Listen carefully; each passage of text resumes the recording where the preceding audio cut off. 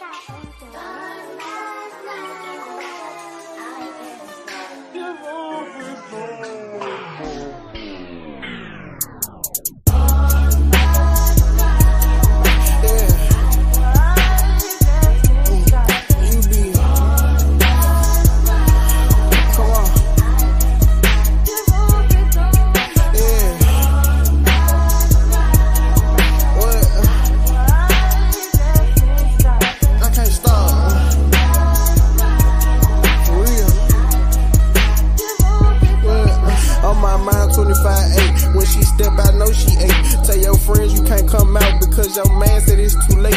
Hitting it raw, I don't pull out, so plan B is what up and get right back together. Tell your mama then we straight. Tell your mama then we good. Got you now, can't let them have you. I know niggas wish they could.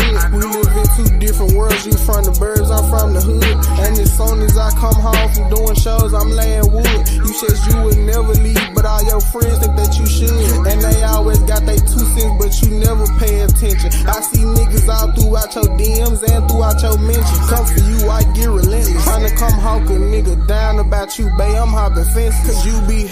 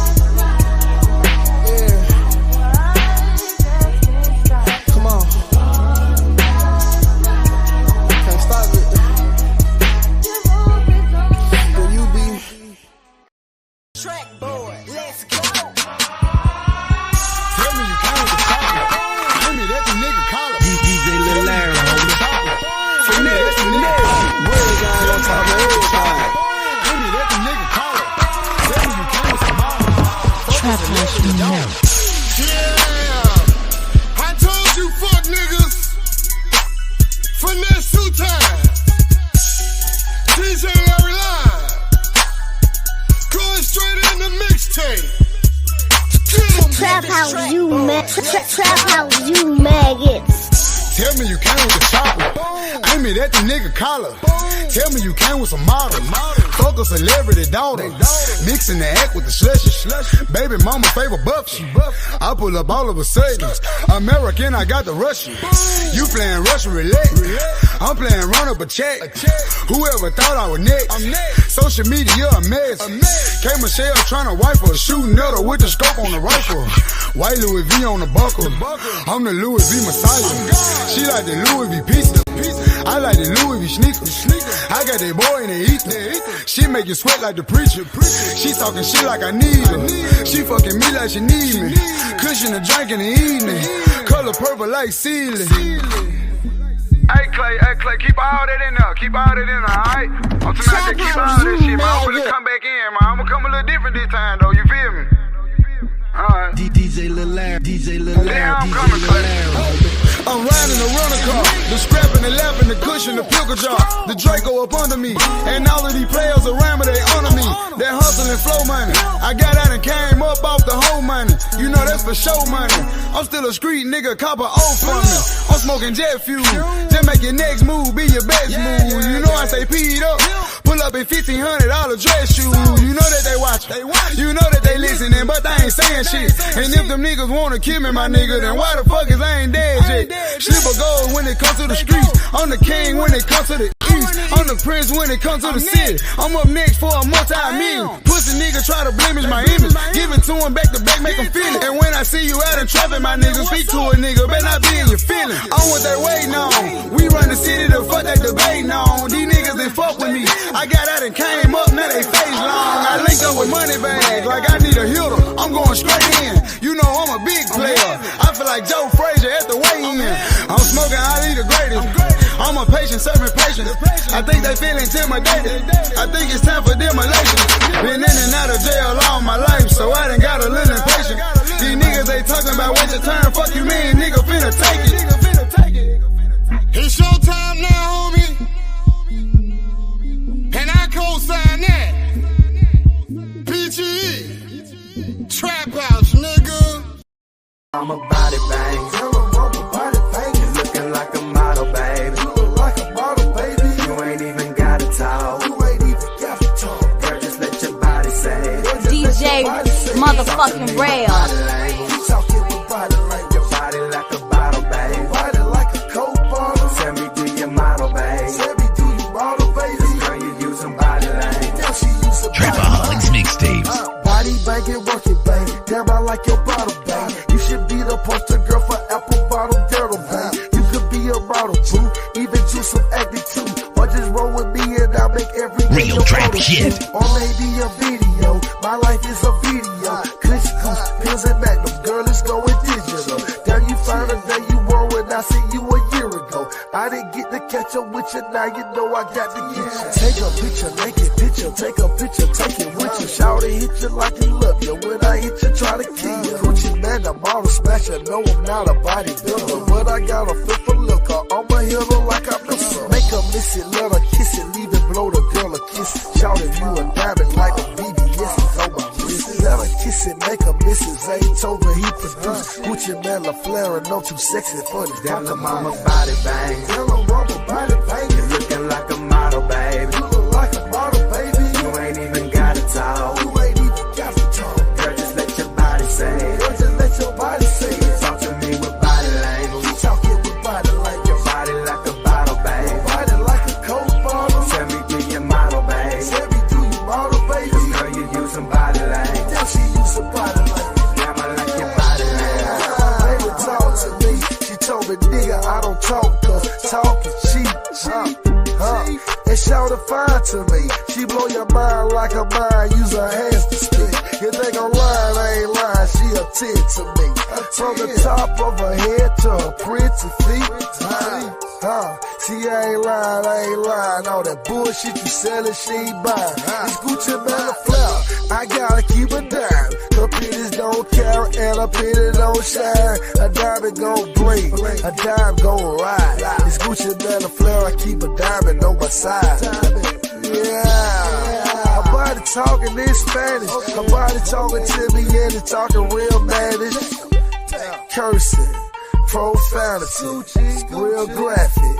Her body like body bang. Tell her mama body bang. You looking like a model, baby. You look like a model, baby. You ain't even gotta talk. You ain't even got to talk. Girl, just let your body say it. Girl, just let your body say it. Talk to me with body language. Talking with body language. Your body like a bottle, baby. Body like a Coke bottle. Tell me, do you model, baby? Tell me, do you model, baby? Girl, you using body language. Damn, she using body language. Damn, I like your body. Literally, a woman attack. You see, they like, oh well, we found a woman. We'll make sure we get detain this woman. That's how I show you the attitude of New York police department. They really don't care. Sad day, man. That was it, man. Certain places, that's why I can't live. Go ahead, King. Shout outs to Ashton Williams. Oh, you was there? You was over there live? I was over there live. He has a good family over there. Give them a shout out. And she got some pretty girls over there too. Ooh, child. Ooh, but they, I don't know what days he be going live. I'll be like, yo, when you going live here? Listen, it's be sporadic. Since I'm subscribed, when I catch it, I'm able to catch it. But he got Super Count Ashton Wings. I'm finna read that thing. Matter of fact, let me do it now. Super Chat. Shout out to A-Dub, Ashton Wings with the $2 super cap. He said, trying to get it like you, big dog. No captivity. Man, I don't know if y'all got a whiff of Ashton Wings on these panels and stuff. Ashton Wings is hilarious. I'm talking about Ashton Wings, he could just break out laughing, and that man have me crying. That man is hilarious. He just a natural funny guy, you know. But back. What up, Ashton? Hey, Ashton, keep building, man. I didn't know you had all those talents until I heard them talking about you the other day, man. And I ain't trying to pull for nobody else's live. I know y'all bounce in and out of these lives. I just had to drop off Hamp's joint to do this really quick, and then I'm 8 minutes over, so I'm gonna shut it down in a second because I want these to be short, and I just want to get a feel for them. But I know how I can talk on and on and on. Read a few more of these comments. Hey, man. Hey, and love you too, Ash. Real talk. Love you too, bro. Ashton, put a 2 in the chat. If you hear me right now, nigga, I need my rent. Stop playing. There be people over there playing games. They don't be timing me out. You be doing a good job over there. And I will say, out of all the people that I saw talking shit, Ashton never talked shit about me. So I respect niggas that stay in their lane and play their own role, man. All right, I'm like, hey, Ashton been in your shoes, probably. Good job. I see that you're on your first panels. You had Logic, Ali, you had Ray Midnight, you had a bunch of people there. So hey, maybe Ashton is I don't know. Maybe Ashton has to choose. Oh God.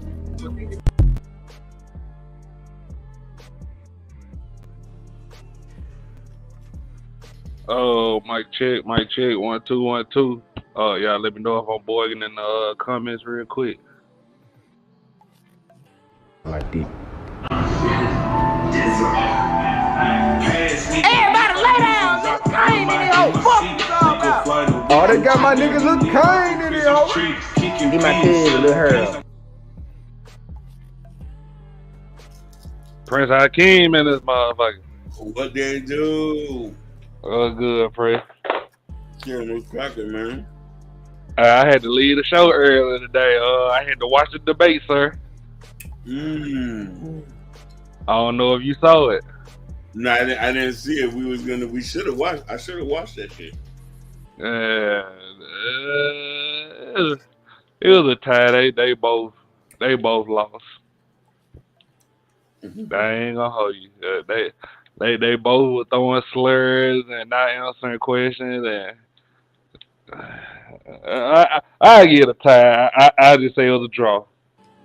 Okay. Well, nah, you doing all right, friend? Man, I'm just taking it one day at a time, man. What about you, man? Yes, the other show, man, you had a nice panel, man.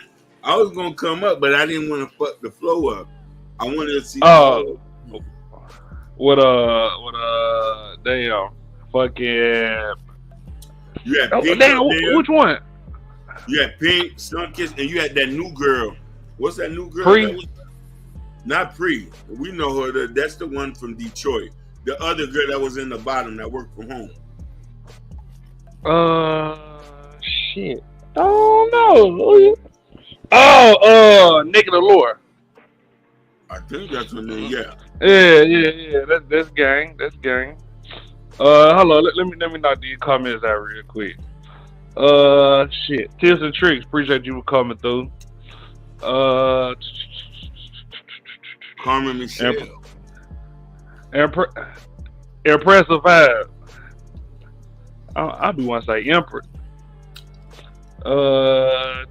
Me too. Prince Hakeem in this motherfucker. Pink in this motherfucker. Hey, Pink, don't come up here so I can ask you about that person you put in the back chat. I don't know who the fuck that is. Carmen in this motherfucker. Hey, Carmen, pull up too. Cause I ain't know you started doing content, man. So I seen you talk about it today. Let me drop this link. Pink is a firecracker. Look, I think I say off her meds.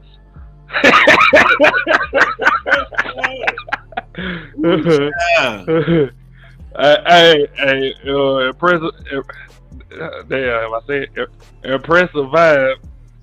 Is Empress vibe, but damn, boy, go a couple days without seeing. I forget. I think it's Empress.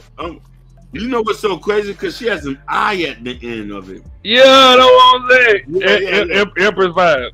Yeah. Okay, so hey, I think that's gonna be your slogan, sir. Woo child. Sign H. I think that's gonna be your slogan, sir. I see. Every time you pull up, somebody say "Woo child."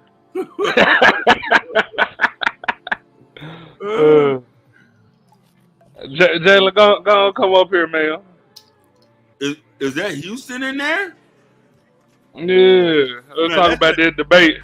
I ain't never seen the moderator. I ain't never seen the moderator get to talk.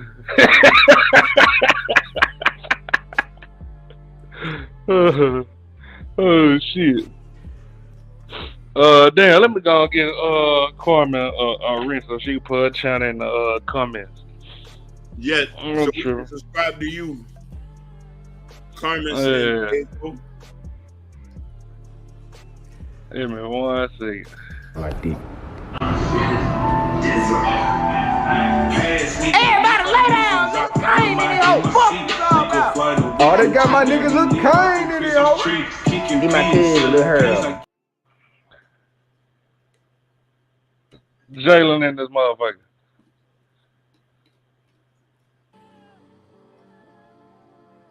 The only moderator that get to talk.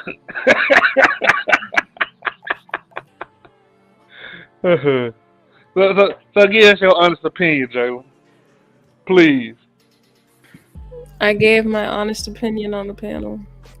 I mean, I heard it, but I mean, you really think it was a draw? They both lose? I mean, I gotta agree with you. Hey, Yes, I took it seriously. They said this was going to be a debate, so I judged it like a debate, and I don't think either of them.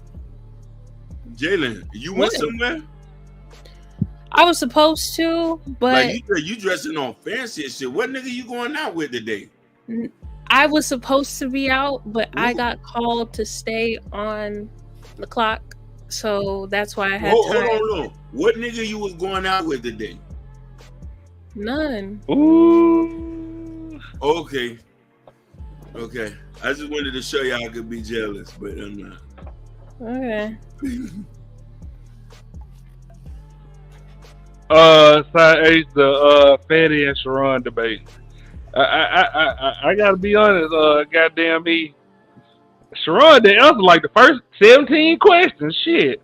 Yeah, I think he was getting too caught up in his head about it. Nah, I ain't gonna hold you, Jay. I've been calling Sharon out about he can't debate for months. He can.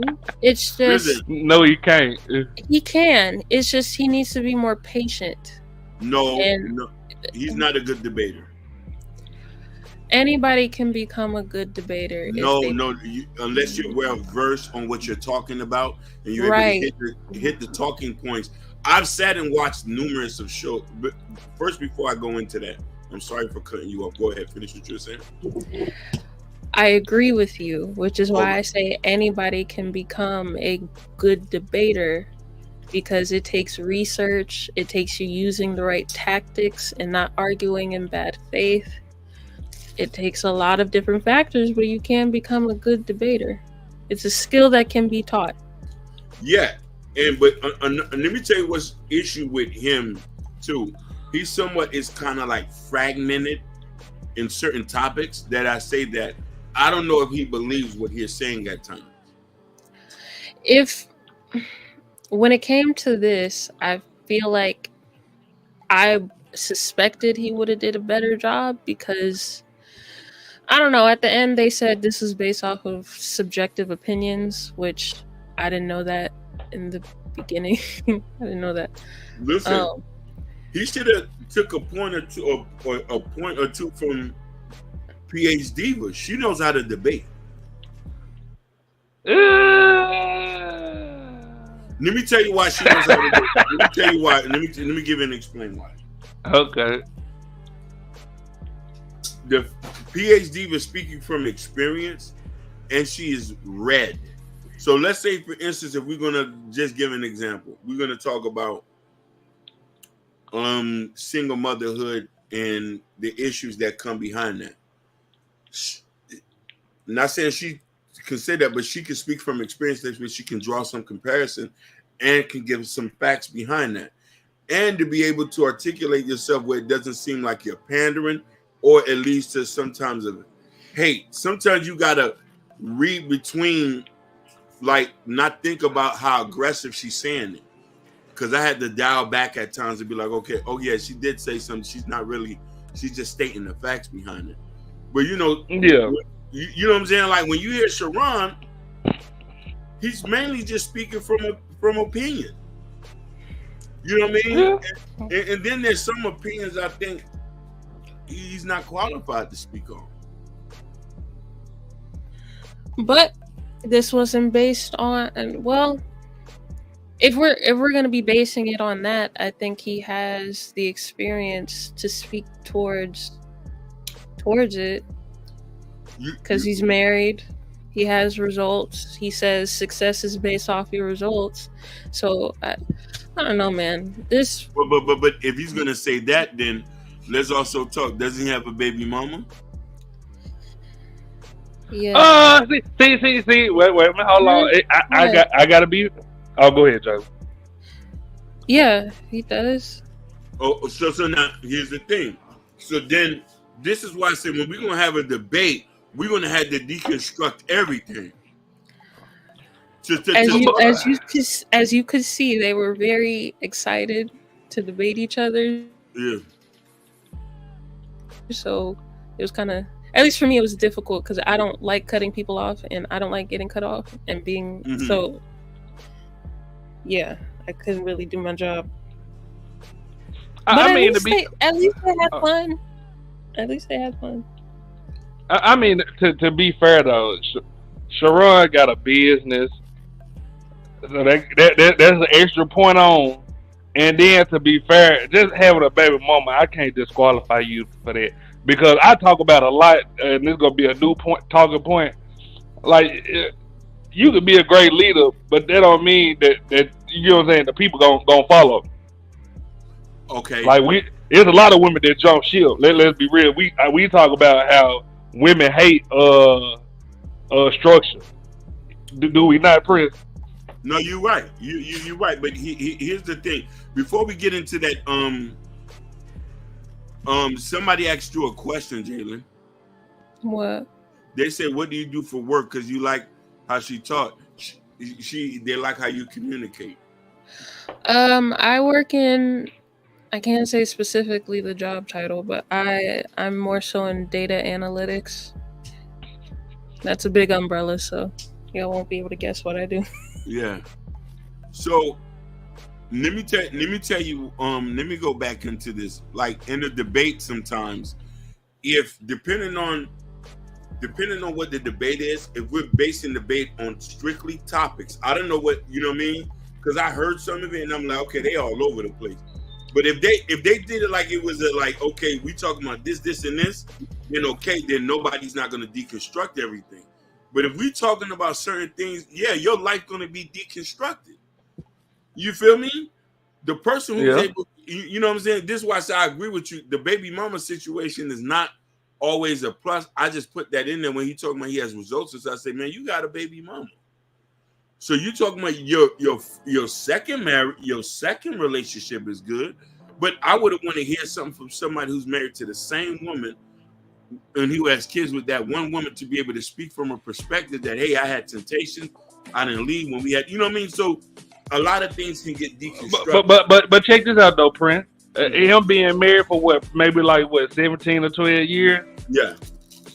Don't they kind of like, you get what I'm saying? Don't they kind of like add some points on? Or maybe it wasn't him who ruined the first relationship. That's how I look at it. Me personally. No, you're right, and I agree with you. Maybe I'm not gonna lie. I'm very objective at times. I'm not gonna even lie to you. So I'm always try to find an issue with something instead of just going, okay, we're gonna get it. I'm gonna be real. I'll keep it real with you. I'm gonna keep it real. You know what I mean? Because I always say, like, okay, hey, yeah, he is a success story to be married to the same woman, the same thing. But then I might just crack a hammer over that whole situation. I'm like, oh, ain't you married to a such and such? And your kids live over here, you know what I mean? And we're going to find all of that. But then I just need to accept things the way it is and just, okay, yeah, he did his thing on this one. I got to give him a couple points. You get what I'm saying? Like at least he stayed married, so I can't. Yeah. But the black community, now I got to take some points out. Now, just being honest. Oh, you mean with the black community? Yeah, like when you be talking about black women and shit, sir, ain't you married to a Russian? Thank you. That's what I was gonna say. You can get deconstructed. You feel me? Cause, and this is why I was like, how you able to talk about certain things dealing with black women and you're not even married to one? Let that would have been one of us, sir. You a sellout. Basically, easy they would call us a sellout. What's good, Matthew Pierce? That would be his account he cheat on. Okay, I'm back. Jalen, what you doing for 4th of July? I should be out. Real hot girl shit. No, not like that. No.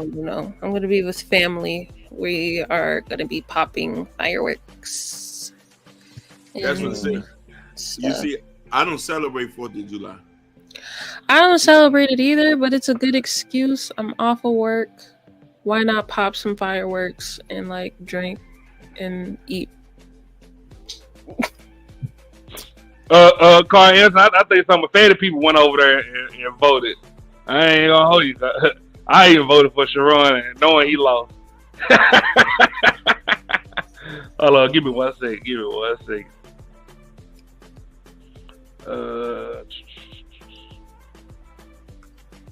Like deep.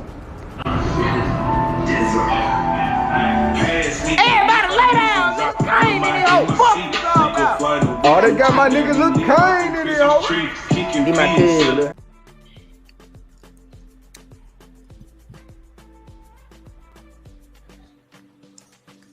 Real God.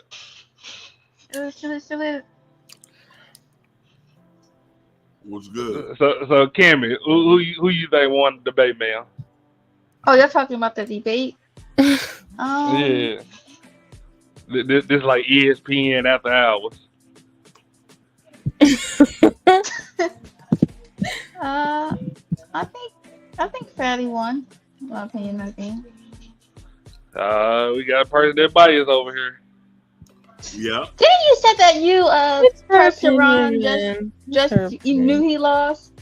She'll stop. Yeah, but I mean, to be fair, both of them lost. Petty. Yeah. Both of them lost. I mean, but you had to pick one. So No, you don't. In actual debate, you can actually do a tie, and then they have to go one more round to break that draw. So that's actually something that judges and moderators can do in an actual debate. I know people didn't like my stance, but again, no, I agree with your stance, Jalen. Argue with your mama. It is what it is. I agree with your stance. No bullshit. Shit. Here come Pookie. Let me drop the link. Hold on. Let me restart after I drop this link. Oh my god.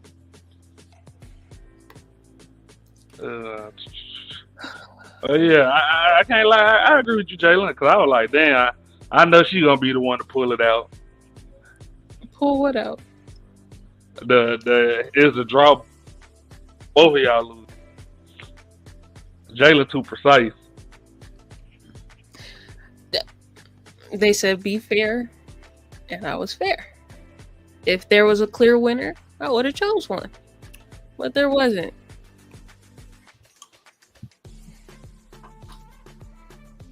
I'm pretty sure they'll have more debates. I don't know. Hakeem? Yeah, I'm here. Oh. How's your night? You want to know something? It's going okay. It's going okay, you know. Is it not okay most nights? Not really, you know. Oh. You know, I be going through some shit over here.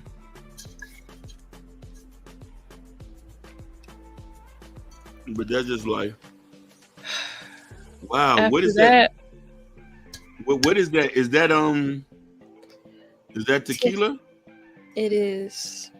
Is that Don Julio? No, I don't drink Don Julio.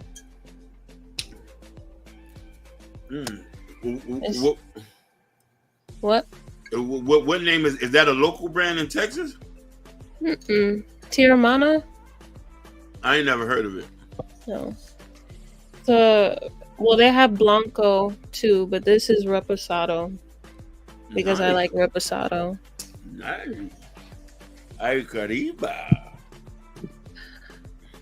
I really want something fruity with this. I'm just gonna take one shot because why not? I thought I brought my shot glass in here. You know, because of you, I finished my first module. Module of what? You know, I'm taking the thing on Coursera. Oh. Thank you.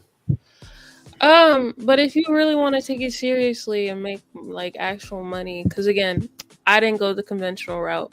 You know who to talk to, because but does he does data though? Yeah, it's just he's more so focused on like cloud servers, which they get paid way more money for, and it's not really, once you learn the technology behind it, it's not hard to do the job. But the thing about it is the certificate that costs money with it. Yeah, but you should want to invest in your future, right? Yeah, that's what I'm trying to. I forgot how much it is. I know what they took. It's just I forgot how much it is, but it does cost. Give me one second. I'm taking the data analytics class. Oh shit! Congratulations. Like deep.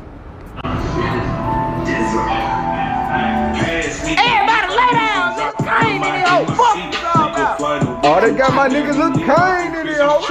Get my kid a little hair. What's up, nigga? What a hole in it? Got him. So you want to be on first 48 weekend? Oh, Pookie, you there? Nigga, get rid of that tape. Yeah. Yeah, I'm here. You hear me? Yeah, I don't know why my shit fucking up. I already know Pookie is against me, so go ahead. Jalen sucks as a moderator. Nah. Alright. So, let me say this. It was a rough draft. I just think, you know what? It wasn't particularly you. It was just really more so in the beginning where it seemed like all the mods were trying to question Sharon more so than Fatty. That was it. I think it would be hard to contain both of their personalities. So it would really have to be on somebody else's platform with a master mute and control of the time. That would have helped way better. Neither of them having controls on a neutral platform where neither one feels slighted would have been the best option. But it is what it is. I know, but if we look at that rough draft, it was the first show. And I'm sure as y'all continue, if you continue to come back as a mod, it'll start to get better. I probably won't. Why not? I think I judged too precisely. Yeah, but then I thought that too. But now you know you gotta start taking biases away there. I wasn't going biased. in and out on y'all shit. No. Did you hear No, my critique? That was not biased at all. No, but you said you judged, so I was just going off of the statement you was making. Oh, well, no, I meant like I judged the way I scored them. I guess I scored them on a higher expectation because of what was presented to me, it being a debate. Yeah, I thought it would have been like I thought it would be like pre questions ready and all that discussed before. That was really just regular Fatty and It's just a Sharon. conversation, but granted, it's the first episode, so Yeah. I'm pretty sure he'll take pointers and like adjust from there. I'm not tripping. Yeah, it would need to be. I would think it would need to be. Well, if it's presented by the Untouchables, it's probably always going to sway in their favor. But if you wanted to do a more non-biased, Is Pookie going out on y'all end too? No. It's me. No. I can hear him. Oh, okay. Why can't I open this bottle? But I think it was what it was, and if they continue to do it, hopefully it gets better. You know, in our space, shit usually don't get better. That shit gonna turn into Fight Club. I'm optimistic. I feel like it'll get better with time. It's just they gotta feel it out. It'll be fine. They'll be fine. Because we know we're super opinionated over here. So more so, whoever gets up there, the personalities that we have are a lot of dominant personalities. Somebody needs to be able to just, hey, I'm up. Just like they doing in political debates and just like they doing academic debates. Shut that shit off. You up, your time is up. Rebuttal or ask a question and type shit. It's more traditional debate style. I haven't seen But anybody. I don't know if that's possible with so many different personalities and so many people who don't do that. I mean, it's possible. It can be if somebody's adamant about time control and muting. And I don't. It'll have to be like Jalen, Mimi, and who else that ain't biased. It had to be a third person like Jordan Era. No, you can take because you know it's different debate styles. Huh? I was asking Pink to come up here because, like, girl. You can take the moderator out of it, and all they do is control the flow of the conversation. They like it's different setups that you can do in any debate. No, you need a moderator up there. Nah, the moderator don't necessarily have to. They can ask the questions and ask follow-up questions, and then leave it up to the debaters to answer those questions and just control the time, control when people are supposed to talk. That's it. Usually how presidential debates go. Academic debates are more so. It's different. But go ahead. Okay. No, I was just saying, I would agree with a Pink. The thing was pointless. It was all over the place. That's why I said niggas stop watching after a couple minutes. I said, man, this shit trash. Like, it wasn't trash. It was rough. It was very rough. And I wouldn't even say rough to put the debate title on it when it was just Fatty and Sharon doing what they always do. They listen.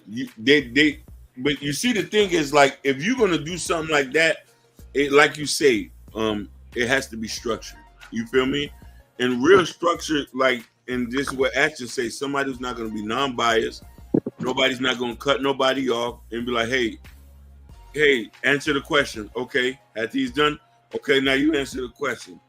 And I, you know what I mean? Go ahead, go ahead, Prince. No, I'm done. I'm not.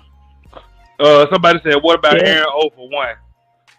Aaron O, he kind of biased. He told me he was biased. But it's like I said, it's not about being. It doesn't have to be about bias. You can take the moderator's bias out of it by just giving them a specific set of tasks to do. That's it. But who gonna cut the time off though? The moderator does that. The moderator, they're on a certain time. Just like you have a minute to ask the question or answer, that person gets the 30-second rebuttal. Then you keep moving on, or he gets a minute to ask the question. Like it's rules that you can negotiate at the beginning, where the moderator doesn't have to actually be in control of the conversation. They just ask the questions and keep everybody on task. Yeah. Yeah. No, That's I the best way to do it. I still need a good 3 up there. Two people that's in the middle, and probably one person from your camp. I would agree with you. For entertainment purposes. That will probably be better. But if you want it to be more like structured and actually, let's get y'all opinions off and let's see who can really debate and really get their articulate their intellect better, it would probably be better with one in a hardcore set of rules. Yep. I agree with you. I don't know. I don't feel comfortable with Jalen by herself moderating. It would just be time up. If I would have controls during a debate, not this one, but any debate would make my job be more easier. I wouldn't feel like I don't have control. They're just gonna do what they do, you know. I actually have the power. So who would you debate, Jalen? Out of curiosity, in this space. Hemp. Hemp. You're going for the juggler, ain't it, man?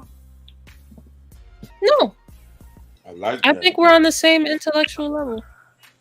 I think he's more so his intellect where he has me is when it comes to theological discussions. I feel like he's way more versed in that than I am. But with everything else, I feel like we're pretty much on the same level. Whoa, you throwing that word intellectual around very loosely, Queen. Pipe down. Hey, she's standing on. She want to stand on business. Nah, but see, I don't know. It's not that like Jalen's very smart, but this is what I don't like. I would say everybody uses that word when a lot of times you can just say common sense to have a conversation. It don't got to really do with intellect. Because I think when we say intellect, it's the people trying to prove they're smarter than someone than actually trying to win over an argument. It's two different things. So I'm gonna agree and disagree with you, Pookie. I'm gonna tell you why. There's some conversations that common sense plays a factor, but then there's other conversations where intellect is definitively the reason. Certain topics you need to be well versed and know about it. Some people are a lot more well read than us. Some people have a lot more life experience, which would they mesh that with their readings and to be able to give statistics and facts and outcomes and solutions to stuff like that. Sometimes if we just basing things on an anecdotal experience, we'll be lost so many times. We'll lose it. And granted, intellects Google. They research. They read books. They don't just have everything on the top of their head. A lot of times when they approach these discussions, they're doing research beforehand.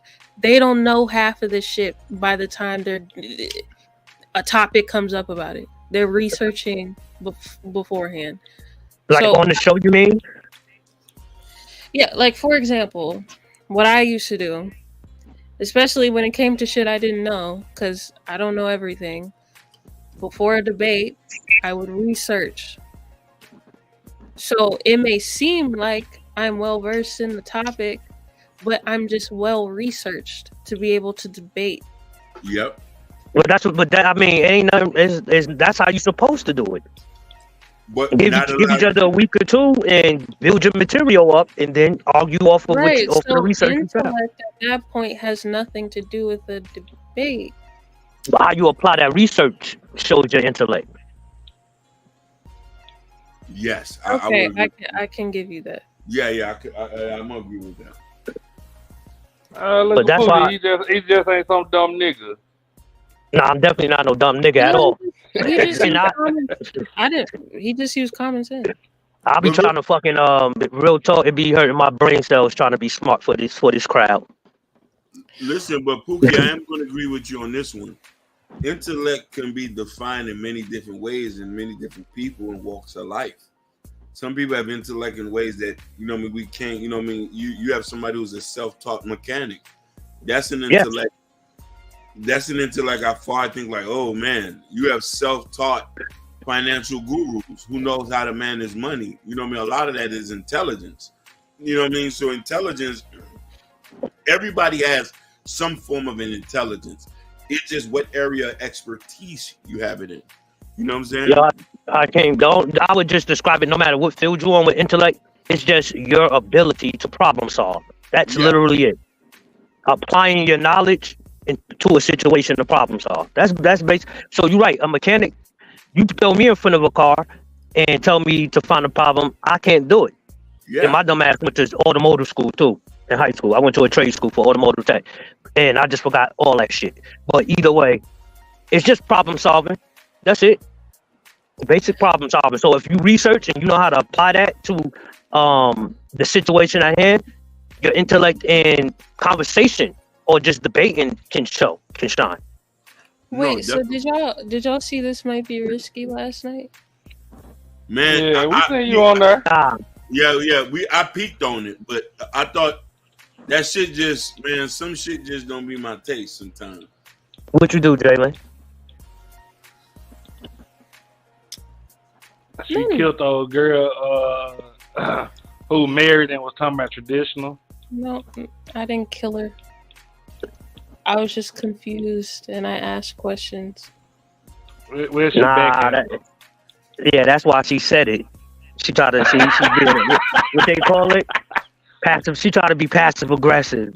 What she meant was, I think you cook them bitches up there. I feel guilty. Why? You feel guilty? Yeah. Why? Because you try to debunk traditional way of living. I mean, she debunked it, but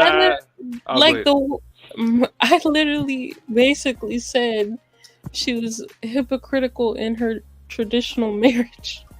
I feel bad. Why would you? Okay, what was the point of that you were trying to show her? On why she was Josh, we talking about the Fatty and Sharon debate. So she brought up the fact that she bakes as a hobby, but she also makes a profit off of it.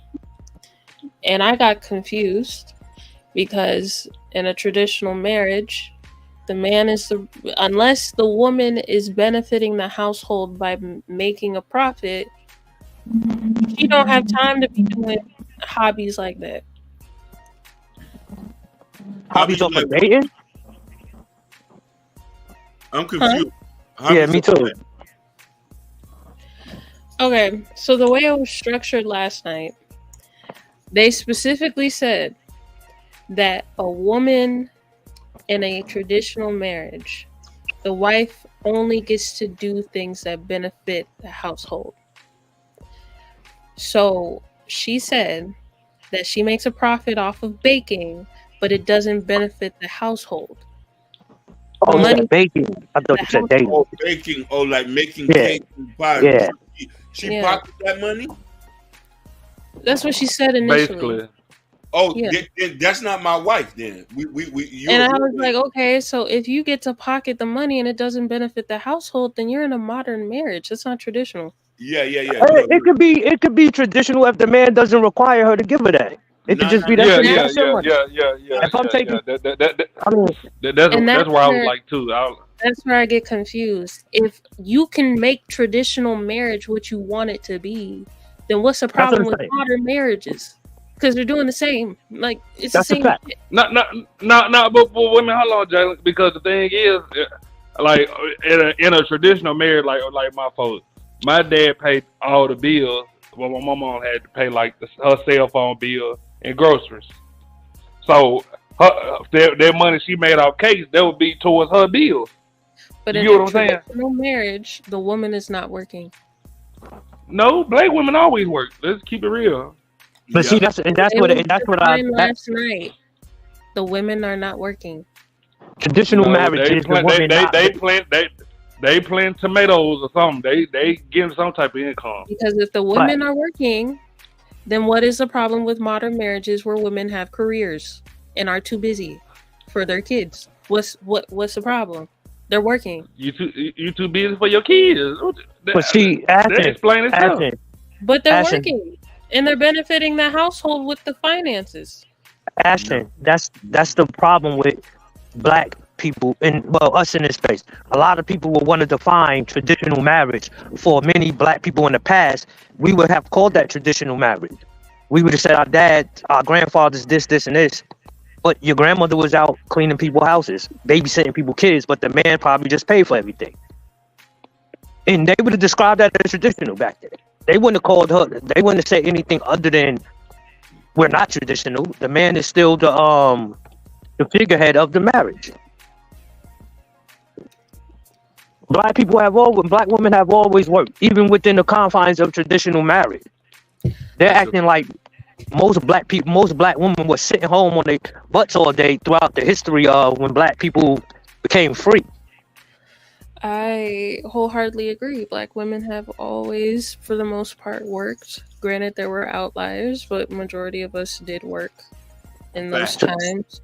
So when we talk about traditional wives being able to stay at home and being able to do hobbies that don't benefit the family, that's not accurate. That's not traditional. And no, see. What I'm saying is, I think we're defining traditional marriage off of something that never really applied to us. That's what I believe. He's telling the truth though. But if you're making money and you pocketing that money, I look at you as a snake. Why is that? So here's the thing. Let me tell you why I look at that. A lot of girls now be stashing money up to have an escape fund for whenever they want to leave. Sometimes they'll pocket the money you live. I need to know every dollar that come in the crib. Yeah, but whenever you do know every dollar and you just don't require her to give that to you for a bill. That's different. That's different. But let's say you making money and I don't know, you a snake. No, that's a fact. That's a Well, fact. how you don't come in the house smell all them damn cakes? And this is what I would say, and then I could be wrong. She has, let's just say, she has a debit card, one her husband funds, and she has her own. When she's out grocery shopping, is she not using her own sometimes? That's not traditional. See, that's traditional marriage shit to me. I don't. One pot. Yeah, Even for their families, it was a one pot. Listen, go ahead. What is that? No, and see, like I just said, so this is where we get a lot of shit wrong. Your grandmother could have been a babysitter, right? The grandfather could have been out the crib working, doing his thing, pay all the goddamn bills, and the black person would describe that as a traditional marriage because the mother was still home. She was still working. That don't make sense to me. But it's our mindset that has us thinking that we were living like white people. And even today, only about 30% of all married people are in traditional marriages. Yep, that's a fact. And this has been going on since what, like the 60s, maybe, when everybody got their rights. This shit, you're not putting the worms back in the can in this motherfucker. It is what it is. So Pookie, who you feel like you could debate in this space? Honestly, tell you the truth, I wouldn't debate nobody. I think I would probably get bored. But I would more so probably want to have a conversation. And the reason I say that I wouldn't debate nobody is more so something personal. I don't think I would want to sit down and take the fucking time to research. So it's just more so time. Like, and not that I would get bored. It would just be like, do I really want to do this shit? But I don't know. I really wouldn't give a fuck. Honestly, it would have to be the type of person that would put the same amount of effort into the debate as me. So it wouldn't matter. If we said we're gonna have a debate and we have to go research and bring facts to the conversation, stats, you can use anecdote all you want as long as you can apply it in the right manner. I wouldn't mind. I wouldn't give a fuck. Give me 1 second, Pookie. Give me 1 second. Like somebody that clearly he's part of y'all black community. He's always gonna be invited to the cookout, no matter if he said he's gonna beat a bitch ass. It doesn't matter if he's gonna shoot a bitch. We talking about black women, by the way. It does. E Blake. Hey.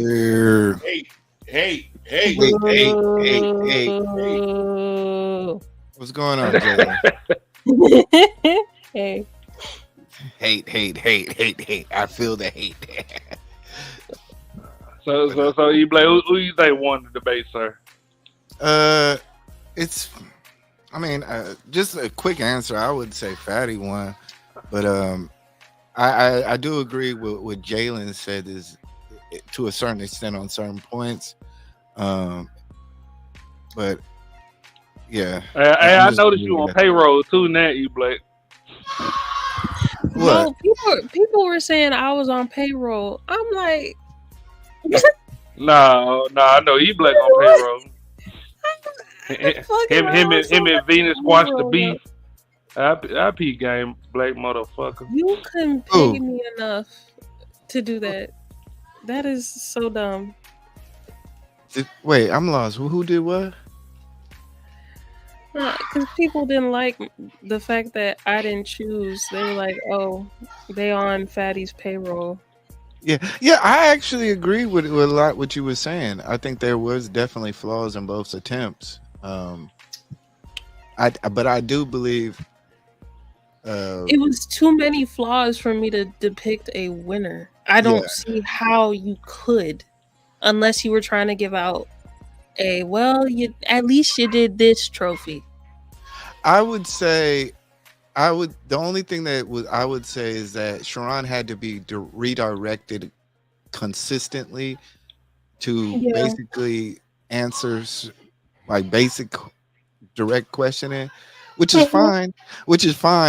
I still believe that's a tactic in its own self, but at the same time, if that's a constant theme to where you're not answering questions, and it's just not. It doesn't look good, and I think that was what he was like, where he lacked in. There were certain points where he was actually strong in certain situations. Think so, sir? Yeah, I'm not no hater. As much as I don't like Ash. Shit. I don't have a hating bone in my body. Shit. But I thought it was. I mean, yeah, it was. I guess what it was. You know. I think Jalen was definitely spot on. There was a lot of surface level things, but I think that one person was attempting to do it better than the other person. And then Sharon's attempt to do his debate tactics, it's all, I don't like it. I don't think it's really good. Nor is it very, like, I wouldn't risk my life on that. You know? But I think what Jalen said was actually on point. It wasn't a blowout, but pause. But it was. I don't think I would give Sharon any credence to what he did. I need cake. Seahorse in this motherfucker. Be love in this motherfucker. Right. I'm ordering cake. You're ordering cake? You ordering cake? Yeah, a slice of cake. Mm. From the... Wait, you're in Houston, aren't you? Who? No, E-Black. I'm in No, that nigga Beaumont. Oh, have you ever heard of Dessert Gallery? Dessert Gallery? No. We have cupcake. I forget. My wife go to these damn cake things. But we have a couple of things like that, but yeah. Give me 1 second, E-Black. Give me 1 second. Hey. Like deep. Everybody lay down. Look Kane in the hole. Fuck you talking about. Oh, they got my niggas Look Kane in the hole. Oh shit. Oh, Sapphire Grace in this motherfucker. Queen in this motherfucker. Good evening. How you doing? Hi. What up, Sapphire? Hey, Jalen. How you doing? Oh, hey. What's going on? Sapphire. Oh, what? Hiya. How you doing? Oh, you drinking? Oh, you got the bottle? Hit. Look, Ashton, your black ass. I was sitting up here waiting for y'all to have all that. What you say, Queen? You going in and out? Can you hear me now? Yeah, she was moving her neck. That's why. Oh shit! Who was moving their neck? You was moving your neck when you was talking. That's why. Looking at y'all. Oh, okay. My bad. Y'all always talking shit. So Queen, you know E-Blake? I have seen E-Black. I'm not very familiar with E-Black. Mm-hmm. I'm toxic. Okay. But He's a hater. He a hater. Sapphire, did you watch the debate? He's on dark glasses and his background black. No, I didn't see the debate. I Oh, was in okay. class. Who you think won, Asher? Like that, or is that a picture? I'm with Jalen. Yeah. He really sitting there like that? What? What'd you say? He really sitting there like that, or is that a picture? That's a picture. Oh, okay. I was gonna say, oh, that's crazy. She's that boy just standing up. Look. You know, you never know. People be weird on YouTube. Shit, you ain't never lied. Damn, Matt Pearson said the Toxic Crew showed up. Oh, for real, Matt? That's how you feel? Matt. Is that Matthew? Yeah. When did he get another page? Ashley, why You know he got Blister on your panel? What you had that man up here for? who, Mr. Fantastic. Mr. Blisterface, yes. Mr. Fantastic be dropping gems. Oh boy. You know, like Mr. Fantastic, Jalen. Mr. Fantastic is a. Never mind. I'm a hush. I like Mr. Fantastic. Fantastic okay. is actually pretty good in debate styles. Yeah, he's okay. Yeah. If he was And he had the numbers. But if he don't cut, he has a hard issue with cutting people off. Yeah. No, I ain't gonna. If you lying, I'm gonna cut you off too. If I say that's not true, what the fuck you still going for? Yo, actually, I don't fuck with him like that. But I would say he can debate good. I don't know if you call him debater, but if you want to call somebody a debater in this space, he's very good at it. Mm-hmm. Okay, so let me I will tell give you him how that. we got beat. Let me tell you how we got beat. I was at another channel, and they was questioning the manosphere space, and they kept saying that black women put black men out the house. So I said, well, if black women put black men out the house, that means that black men didn't own no house. And he got mad. Oh. Yeah. Then he got mad. I would get mad too. That's a I'm just saying, can nobody push you out of something you own? So I was like, what is Yes, what you is can. what is this argument y'all making? But Y'all like, You back definitely can. Not back Who want me to then. put out your house? Please explain. You definitely can. Not You can't back tell a then. nigga to leave just cause you can't just tell a nigga to leave though. Shit, if she lying, say you the aggressor of the night. They gonna say, sir. Yeah, but that's extreme as They gonna fuck. say, sir. They gonna say, sir, can you pack up a couple of things? Yeah, but Ashton, that's extreme. They acting like that's what every woman is doing. But she. Because how you get put out your house? If your name on the deed, you can't get put out of your house. So if all the men was getting put out, that means they didn't have no house. And when I said that, that nigga got mad. He got butt hurt because he ain't had no response. And then ever since then, it's been on site. I saw. Shit. But a lot of that shit comes from the mythical 60s and 70s with the welfare shit. Thank you. I was about to say that. It's just a talking point. And not to say it didn't happen. I don't think it happened on the scale where we can apply black women were just kicking niggas out the crib. No. For a $45 welfare check in 76. Shit. My girl, my ex betray me for $20. But then there's a lot of women who wouldn't though. And then we ain't talking about a lot of women. We talking about my ex that I was cheating on like a motherfucker. He done been with that won't sell him for $20. He want to talk about the one to indict the whole race of women. Shut up. Yeah. I'm talking about kind of Sharon. I think Sharon was leaning on that point. That was interesting. He was leaning on the point of that one person who was an incel that shot up that place, and I felt that was okay. I didn't think that was a good tactic because then he pigeonholed himself into that one individual. Well, y'all better go listen to them white dudes. They be talking about that weird shit. Yeah. They can't get no ass. They gonna start shooting up America. They be saying that type of stuff. They be putting this propaganda out there. They on some other shit. But even those dudes who are, I would say the majority of them aren't extreme. They just dudes who don't get coochie and they settle for that. They talking like they extremists. But I would say that's the loud minority. Yeah, that's what everybody said when that dude when they shot up that damn church and he had a whole manifesto. Y'all better be listening to these people when they be saying this shit. They ain't playing. All right, y'all. I'll be back.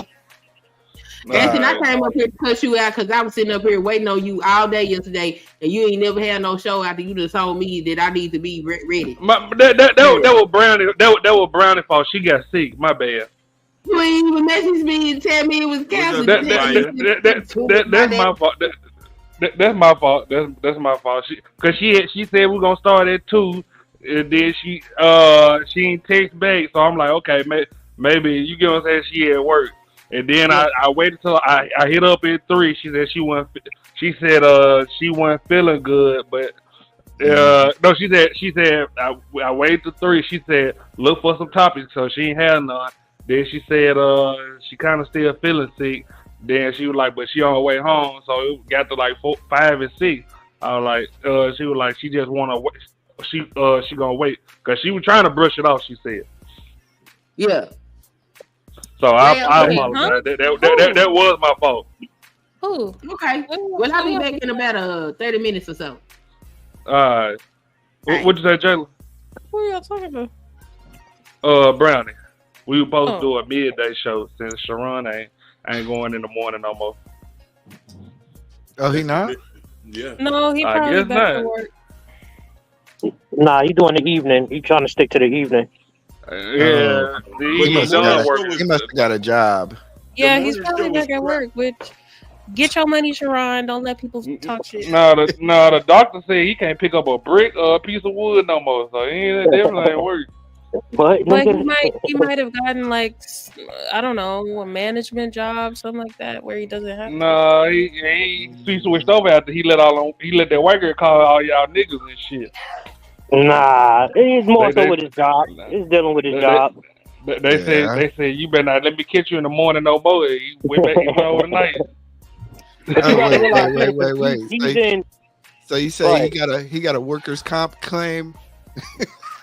Yeah. Disability. You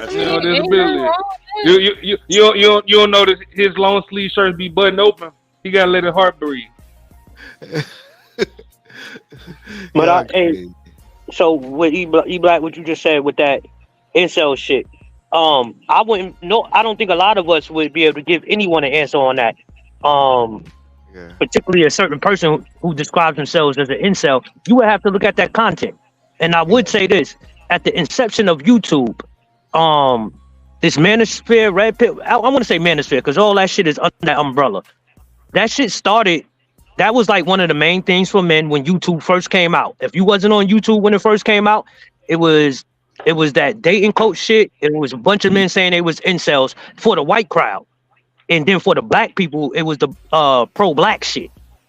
So you looking at pro-black. No, it wasn't pro-black. Not it was black people talking specifically towards black issues. But I want to say more so it was them Israelite type niggas like Sarnetta and them niggas was on early like on that YouTube shit. Yeah, that was the black YouTube back. I agree with you, but you're adding like too many people together and considering that Manosphere or Red. E Black, before you get to name it shit out, E Black, Pookie said he on your ass for manipulating me and handing him that tape. Oh yeah, nigga sold my information. That nigga got something to do with my exposing. Honestly, I don't give a fuck about that shit. Don't do nothing to my real life. So I know you don't care. This shit is the internet. And this shit is the internet. Hey, everybody got B, and it was just your time. So But I mean, it showed my bad side, but it also showed you, like, and I say this to anybody, you seen that incident. I'm still with that same woman. Like I still had 2 kids after that. I gotta give you credit for that. If I really want to dig into it, it would probably be more pertinent for niggas to ask me how you get over that. No, yeah, but I think here's what I don't like about that. Like, that's your personal life, and I don't think that should have been the topic of discussion. You feel me? But this, I would. This is what I would say. I don't agree with it, and I don't agree when it happens to anybody. But this is the space we in, and I can't cry over spilled milk if I'm engaging in this space, because anybody can get got, and it is what it is. Yeah, but you gotta understand something. Let me tell you what I don't like about that. That sucker shit, because that's your family, that's your wife name, that's your kids involved in that. Like, if I got a problem, I'm not gonna bring your personal business in that. So I didn't know what that, you know what I mean? I was like, damn, niggas brought old cases, you know what I'm saying? I'm like, yeah, damn, it is what it is. But and I would say it's a lot of niggas who fell by the wayside who's been in that situation that be in these comments. So I don't mind and I preach transparency. So if you gonna open up the book, just show the whole thing. And I say that to E Black, nigga. If you gonna open up the book, show the whole thing. You know what I'm saying? Don't just show the bad part, nigga. Just So hey, you know he's still with that woman. They just had nigga. I got a 4 and 5-year-old with that woman, and that Yeah. shit happened 11 years ago. So I won't want that shit out, bro. Nobody that's should a be fact. doing that. That's a fact. That's But I can't cry nobody's for business. spilled milk though. This shit is already out there. It is what it is. And I've been coming to the conclusion like this shit is the internet shit. Ain't nobody getting touched in this motherfucker because I used to bug out over that shit, over shit like that. But it's like, who really gonna meet up? Who really gonna get hurt? Like, I'm tired of that shit. I'm tired of arguing with niggas. Actually, Well, like I said, man, everybody get gotten in with I your slapped the time. fuck out of E-Blade. nah, it is. I'ma still talk my shit, but it is what Yeah, that's we the. gonna This is talk the our game. shit. Hey, I'm gonna This talk is, my shit too. this is the game. And then, like I said, know already, I'm gonna talk my shit. but my thing is like, if you would have came up here and I would have just went at your neck, it would have been like, nigga, I don't want to do this every time we get on the panel with each other. Yeah. Not to say I won't fuck with you, but I might in 2 weeks. But some days I'll I be see you wanting in the to. back. Give me 1 second, Pookie. Everybody lay down. This Kane in here. Oh, fuck you all about. Oh, they got my niggas Lil Kane in here, ho. Get my kid a little hair. NT in this motherfucker. Yeah. What up? Yo. Jalen, Yeah, say some of that. Jalen, say some of that bottle because Mimi coming later on. I'm not. Oh no, I'm not drinking the whole bottle. Jalen was like- drunk during the debate. I was. I was like debating, should I just hop off and go on the game? Because they were having a conversation without the moderators, so it seemed like, you know. But that's why I said it was regular Fatty and Sharon conversation. Yeah. Jalen, you on Xbox too, ain't it? Yeah. Yeah, you got that new cartel game? Boy, I've been on that motherfucker 7 days straight. I ain't been to sleep. What? What's the name of it?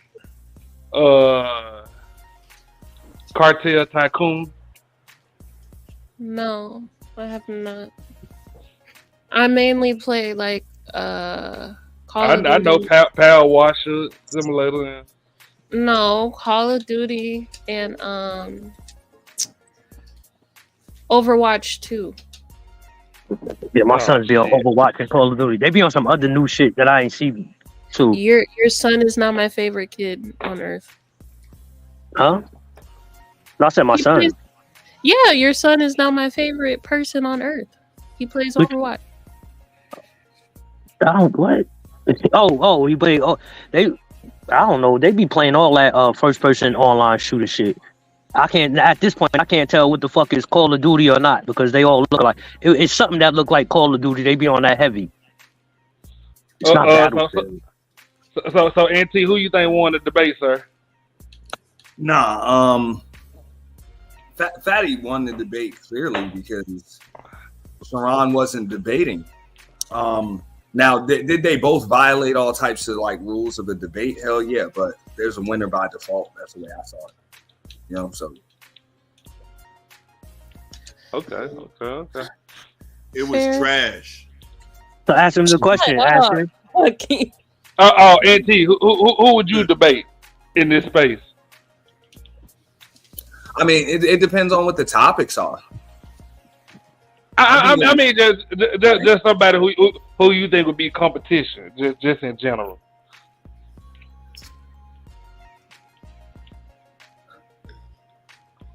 I'm not gonna lie, bro. Most of y'all is light work, bro. Damn. Get the fuck out of here. Y'all like the talking points that y'all have. Y'all don't know what you're talking Damn, about. Auntie. Sides of it. Damn. Both sides. So everybody pretty much light work. Light work like that? They smoking Not on that even light me. back? Because all you got is rehearsed talking points. All I gotta do is throw you for a loop, and then people start getting personal. Auntie, I give you that work. Stop it, man. I give you that work. Okay, I would debate E Black. I think that would probably be a decent one. Oh hell no. Yeah. Not seeing him debate. Hell no. Hate. Oh, So when you say debate, would you say have it in the context of what Fatty and Sharon just did, or actual debate? Hey, nigga, get your shit together in 2 weeks. We going at it. Yeah, I'm talking about actual debate. Like it would have to be some kind of structure. Jalen, with my research ability, trust me, I'll be pulling out all stuff. And my entertainment value, girl, you gotta stop. You probably be a good second seat to my first seat. Damn. But see, I would say that to so if I was to answer that question again, I read academic papers and shit. And a lot of times I like to see the actual nitty-gritty. Where the fuck did they get these stats from? Who actually handled the research? And it's a lot of shit that go into like actually being prepared and knowledgeable just on any subject. And I just do that shit, and it ain't even, I don't do it for a debate. You know what I'm saying? So if you're not willing to do that, I don't want to sit up there and argue with a nigga over talking points when I actually spent time fucking studying this shit just to make sure I'm prepared for an actual debate. That shit, it would suck. That's what I'm saying. But at this point, like, I done spent so much time in the space, even the talking points I'll pick apart. But if people want to get topics, I'm enough. Like most of these people don't even know what they're talking about anyway. But if you want to get to specific topics, whether it's politics, politics, finance, business, socioeconomics, geodynamic, any of that, let's go. Let's go. The bare bones idea Fatty got is lucrative. It's kind of like what Destiny is doing, so it can. I think every content creator should start. Just fucking pick up on that. Fuck it, run with it. I'm gonna pick the debate thing. I think that's good. I think it's healthy. I think it's just healthy, good competition, good sportsmanship, and not only that, it'll kind of just force people to bring a little substance to their arguments and conversation. They used to do that with what's that place called? POC? Teapot. The Prophet of Thought. Yeah, the Prophet of Thought. Yeah. They used to do that with that. Robbie used to be on that. Dana was on. Dana was on that. I was talking earlier, bro. I had to debate the Village Arsonist on that. Yeah, I seen that shit. I seen all. Man, look. I went back into the crates. Trust me. Yeah, I was looking for. I'll be seeing everything. That's what I'm saying. But I mean, that was fun. It was structured. You had a timer. Like you had to stay on mute while somebody else was talking. See what I said, Ashton? Bro, like, don't get me wrong. It was still like a popularity contest when people voted, but it was still cool. You know what I'm saying? It was cool. It was respectful, and it was respect beforehand and afterwards. Mm-hmm. So I was like, that I think was healthy. And a lot of the times you can't do nothing about the popularity contest. But you can't do nothing about it. When you debating somebody and you can get judges, but when you got judges like Sway and Jalen that don't want to hurt nobody's feelings, and so they call it draw. Damn. No, I gotta be fair. Jalen wasn't wrong. Nah, she was great moderating, but when it came time to judge, come on, Jalen. No, she did a great.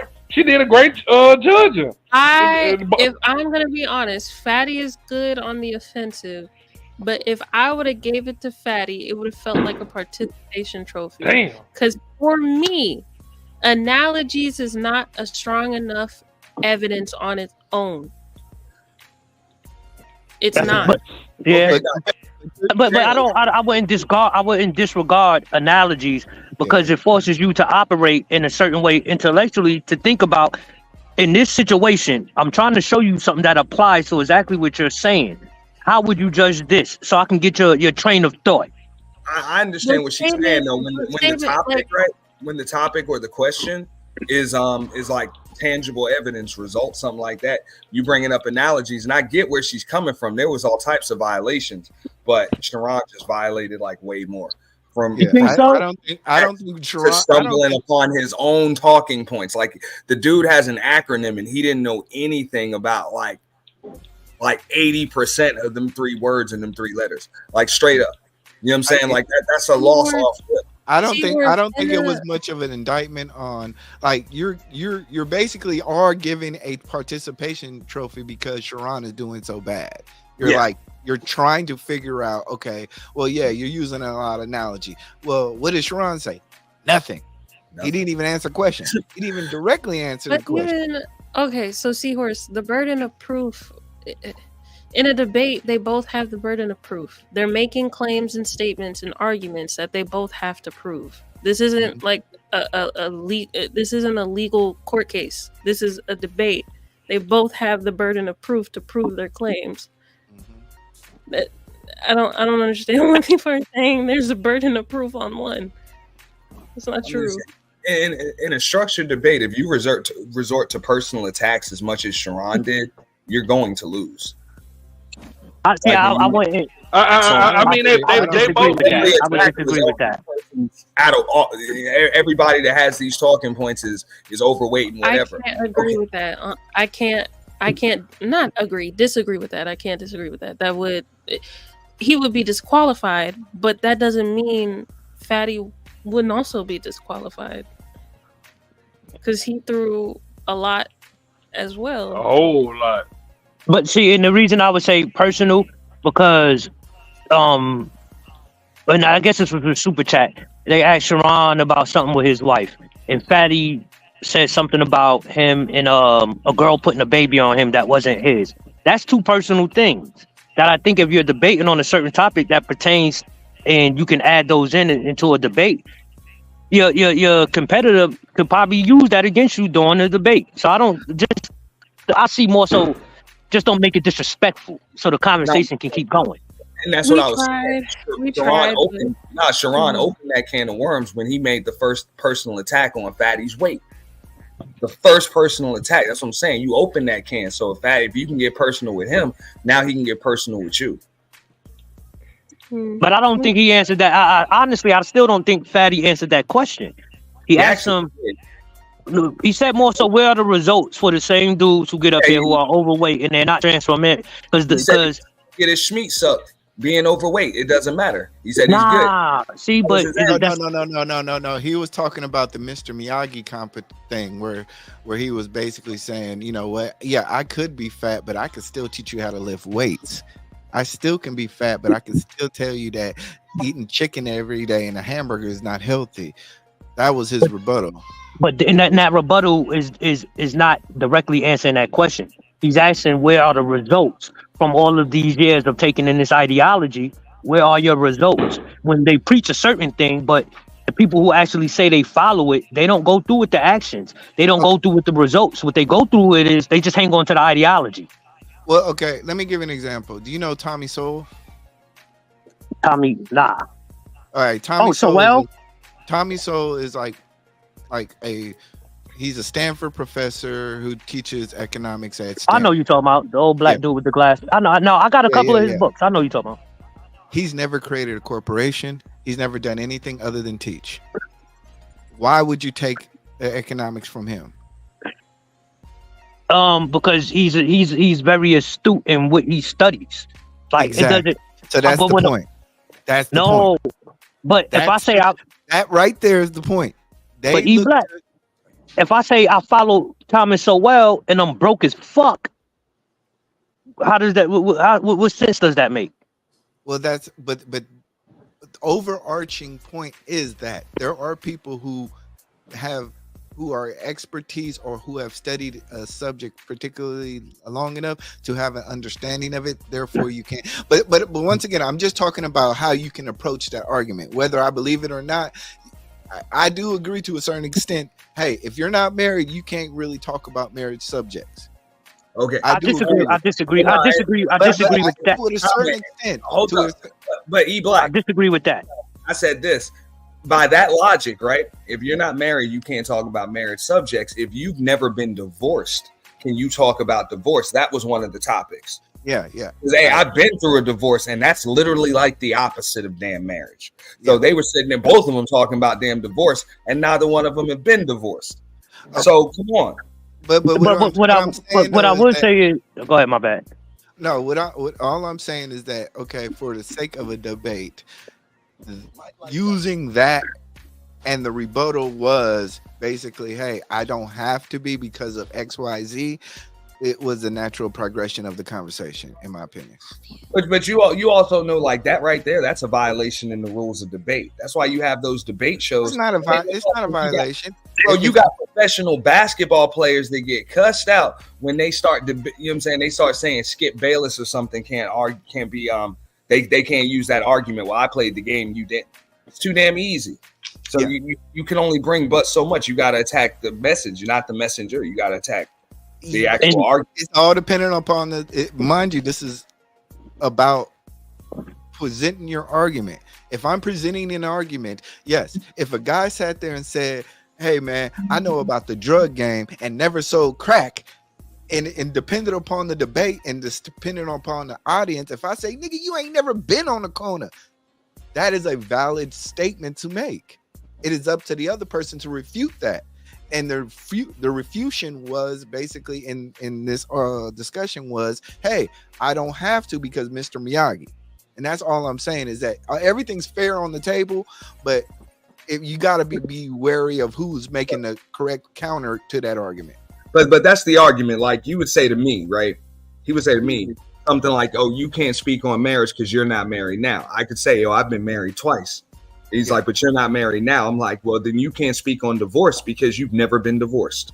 Yeah, but you can't get that. That's like that logic. We just debunked each other. Like we can't even argue the point. And that's why that don't make sense. And it's that's what I'm saying, dog. It's like it makes sense in a certain it doesn't make sense if you're not willing to really exchange on that actual thought process. But no, at that point, I'm open to just listening to your perspective, even though you haven't necessarily been through the process. I would hear your perspective, and I would probably give a more experienced perspective because, like I said, it's a debate. So, and like I said, so I have my opponent, but I don't see why I do it right there. I would say so. This is what I'm listening to. What you're saying about or both you and anybody. It's the forest and the tree argument. If you want to talk about personal, you're the tree. But I don't want to talk about personal. I want to expand it to the forest. The overarching, if the personal was to add up with each individual and we were to take into account each individual's experience, what do we get? So it's two different conversations. And it's hard to do. I guess in this space, it's very hard to do because motherfuckers don't know how to pair stats and anecdotal in the right way where they come together and it makes sense. Yeah. And that goes back to my point. It's depending upon how you play it. It's dependent upon how you play it. It is a valid stance to take. If you do not have the experience, therefore you cannot speak on X subject. That is a valid debate. But the reply is, how can you hold me to that standard when I can talk about X, Y, Z? That is the standard. You have to be, if you're going to invoke that type of stance, then you have to be prepared for the counter to it, which is exactly what I think Fatty was trying to do, was basically with the Mr. Miyagi thing. If so what, I'm fat. I can still teach somebody karate. I can still teach somebody weightlifting. But but then I would have to ask you, how credible can you be when the things you're teaching me, where you're telling me this is how one can get better, when you're not applying it to your situation? That's very hard to do. But then it got into. Give me 1 second, E Black. Sapphire said, "Are we saying the study of philosophy, the art of thinking, and the problem solving is irrelevant without the life experience?" No, I don't think that. Yeah. But we're just talking about tactic. I'm just talking from a tactical standpoint. If you're going to do that, there's going to be an equal response in that action. The equal response was, he then brought up Customato. Customato was a white guy who can't fight like Mike Tyson, but he taught him the best.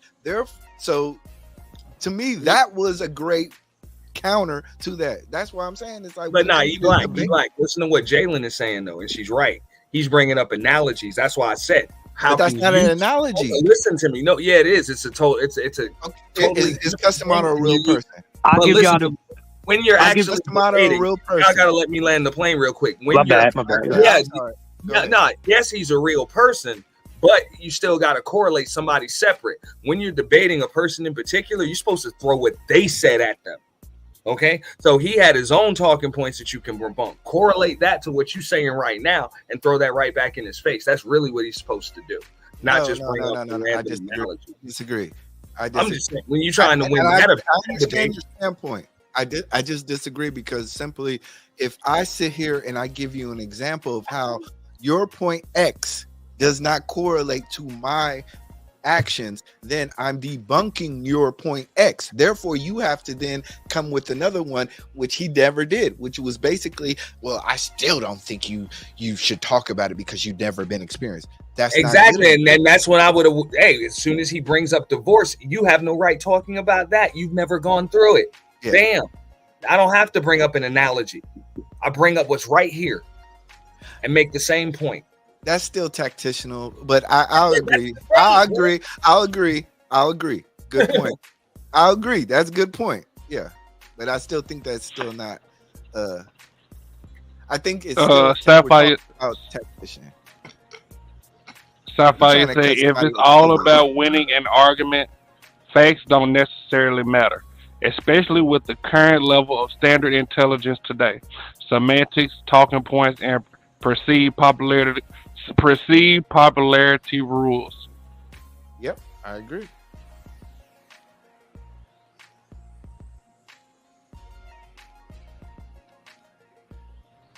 Seahorse analogies. Analogies are not violations at all. They're just not countable as proof or a demonstration of a fact. I agree with Seahorse. That's why I said. That's why I made my decision the way I did. But you're giving Sharon you're still giving a participation trophy because you're not necessarily acknowledging the fact that a person is attacking with X. That person used strategy Y to attack that X. That person who gave X still has to counter that, and that person never done that. You may not like it, but it is the way. Now that is a good point because I get Fatty used a lot of analogies, but Sharon used like all analogies with the exception of mentioning Granville. Everything was imaginary, but yet he put labels on everything. Like you mentioned in the manosphere, you know nothing about the manosphere. Anything you mentioned incels, you talking about one? He said I know of a group of guys that call themselves incels. What group of guys calls themselves incels? That doesn't exist. Okay, and then they defined red pill as understanding female nature. I'm like, yo, Yeah, come on. But red pill. No, that's not red pill. No, but understand it. No, understanding. That's never been red pill. That's bad. That's some bastardized shit somebody made up. But that's not red pill. But no, dudes that when you hear dudes that talk about their red pill, and this is where definitions matter and how they apply and the relativeness of those definitions and talking points. When dudes say they're red pill, they're saying a lot of them will say we're making men aware of females' nature. We're also making men aware of the current dating environment and the current nature of these women. So that's a part of it. You can't take that away from when somebody says they're red pill, because they describe themselves as this is what this is. He stated red pill is centered around that of female nature, which is totally wrong. Then what is red pill? Because I'll be trying to figure this out, and I'll be watching these dudes, and this shit sound crazy to me. That's centered about an understanding of basic reality.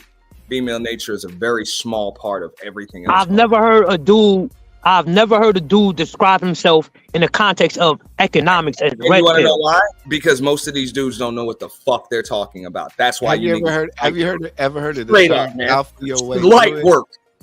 Say it again. Have you ever heard the term alpha your way through it? Nah. If you're an alpha, you should be able to do X, Y, Z. I've heard that. Yes. Okay, so that's outside of women. But see, and that's the thing. So, and you're saying that applies. That's under the red pill umbrella. That. Yeah. That, but I mean, that could be one tenet of it. Yeah, that's the point.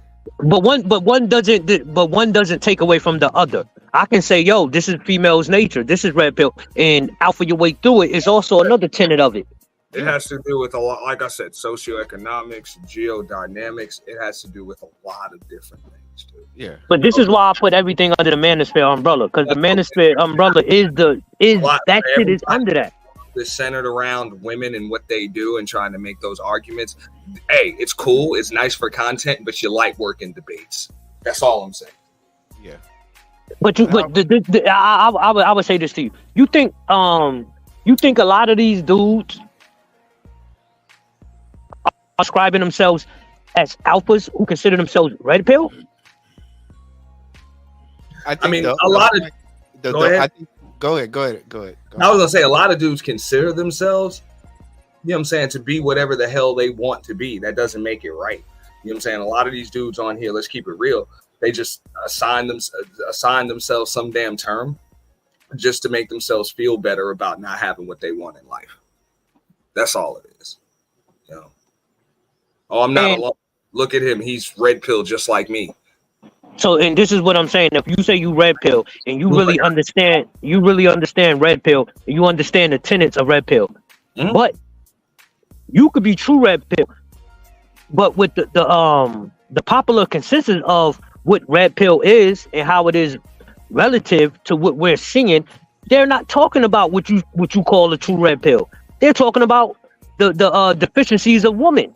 Yeah, and they're talking about pickup artist stuff. And when you associate that with manosphere, you don't really know what you're talking about because the PUAs really never merge with the manosphere, ever. I think when I say manosphere is under that umbrella because manosphere is more so the teachings of. So how would you describe manosphere? That's what I want to know. No, the manosphere is supposed to be an advocate for just men's rights, you know, and patriarchy. And I would say that's what it is. Men's rights, patriarchy, you know what I'm saying, and pretty much giving men a voice in society. And it's also a counter reaction to basically a lot of men being silenced. When that was the original purpose. That was the original purpose. Yeah, that's what we speaking on the original purpose. I know it is kind of evolved into, and it's not the same, but that was the original purpose. So that's more so what I'm saying. The evolution of this shit is convoluted. So if you was to say right now, if you was to say no, I'm red pill and this is what red pill is, and you talking to a 23-year-old and you ask him what red pill is, his definition could be completely different than yours. Actually, no, bro. This bugged me out, man, when I talked to my son about this because he be hanging around the internet spaces and he seems to understand some things, dude. No, but okay. See, what I'm saying is the conversations that happen for dudes our age, the motherfuckers 15, 20 years younger than us not having these same conversations. I know Sophia said she had a question. She up here, she putting shit in the chat. Is she not up here? Well, she raised her hand. She came on. Oh, my bad. I'm trying to be in my feminine energy tonight and let y'all, you know. Oh shit! I'm in my feminine energy. You got about 30 minutes of that. I'm in math. You got about 30 minutes of that feminine energy, and I can tell you about to go off. So go ahead. No. Give us all that feminine energy right now, then. Okay. So my question is, do you think that men and patriarchy don't have voices? No. Do you think that the real red pill space was really needed to give you a voice? Was it needed? Something like it was needed. I don't know if it was needed in this particular form because I'm starting to think it's creating more harm than good. But a space where men could congregate, get it out uninterrupted, have that was needed. Yeah. I definitely think that as a black man, even myself, like I'm not a Pookie, I'm not a Ray Ray. I didn't have kids until I was married. There's no space for me. The women's side doesn't cater to me. Nobody caters to my opinion, especially as a black man. Even when you're talking about pro-black, these niggas is so trying to get pussy. When you talk about church and religion, these niggas is trying to get pussy. So when you talk about, okay, hey, where can a black man go who's successful or who's figured out things?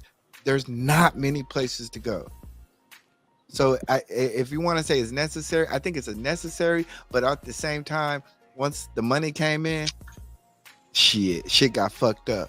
Yeah. How you had to start giving people what they wanted to hear, what they wanted. And people want confirmation bias. Or you just chose to? Because my question is for you, as the perceived leaders, protectors, and providers. Are you going to acquiesce to what people think it is that they want, the Roman Coliseum, the circus, the carnival all the time, or are you going to just keep it real and give them what they need? I was having a tough time hearing you. Yeah, I thought it was me. Yeah, you say it again. Y'all can't hear me tonight. Look, y'all. I lowered my mic and everything because I was like, I'm gonna be good tonight. I'm gonna be a lady. Just say it again. Just say it again.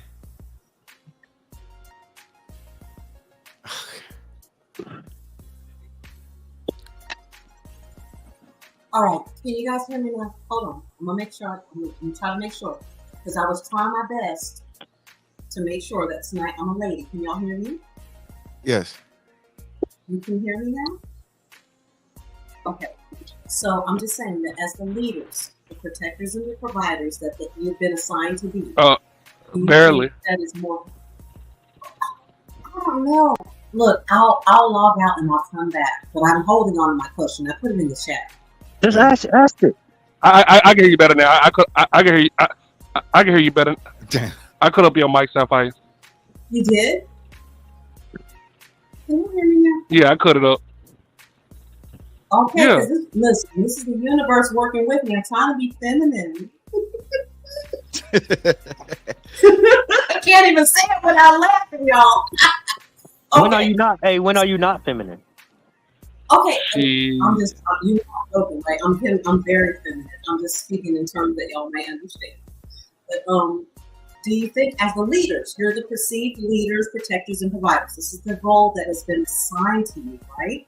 And you're trying to live up to that. Do you think that you acquiescing to what the public wants? And right now, you know what the public wants. They want comedy. They want you to lie to them and tell them that they want to be heard and all this. Or should you be that leader and tell them what they need to hear so that we can really fix things?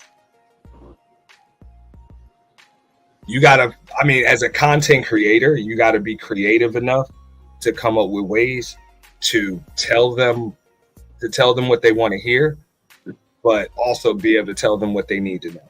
You got to be able to put the medicine in the food. You got to have that great robo-testing. And it's going to require creativity. So if you don't have it and you're not willing to go there, just don't call yourself a content creator.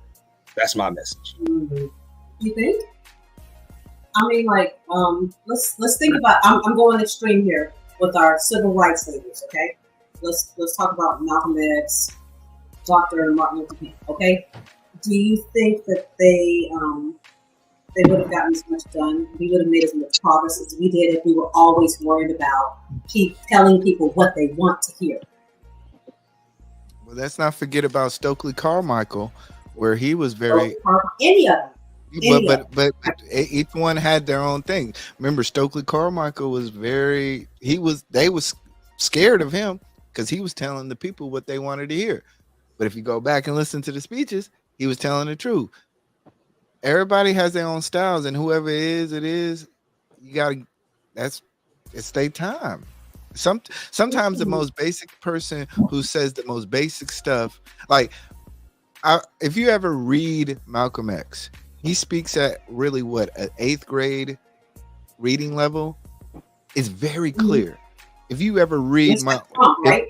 You gotta give Malcolm more credit than that. No.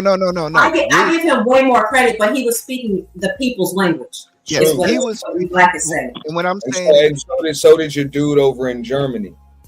But what I'm saying though, if you read, some people just have that gift when it comes to speaking. That's Donald Trump. Oh, hold on. Speaking the people's language at their level. Please do not let my point go. If you read Malcolm X, he speaks at a very basic humanistic level. If you read Martin Luther King, he's talking about stars and astrologies and God's promise and over the hills. He's poetic. If you talk to Stokely Carmichael, he's fucking fire and brimstone. Each one has a purpose within each life, and they all have so when you talk about why do people do things and how they connect, it's just the way it is. These people connect because they are who they are and they're successful at who they are. And sometimes it's a little bit of luck, sometimes it's skill, and sometimes it's just God's promise. Combination of all of that. And so do you think we get the work done? Because like right now, like from my perspective, where we sit now, remember I'm for the men tonight, I'm for the men. But from my perspective, where we're sitting at, and the way y'all are talking about it, because I work with children, and I have to do a lot of manipulation and pussyfooting around things to get done what I want to get done all day long. Are we actually getting anything done when we're talking to adults who have real life consequences and impact? Because we're not getting that message out there, because we're giving it what they want. They want entertainment. They want, if you, and I don't want to use analogies or anything, but let's use real life examples here. Let's take the real lives, the real lives, wives of Hollywood, all that bullshit. I don't even watch that stuff. But just look at those types of shows and stuff that we have out there. That's what the people want. But is that what's good for the people? Is that reality? Or do we need somebody to come out in your face and say, yo, this is what we have going on. This is what it's going to take for us to get better. Or just keep giving them what they want so you can call yourself a content creator. I think it's. Safai. Go ahead. I was just finna say, Safai, you're totally right. But the problem with that though, if you got people that's operating in favoritism, or they are just wanting to be liked, they ain't gonna never step up and tell people the truth about them and themselves. So it's up to the individual to decipher all this and understand that these people want a certain thing. It's on you. Are you gonna either deliver what they want, or are you gonna be ridiculed by telling the truth, bro? You're moving the goalpost. So, Cousin Rooster, what makes a leader? I ain't moving it.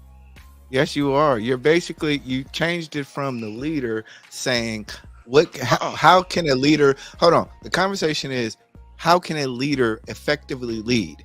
You then switched it to the individual has to be ready to understand what the leader wants. No. A lot of times, look, I am not switching it, bro. A lot of times, y'all see people as leaders. They are not the leader. The only way to be, the only reason why they are the leader, because you, with a leader mindset, is not willing to tell them, "Hey, bro, you are wrong," and point the finger and say why they are wrong. You, the leader, just following the face of the problem, bro. That's all I'm saying. I'm not saying. So then who's really leading? Nobody. What someone was saying is that if you're a content creator, you're going to give them what they want so that you can be called a content creator, right? But in the state that we are in right now, I feel that we need people who are going to lead. And leaders are going to stand 10 toes down on what the facts are and what it's going to take to really move people forward, regardless of how uncomfortable the message is.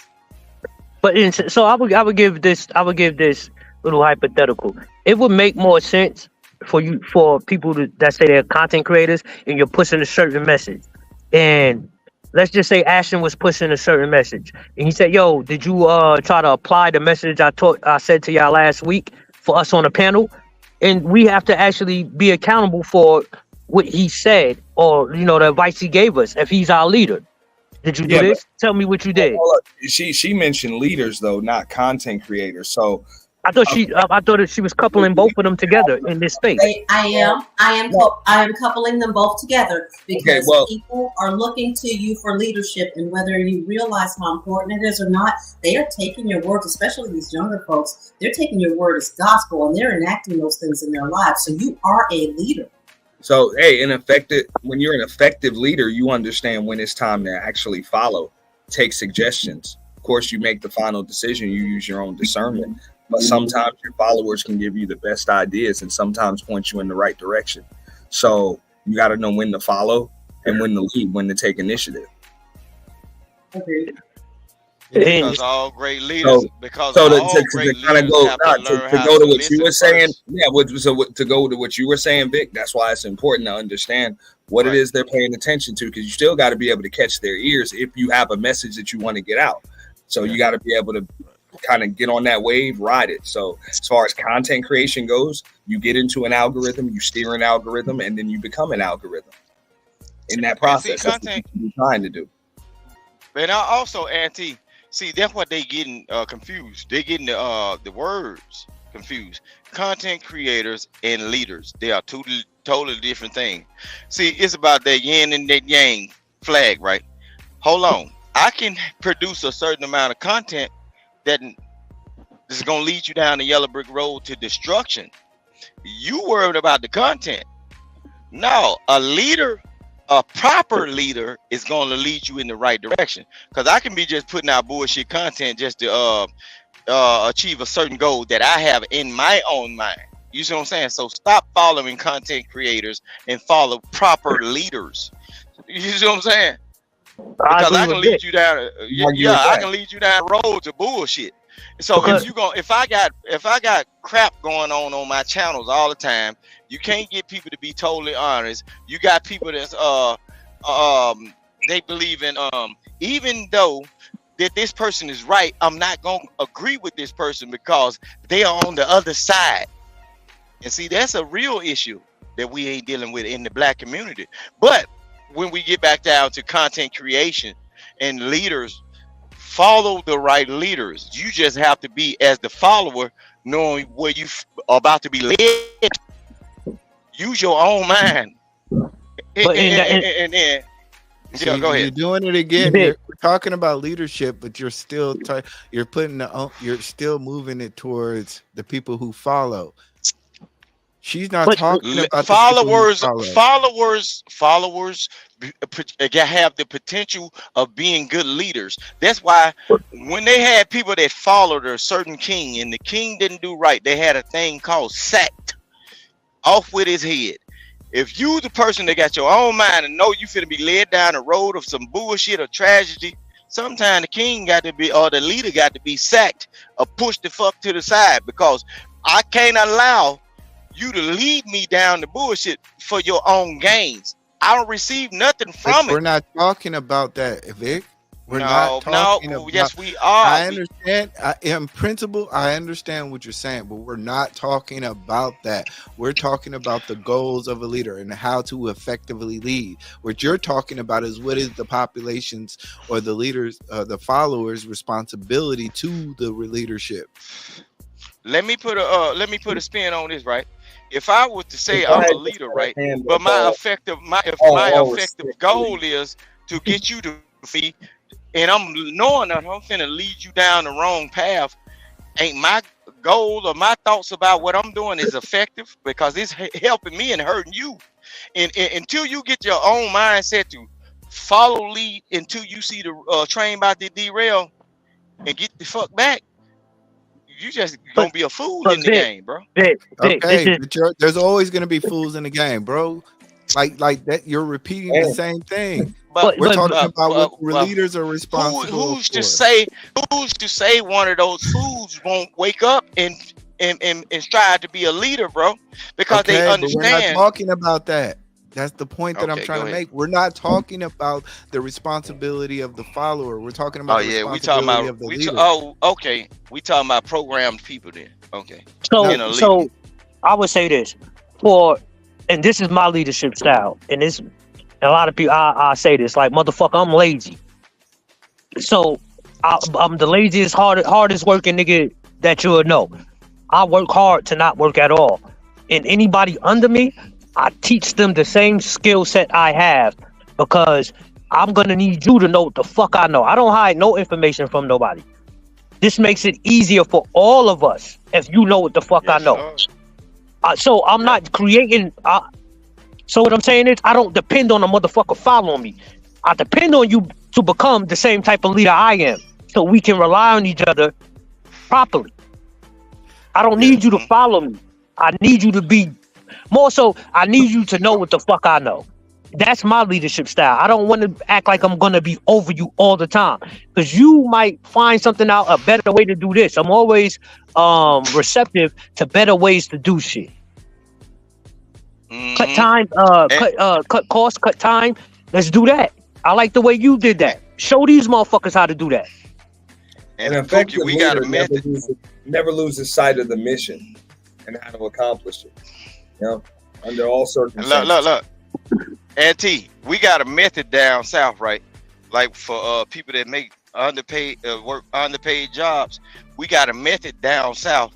You give the laziest person the hardest job, and if you watch him over a period of time, by him being lazy, he will create an innovative way to make it easier for him. And you teach that same thing. Yeah, you teach that same. That's why I know how to work. I'm trying to cut costs. I'm trying to cut avenues. It's not cutting avenues, Vic. What it is, a lot of the time, the laziest motherfucker will be the most innovative, and you gotta watch who follows you and who's under you. Okay, all right, hold on. See, I know how to move people. I know how to do it in real life. Okay, there's the laziest person that don't want to do anything, and they will come up with an invention or something or a better process of how to do it. They'll work smarter because they don't want to actually do the lifting. So that makes me lazy. Hold on. Okay, Sophia. Vic said that basically, through your own actions or placing the least of us in power positions will inspire the rest of us. Is that, do you understand how that that's not what I understood him to be saying. What I understood him to be saying is to peep out the laziest person, give them a tough task, and then watch how they overcome that, because they're so lazy. They're gonna find a way to make that job easier. And as a leader, you need to recognize where people's strengths are. So but in content creation, that's a wise thing. But as a leader, what I was originally talking about is being willing to stand on your message and get that message through no matter what it takes. Not modifying your message so that it can be suitable or more palatable for people. Giving the same message and getting the job done. Okay, and Sophia, and in the context of what Vic was talking about, how does that interpolate to what you're talking about? Because what he's saying is that the leader doesn't have. There are worker bees and then there are leaders. The worker bees. You keep out your worker bees, and the hardest working bee is not necessarily the smartest bee. For real. The smartest bee is the lazy one that figures out how to get it done with the least amount of effort. And so you should be willing as a leader to keep game, give them that opportunity instead of saying they're just lazy, they're not worth shit. Give them the opportunity to perform that job, to show you an easier way to get it done. Because the hard workers are just like, I'm going to follow the rules. I'm just going to get it done the way that they say get it done. But your innovative people are usually the ones that are lazy, that are trying to cut corners and hurry up and get some shit done. And they come up with good ideas. They really do. And I would say, do you agree with that? Do you agree with that? Not all. Oh, okay. I don't agree with that because I'm a type A, everything needs to be perfect person. But I have learned throughout my many years now that, yes, the lazy people find a way to get things done a lot faster. You might have to tweak it a little bit, but they do have the right idea when it comes down to it because they want to get the most done as quickly as they can possibly get it done. Sometimes it's not the most efficient way, and you have to tweak it. That's why you're the leader. That's why you're the thinker. And you can look at what they're doing and see where they cut corners, and then everybody wins. But Sapphire, I would say this. Hold on. I would say this. That is also a very inefficient way to do things too, because a lot of the times we can say lazy. The motherfucker gotta have some common sense to be lazy. The reason I'm doing it this way is because I know it will cut costs. Some people are lazy because they dumb as fuck, and they will cut costs, and it won't be the best way. Let me jump in, bro. Hey, yo, we can't we can't give motherfucking all lazy people. We can't give all lazy people that grace of being smart. Wait a second, yo. The truly lazy will never really come up with anything because they're too lazy to even think. I refuse to call those that work smarter and not harder lazy. Yeah, no. But see, I say lazy because they usually put more thought than everybody else that takes what's given to them. And that's what I'm saying. I say lazy. They put a lot of effort into their thought. I say, Auntie, you're right. I can call them lazy. You're right. I say lazy because I don't want to do it. Hold on, Vic. I say lazy because I don't want to do it.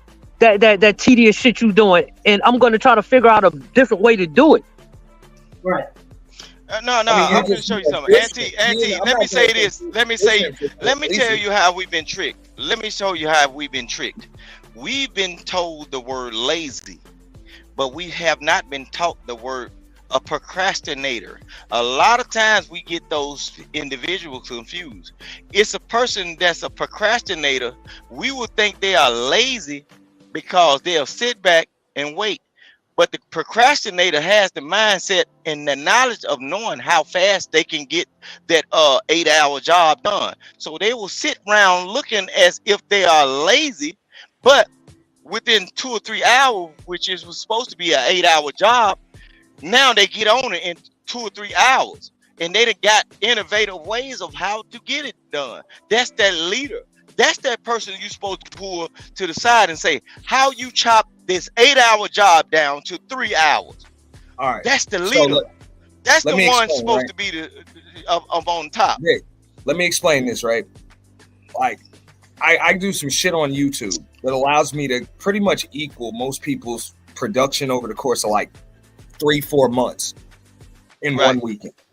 Views, revenue, and more subs, all of that. I can do it all in one weekend. What it takes most people 4 days a week, 4 or 5 hours a day streaming. Right. You know, streaming on open panels, shit like that. Doing all of that. Now, I've been called lazy because I don't just come up here every day and do it. And I'm like, I just work smarter, not harder. You know? And I actually, what am I doing for those 4 months, 6 months in between? I'm actually planning the next 6 months. Thank you. Like, I'm putting a lot of thought and effort in. I'm putting the entire, while you're streaming, I'm thinking, I'm planning. I'm usually doing that while you're sleeping. I'm doing it while I'm working. I'm likely putting more effort into what I'm going to be doing over the course of the last 6 months than you are. I'm just putting it in thought rather than man out. Hey, y'all. Can I say something? Can I say something? Then I'm going to go. A person will Can I say something? A person will go ahead. Vic. Can I say something? Can I say something? Gentlemen, right now, you guys are proving exactly what us ladies are always talking about when we tell you about what we do versus what you do. And a lot of times we're not giving respect to the work that we do because it's not considered labor because it is not manual. And right now we are arguing the points of the person who's willing to get a job done with the least amount of manual labor involved. We've been putting a lot of thought into it. We're thinking about how to get this job done with the least amount of manual labor. And we do this type of laboring all the time. But see, I understand that, Sophia. I understand it. Wait.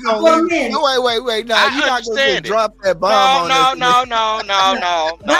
Sophia, see, that's the difference between me. Bring your butt back here. My flowers. Thank you. No. We're not playing that. Sophia. That's what I'm trying to tell you. See, I understand the full magnitude of what you just said. Look, just like Auntie said, right?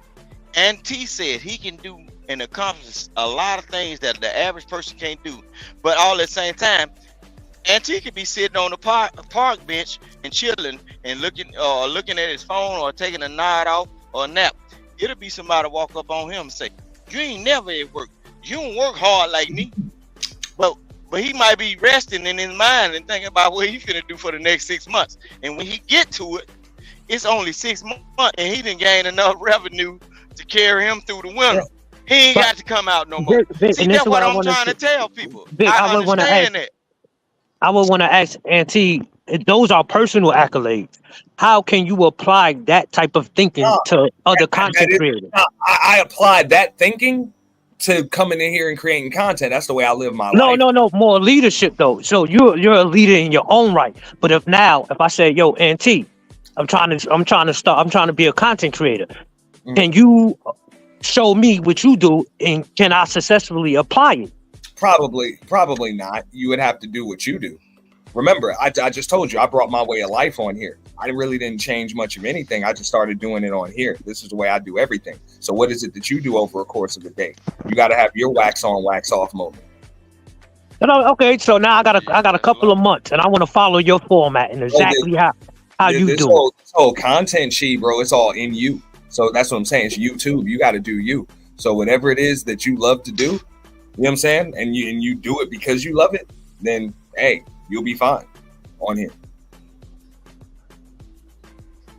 So look, this is what I'm saying. And this is and see, more so what I'm saying is because I agree with that leadership too. I can do this shit myself. That's a leadership style. Into like 7 hours. I love it. Like thrive on it, bro. That's like who I am. That's a leadership style, right? But that's more so an individual leadership style. Can you apply that same shit to others and to follow you? Let's say you wanted to build a network and you say, yo, if you guys follow my format, you guys will be just as successful as me, and you don't have to do all the fucking so-called hard work that these people are doing. So now you're stepping into another form of leadership. I'm a Sigma. No, y'all missing I'm not it, looking for followers, bro. Say it again. Y'all looking. He said he is a Sigma. He is not looking for followers. He is doing it. So that's what I'm saying. Everybody has. I'm just saying I'm not on. Everybody has a different. Those that want to follow, I can see great. But at the end of the day, I'm not going to slow down for those that don't want to keep up. But your leadership, Vic. This is what I'm trying to tell Auntie. His leadership style is different. He doesn't need to be considered successful leader because he can do it on his own. No, he's saying I can do this shit on my own. I don't care how you do it. I'm not looking for you to apply what I say. I'm winning with it. Let me be from Mississippi and be smart for a moment. I know what I do isn't going to work for everybody. But the whole thing is when it comes down to you saying that Auntie is a leader, right? Auntie got his blueprint, right? Auntie blueprints work for him, and his format works for him. But and we were talking about leadership also, right? The thing that I like what Auntie said, he is not looking for followers. He is laying down the blueprint, but you don't want to look for followers in this day and age because the people that decide to follow your blueprint and stick to your blueprint, yeah, what you will have people mad as hell at you because they didn't put the work ethics in. They ain't put the work ethics in, and they don't know that extra thing that is about you. But see, look, blueprint and formula is like a DNA thing, right? Once you get Auntie formula or his blueprint, you have to implement yourself into his formula or his blueprint and do your own due diligence to get it to work. See, that's what people don't understand. They think they can follow Auntie and get it popping. It don't work like that. What can you do to add on to his blueprint to make you pop? That's what people don't understand. So that's why they always mad at the leader. And I don't never want to know. They call it transformative leadership. It's actually a leadership style where you influence the people below you to be actually more effective at what they do. That's why as well. Huh? Just you eat black. It's really a form of coaching. Look, I'm a consultant. No. It's legal. It's literally. Look it up. I show you how to get the best out of yourself. Huh? No, literally look up transformative leadership. That's the definition. What you're talking about is that, or what Vic is talking about is that. But he black. But this is what I'm saying though, bro.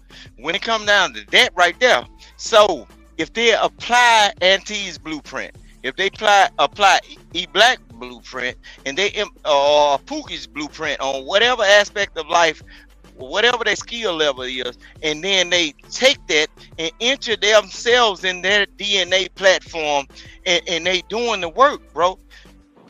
Why wouldn't we say when they was at their lower level, they weren't a leader at all? They was always a leader then. They just weren't at the position of where they stepped up. Ashton. They was always a leader then. Ashton. They was always a leader. It's just on That different nigga levels. sleep.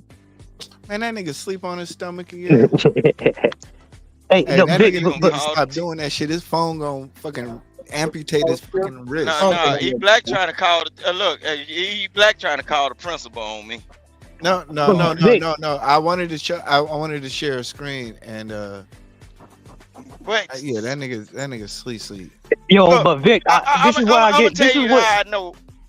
I'm gonna tell you how I know what I know, but because I don't work a whole lot of different jobs, bro, and then I learned them jobs. Some of the stuff, if you seen certain things I can really do, and how I learned how to work some of them tools or some of them systems that people done put me around. I ain't know nothing about none of that shit, but I applied that blueprint. They gave me this. They told me this information about this. First day on the job. Learn this and learn it fast, because some of this shit might blow up. If this go on, you can do this and do that. You know what? I overcame all of that shit because I applied myself and my work ethics to what they had already established. They got all the credentials, they got all the shit, they got all the money that niggas want and everything. And I was around them making a little bit of money for some of the dangerous shit I was doing, because all at the same time I ain't had paperwork. Vic, what was the last position you was in? What was the last situation you was in where you actually had leadership?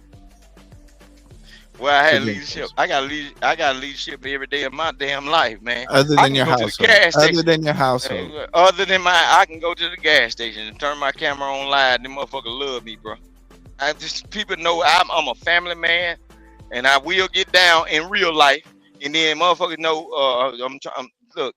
But I'm Vic, just a different type of dude. Bro. Peep this though, Vic. But peep this though, Vic. This is what the reason that line of people know me for handling jobs, bro.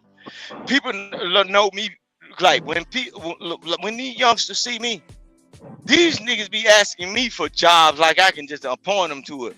But all at the same time, the same thing y'all be talking about that lazy mindset of that I can't be a referral to you, and you get out there and you moving like I see you move at this gas station, bro.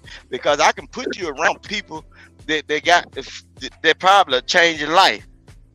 See, that's what I be trying to tell y'all. I ain't like y'all. Fuck that Kendra Labashi. Vic. But I ain't rich, and I don't want to be rich. You didn't answer the question, Vic. You did not answer the question. What question? What question do you want me to answer? Hold on, Vic. Peep this. I was sticking to more so what Sapphire was saying. How, as leaders, do you get, especially content creators? And I'm assuming she's saying if y'all see that we're going in this direction and y'all don't agree with everything, how or what is your responsibility as a content creator to actually correct course? Or can you correct course because motherfuckers want to make money? Which one weighs more on you, making money Pookie. or actually? The simplest, no, bro. The simplest thing that they won't do, bro, because they love their content creators, bro. They won't tell them they wrong, bro. They will not tell these people they wrong. Let the content creators speak. Nah, I mean, she was saying you got to package the message in a way in which people gonna receive it.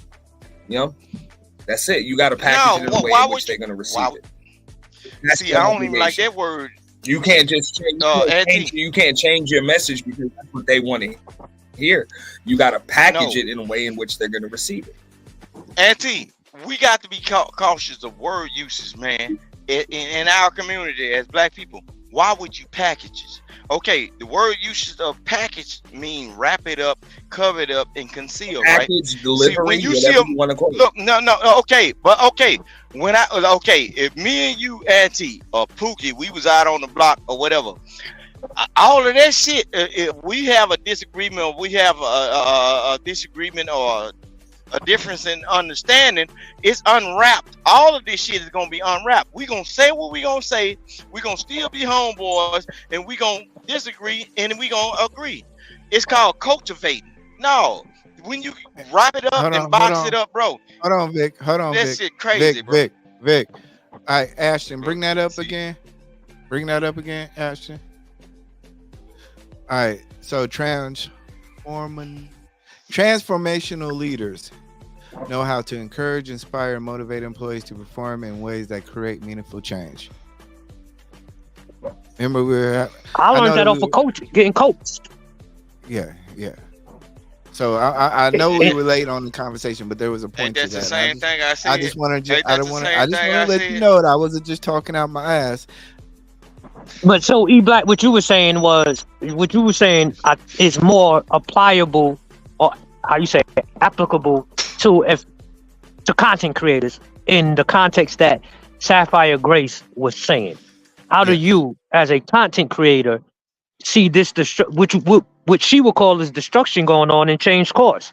What Auntie was saying was, at this point, I don't want to put words in his mouth, but more so Auntie was saying, yo, I'm not looking to be that transformative leader. I'm going to do my thing, and if you could pick up on it, ride with it, because I'm doing it how I do it. Right. You know what I'm saying? I'm not saying it's applicable to you, but for me, I think I would have a more transformative leadership style, because I understand everybody got a fucking part to play.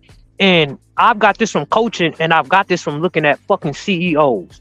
If y'all think the CEOs and the owners of these fucking companies are the smartest niggas, y'all are sadly mistaken. Some of these motherfuckers have a very unique skill, and it's knowing who's smarter than you and putting them in positions to make you more successful. And then that also keep them there, though, bro. That's why they complain about raises. But most of the time, it's not, Vic, because a lot of the times when somebody has to, this is why you can see people who are in the what they call it, not mid management, the C class, the people who actually making the fucking moves at the top. A lot of the times you would see them going from company to company.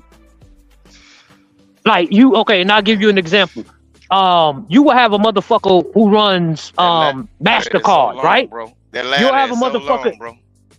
No, I'm saying you'll have a motherfucker who runs MasterCard who will get hired as a president of a college. Right. Because those skills are they can transfer from one to the other. Okay. All right. Right. Here's another style right here. Inspirational leadership. Inspirational leadership is the ability to be a positive influence on those around you and motivate others towards success. That's me. Okay. See, y'all gotta start looking up styles of leadership, man.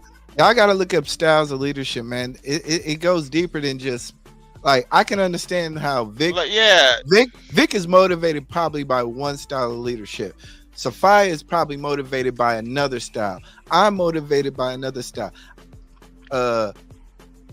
Ashton, this nigga a fuck nigga. So damn, nigga, fuck you. Crazy as hell, man. What the fuck wrong with you, E Black? No, dog. You know, look, we got it. You got to throw your about shit in 30 there. minutes, man. You know I had to get on this nigga at least one time. But look, I mean, I understand y'all what get you're the saying, point. E Black. The styles of everybody's leadership. motivated. So Sophia, I can go down and walk down like at least 30 styles of leadership. These are all, if you take a business course, these are all different styles of leadership in which how people, we can even talk about like spiritual leadership. We can even talk about, there's one where, don't get in there. Don't get in there. No. There's different styles of leadership. Bible thumping like, no. It's not spiritual. No. I'm not talking about spiritual as in the Bible. I'm talking about spiritual as in how the people feel about the leadership in terms of the role from the bottom to the top. I could show you a pyramid right now. You'd be like, damn, there's people who actually studied leadership, bro. My guy. And I can show you an Indian mound not too far from my house, and all them leaders is buried in that motherfucker. So the fuck, y'all better stop playing with all these. Look, this word terminology and word usage amongst black people, bro. There's a lot of these people have not been awakened to certain ways that people talking and how they moving, bro. That's why y'all ain't at the leadership status yet, because in order to be a leader, you got to be able to understand that the highs of the high of the mindset and the lows of the low. And a lot of times the high that's right next to you don't have the solutions. It be the person at the bottom that's screaming and saying, it's hot down, help. And I can show you how you can help us in order to get you where you need to be, right? But you'll listen to that motherfucker that right there beside you in the cool air, and he can't produce an air conditioner. Come on, man. It's word usage. It's how people moving it. It's how people moving and everything. See, I understand it because I'm just a little rooster from Mississippi. I just been running the barnyard. I don't know nothing. Huh? I've been disagreeing with you the whole fucking night, Vic. Vic, you were saying earlier that it's okay for niggas to basically do a half job, right? To find another way. You said a half job? Basically what you said. You said, let me not paraphrase. You said, let's get a hard task to a lazy person. They then will create a quote unquote smarter way of doing it. Correct? Yes, Lord. All right, cool. So the company Boeing right now, you know about Boeing, right? The you talking about the airplane, the jet company, right? Correct. The Boeing 747 has been causing major issues for Boeing, right? Their stock has been fucking dropping tremendously, and they have a lot of supervisors and managers in trouble now for quote unquote, basically not doing their fucking jobs, beating around the bush. You talking about cutting corners, what they called it, right? So not only is it costing people lives, it's costing the company is basically fucking tanking, right? So I disagree with that point entirely. That you can just take something that's supposed to be done one way, find a quick, cheap ass way to do it, and just slap that shit over. To me, that's like if I got a leak, I just put duct tape over it versus fucking fixing it. And that's the way I look. No, see, now when it comes down to word usage, you are not talking about lazy. You are talking about negligence. See, negligence and lazy is a different thing, my good sir Daryl Long. The whole thing is a person that was supposed to drive them nuts and bolts and screws in that airplane around drinking coffee in the break room. He knows his job, and he does his job at the finest, at the highest magnitude at what it. But he knows how long he been doing it. He knows his craft. He knows his skill, and he stand up on his square, and he gonna do a immaculate job. Instead of you holding me for 3 or 4 hours, or 6 hours or 9 hours, I can sit up here and play with the females at the job and everything, and I can go out there and do my job exactly how it's supposed to do, how it's supposed to be done.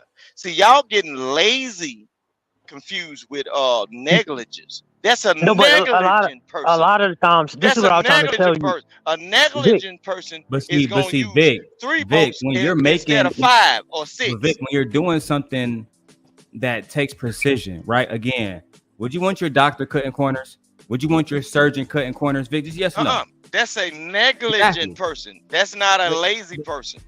Exactly. But to me, cutting corners that's basically negligence. Right, it's the reason why. You talk about negligent, bro. No, but Vic, I said, we saying negligent versus lazy. Your home cutting corners, right? No, see, I would disagree with both. You can be lazy and do something still the right way. Hold on, I got you, Vic. You can be lazy. You can be lazy and still do something the right way. And lazy. Hold on, Vic. Let me explain it to you. Was Shaquille O'Neal lazy or not? Hell no, he wasn't lazy. He wasn't lazy to the point where he had to get cars rebuilt by somebody else, and he had to dribble that ball. So No, when, listen what I'm saying. When you listen Towards to people his like Kobe wife? Bryant, when you listen No, to people he like wasn't Kobe Bryant, lazy. like Kobe Bryant His talked wife, about how got more Kobe Bryant than the talked about average how person would ever Shaquille O'Neal did not work out. No, he was lazy compared to He was Kobe. absolutely lazy. That nigga was lazy. At the was lazy. end, towards the in them championship He was years, lazy. they say he was lazy. Not even just But in the I'm championship finna show you years. something, In 2004, Kobe but Bryant you- did an interview saying that this Kobe, man you didn't work out the call whole Shaquille summer. O'Neal lazy, That's but lazy. you have never seen Kobe Bryant do what Shaquille O'Neal has done or got people to do for him, Vic, bro. Vic, you changing won't see it. Vic, you moving the goalposts, right? And we shouldn't have to talk over each other, Vic. No. Let's have a conversation as Cause gentlemen. I'm in my Shaq mindset, right? Vic, if you want to go first, if the goalposts don't and fit, then we I'll go gonna after move you. it and make I don't me got fit time for in, that. right? Vic, I don't like talking to everybody. If you want to go first, you go first, bro. I got too much expensive equipment to just be yelling back and forth from my mic like this. It ain't Right. about no expensive equipment. I got the same Well, thing. then, I don't use it You for the definitely don't, internet, Vic. bro. Vic, the whole point is this. Negligence is cutting the corners, right? this ain't You no wouldn't pissing want in your the wind attorney cutting content, man. corners. This Vic, ain't no Vic, pissing in the Vic, wind if you had shit, a bro. Vic, if you had a murder case, would you want your attorney cutting corners? Yes or no? If I had a murder case, I got some people that in my family that ain't gonna You cut see what I'm corners saying? because they Niggas love can me. never answer questions What the straight, bro. So again, we don't want our doctors Now, you cutting can corners. laugh. We You don't can want our laugh like a lawyers demon cutting corners. because your intentions is your intentions. I see what it is, bro. Vic, I'm calling it If out. you feel a certain type of no, listen what I'm saying. Your what you're talking about okay, is then. negligence. Cutting corners is negligence. Period. Like I was telling Sophia negligence, in the but chat. I Vic, ain't like, saying. Vic, Well, Vic, okay, Vic, hold on, let me you put my mic up. basically Maybe saying Vic what can't I hear me. said, bro. So Vic, like I was saying, It's a difference Vic, no, I it's not. said No, it's not. Vic, lazy it's not a difference versus at all. Vic, negligence. it's not a You difference at only all. talking about. It's not Let's talk I'm about talking a lazy they are person, the bro. same thing. Let's Hey, yo, talk about a Hey, yo, lazy Dow. person, bro. Hey, yo, Let's Dow. talk I about a disagree. lazy person. I would hold on, Vic. Hold on, Vic. I would disagree I wasn't able to with. break it down because the nigga kept fucking interrupting. Nah, then, Right? all right. I Let got me. you, Pookie. For example, when Sophia said that Bowen cut corners financially, dollar bills don't build planes. Engineers do. So when they're when they're having doors open randomly or fucking wings pop off, that has nothing to do with the dollar amount that was specifically spent. It has everything to do with the people that is building it, right? And if they're cutting corners like it has been reported, Negligent. They right? are not lazy. Yes, they are. They ain't lazy. They negligent. The workers didn't have, that's not the workers. That was the executives not giving them the equipment that they needed to do their jobs effectively. And that's why they're offing. It is negligence on the part of the executives who did not give the workers the equipment that they need. And when those executives are getting golden parachutes, those guys are actually able to get out of this trouble because they are just retiring with a big ass check when they should have put all that tax money that we gave them during the pandemic towards improving the planes. And I have a friend who works out there on the runway, and he tells me all the time about how they have just big ass pieces of duct tape on a lot of these planes. They don't want to increase any of the stuff they need to make the plane, and that's the executive. That's not the worker. The It's worker not duct tape. is It's not as metal invested. tape. It's aircraft. It's What is No, it? no. They look like big ass pieces. Let me say this. Let me say this. Let me say this. The worker is not as vested because they're not making the same type of money. When these planes are making $1 million per stop just to do what they do, then it's not right for you to say that the worker is the one who is responsible for those doors flying off when they've already made their complaints. They make their safety complaints. And then guess what? Those executives ignored it, and that's why they are offing. They are getting rid of. They are unallotting the people who are telling negligence, them the not truth. laziness. Ain't that right, Sophia? That's negligence on let me say this. their leader. Hold on. Let me say this. Let me say this. No, laziness. Lazy. Hold on, laziness. Hold on, Vic. Hold on, Vic. Laziness, negligence, and cutting corners.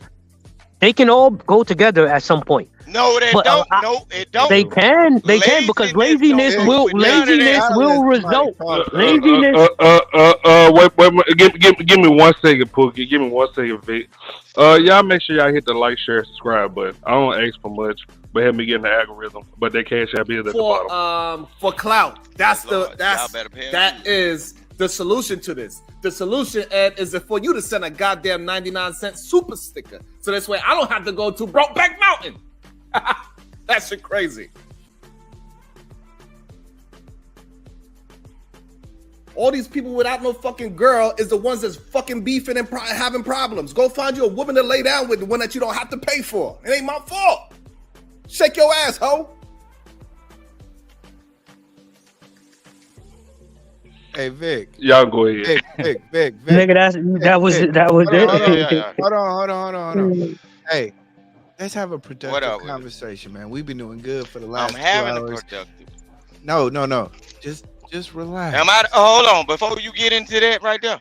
Am I the problem? Just relax. Because Vic. look, no, ain't no relax, bro. Oh Because I'm gonna show you something. Look, I come up here because I fuck with Ashton, bro. I don't make no money off YouTube. Y'all see what I do. Get on your ass on Ashton, but I'm finna show you something. Nigga. Because I'm a real leader, bro. I don't follow none of this shit, bro. Channel. You can't get on shit unless you ready. If you gonna get on my ass when is my turn? If you gonna get on my ass, when is my turn? Yo, Vic, you gonna get on my ass, E-Black? When is my turn? Vic. Roll one up. Just chill out, Vic. Just ain't no one up. God damn it! He challenged me about my ass. He said he gonna get on my ass when it gonna be my turn. Hey Vic, a lot of look at us up here. Niggas ain't supposed to be on the panel together. Hey, so let's make this work. Let's make this work for right now.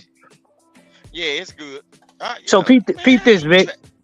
So when y'all say cutting corners, I don't apply that to negligence or being lazy, because to me, because I've experienced cutting corners a lot of times leads to actual change in process. You know your craft, bro. That means you know your skills. Well, you didn't have to spend a certain amount of time to do the same job, bro. That's just like me. Vic. Okay, let me tell you about your No, Vic. Let me say this to you. Let me say it, Vic. Let me say it. Yeah, and I will get it. Using a knife to cut potatoes, you can buy a machine to cut potatoes where you or mandolin. One, right? And you're right, and that's what I'm saying. Bro. And that so Vic, the reason I am where I am today is because I had to follow leaders. I had to follow leaders, and I had to follow craft, and you had good teachers, bro. That's all that they told you. But peep this. Hey, hold on. Y'all let the lady speak, please. I'm trying to be feminine. When are you not feminine? A lot of time, nigga. You know that. Okay. So, can we agree that most of the innovations that have occurred in our nation are at the hands of Black folks, right? And why is that? Because we're the ones who had to go out there and do the labor, right? So we constantly come up with new, more innovative, faster, more efficient ways to do things because we have to do the hard work. The innovators are not the people who are sitting out there, just collecting all the money. It's the ones who are actually on the ground doing the job. Now, when it comes down to the Boeing thing, y'all, that is straight up executive decision. Those workers worked with what they had to work with, okay? The companies pocketed a lot of money. For the most part, people are not just on purpose, not tightening screws and slapping metallic paint or whatever you want to call it, King Rooster. I call that shit duct tape. It looks like big ass pieces of duct tape on the side of planes. But they're not doing that because they're lazy or because they don't care. They know that people could die if they don't do their jobs properly. They take their job very seriously, but they can only work with the tools that they have available to them. And the executives who make the decisions about where the money is going to be spent didn't pay attention to the safety reports, and that's what's coming out as these whistleblowers are giving their testimonies. And also, Sophia, look, a lot of these people that run these major companies and everything, you can't get them to come to the plant, bro. You can't get them. See, I done worked in, you can't even get them to come to the plant. And a lot of time when you get one of them major people that run that plant, because they done found out there's a problem in there, they don't even know because they got like 30 or 40 of them. They got the same problem. So, peep this, Vic. Vic, what you're saying is, so I want to keep it back to her original question because this is one thing that that perturbs me or gets me frustrated. The content creators and how that basic question Sharon asked from the so-called debate. How are you or we? I'm gonna say we because I'm gonna put myself in this too. All of us. in general? How do we sit up here and say, these are the solutions? But then we ask you, how does that apply to your real life? And you are a content creator, or we the followers, we in the chat and we following the same ideology. How does that apply to your real life? And then now we can sit back and say, yo, are you using that ideology towards action and results or not? Get one more. And then you can tell who's the fucking leader. Wait.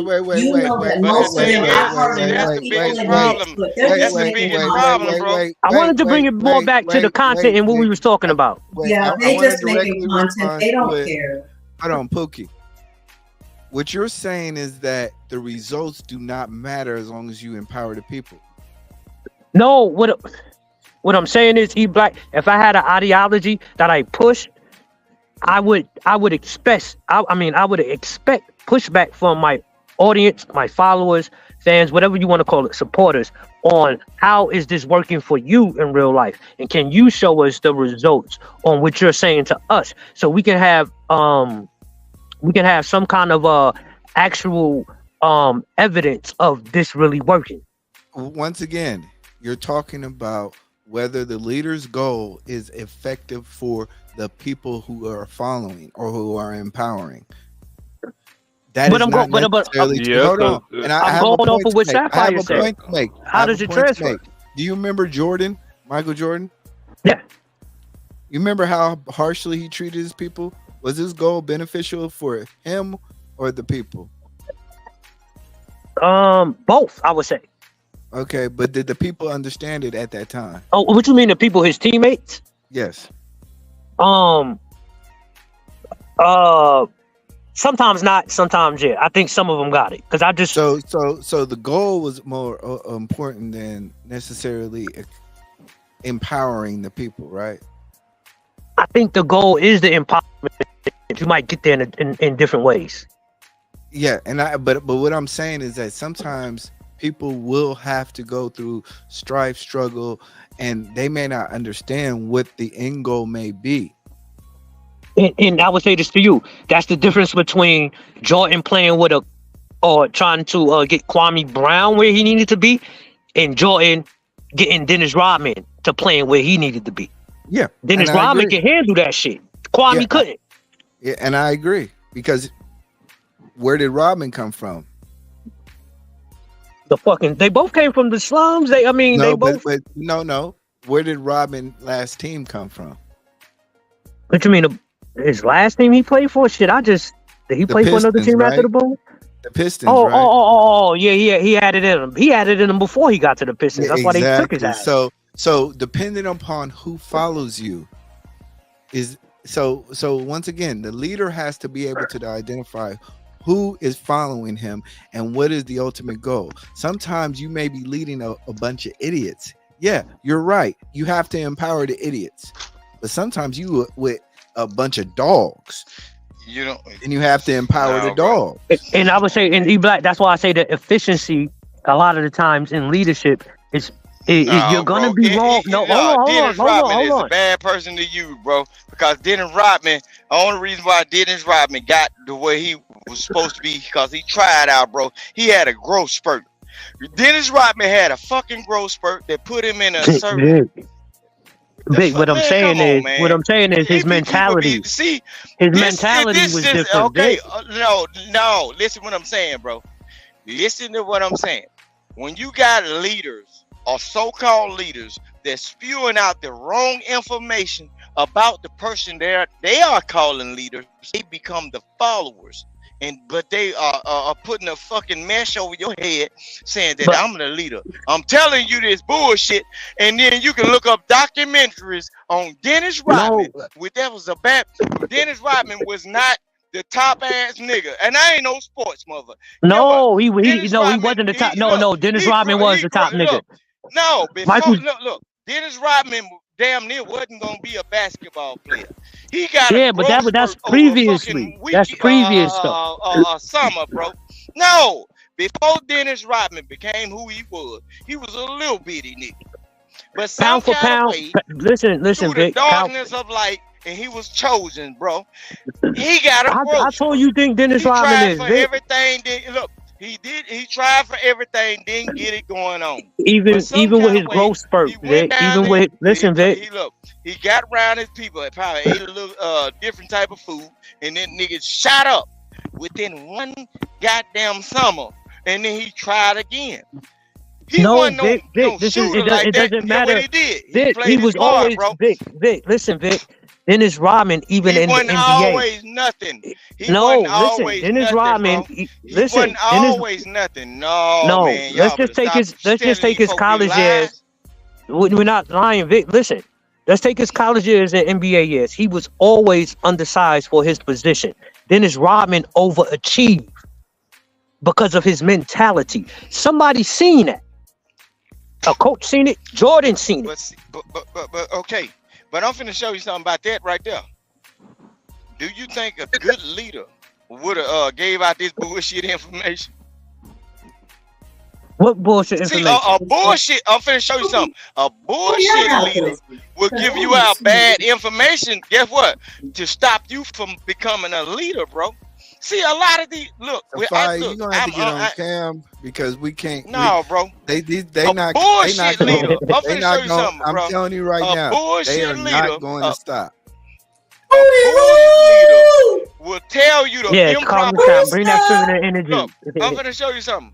A bullshit leader will tell Rooster, you. Rooster, Rooster, and Pookie, both of y'all hush. Keep you Hush, beneath hush. them, bro. Rooster, Rooster, and Pookie, both of y'all hush. Both of you. Because I have been on panels and in people's chats when both of y'all niggas come up there talking about y'all just trolling and starting some bullshit when people be talking about some serious stuff. So y'all know more than anybody that it's all about the fucking entertainment. I don't know why y'all trying to be serious tonight, but that's all I got to say. I mean, because we chilling. You ain't hear me. I said I'm tired of yelling at niggas. Next week, I'm yelling at niggas all week. No, but bro, Pookie, she's just surprised. She's first surprised that Rooster can be. No, more so what I'm saying is leadership, and more so I wanted to get back to what she was saying. Now, hell no. Let me add you something. They We gonna can be some agree that leadership cornbread is fed different, bullshit. right? I'm gonna For feed you the example, bullshit now. I have never seen, outside of Prince Stella, I've never seen nobody lead somebody panel and take 800 people with her. Outside of her, I never seen somebody actually say, "All right, dog, we out of here," and then go from 1,400 to 300. I know. Kevin Samuels did it. Kevin Samuels did it on the peak. But he go on another level. Priscilla got 80,000 subscribers. That nigga got 1 million. That nigga, he the king of the fucking manosphere in the ground. That nigga ain't the king Right? of shit. Niggas still haven't taken over that nigga spot, and that nigga's dead. My whole point is Niggas don't know nothing about Kevin Samuels around. maybe this Andrew, bitch. man, but Vic, outside of that Vic, nigga, nobody shut really even up. close. My whole point is this though, Vic. Niggas was still saying that she wasn't a leader. Niggas was saying that she wasn't successful. Right? But it was clear that she was leading people. Clear as fucking day. It wasn't. She's still leading people, and this is the thing. Just because you disagree with somebody does not mean they're not a leader. They might not be a leader to you. They're still a leader. So you can say the same thing about Fresh and Fit. Them two niggas are leaders. And they own right, yeah. And for the people who follow and support them. For the people, they're not gonna look at me and you as Vic. Their followers are not gonna look at me and you as authorities on leadership. They're gonna look at what they do and they're. Look, we speak in these chats every day, Pookie, and people wave at you every time and acknowledge you, bro. It's something about you or me or any other person that are non-content creators that somebody like. Don't you think? For now time, say something out of your mouth that they ain't following, bro. Because all the same time, people seek. Sometimes when we in the bullshit, bro, some people seek the truth, and then we ain't doing it for the money, bro. We ain't doing it for the money at all. So somebody's out here like, Vic, I know you hear me. You want to get fucked again? I'm finna fuck you. Calling my name. Vic, we having a conversation. Fuck with us, Vic. Fuck with us, Vic. Yeah, he not. Vic, slow down, Vic. Fuck with us. Let's just have a conversation. You like now? We got fruity rubbers around this motherfucker. What kind you like? You steady calling my name now, nigga. Nah, so Vic. Fruity Rubbles. Fruity Rubbles. Yeah. No, yeah. Vic, my wife ain't said it. Goddamn, they eat black again, baby. But Vic, Black more, again. She shook her head. She said, "This nigga Oh, ain't let got enough, Ashton man." speak. Ashton, why you ain't got nothing to say? Ashton just sitting here making money. Ashton just sitting here letting I us need go you to on. control your Ashton, what panel, you got to Ashton say? can't It fuck ain't with the about big nothing. dog on the No, panel. you trying to Niggas tell are- Ashton to control I'm just and technically it's Wild-Out Wednesday, so I don't have to control Okay. shit. Ashton is a pup. He can't fuck with the big dogs on We're the supposed panel. to be playing games and drinking blackberry So I can Pringles. bite. We ain't supposed to be doing Ashton. this. So Ashton. Well, I can I'm bite waiting down on one of Mimi these. to. Look. Yeah, where Mimi So I can at? bite down one of these niggas on their ankle like a chihuahua.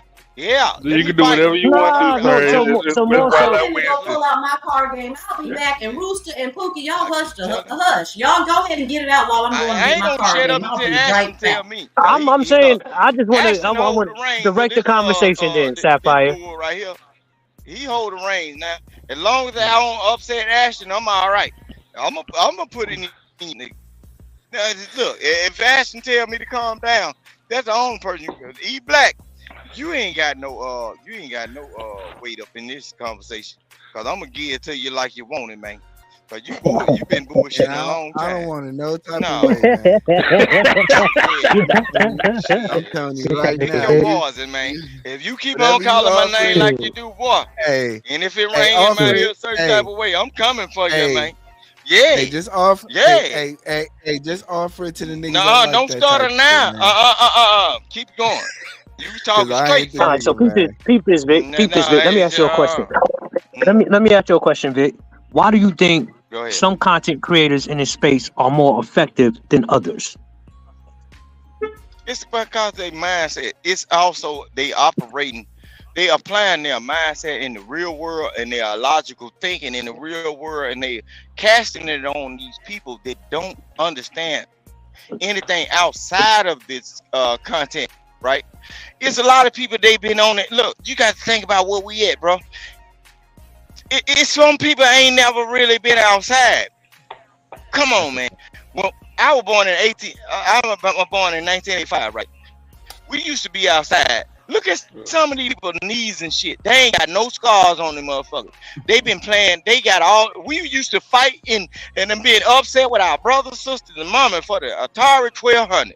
And if she gave that motherfucker to one of our brothers, and we been doing all the good school work and everything, we end up beating his ass off. Mama love you the most, bro. But all the kids get all the good shit. These kids riding Chargers now, bro. Challenges and they got all the good shit. But guess what? But they don't got no true substance, and they ain't got no true guidance. They ain't even tapped into the blueprints of their mama, their daddy.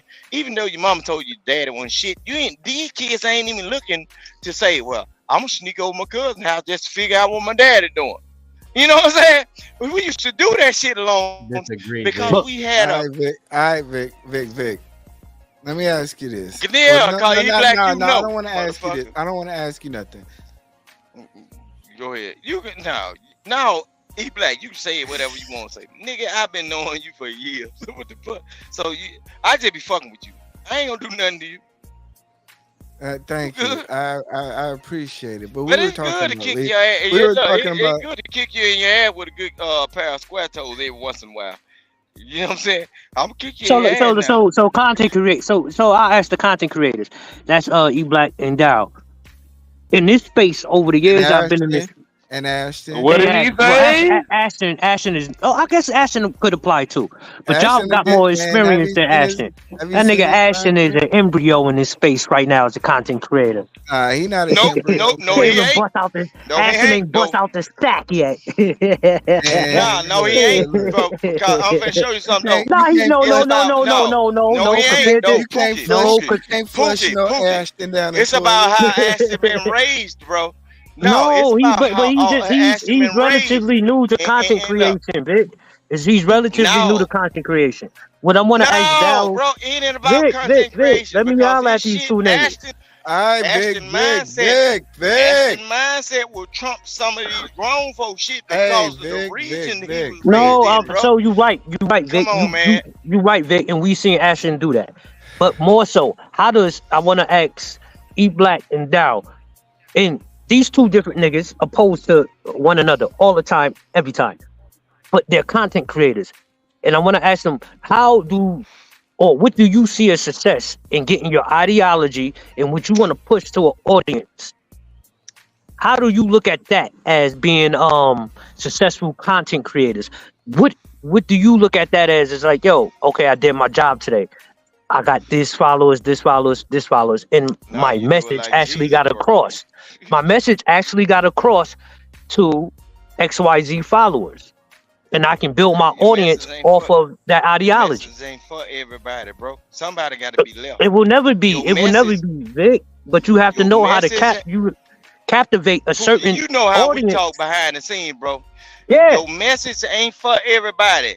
I'm not saying it has to be for everybody, but if I'm saying I'm a leader, though, if I'm saying, Vic, if I said I'm a leader, you gotta get a hold of Vic, man. He too drunk. You can't get a hold of me. I'm one of them wild, untamed niggas. $20 to boot him for 15 minutes. Nah. No. If you don't want, if they look, and I ain't never disagree with what Ashton said. I know his blueprint. But Vic, you not If letting no they don't wanna air do breathe, my nigga. No, I ain't gonna You gotta let let you do the a air goddamn breathe, thing. my nigga.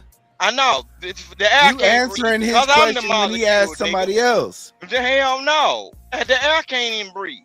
Listen what I'm saying. I don't disagree with anything in any platform that I ever go on, and especially Ashton to go, look, this is a young nigga, man. I hold that nigga tried and true, bro. You doing your goddamn thing, man. Handle that business. Oh my and God, if one this of you nigga dick motherfucking sucking regular ass now. motherfucker, look. My. Oh, I told this nigga that I got colorful. Pick one, nigga. You gonna say Vic, something? Come on, man. Vic, Fuck chill, this nigga, man. how the conversation? No, he throwing them underhanded Vic, ass shots, hey, nigga. Vic, No, I got one straight for your body, bro. Look, anytime, any day, fly me out, motherfucker.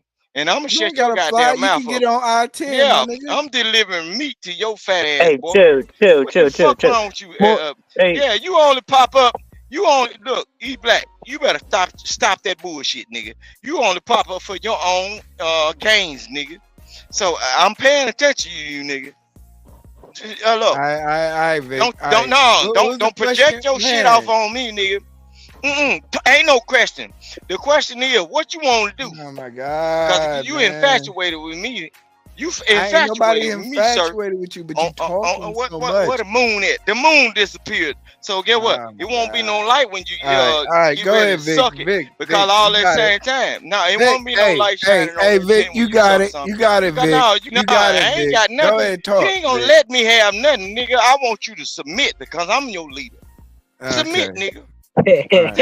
Tell me one time that you ain't gonna never do this now another time again, bro. Vic, you be telling me, hey, Vic, Pete, Vic, you know you the bro. You know you my nigga. You be telling me to fall back sometimes, right? You gotta give me the rain check on this one. You gotta give me the rain check on it. Let's just have a conversation, Vic. You be telling me to fall back all the time. Go ahead and tell Rooster to fall Sweat back. out of these motherfuckers, bro. When they be coming with that shit, and look, he throws the shit towards me. No, hold on. Nah, I'm asking him now. Vic, my nigga. Yo, Vic, Pete, what we saying, though, Vic? Pete, go with the flow. Don't listen, Vic. Listen, Vic. You crazy. Me, you. Listen, me, nigga, I you ain't got a down. bar in my house. Look who on the panel right now, Vic. Shit, me, you, Sapphire, down, and E Black, and that's Kenny. We could all just be up here wilding the fuck out. Yeah. We could just all be up here wilding the fuck out, right? Because a lot of us don't like each other. A lot of us don't like each other. I don't have no dislike for nobody. We could turn this shit into fight. We could turn this shit into Fight Club. Get back to the regular program. No, get back to the That's regular what I'm trying to before. We could turn this shit into Fight this Club. man try to play I'll get on Vic level real quick. But I'm not trying to do that.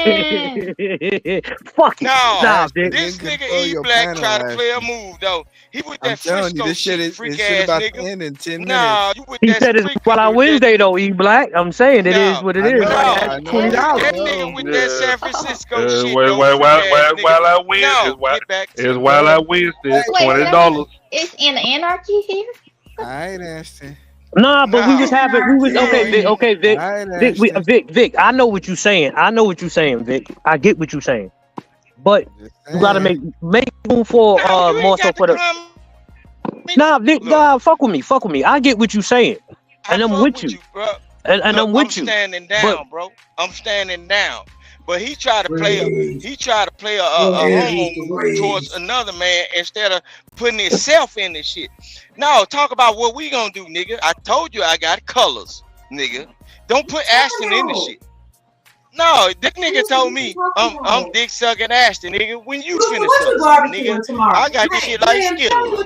Motherfucker, no, barbecue day. look, he the main person. I ain't He cooking black shit. every time he I ain't came. cooking Every shit. time this nigga come up here, he come with some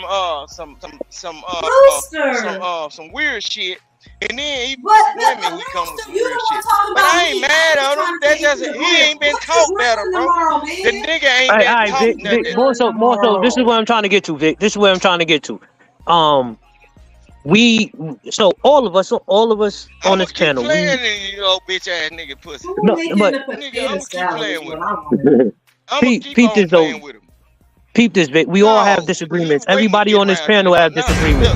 Look, no, it's not a disagreement.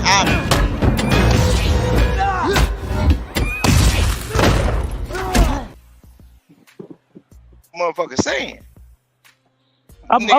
So listen to what I'm trying to get across, because I'm trying to still stick to. I'm trying to still stick to the. I'm trying to still stick to what Sapphire was saying, and the root of it was that debate and how one side chose who was the winner and who was this and just the total umbrella of content creation, and why does one think they're more successful? Why does one think one is not as successful? And I'm you that. You know they be about the bullshit, Pookie. Because think about Kevin Samuels now. When he started out, he originally started out talking to the men about what they needed to do to tighten up. But then he saw that his shows where he was dragging the women basically made him more money, right? So he just switched all the way over, and he's still the biggest. God bless him. He's still the biggest in all of this. None of y'all have been able to come together enough to support just one man to where they could take over like he did. And it's all because he decided he was going to talk about us instead of talking about y'all, because he realized that it made him more money. So I was can I ask you technically, Sapphire, he didn't want to get famous. He begged that woman to please do this another time, and she kept on, and that's what got him famous. He didn't want to get famous, so let's not play like he was for the money grab. And then he played it to the end, and that's what made him the most money. And the ones that are making the most money in this space, look at Antoine Down. And look, I don't like calling names. No, shit. No, don't call that man. Ashton.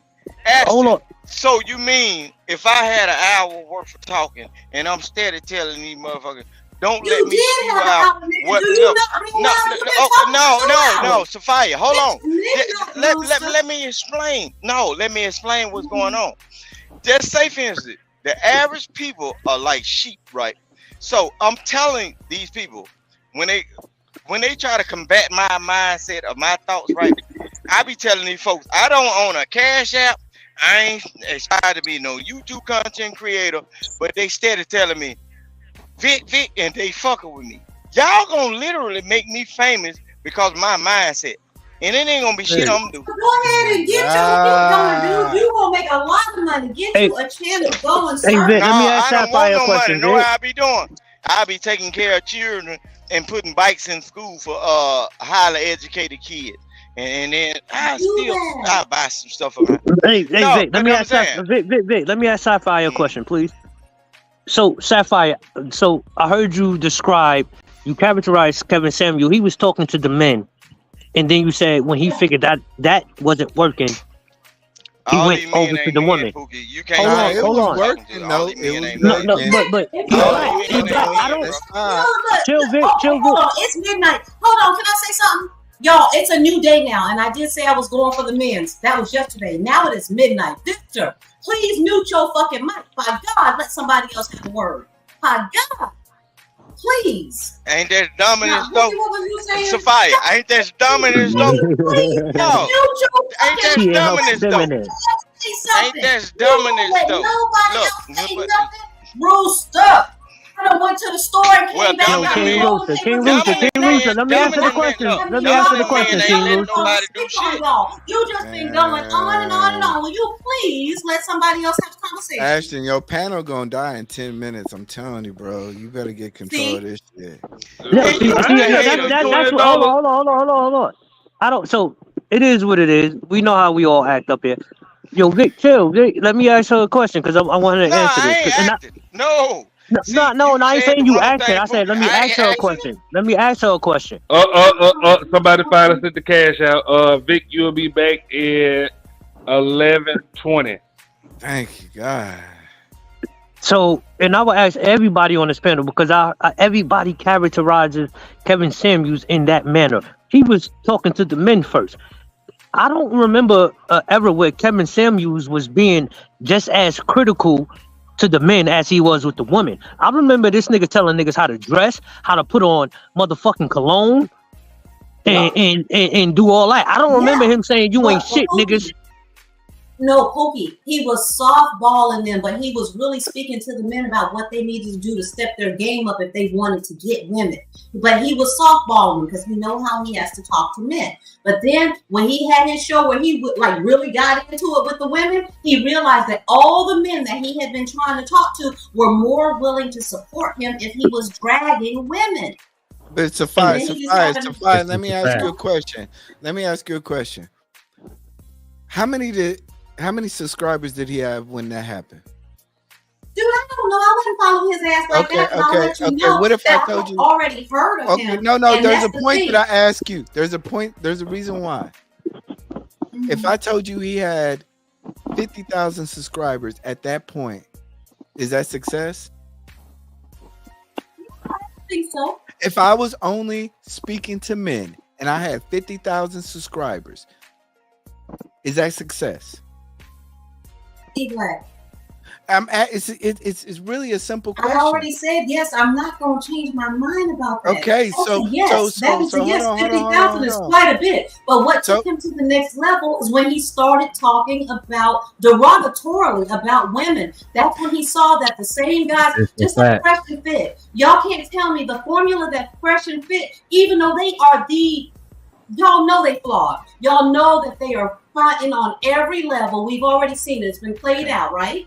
Yeah. So we know that Fresh and Fit were only as big as they were because of the bad things that they were saying about women. And then they started using that to their advantage and they started hiring women. And it was to those women's advantage. All those women that came up there and pretended to be what they were being and everything, they did that because it was benefiting them too. So they came up there and played the airhead and they were like, yeah, I'm gonna let y'all talk about me like I'm some hoish ass Instagram model and that's all I am. But they got many followers for that because the same guys that were watching them get dogged were the same ones going in their DMs after the show was over. Okay, you're right. Sophia, I'm still sticking to my point.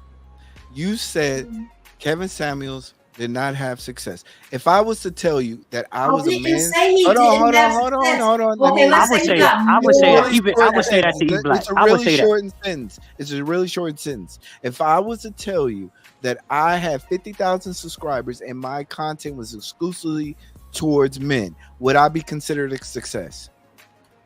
No. I would say yes.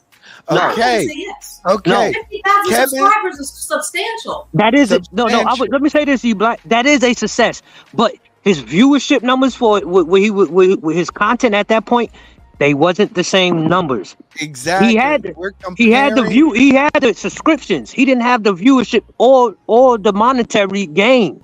Okay, let me ask you this. That's how it is with any self-help thing when it comes to men. And it makes me sad to say that. But whenever it is something that for the betterment of men, you don't get as many subscribers. When there are men out there speaking truth and trying to help you to do any kind of self-improvement, the same way y'all feel about going to get therapy or anything else, because you have this God complex, y'all don't think y'all need anybody to tell you anything or that anyone can tell you anything. But what really did push him up there was him talking bad about women. They like to hear that more than anything. That gave them that ego boost to help them get through the day. That's when he really started making his money.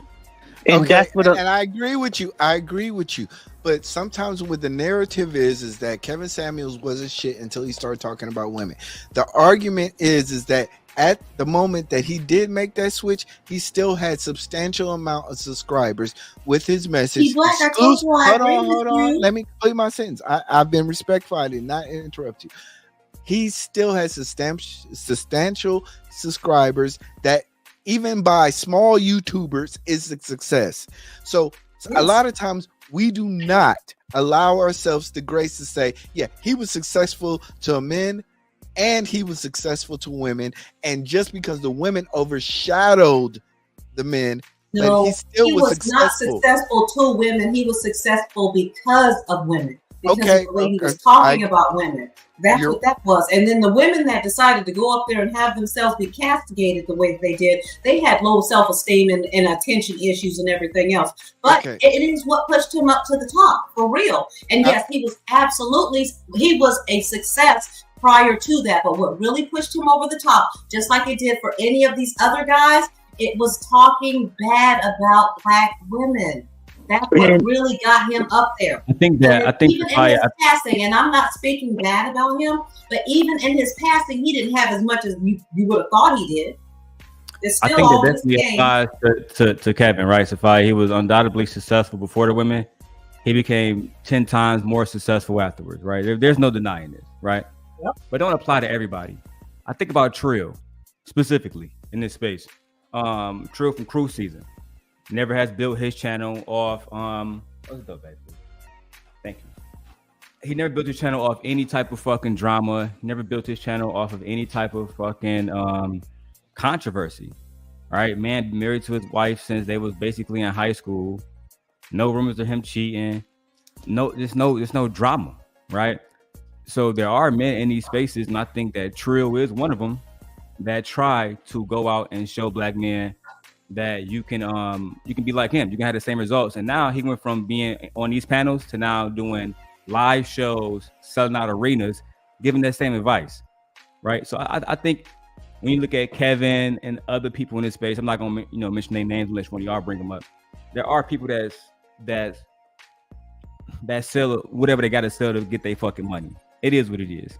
But then some people, like a Trill, I'm gonna name him specifically, who I think actually give results. And he has the desired results to fight that young man want. He has a good life, a beautiful wife, and a beautiful, it's this everything just bossed up around the nigga.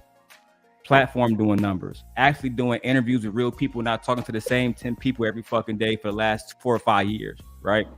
Continuously growing, right? That's what I like to see out of content creators, Pookie, and niggas who claim to be leaders. Because I remember seeing Trill on a small ass table with 4 of his homies with tiny ass little mics. That's a fact. Not arenas. Not them niggas selling out arenas. They're not complaining about the same issues. They're not talking about how they don't get bitches no more. They're not talking about none of that same shit. Everything new, everything bossed up. So there are the Kevin Samuels of the world, and then there's real niggas out here. And that's more so what I wanted to ask. I wanted to ask. He was talking some of the same stuff when he first started. And then he kind of reversed his stuff, and he has a formula because he has a balanced panel that can speak to and for whatever his topics are.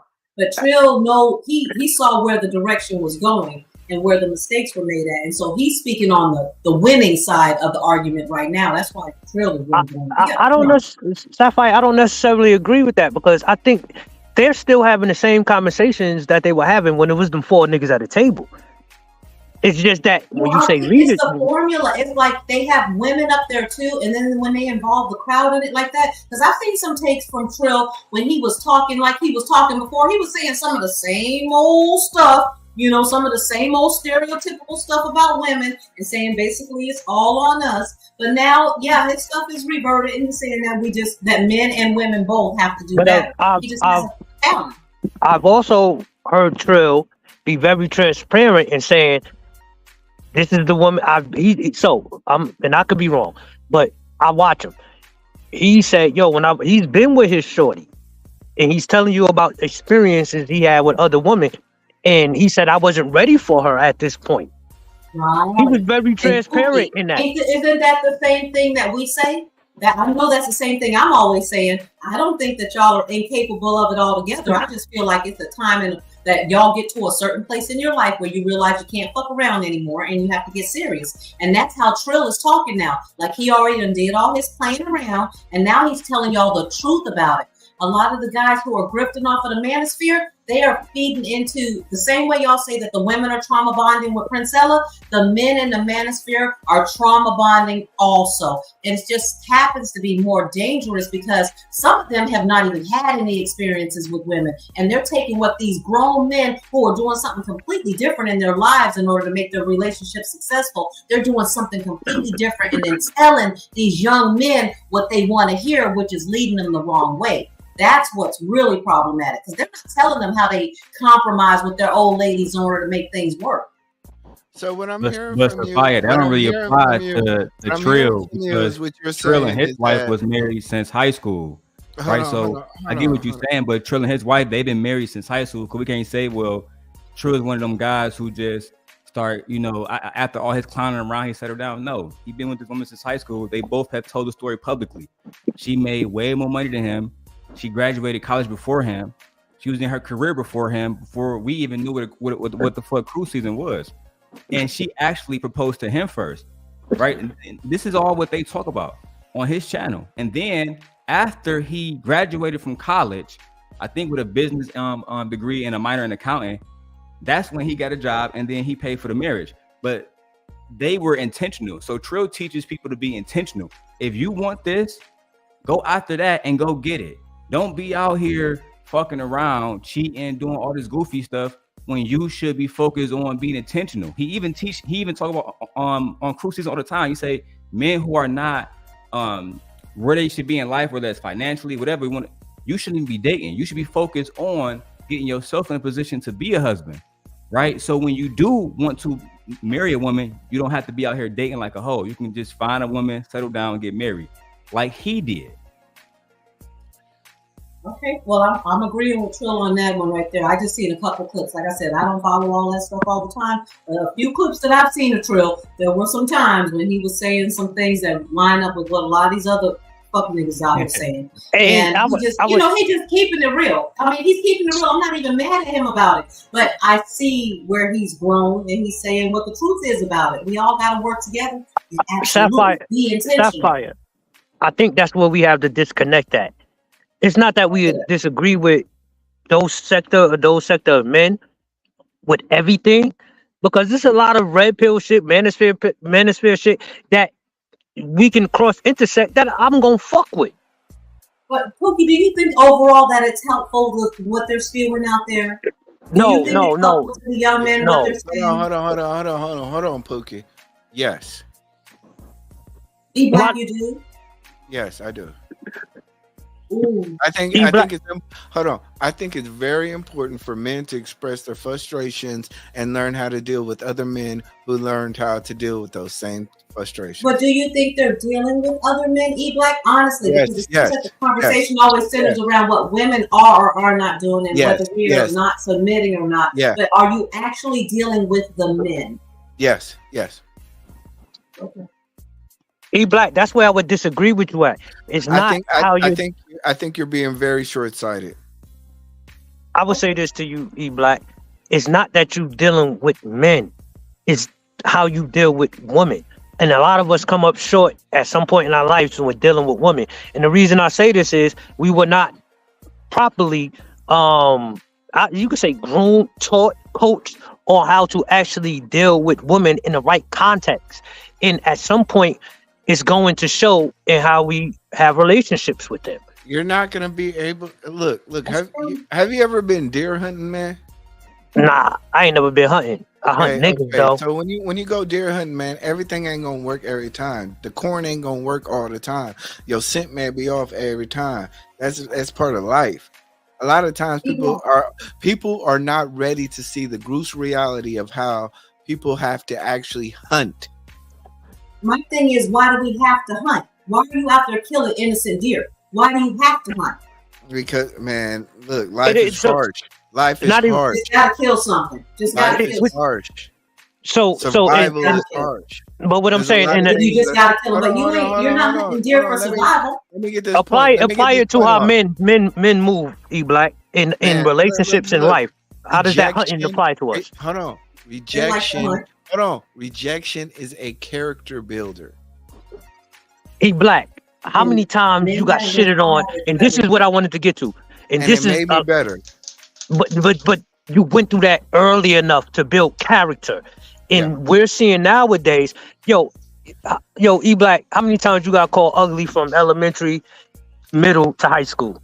And plenty of time. Daryl. Some niggas is that nigga Daryl. How many times you done got called ugly?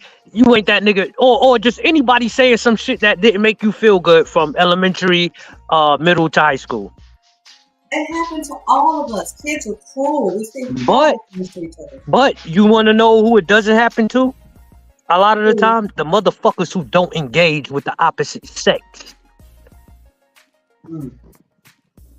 A lot of people are missing that rejection at a younger age because they don't engage, and it sticks with them in their 20s, in their 30s, in their 40s, in their 50s. It's that motherfuckers could be married and still have something stuck in their head from middle school. I got told I was ugly enough. Pookie, you know what that comes from? Honestly, that is like a deeply embedded societal thing that happens from the time we raise the children. From the time we are born, we all go through those adversities. Girls and boys alike, we all go through that. No, we don't, Sapphire. That is the problem. Yes, we do. No, we don't. You can't say that unless you've been in a girl body. We get picked on all the time. I'm talking about men. Okay, Women I'm talking about modify their bodies and wear makeup. Actually, I'm talking about both. Actually, I'm talking about both. Cool. We just I'm talking about both. Accept it because, Pookie, the reason why it feels so different is because they told you that you have something that is due to you just because of your sex. We have to learn to accept that rejection, and we are constantly building ourselves up to be what someone else wants us to be. Men are rejected more than women, Sapphire. No, you're not. You're not. Wow. You can't understand it unless you get in a woman's body. I understand what you're saying, Sapphire. Well, we don't go through that as men, bro. It's just like a white person trying to tell you that they don't. They will tell you that racism doesn't exist because they haven't dealt with it the way that you've dealt with it. Sapphire, also. Vic, chill. No, she ain't lying. I'm listening, Sapphire. She's not lying. The only reason I can't drop your ass is because I lost my credit card. I lost my fucking debit card. That's all. I gotta change it. And I don't feel like going in there, putting it in there. But Vic, if I got to drop your ass, I'll drop. Will you listen to me? Y'all don't have any respect for the fact that from the time women are born, we are trained to be what everybody else wants us to be. And you don't understand that because when you're little boys, you are told that you are rulers of the world, just like the white man is told that he is. Not everybody is told that, Sapphire. Yes, you are. Not everybody. No. Pookie. And even if they are told that, not every boy believes that. No, you might not believe it, but just understand we go through it too, and we go through it on a deeper level. That's just now. Can I say this because I'm when I coming back run a on? field with my big girl voice, then I get judged for speaking in my big girl voice. But when I'm trying to be polite, then I get run over. But when I get authoritative, why wouldn't you say your authoritarian voice instead of big girl? Masculine, that or I'm being means somewhere in your disrespectful. mind you think you are inferior to anybody. I don't think like that. To be inferior to you. The Bible even tells us we're inferior, right? Come on, man. You see my attitude on these faces, and everybody always have to call my name like E-Black. We have to come and just try to say dick. No, I've been taught if you ain't gonna give it to me, I'm gonna take this shit. I'm raised goddamn. Peep this. So you can't put this shit on no Vic, peep this. No, I ain't I want to say this. Goddamn thing. No, Vic, chill, Vic, because I want to say this to her. You ask for a certain thing for a certain amount of time, and then that person ain't giving it to you, and you know they finna fuck it over. Take it, my son. If you gonna do it, if you look, I wasn't raised like y'all. Y'all not like me.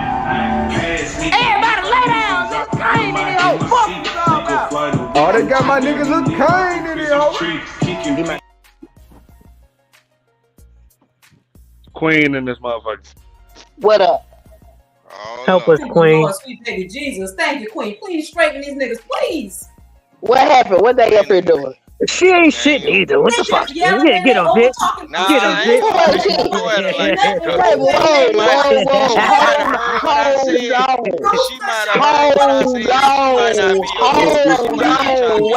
She came up here for that smoke, bitch. I know. Who said that? Who said she ain't shit? Who said that? Vic. Ooh, who said she ain't shit? Nah, don't throw it on me, no. Give me 1 second, Vic. Hold on, Vic. I said it. I was joking.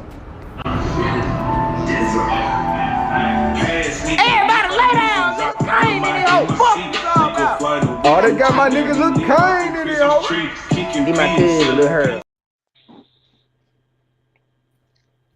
Dark Lake in this motherfucker. Dark Lake revived. That ain't about to get no better. God. My brother Dark Lake. Oh, ladies, so I want to get it back to a regular conversation. Come on, Vic. Fuck with me. Fuck with me. Peace and blessings to you, brother. What up, Dark Lake? Find your way, everybody. Whatever way you operate, bro. Hey, Dark Lake, you good. You good. I can only ask Vic for I can only ask Vic for grace because when I go off, you give me the same grace.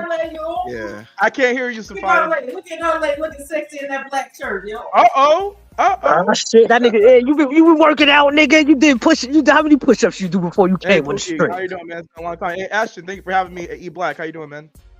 What's good, man? Hey, what's happening? What's going on? Hey, take him off the next screen. So can I ask you? Sapphire said, "Look at you." Is that Gently back there? What's good? What's going on, Gently? So, can I get back to the? Let's get. I'm just saying. Nah, bro. You come with this smoke, bro. Dad look real player with his aesthetic right now. Leave that woman alone, Dark Lake. Leave that woman alone. Look. Don't act. Hey, Gently. Don't act like you wasn't just massaging that nigga's shoulders. Continue. It don't fucking matter. That's in their own comfort of their household, bro. Nah, y'all crossing the line, bro. Nah, Vic, Vic, yo, Vic, forget that. What I'm trying to say is, on y'all ass, bro. He ain't doing nothing wrong because you're. Nah, down my God, he already know. Nah, it don't fucking matter. You ain't supposed yo, to play Vic, like chill, Vic. Nah, ain't no chill, bro. When it comes down to that shit, I'm just a straight up nigga, bro. Leave that girl alone, bro. I got a question. Listen, Vic. What I'm asking everybody up here, and I don't apply this. I got Negro ears, and ain't right now. Yo, shut up, nigga. Yo, Vic. Yo, chill. No. What I'm saying is, Vic, I think the common theme with a lot of us on this panel, and I would say with Sapphire, more so because I didn't hear her express this experience. Man, Sapphire like pussy, man. No, chill, Vic, chill. No, for the men up here. No, for the men. I'm asking the men. Pussy, my man. Come on, man. Sapphire like pussy, man. Listen, Vic. Sapphire like pussy, man. Pookie, hold on, Pookie. Nah, ain't no shit the fuck up. I'm muted. You finna fuck some pussy up, baby. I like you. Now, look, I like you. But I ain't gonna hold up for that bullshit now. Come on now. No, I ain't holding up for the bullshit because I ain't never said nothing about me liking no pussy. Yes, you did. You must have been on that Don Julio. You done said it a lot of time now. Come on now. I ain't no motherfucker that coming up here with no.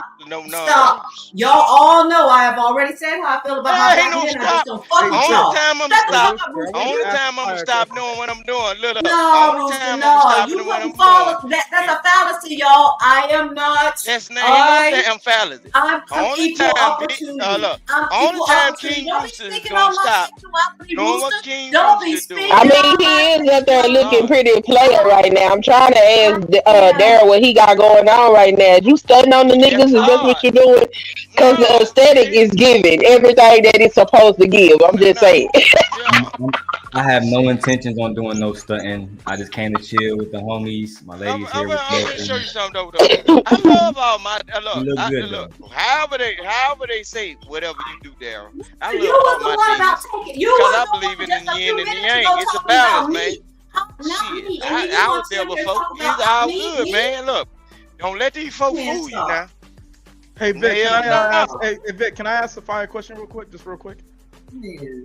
No, you can't ask a goddamn thing because it belongs to me. You. This is Dark Lake. I'm gonna keep asking. No, you gonna fuck with me? Oh, you said fucking Lord, it's easy. That's my forte. Yes, Lord. He said fuck me.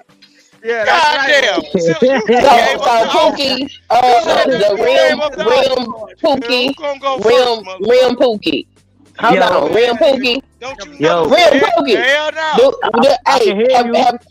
Have we ever say something about some fucking now? this nigga right That's here, my boy? next I stand swear. up. And I get aroused. Who's So the- you talking about some fucking goddamn it? Who going first? God, dog. Hold on, hold on 1 sec. I thought you was married. What are you talking about? Hey, don't argue with him. You know he ain't got good sense. Married is just a simple formality. Pookie, Yo, have we ever met? You ain't gotta explain. Do I know you? I don't think so. Maybe if I've So been you on don't active know talent. me, and the first time we meet, you want to tell me I ain't joking. shit. Yeah, I was joking. Let That's me how I tell do you what. sometimes. Yeah, we beefing. My bad, Queen. My bad, We Queen. gonna beef. Nah, I gotta My cut you bad, out one Queen. time. So we beef until I cut you out. So I'm gonna My wait for you bad, to cook up. Queen. You ain't gotta do all that. Remain in your femininity, Queen. You ain't gotta do all that. Yo, chill. Don't get out of character for a little nigga like me. Guys, hey, Sophia, I want to ask you something, right? Just real Did quick. somebody drop Rooster? Okay, I'm listening. What you say? Yeah, he'll be back at 11:50. So, Sophia, remember earlier when you was talking about like Kevin Samuels was just talking bad about women or black women specifically, right? And he monetized off of that. I think you're right that he did monetize the whole manosphere, talking about women, crazy type thing, right? But let me ask you, right? Because I feel like sometimes it's like selective outrage, right? Not saying that you were doing that, but remember that one show he did where it was a white woman who called up on the show and she was just started straight talking shit about black women. And he stopped the show and he was like, you know what? You're not going to talk ill of my sisters like that. And he literally, he literally reprimanded that white woman on his show live. It's still online. You can go find it. Does he get credit for? Does he get credit for that? Yes, he does. So okay, so that's fair. So maybe like this idea of like casting his entire career under the narrative. I do not. I don't. I give Kevin Samuels his credit. I really do. I'm not like totally against him. There's a lot of things that he said was absolutely true. I just say that initially, I think he was coming out trying to do a good thing for black men. He was trying to talk to them about how to improve themselves, and he realized that that was not as lucrative as talking shit about black women. But there's a reason for that, and you're right. What's that that? was actually a pertinent observation. But the reason for What's that? the reason for that? Because when he attempted to correct the men, and he said some harsh things about men, especially black men. When He did, and they don't like correction. Men don't like correction. No, men don't like correction. You're right, but men consume and edify that correction a lot better than women do. So this is what I'm saying, right? Wait, this is wait. Time out. This is what I'm saying. The reason why it was more lucrative for him to correct the women versus correcting the men is because he didn't get a lot, like as much pushback from the correction he was giving to men versus the pushback that he was getting from the correction that he was giving to women. And when when there's pushback, there's people reacting to your videos. You get more famous and popular, more watch hours and all that shit, right? No, hey, Dark Lake, I think you this is what I was talking about. Hold on, Dark Lake, because you're characterizing his body of work and it's not what he did. He went from showing niggas how to dab on cologne, how to wear suits, to shitting on women. It was not no gray area where he was just on niggas' necks and showing how men need to build themselves up. He did it in a more cosmetic way. He didn't do it They don't want to hear it, Pookie. He was trying to softball the conversation and get it to the other things because it's like you can build and build. The men don't want to hear that. Sapphire is right. To Dark Lake's point, yes, women are more open to taking the correction. We're going to listen and actually self-evaluate. Men are not open to that, and that is what is dangerous. We want to grow and to learn and to do better. Men typically don't want to do that. Y'all sit right where you're at and refuse to move and think that everyone is supposed to move around you, and it's not your fault. But this is what I'm saying. This is what. Hold on, Doc Lake. Hold on, Doc Lake. Hold on, Doc Lake. Do not characterize that man as being on that Kevin Samuels. Do not characterize his body of work. He was saying the same shit to men as he was saying to women, because that's not what he was doing. And hold on. Like I said, women are more open to correction. They will open themselves to being criticized because we want to do better. Sapphire, you said that women want correction. Is that your stance? Yes. No, hold on.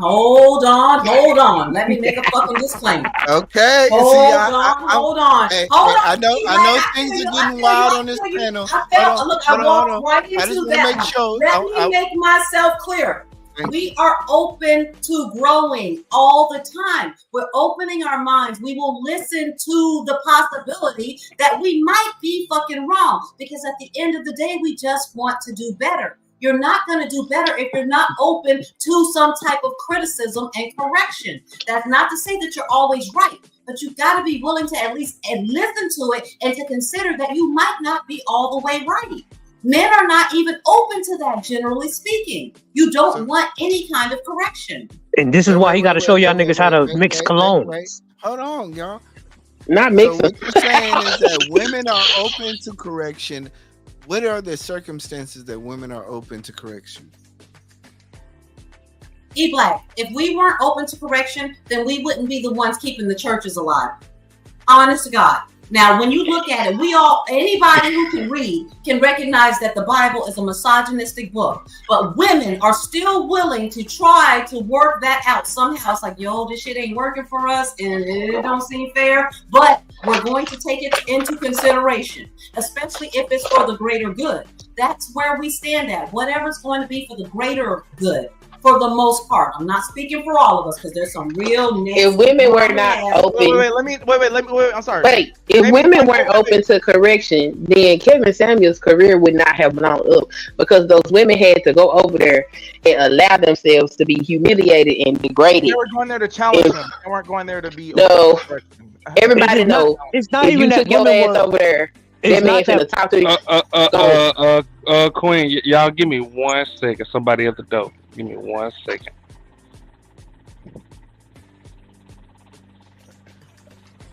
Like deep. Everybody lay down. Let's Kane in the hole. Fuck you all about. Oh, they got my niggas Lil Kane in the hole.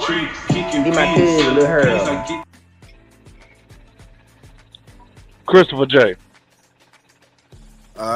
Shit. Yo. Hey, Christopher.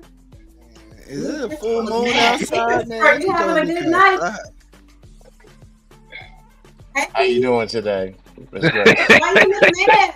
Why you look so mad, Christopher? Why you look so serious? This is mad. This is a normal face. It is serious. What's going on? Chris. Who's side you on? Just go ahead and declare your side. Hey, Christopher J. What you got on the feet, man? Nah, Dow, give your point of view, nigga.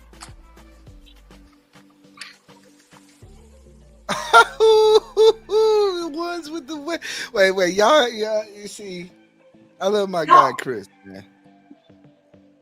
Came through dripping, drip. Those nice. They match your hat. You got that swag, yeah. Good evening, people.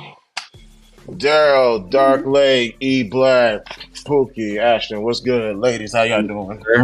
Yo, trying to get it like you, big dog. Yeah, I'm just chilling. I'm chilling. I was sitting back. I see this is a debate night. Salute to Fatty and Sharon for starting something. I was just chilling, watching the space from a bird's eye view. I was just listening to you guys talk in and out.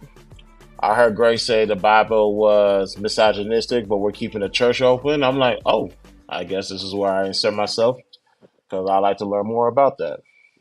That's literally what I was going to ask her. Chris, you mind if I ask her that? Absolutely. No. No. I'm chilling. I am chilling. This is after show, bro. Calm down.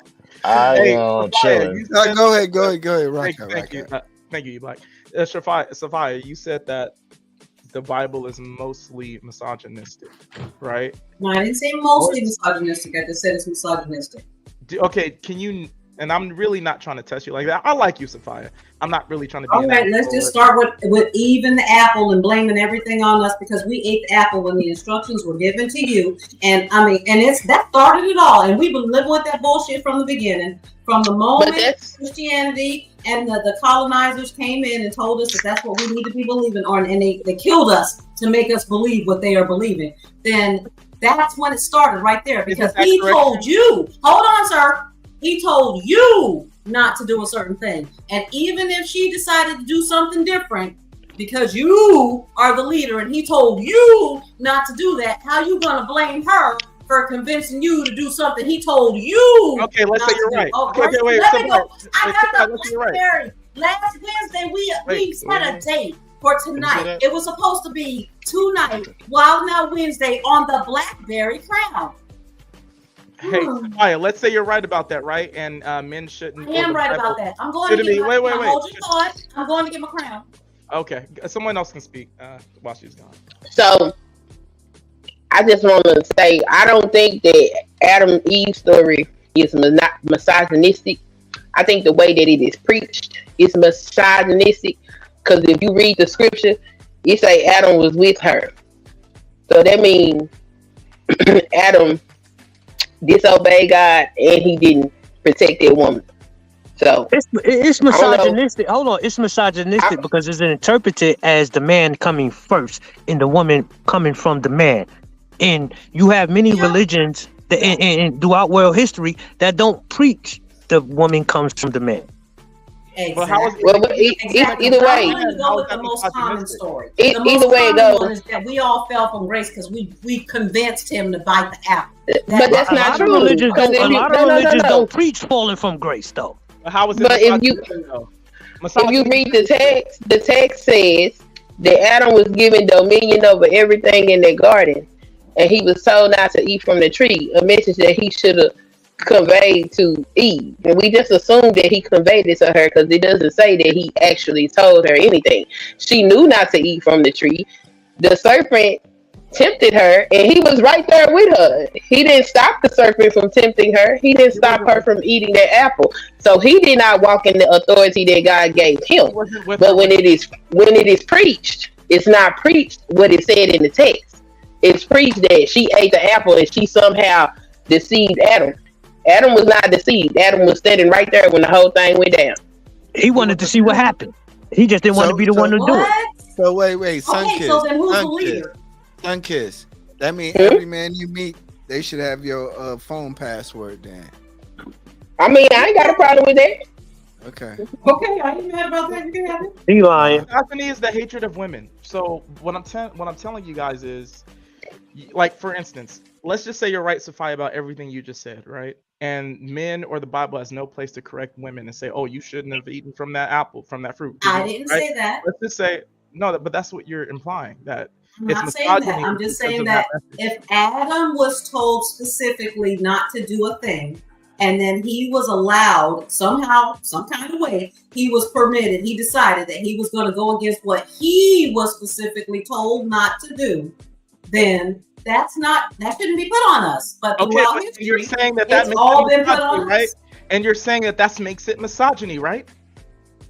No, what makes it misogynistic is the fact that it tries to say that we are beneath them. And the Bible doesn't even say that. The Bible does not say that women are beneath men, but that's the way it's been interpreted, and that's the way it's been enforced. Hold on. Let me put it in better context. Hold on. No, we're going to put it in better context. The reason it's misogynistic is because the woman's interpretation was not allowed to go into what we're reading in the Bible. It's not. It was all men. So no matter how you say it, how you want to put it, and this is what the Bible says, there is not an account for the opposite sex and how they receive God's word in the Bible that we read today. They're supposed to receive I have a God's question. word. Can I ask Where do you get that from? Where do you get that from? Ask you something? Which is misogynistic. From the Misogyny is the hatred the of Bible women. believers. Hating women. I believe in the Bible So- as a collection of Okay, works from other places. patriarchal. Now, how It do was you more so explain that there patriarchal. are works. How do you explain that there are works thousands of years older than the Bible that are the same story, interpreted in a different way, and then it's all been compiled into the Bible. How do you explain that and then say that the Bible is the definitive word that we're supposed to be following? There's a lot of different Egyptian scrolls that were not just the Egyptian scrolls. I'm saying beyond that, thousands and thousands of years. Yes, there's a lot of allegorical scenarios that are from past civilizations that are. So is the Bible allegorical? But it doesn't prove that it's misogyny. Is the Bible allegorical? Not all of it. No, some of it is. So I mean, the fact that you say let me break them down. Let me break them down. And Christopher J can speak on this. So when who changed it? Was it Constantine that who bought who mixed the paganism and said we're gonna incorporate some of these pagan things so we can get more followers and keep our nation together. The same, Pookie, that's the same thing we were just talking about with the content creators, isn't it? How we have to meet people where they're at and give them a little bit of what they want and then a little bit of what they need. It's the same thing we were talking about earlier. That is exactly what the Bible is. It is an agreement between a whole bunch of people who said, we're going to take a little bit of this and a little bit of that. We're going to put it in there. And actually, the most important parts of it were left out in the Apocrypha. It's left out. The most powerful parts of it to tell us who we really are and how we're really supposed to be navigating this. And then when they inserted Jesus into the whole situation, he was trying to remind us that it's not about religion. It's not about politics. It's about what's in you, because God is in all of us. But we've all been forced, and I'm going to say we have all been forced to accept this Bible. You got to think about how that was enforced on us. There's and so you're right. many You made good points, but none of that has anything to do with misogyny in the Bible and how it's perceived by men. It has everything to do with misogyny. No. It's always been about control. Just like there's a slave Bible, Dark Lake. They have been able to take the true history of our world and the true nature of spirituality, and they turned it, they bastardized it into something that is meant to control the populace. That is what they have done. That's and how it was used. It has been bastardized over and over again to fit certain narratives for certain groups of people. I mean, the simple fact that you said that women are supposed to learn their spirituality through men is a testament within itself of the misogyny. Because hold on. The Lord gave us all a brain. He gave us ears.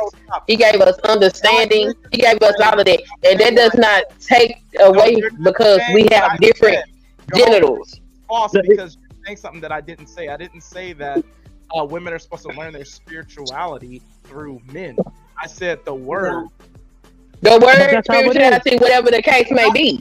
That's misogynistic because I don't have to go through no man to learn anything. Darklake.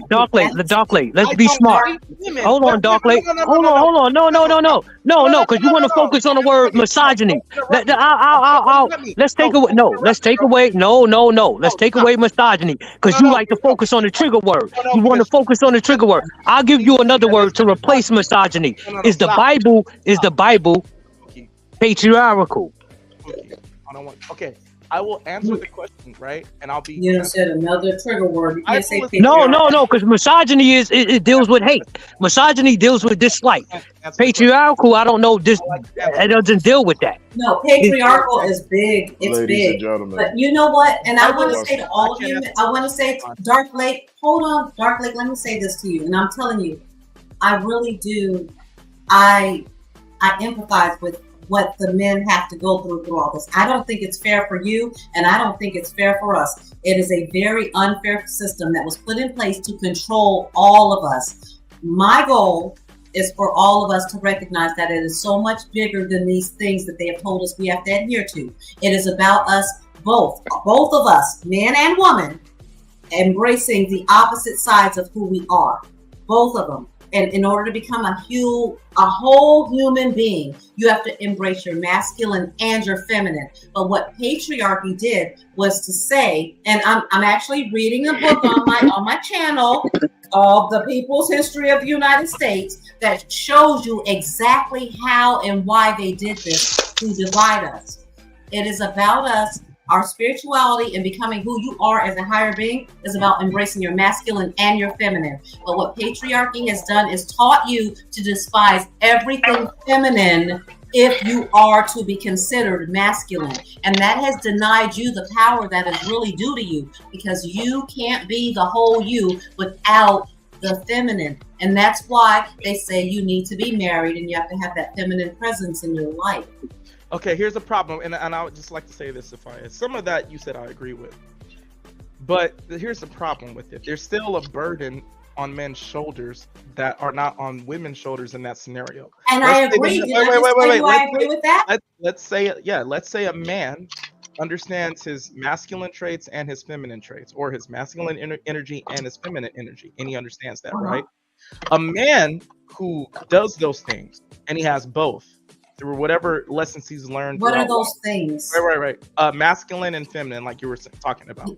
Right. Those. So a man. Wait. A man who utilizes his feminine energy, right, is still more dependable than a woman who utilizes her masculine. So a woman, it's better for a woman to depend on a feminine man, because that man is still able to protect her and provide things to her that the woman can't provide a man if she utilizes her masculine energy.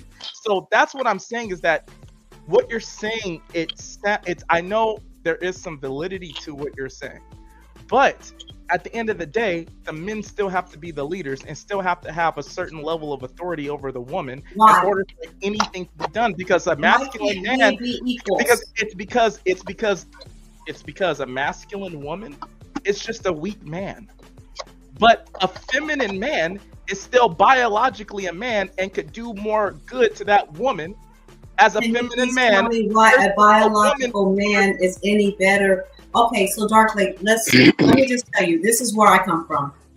There is nothing greater or lesser on this planet. Nothing.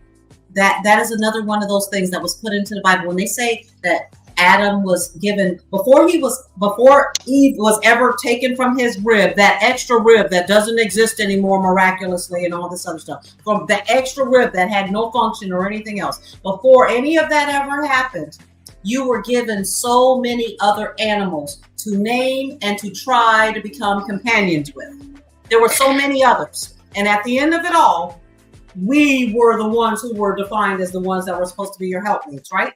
And this, not depending on how you decide to translate the reading, we're either your helpmate or we are your savior, depending on the translation, right? I want to know from you, what makes the masculine man who embraces his feminine energy more dominant, more important, more everything, the leader of this world, than a feminine woman who also embraces her masculine energy? Why does one have to be greater than the other? Why does the grass have to be thought of as less than the man? Why does the deer that E Black was talking about hunting have to be thought of as less than a human female? Why does there have to be hierarchy at all? Okay, I'll answer that real quick. And I won't wait, guys. I'm not going to go on a whole speech because Chris, he actually hasn't said anything. I feel bad about that. I'm sorry, Chris. I'm just going to answer a question real quick, Chris, and then you can go. I'm going to shut up. Okay, so the big difference between a lot of how men think and women think is men are operating within a reality of what is. And what you just projected, Sophia, it sounded beautiful, honestly, but it's operating within a reality of what ought to be. And even though that's fine and great, men have to operate within what is and maneuver around what is and adapt to what is for the betterment of a multitude of people vis-a-vis family, right? This is common sense. If I have a daughter, right, there's dangers in the world. There's sick people in the world who want to harm other people. If you ask any person who's sensible, right, and a person comes out with a machete and my daughter's out there somewhere, I'm going to feel more comfortable with a man, right, who might have a little bit more feminine traits or is in tune with this femininity to protect my daughter versus a female who is in touch with their masculine energy, because that female, the probability of that masculine female protecting my daughter out there from the crazy man with the machete, right? That probability decreases versus if my daughter was just so happened to be around a man who was in touch with his feminine traits because of a man's biological makeup. You ask, why does there have to be a hierarchy, right? We are not here to answer the question as to why there has to be a hierarchy.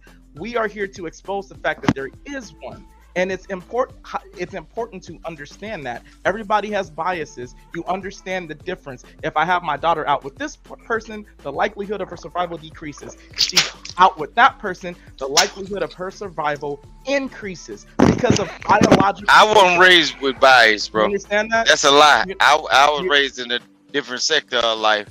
I wasn't raised with bias. I was raised what's right is right and what's wrong is wrong, and I was raised also up under the Bible Belt. And they'll tell you in where I was raised is you will have to separate from your brother and your mother if they are doing wrong, bro. I was raised a different way. I don't know. You can't take what you saying on the internet dealing with these multitude of people, bro. I was raised that if your brother come in the house drunk, inebriated, off that crack cocaine, and he pull a pistol, kill him dead because we got insurance on him, and he might be worth $1 million, bro.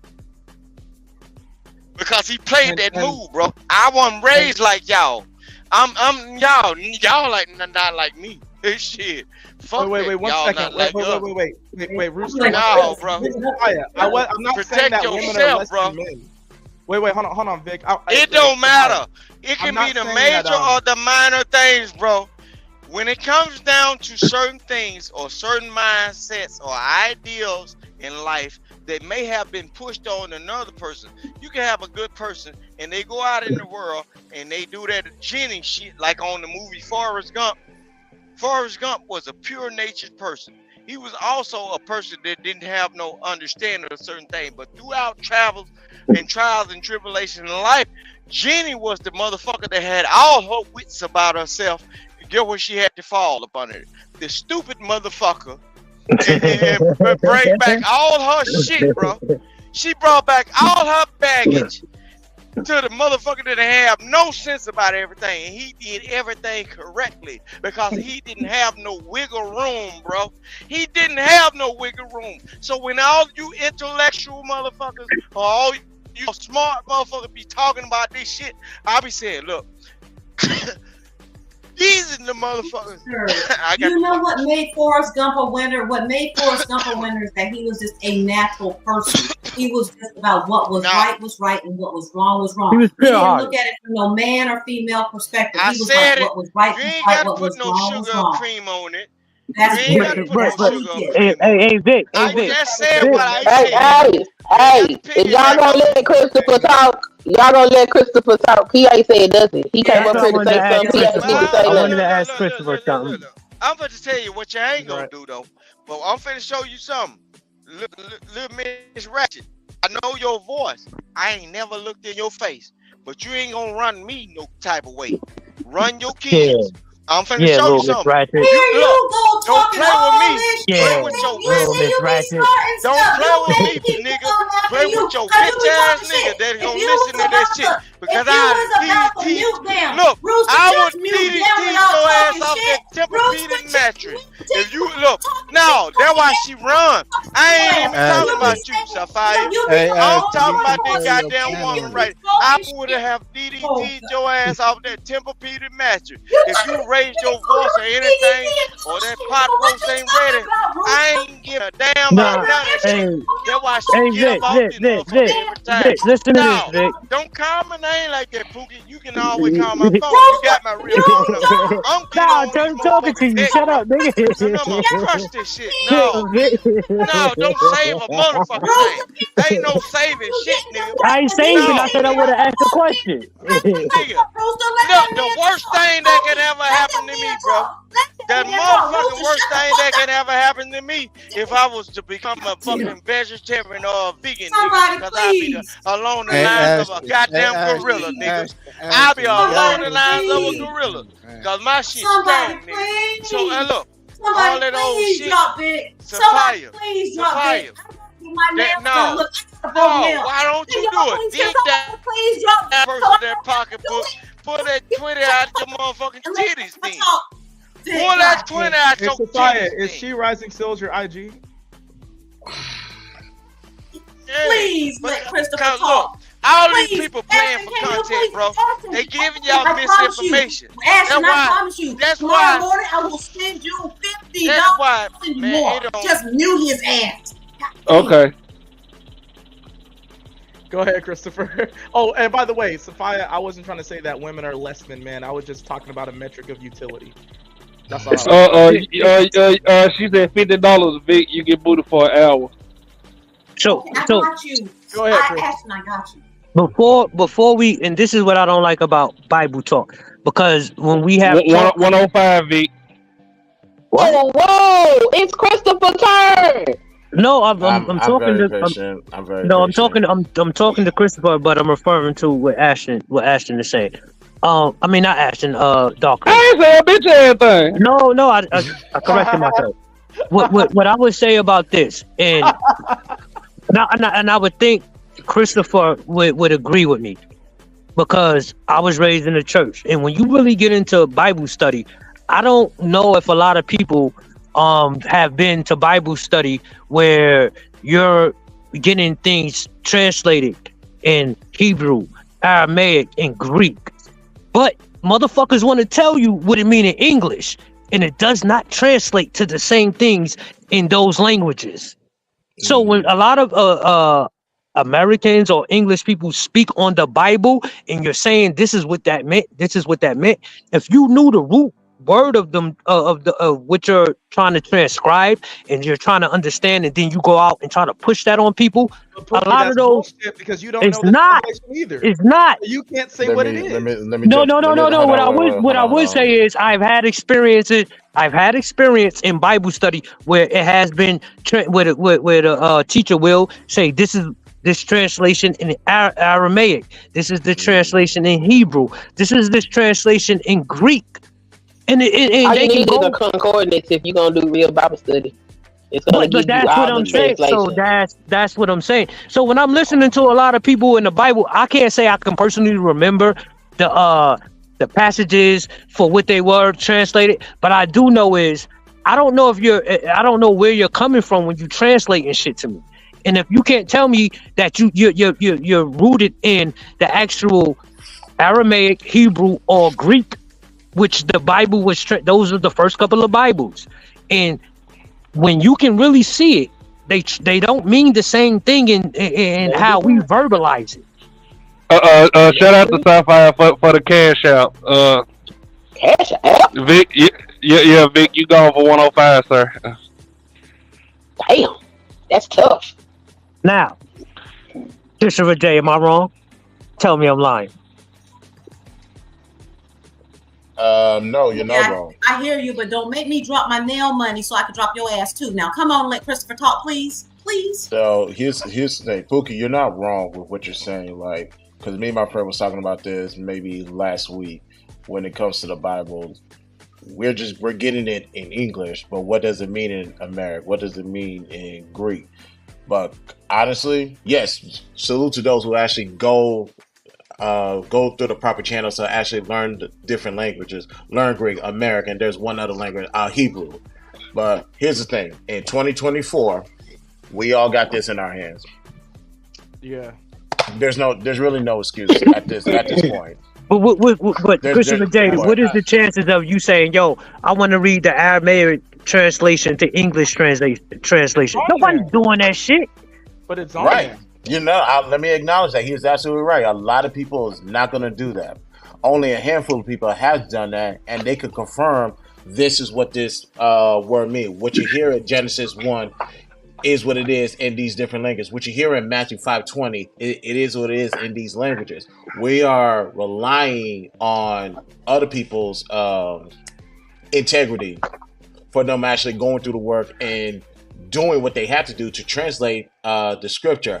Usually, our pastors, most pastors go through theological school or whatever the case may be, and they learn that transition. Matter of fact, yesterday I went down the TikTok algorithm of Cliff Kinetic. I think that's how you pronounce his name, Cliff Kinetic. He goes to different campuses. I want to say debating the Bible and the historic accuracies. He's been doing it for, judging by the video, he's been doing it since maybe the 80s or the 70s or whatever the case may be. And now he got his son doing it, and there was on Logan Paul's podcast a month ago, and I just finished that whole entire episode. So he could tell you what the word means in these different languages. He already did the groundwork for us. But the question is, are we going to do it for ourselves? Because on Sunday, we can listen to the pastor preach the Bible, but the pastor said, this is what my pastor said, it don't really mean nothing unless you open the word yourself and learn for yourself. So don't lean on his translation understanding. Go get it for yourself, and let's all come back together. Let's have a conversation. Christopher J. I agree. Amen. Christopher J. But how many times has our black pastors told us, yo, it's Bible study. We're going to translate this shit into Hebrew, Greek, Aramaic. Not many. So with Dark Lake and with anybody up here who would say, yo, I'm a follower of Jesus Christ, I'm a follower of the Bible, Christianity, a lot of the times what y'all saying, y'all not translating that shit the right way. And a lot of the times it's coming from a patriarchal point of view where we translate it from. Mm-hmm. Yeah, I agree with that because the society was built around patriarchy and men being the top of the hierarchy. And there are several books that were written by women that were not put into the Bibles that we use. I use a concordance when I do my Bible study. And the reason why I use the concordance is because of the Adam and Eve story. Every time I heard that story preached, it was preached. She ate the apple and then took it to Adam. But then when I went home and I actually said, let me read this, and it did not say that, I was like, they are preaching this in a particular manner. Then when you go and you get a concordance and you start looking up those words, that whole story take on a whole different meaning than eating the apple and falling from grace. What's the meaning then? Tell us what the meaning is then. I don't even want to go down that rabbit hole. That's a whole nother. We can say the service level. She's talking about Genesis chapter 3 verses 1 through 7. Hey, Dark Lake, and I'm saying this and more so when we looking at leadership. How do people follow leadership? And outside of Judeo-Christian Islamic religion, where do they exclude the feminine account of their history? What do you mean?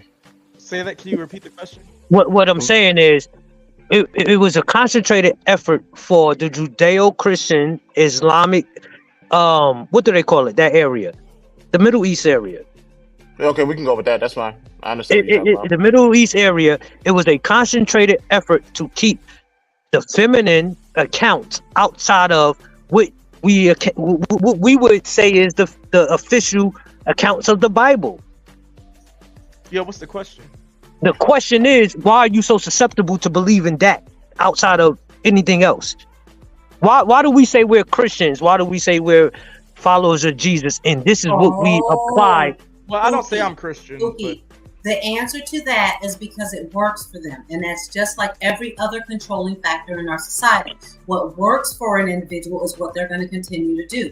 They are okay with going along with leaving the feminine aspect out of all of this because it works for them. It is to their advantage. And they're not realizing that spiritually it is keeping them from reaching their ascendancy. But that is why the feminine has been taken out of everything. But guys and girls, for all of us, it's about us learning to be one whole being. And in order for you to become a whole being, you have to embrace your masculine and your feminine. And it is not those attributes that they have said is men not being able to talk about their feelings or being the protectors and providers and everything. It's everything in nature will show you that that is not the truth. females, women, whatever you want to call us. We do a lot of protecting and providing and building, and we have a spiritual connection to this planet that men, for whatever reason, and I've read the books about it. I understand it. It is too deep for us to talk about on here. But that is why it is imperative for you to be connected with us. It is different for us. We don't have to be connected to you the same way. But in order for you to truly recognize your whole self, you must be able to tap into this right here and to that feminine part of us.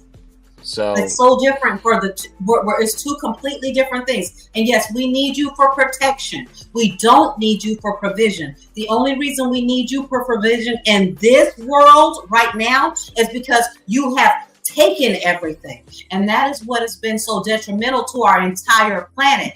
We have had a group of individuals to come along and disrupt the natural flow of everything. There was a time when we all knew how to coexist with one another and with the planet. But something came along and taught you that you are the masters and controllers of everything and made you look down on everything, down to a blade of grass. You see things as inferior to you when everything is just as important. Everything is important. Hey, Shasta, mute Because him we up. She look got a at hot mic. everything as I can't inferior. sign for them store owners. That's some bullshit. We think that we can desecrate the land. We think we can desecrate the earth. You've got to look at what we were before the colonizers and the imperialists came for in. you. No, the Them protection Danish that we provided I for think us she is got a hot what mic. you- Wait, Hey, Sophia, I think she I'm- got. Hold on, I think she got a hot mic. I think she got a hot mic because she said, "Hold on." Hey, Ashton, she got a hot mic. You gotta mute it. Yeah. Sophia. What's a hot bite? Meaning that she said she'll be right back. So I don't know if she knows her mic is still on. Okay. Sophia, you said that you need us for protection, but not provision. And in the modern world, maybe you're right. Right. No, we don't need Christopher, you said call Mike down. permission. No. Her mic. She had a hot mic, but you fixed it. It's all No, good. Ashton can mute her until she gets it fixed. But Okay. no, Queen. Wait, Sophia. Darkly. I'm just trying to say this something. You just let me know if I'm wrong. You said that you need us for protection, but not provision, right? You said that, right? Yes, yes, I mean that. Okay, and the reason why you need us, Dark Lake, the reason why you need us for protection is because we need protection from others like you. There was a time when you had your elders in the community. They understood what the circle of life was and how all of this happens. And you guys know this. That's the thing. The colonizers know this. They know that they need us to keep humanity going, right? So their way of fixing that, just like they did with everything else on the planet, was to take it and to control it and to give you access on a need-to-be basis, okay? Now, for the most part of history, we were doing our own thing out here. We were all just living our natural lives. We didn't have marriage certificates, birth certificates, nothing like that. We just did what we did in the natural order of things. We respected the nature around us, and we respected one another as human beings there was still a and as hierarchical spirits. power. There was no hierarchy, Dark Lake. There was There always. is no hierarchy. That is where the problem comes in at, okay? And just because the biggest, strongest, meanest, nastiest can come in and rape, steal, kill, pillage, and fearmonger everyone into submission doesn't mean it's a good thing. And that's coming to an end today because we can't continue to go on like that. We have to have respect for everything out here. If we don't, then When we will I say hierarchy, deplete I don't mean things. not having respect for. When I say hierarchy, I don't mean not having respect for women or not putting women in positions of power. Let's not even say women. Let's take women out of the equation. But no, Let's I take don't women want out of the equation. Have respect for the air.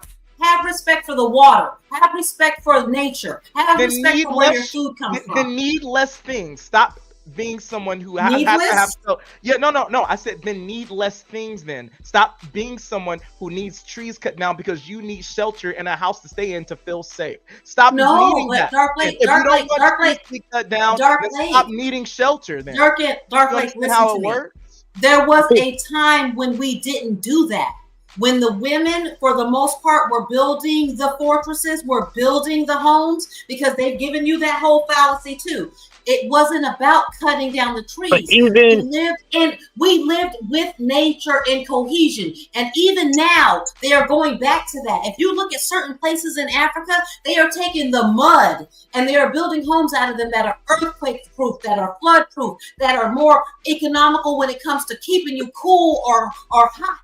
You know, we used to live with nature and we used to work with nature. But then something came along and said, no, we're going to do it a different way. And when that something came along and said, you know what? We're going to hoard everything for ourselves. We are going to kill in the name of a God. I can explain that. I can explain to you what that. Hold on. I can explain to her what that something is. And this is where I'm going to probably agree with Christopher and Dark Lake. You know what that something is, Sapphire?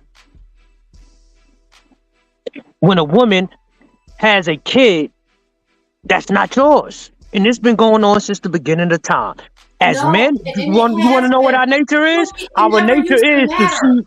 No, it never mattered before. No. I didn't. So I will ask you. I will ask you that. I will ask you this. Abrahamic religions came along, and that's the other thing. When they switched everything We around from a assume that. matrilineal to a patriarchal society. No, do you hear me when I tell you the only way you can truly, you can't say that to me, you Sapphire. can truly trace the genealogy of any human being on this planet is through the mother, and it was once that way. No, so Then you telling me? and I keep saying that something in air quotes because y'all not ready. So for you're telling me?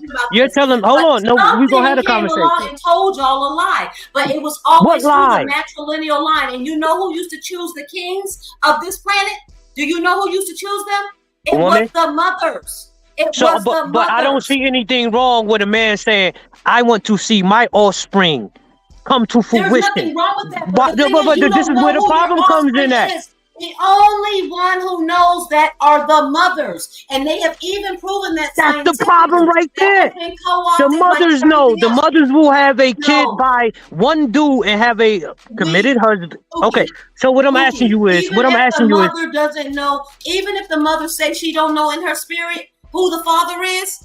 When it comes down to it scientifically, the only way you can trace back who that child truly belongs to is the mother. Who has the Eve gene? That's a fact. The That's woman. a fact. That's a fact. It was always based on exactly what it should have been until someone came along and turned it around upside down on its head. Now we have a mess out here. And in order to control everybody, you know what they did? Sapphire. They said that you were in charge and they took everything, every fucking resource, everything that any of us need to live a happy, successful life. They took away. None of us have to be working jobs out here. None of us have to be toiling the way that we do. The only reason this is happening right now, and the only reason that Bible was popularized the way that it is because it was meant to control and subject you. They took so very much out of it to keep you from reaching your higher self. It is not about. Hold on, Pookie. All right. Hold on, Pookie. I'm gonna read one part from the comments, and then y'all can go back at it. But first, y'all make sure y'all hit that like, share, and subscribe button. Again, I don't ask for much, but help me get an algorithm. But that cash app is at the bottom. For clout, that is the solution to this. The solution, Ed, is for you to send a goddamn 99-cent super sticker. So this way I don't have to go to Brokeback Mountain. That shit crazy. The problem is that we are all these people without no fucking girl is the ones that's fucking beefing and having problems. Go find you a woman to lay down with, the one that you don't have to pay for. It ain't my fault. Shake your ass, ho.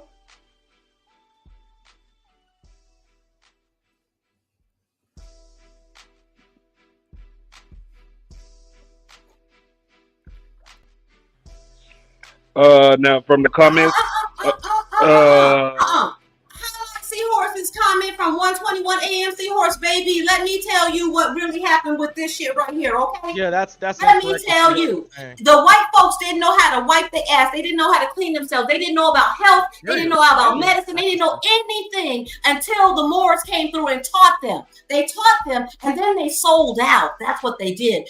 The Dark Ages was not for us. That was not us. That was you guys sitting over there living in fucking squalor. Us? We already knew about all that shit. We already had whole fucking civilizations. The lies that they tell about what's going on, what they say was going on in Africa and over in South America and everywhere else, it is absolutely untrue. We were the ones who were civilized in the United States of America. And like I told y'all, and I keep telling you, I'm reading a people's history of the United States right now on my channel.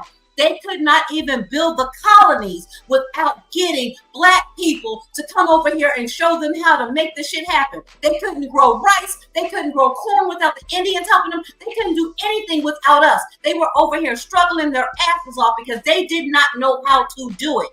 And that's the way it's been all over this globe. And then they try to discount it. Shut up, Dark Lake, I'm talking right now. Now, they discount everything that we have contributed, and all of us, a lot of us, believe that bullshit. But y'all need to stop believing that. You need to look at our real history.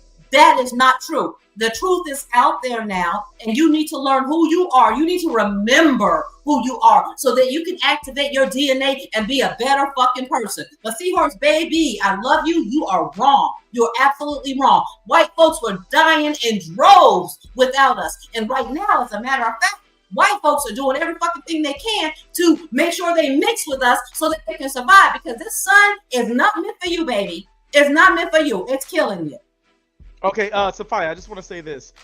A lot of what you just said is facts, right? And Seahorse, that was not a smart comment that you made. No offense to you, but that's just so wrong on so many levels. There's a lot of different archaeological evidence that goes against that statement as well. So Sophia, what you were just saying, like, I'm on board with you 100%. My only contention with you, Sophia, is I believe that you are conflating everything you just said with this, like, juxtapositioning it with this corrupt hierarchy that men are sort of tricked to be in.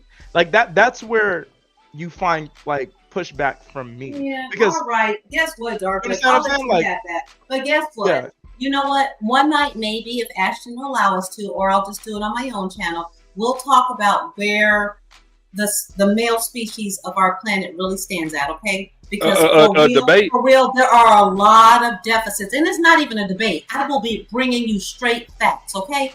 And when I tell you, I care about humanity as a whole. I am keeping it real with you. I work with children. I had to learn this stuff so that I can be a better teacher for my children, for my students, because I was taught under the same patriarchal society that you are. And so I would look at our young men, our little boys, and say, what the fuck is going on here, okay?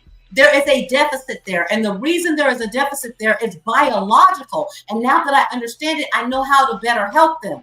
From the very moment you are conceived, you are in the struggle. That is a biological fact, okay? So therefore, a biological fact. And therefore, you are not a fucking leader. You need all of us to make sure that you survive. And then even when you survive, you still need a whole lot more help. Where the patriarchy has failed you is putting undue responsibility on you. And because I care, I want to alleviate you from that responsibility. Stop thinking that you're supposed to be all of this, that, and the other and do all this shit on your own. You're not meant to do that. You're not equipped to do that. You need us for the things that you need us for. You just can't continue to think that you are going to subjugate us and that we are going to stay here and keep dealing with the undue treatment that you give us. That's not going to continue to happen unless you beat it out of us, unless you start murdering us and doing like they did during the fucking Crusades. Unless you do that, women are not going to go back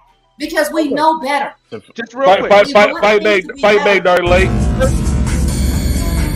Playtime's over, boy.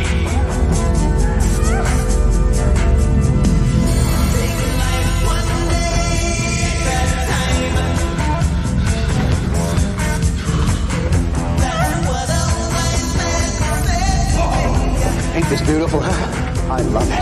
I love it.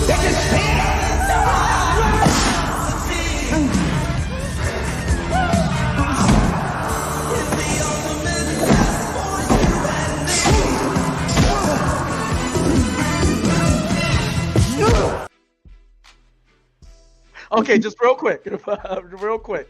Sophia, again, you said a lot of shit that I agree with. However, right? You said when we're born, we are in a deficit or a struggle, right? A deficit, right? There's some validity to that. You said that, right? Okay. So in order for the best way for men to survive is how men think, right? And overcome that deficit. And in order for you to overcome a deficit, you first have to know that you're in a deficit. And the only way you know that you're in a deficit is that you observe and then you see what's in front of you or around you and understand what the opposite of a deficit is. Lower and higher. That is a hierarchy. We're not talking about the patriarchy. We're just talking about the more. Wait a minute. No, wait a minute. It's called differing abilities. Whatever it is. I didn't interrupt you, Sophia. Just real quick. You're not, but Dark, like, I'm not going to let you put a bunch of nonsense out here. And see, that's where the problem is on these fucking panels. Y'all let people who are speaking untruths and so false fucking shit speak, and then people who don't understand one way or the other take that shit in, and then they take that for knowledge. It's not right. So no, I will interject. I will. Hey, no, Darklake, baby. Hey, Sophia, let me help you out. I want to help you out with this one real quick. Sophia, I want to help you out real quick because I do believe that you are saying some accurate points, but respectfully, sweetheart, you are going on a 2-minute, 3-minute tangent, and unless you want us to keep heading, hear me out. I got this. I got this. The wrong way. Sophia, because my silence is not going to be viewed as complicity. No, Sophia, I'm gonna help That's you. why I'm I will interject, because if you say some false shit, I'm going to interject because I'm not going to sit here and be silent as if I'm complicit with what you're saying. That's why I agree. See, me when I speak, I make sure I just get my points are clear, concise, and I say it in a short manner, so that way, if somebody does take me out of context, I will overtalk them. I usually don't overtalk anybody in this space because I give people all amounts to talk and say whatever they need to say. That way, when I talk, everybody be quiet. Because I'm going to keep it short, I'm going to keep it simple, and I'm going to make sure you understand word for word what I said. So that way there's no mixing up anything that I verbalized. So Dark Lake, respectfully, can you do kind of quote her accurately? If you're going to rebut her, quote her accurately as much as possible. Don't take anything she says out of context. Okay. Thank you, Chris. Sophia, you said that when we're born in the struggle, right? And if we're born in the struggle, which is a valid point, like Chris and I were saying, Sophia, you said a lot of shit that I actually agree with, right? That a lot of people have a hard time understanding just about our position here, history as African Americans, But what I'm trying to get you to, not to understand, but it's more so, I don't think you realize that you are combating the male train of thought to maneuvering society and achieving goals. So, we're born in a struggle. The only way we would know we're in a struggle is if we have experiences and start realizing that the struggle doesn't exist everywhere, that we have something to compare ourselves to, so we can say, you know what, I want to be in that position instead of the position I'm in now. That's natural, right? But when it comes to men, we're thinking, what are the A, B, C, D, E, F, G things I can do that's going to get me out of this struggle? And the only way that's possible is for men to recognize that there is a hierarchy that exists, not justifying the hierarchy, not saying the hierarchy should exist, but men have to deal with reality and say that a hierarchy exists. I might disagree with this existence, but it exists. I have to adapt and maneuver appropriately in order to put myself in a better position out of the struggle and put those who might love me in my life, a wife, a girlfriend, children, in a better position as well. There has to be a juxtaposition. There has to be a comparison so that you can get yourself out of that deficit, out of that struggle. And that's what men like me, who can... Pink said there is no hierarchy. Pink, if there's no hierarchy, then just fuck any dude that's on the street. Don't fuck the guy you have a preference for if there's no hierarchy. Okay. Dark Lake. Wait. No offense, Pink. But I'm just saying that's asinine, right? Dark Lake. So wait. I just want Sophia to. I'm sorry, Pookie. I just want Sophia to. I just want, because I don't hate women, and I agree with a lot of stuff she said in her last speech. But I just want to know from her if she understands where I'm coming from. That men have to accept that a hierarchy exists in order to maneuver it. Is that fair? Okay, Dark Lake. I'm gonna go back to this. I'm gonna say this one more time. I'm gonna try to make this as clear as I possibly can. This is a problem that was created by men. And this problem was created by men before they biologically even understood what was going on out here. And it was based on their nature. And so by their nature, because they were stronger, some of them, and I'm not going to say stronger. I'm not saying stronger in the sense that makes them better than you. I'm saying stronger in the sense that they were willing to be more brutal. They were willing to be more demonic. They were willing to be all of those things that spiritually you should not be. Prior to the imposition of those ideals, you men, a lot of us people on this planet did not operate that way. We understood the natural order of things, and we operated in concert with nature. And then somebody came along and they changed the rules up. So even though we know now biologically that you are at a deficit, spiritually previously they already knew that, and they intentionally hid that part away from all of us because they were trying to keep us from reaching our higher selves. Do you understand what I am saying to you? And so they put us under the weaker spiritually of the two of us and taught you that the other side of your spirituality, the other side that's going to help you to reach the place that you need to reach, they made that almost obsolete. Everywhere you look out here, they have done everything they can to take the feminine, the mother nature out of things. Everywhere you look, we are destroying mother nature. We no longer work in concert with our planet and with other individuals. Certain beings came along and they taught everyone divisiveness and war and bloodshed and everything else. And our people have been subjugated so much that they have bought into that. And then after a certain point, even when they were being freed and even when they were being shown the truth again, because they had to remember who they were, certain individuals of us decided that it worked for them to keep going along with the fallacy. And that is exactly what we have going on today. A lot of throughout this conversation, I heard a lot when it comes to hierarchy in nature, when it comes to misogyny, masculine, feminine, and I also hear you guys bringing up the Bible, and I would like to really hear where in the Bible is all of this biblically supported. I was referencing the man's train of thought when it comes to our perspective of hierarchy. I wasn't bringing up the Bible. Because does the Bible specify a hierarchy beyond you naming the animals? Because I'm aware of the divine order. I'm aware of that. But I'm trying to figure out if, like, I hear what Sapphire is saying, and I also hear what Pookie and Dark Lake is talking about.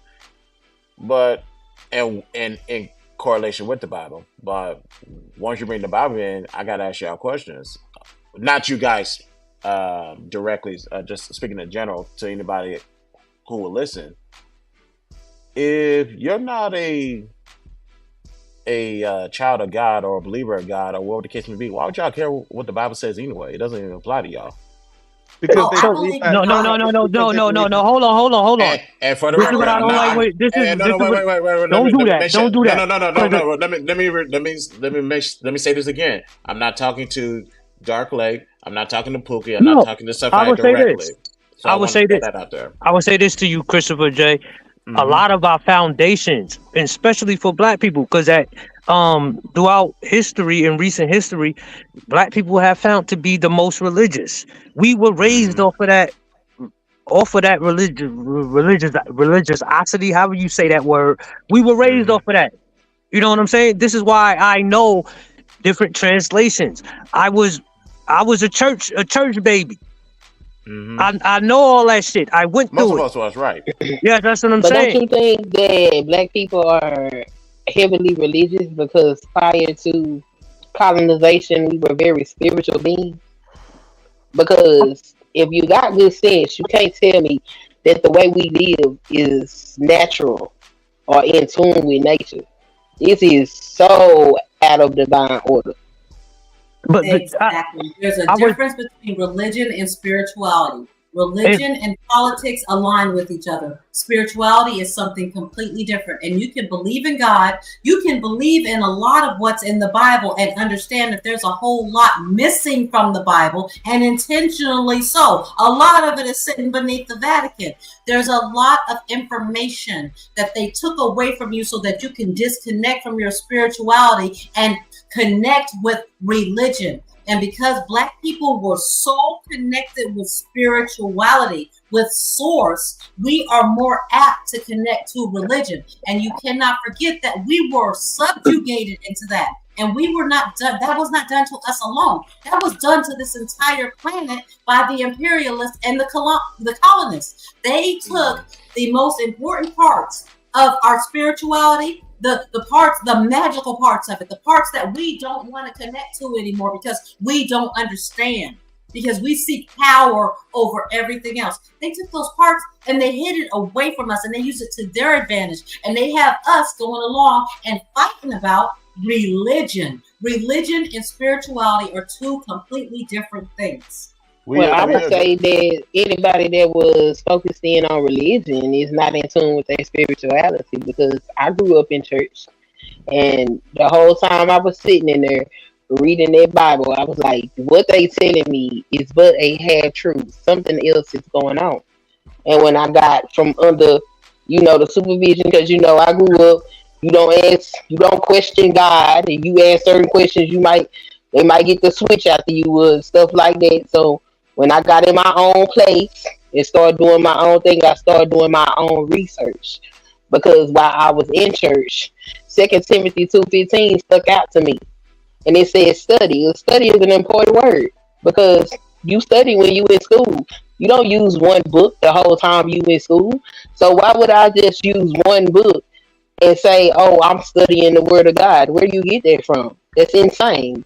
Everything on this planet is God and was created by God. Why would you think everything that God has to give you will be found in one book? And so I continue to pray and research and learn. There's a different interpretation of the Bible for those people that are in tune with spirituality. I'm not saying that the Bible is a lie, but once you read it, you can read it for what it says, and you can also read it with your spiritual eyes and get a deeper understanding. I'm not going to demonize it, but I don't necessarily. I still go to church, but I don't sit up there. Oh well, exactly what the pastor said is what it is. No, the pastor is but a man, and he can only do what a man can do. I got to pick up my end of the thing and do what I need to do, and continue to build my relationship with the Most High, and not just rely on what another person has to say. And that's how you develop your spirituality. So I would say people that's caught up in religion is not doing the work that they supposed to do. Hey, go ahead, Pookie. We like to. Okay, John might be different because I've heard him. He pushed that consistent line of who he was since I've seen him in his space. But a lot of us like to use religion as a crutch, or when we're in a bad spot. You know what I'm saying? And I would say we way past religion and spirituality in today's society. It's popular culture. Have y'all seen the show American Gods?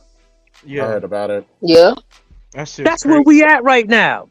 My God, Pookie! Listen, okay, so American Gods and many other shows, they are required by universal principles to show you the truth. They have to tell you the truth. They are not permitted to lie. That is a universal principle. So they put it out there, and either you believe it or you don't believe it. American Gods is a prime example of one of those situations. They show you exactly what this thing is. And there are more gods than just the one God. And it's a popularity contest. Yeah, they fired Orlando Brown because it was being racist. But yeah, I Because seen that. Orlando Brown, they fired him because Orlando Brown was reaching people. He was reaching them with more than just his script. He was on a authentic. And when the most powerful thing in this world that you can be is authentic. Be your authentic and true self. That is one of the main goals of your ascension, to be your authentic and true self, to be able to look yourself in the mirror and say what the good parts and the bad parts, the dark parts and the light parts, however you want to put it. You have to be able to accept the whole of yourself and be authentic when you put it out there, not worrying about what other people are going to think of you or anything else. And because Orlando Brown was so authentic in his presentation of that information, it reached people on a spiritual level, in your soul level, okay? And they realized that shit was dangerous, and they had to take him down.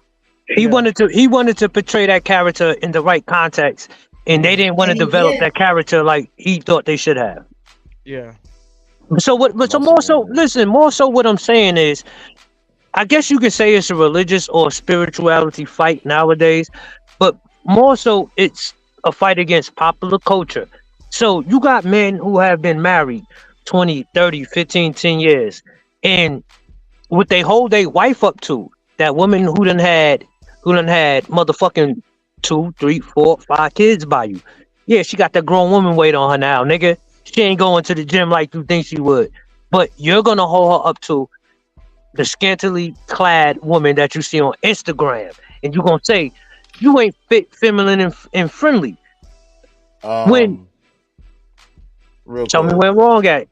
No. I just noticed. Here's one thing that I want to get into. That's crazy. I think we're mixing when we bring in the Bible. Let's wrap that topic. When we bring in the Bible, we're mixing that with current constructs that may have no validity. The Bible has always battled the current day issues. That's literally, if you want to say it in religion. Of course. No. I'm not refuting that, because what happens in the messages you get from the Bible is applicable in 2024, as much as people try to deny it or denounce it.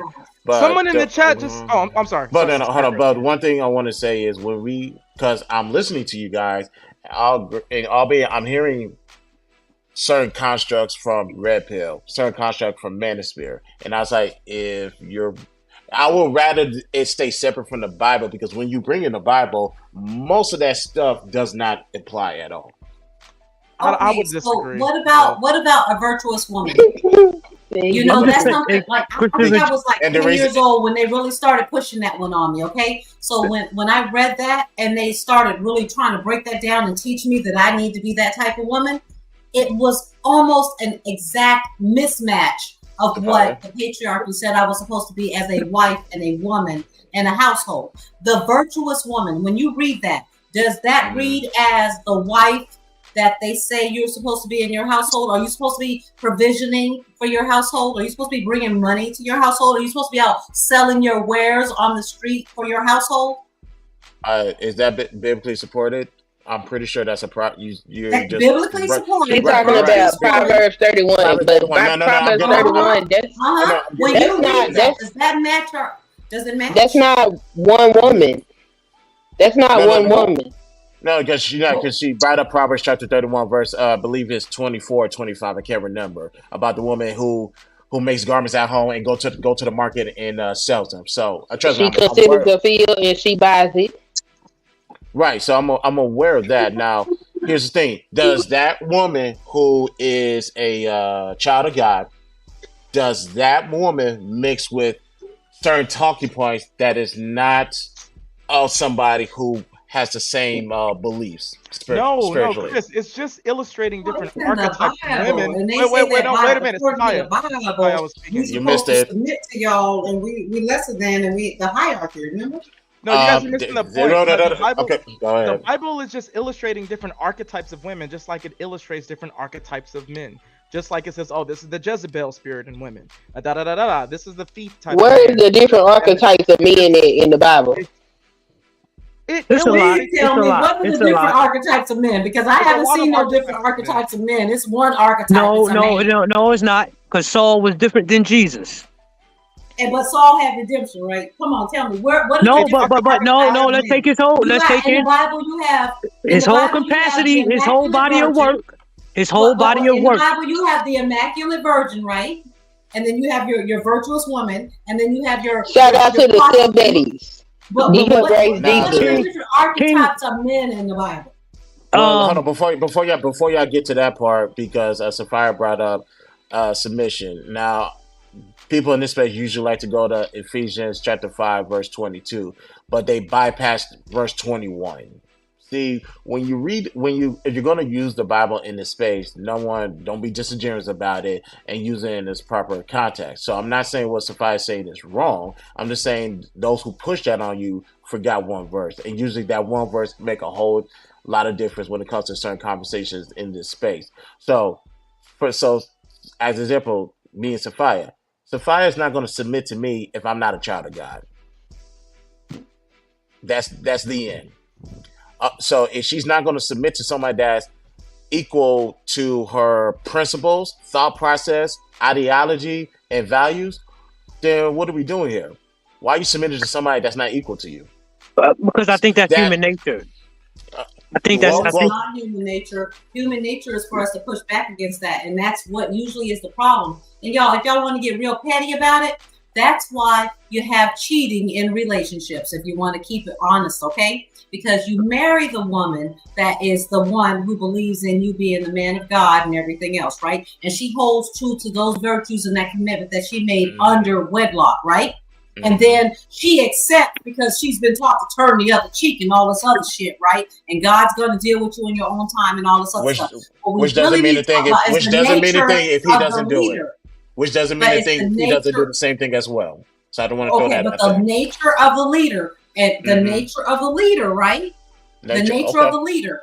And he's going to do what he does. And we are supposed to turn the other cheek and everything else. And it's the same thing when you talk about slavery. And that's what upsets me so much. That's what really gets my soul on fire when it comes to black men talking about this and standing on this. Because the same things that are used against us as women, the same things that are used to say there's a hierarchy, dark lady, right? It's the same tactic. The slave master, right? The white man did. The black man. Hey, listen. I can't respect that. Hold on, bro. Black men are white men to women. Let me respond to that. I'm gonna give it to Dark Lake because he has to respond to that. So Sapphire's saying nature. If I'm subscribing to the principles of God, that oversees any type of human nature. A lot of men and women like to refer to, well, it's in the man's nature to do this, in the woman's nature to do that. God said, do what I say. Don't worry about your nature. Don't give into your nature. Otherwise, you're going to deal with me. So to the woman the wife that turns her other cheek, my brother, you need to do the exact same thing. So it's almost like although there's a divine order, there's some type of egalitarian to that situation, because if Sapphire believes in God, the Father, the Son, and the Holy Spirit, I need to believe in God, the Father, the Son, and the Holy Spirit. If she moves like God tells her to do, I have to do that as well. Otherwise, we're not gonna be marching in steps together. This is where the unequally yoked verse comes into play. So I always tell women, if they're going to use Bible scriptures on you, they need to be applying that in their lifestyle, and God is going to give you the right goggles for you to see if that's what they're doing. And if they're not doing it, that's one less headache you got to worry about. But Dark Lady, you can go ahead and respond to her, man. Well, Sophia made a bold claim that I guess some of the critique from the Manosphere Talking Points or whatever is the same tactic that they used against black men in slavery. And I would just like her to be a bit more specific about that if she can in like 30 seconds. Oh, you're muted. You're muted. Sophia, you're muted. You're muted. Sophia, you're muted. Sophia, we can't hear you.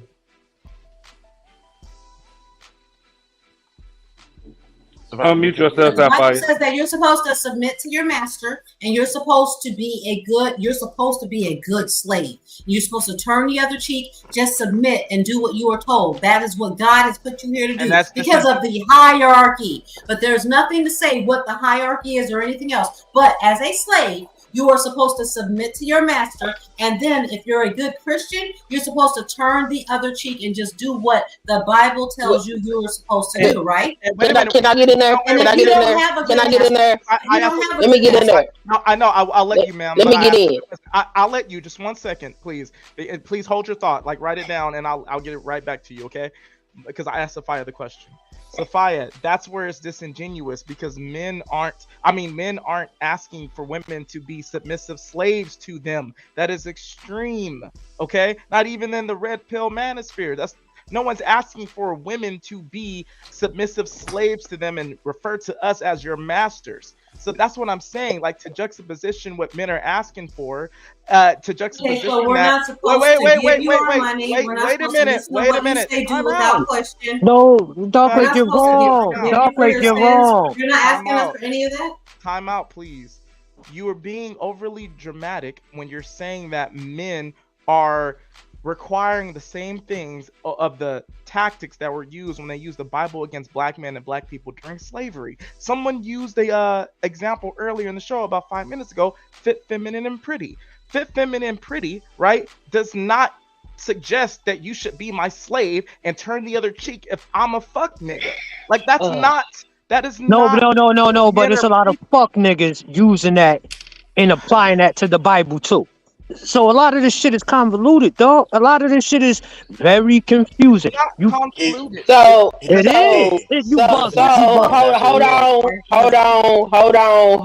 because these terms do get thrown around and nobody ever talk about what the scripture actually says. And what it says is, submit yourselves to one another because of your reverence for Christ. It says, wives, submit yourselves right, to your husbands as to the Lord. For a husband has authority over his wife, just as Christ has authority over the church, and Christ himself, the Savior of the church, his body. Also, wives must submit themselves completely to their husbands, just as the church submits itself to Christ. Husbands, love your wives just as Christ loved the church and gave his life for it. He did this to dedicate the church to God by his word, after making it clean by washing it in water, in order to present the church to himself in all its beauty, pure and faultless, without spot or wrinkle or other impurification. Men ought to love their wives just as they love their own bodies. A man who loves his wife loves himself. Okay?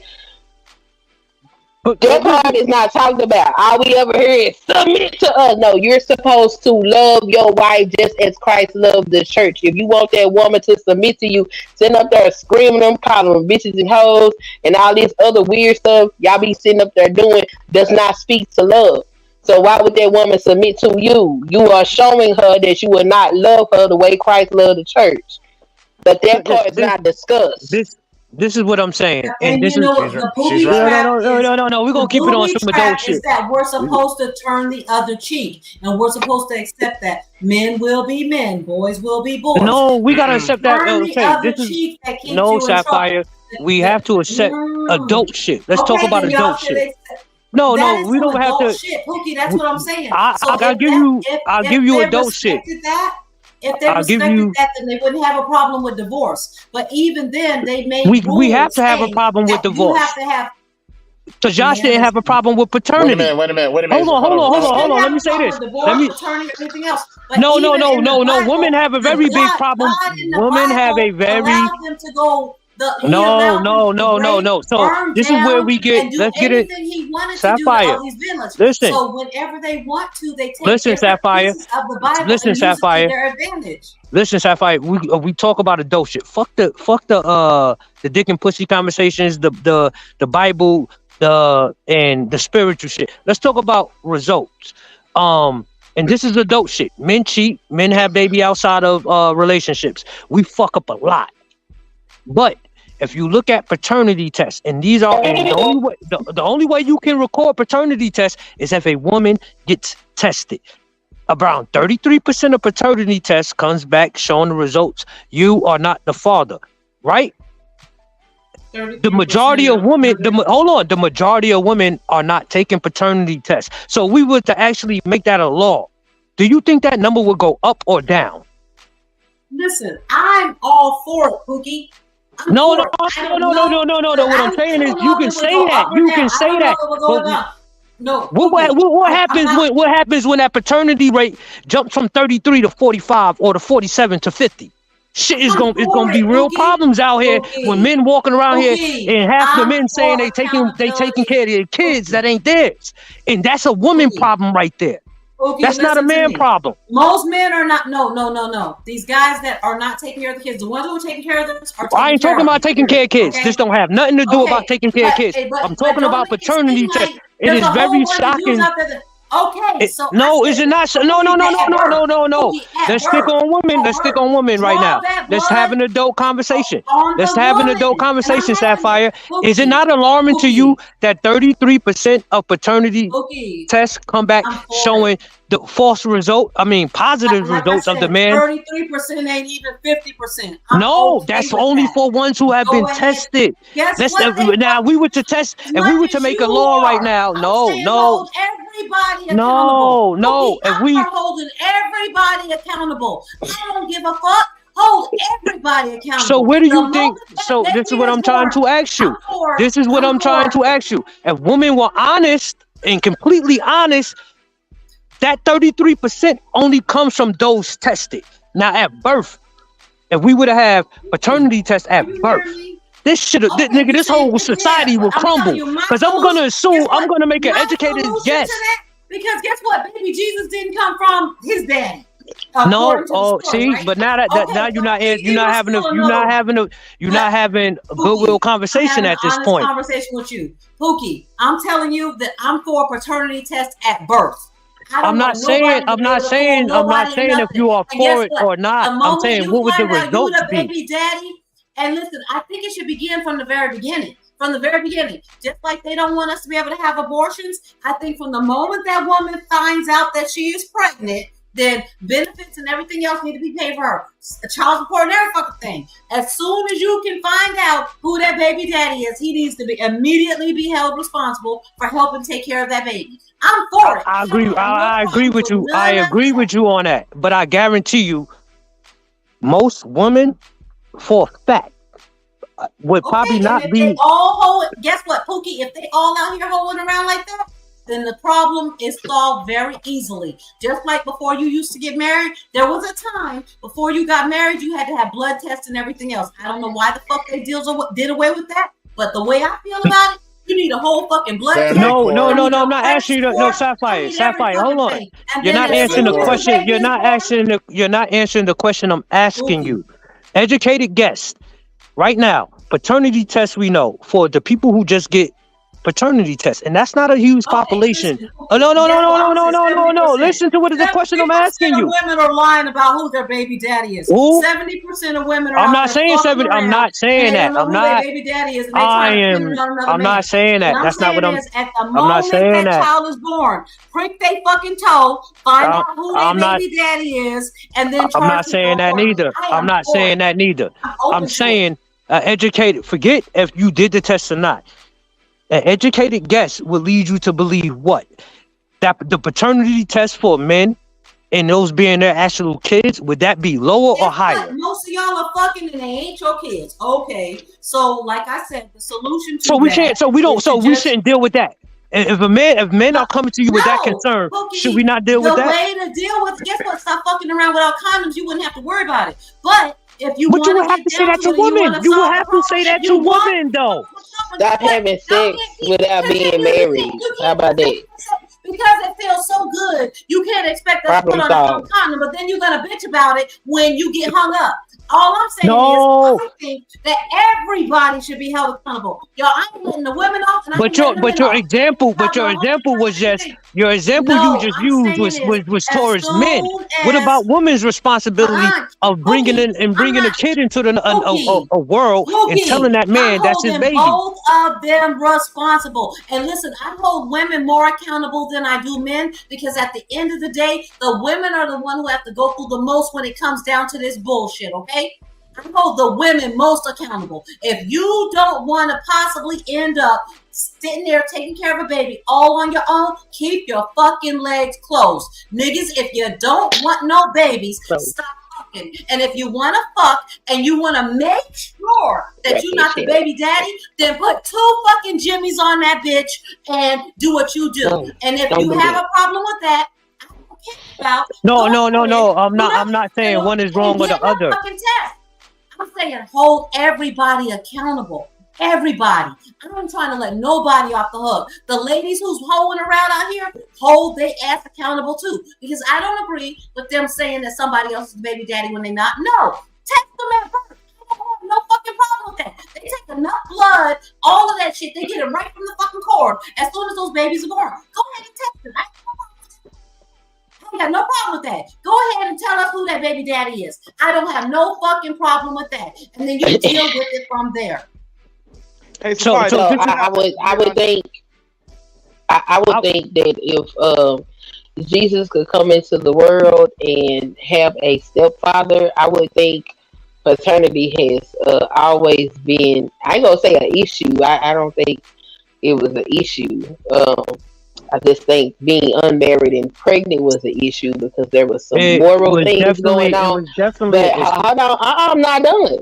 There are societies where they don't even deal with paternity. Everybody's responsible for making sure those children are reared properly. So name paternity. I am not done speaking. I am speaking. I ain't cutting none of y'all off. Now stop it. Now those societies. I am still speaking. I'm speaking. I didn't cut y'all off. Cut it out. I'm not done. I'm not done. Learn how to have I'm not done. Don't shout at I'm not done. I'm not done. I would like to finish my thought. You can respond. I don't want, no, I didn't interject with you. When I asked to interject with you, you told me no. So I'm asking you to let me finish my statement. I don't know why you think it's okay for you to tell me I can't interject, and I'm asking you to give me the same respect, and you don't feel like you can. Let her get her shit off. That's ignorant. Watch how you talking to me. No, I don't have to watch nothing. You the one cussing and acting a fool. I haven't said anything disrespectful. You the one being disrespectful. No, don't tell me go ahead, because all you had to do was shut up. Don't yell at me. I can yell at whoever I want to, when I want to, when I get ready to, because it's my mouth. And when I asked you to be respectful, you didn't do so. So now you want to sit up here and get mad because you don't want to let me speak. That's your problem. Get out your feet. We having a conversation. The bitch is the bitch that birthed you. That's who the bitch is. You wasn't getting the bitch is the one that birthed you. That's who the bitch is. You pick up the phone and you call that bitch and call her bitch. I ain't your mama, hoe. Call your mama and call her bitch. You raggedy ass nigga. She's a better woman than you. So yeah. No, the fuck she ain't, cause she raised a bitch ass nigga like you, hoe. Shut the fuck up talking to me. It don't matter what the fuck my mama raised, bitch. You don't know me, you bitch ass nigga. I ain't saying nothing ignorant to your ass until now, you stupid motherfucker. Shut the fuck up talking to me, y'all stupid ass. You don't yell at me. That's why, yeah, that's what's wrong with you, you ignorant bitch. You an ignorant ass nigga. I ain't saying nothing disrespectful. You didn't like the fact that I was making a valid point. You got in your feet, you fragile male ego having ass bitch. Shut the fuck up. Just finish your fucking point. Anyway, what I was saying was those people. All right. Come on.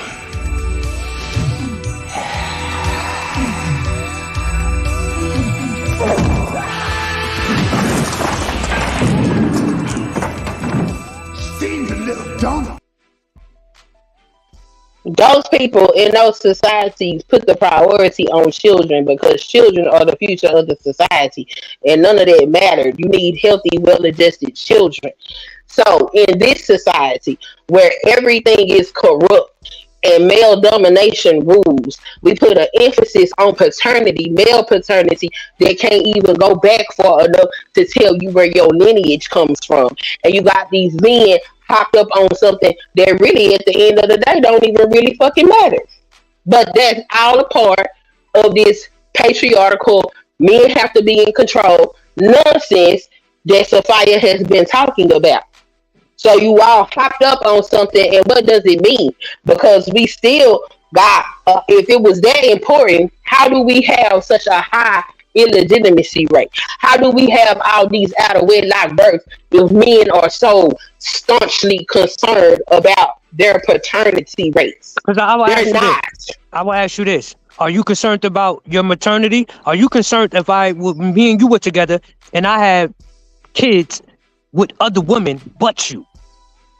And you can have babies. And I just do on a condom every time I fuck you, but not the woman I really wanted to have babies with. But we're in a relationship. Do I want children? I said, I'm not asking you that. I said, would you have a problem with me throwing on a condom and you are my girl, you are my wife, but all the babies I am creating is outside of our relationship? If I want children, I will have a problem with that. If I don't want not children, answering the question. if I don't want, how am I not answering the question? If Would I women have a want- problem with that? It depends on whether she wants children or not. All right. If the woman wants children and you putting on condoms, come on, we she's gotta have a real conversation. I'm having a real conversation. Okay, you do want to have children. Yes, that would be problematic. That So means I would need to leave now, switch that. Flip that coin. Flip that coin, and that's a man. Yes. Flip that What coin, about and it? that's a man. Yeah, I think that's ignorant. I think it's crazy for women to have children with other men and then not give a man that they in a long-term relationship with children. I think that's selfish. I agree You with ain't even that. got to speak on I that agree because with that. historically speaking and factually speaking, most of the time, a lot of the time, those women don't even want to have children. We cannot exclude SA and everything else. When we look at the history of what has been going on out here, those children, especially now when they're trying to lower the fucking marriage rates and everything else, they're trying to make it where it is okay for men to SA women and then make them their wives and force them to have their children. Don't let these men, do not let Pookie and Dark Lake talk you into some bullshit. I'm not saying. Shut the fuck up with that bullshit. No, Sapphire. As soon as the baby is born. But if you making babies out there with another woman and then you want to wear a condom with me, then nigga go be with that other woman for the rest of your life. No. See, Sapphire, what you doing is Get him! Come on, hit him! Nigga, please.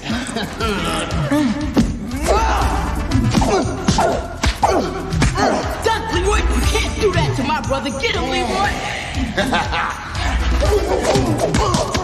That's the way. Get him, Leroy. Get him.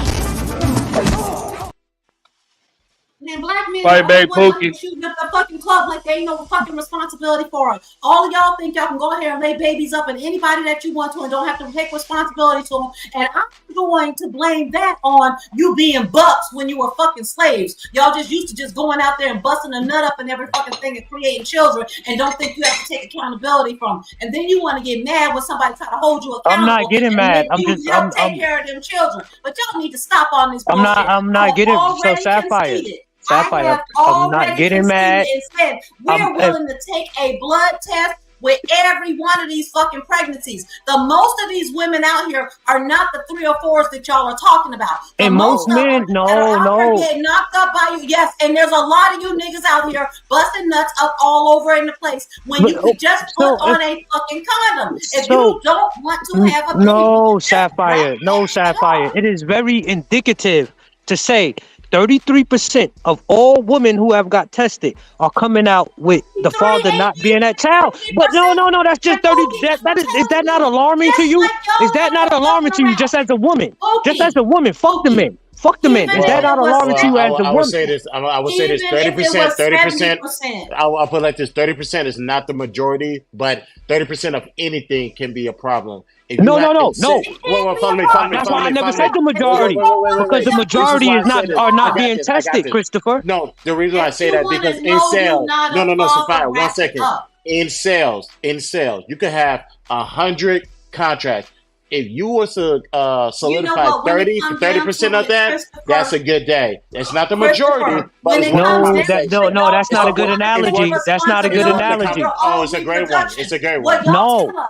And you want to be the I'm listening, leaders by the of way. I'm every just gonna fucking step out thing, but camera, what you but I'm want to listening. tell us is that the pussy feels so good that it's our responsibility to make I'm you not saying wrap it that. up when you I'm not don't want to saying be a that. father. I'm not So, saying that. Pookie, didn't I already concede and say that I believe, and I mean this in my whole fucking heart, as soon as that baby is born, a blood test needs to be done.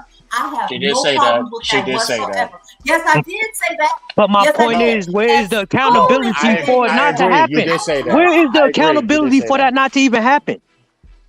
Just stop fucking around and put your fucking condom on. That's the accountability.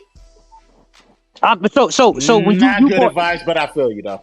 but you brought SA into this. The majority of women who are having unprotected sex are doing it consensually. They are. And Pookie, the solution to that, if I had my way right now, if I could just go and write the fucking law, I would say that every baby that is born needs to be tested for paternity.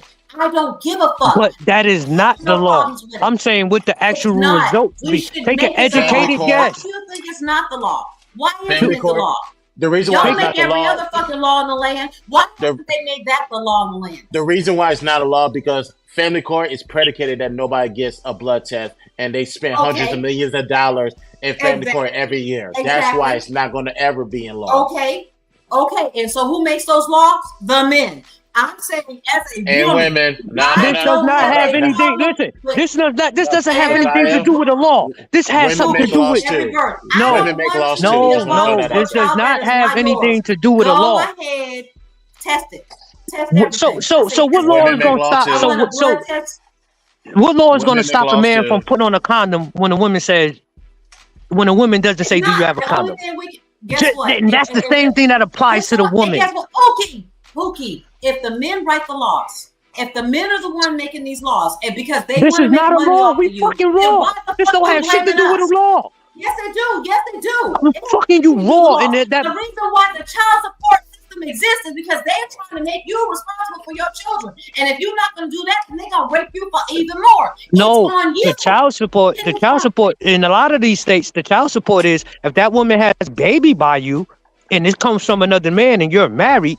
That is your responsibility. Fuck if it came from another man. If you do that, I'm saying the men are the ones who make the laws, and me as No. Fuck that. Women vote more than men. Women vote more than men. If you really want to break it down. Okay, go ahead. I wish we did. I wish women, we no, did. y'all do. Women make the law too. It's a statistical. Women make the law too. That's why we don't get paid what we are due. This is what I'm saying. We're gonna have an adult conversation. We're gonna have an adult conversation. Women contribute to the laws just as much as men do. I say, as soon as a baby is born, they need to be tested for paternity, and whoever the parents are of that child need to be held responsible. I am not trying to put nobody's baby on anybody else. No, but socially you will hold a man. Because but y'all are irresponsible and you're not gonna wrap your dick up, then I say do a blood test as soon as that baby is born. So where is the woman's accountability at in that? You don't have to pay for nothing. Where's the woman's accountability at in that? How does it? Oh no. Sapphire, me and you are together. Where's your accountability when you step outside and let a nigga nut in you and then tell me that's my baby? The same place your dick is when you putting it up in another bitch. So it's cool to focus on the man's transgressions, but we're gonna skirt over the woman's. Pookie, I'm gonna say this all I'm again. doing is having a real conversation. This don't have nothing to do with that other shit. I keep saying it too. You can keep saying it if you want to. I'm gonna say it again. I don't know how many fucking times I got to say Your it. default is to jump to the man's transgressions. What happens if that man has? I'm putting the responsibility on the woman, because if she was fucking around and she trying to pretend that you her baby daddy and you really not, then you're gonna find out as soon as that baby is born. As soon as the baby born. But you won't. But you won't. Find out who the baby daddy is. You ain't paid no child support up until then. You ain't paid no medical bills. You didn't carry that baby for 9 months. Nigga, you ain't losing nothing. Shut the fuck up. Isn't that good enough? Get the blood test when the baby is born. I could say the same thing. I could say that. Who's the master?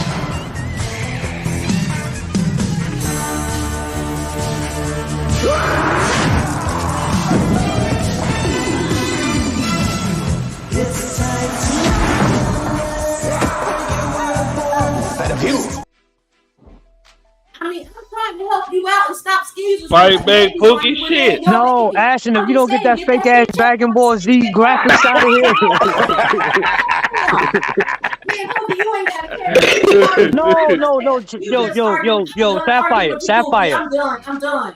I'm not arguing with you. I'm just saying. I said, as soon as I the believe. baby is born, check it and make sure that Pookie ain't never got to pay a red fucking cent to a baby that ain't his baby. That's the most I can fucking do. They can do it. Who has to push for that? Who has to push for that? A man or woman? Who will push for that more? Men or women? Don't give a fuck. All I know is that most of y'all niggas is not out here taking care of your babies. The women are bearing the responsibility of it, and the government had to do something to offset the loss that they are contributing from you.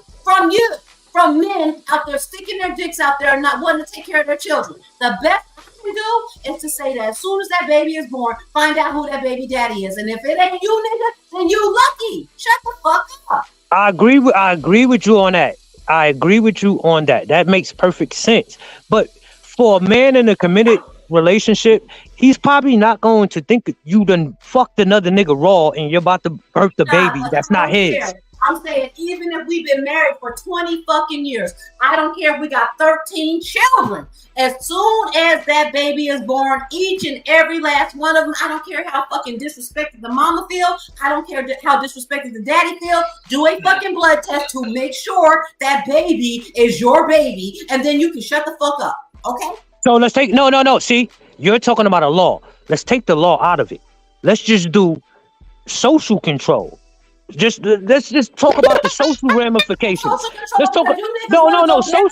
Socially, should I have to? No, socially. Forget. You will not take responsibility. Socially, why are you having unprotected sex? Why are you having unprotected sex? Right, woman. Why are you having unprotected sex? No. I'm talking to you because you're the one that's having the problem here. So if you don't have a problem, no, you've been talking about paternity pretty much this whole conversation. So you're talking no. You're talking about paternity, and you're talking about paternity and how it's unfair to men. So if you want to talk about social control, socially, you should not be having raw, unprotected sex with a woman because a woman can't get pregnant if you don't give her your sperm. I don't have unprotected sex with a woman. I'm talking about men. Women don't have sperm. Only men have sperm. A woman can't get your sperm unless you give it to her. So we're talking about social control. We're talking about personal responsibility. So socially, you as a man should not be having unprotected sex with a woman that he has no obligation to, no ties to for real.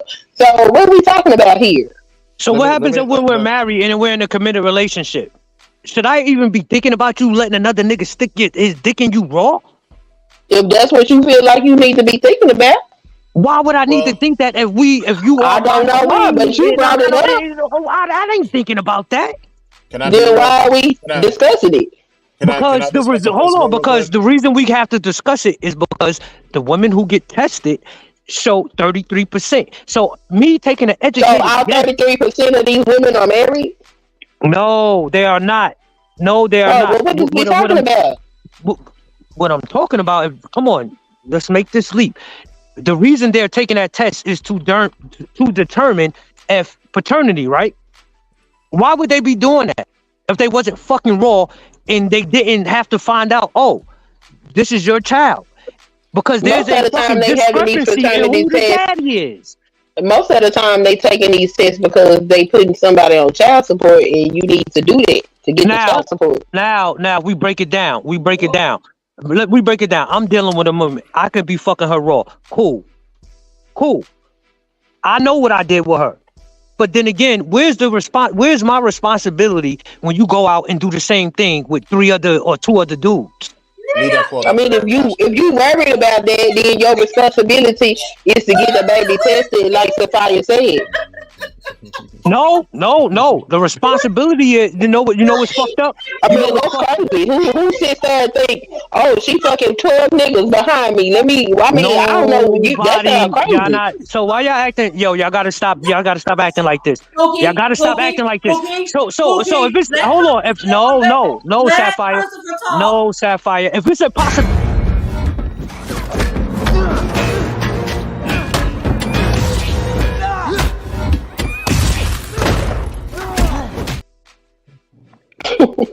No, we're not doing this. We're not gonna do this. And this is where the adult conversation is. Fuck all that other shit.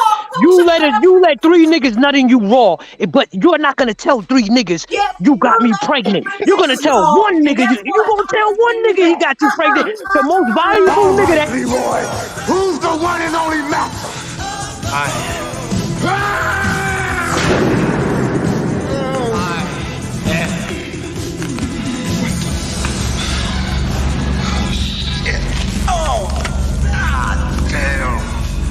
Let me go, motherfucker, let me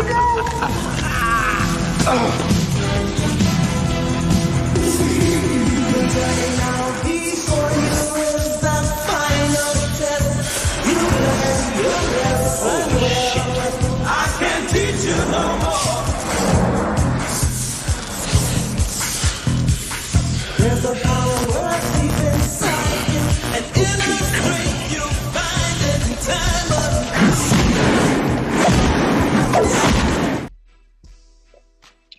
What nigga she gonna tell Pookie?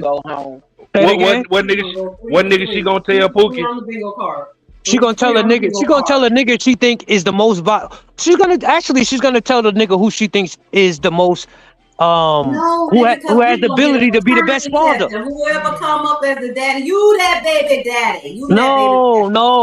Where is the woman's social personal responsibility to say, yo, I've been fucking 4 dudes raw. As the leader. Where is let's just say, okay, cool. I'm not saying Sapphire, I'm not saying you have to take accountability from me for running up in you raw. But where is your social responsibility? Where is your personal responsibility for saying I've been fucking 4 dudes raw at the same time, but I'm gonna put it on this one nigga and say that you baby that. Look, I'm just bullshitting y'all. But guess what, Pookie? If you fucking raw and I'm out there fucking raw, we just gonna play Russian roulette. And when the baby come out, how many women you know come to? 1, 2, how many 3, women you know gonna go to all 4 of them men and say I've been fucking 4 y'all at the same time? One of y'all niggas is the baby daddy. They do it on Murray all the time. That don't happen in real life. What you're gonna do is you're gonna get very apprehensive. You're gonna get very apprehensive, and you're gonna say I'm pregnant, and something in your mind is gonna click. I need a father for this child. And I'm gonna say, let's just go ahead and get this blood test done so I can find out who this baby Most daddy y'all is. not saying that. Ain't no woman coming to they niggas saying, yo, I've been fucking 4 niggas. Let's go get a blood test. Y'all not doing that. The men usually bring up the blood test. Y'all don't. No. Y'all do it for child support. Y'all don't do it for paternity. The only reason y'all do paternity test is to benefit monetarily. End up on child support. And y'all listen, it don't even be because the baby mama trying to put you on child support. She just be trying to go get food stamps or try to get TANF or something. They make her get the fucking blood I'm not disagreeing with you on that, but it's a lot of instances. I work in social services. My degree is in human and environmental studies. Please don't play with me, nigga. No, that's cool. Your degree could be in all that. Your degree could be in all that. Your degree could be in all that. But what your degree is, you don't do paternity test. What I do is deal with the children who come from these baby mamas and daddy who's out there playing Russian roulette, just fucking around all the time. And I get to see the results of that. And guess what? Okay, so how many times do you see the paternity test? You said that man was that baby. Okay, when the men get put on child support, it is not because those women are going to the court saying, I want to put him on child support. They get put on child support because that woman is just trying to go get some fucking food stamps because she's been trying to work out something with her baby daddy. And this is the week that, hold up. This is the week that nigga don't buy the diapers, the wipes, and the formula that he said he was gonna buy because he decided he wanted to go get the new fucking Jordans. So she get mad at him, and then she go and get fucking food stamps. That's what the fuck Sapphire, is really going on out here. forget Stop all that, Sapphire. I women just just asked going down. you. Hey, stop. You're very Stop. educated. Stop. You're very Stop. educated. I done I gave asked you every you. solution, Pookie.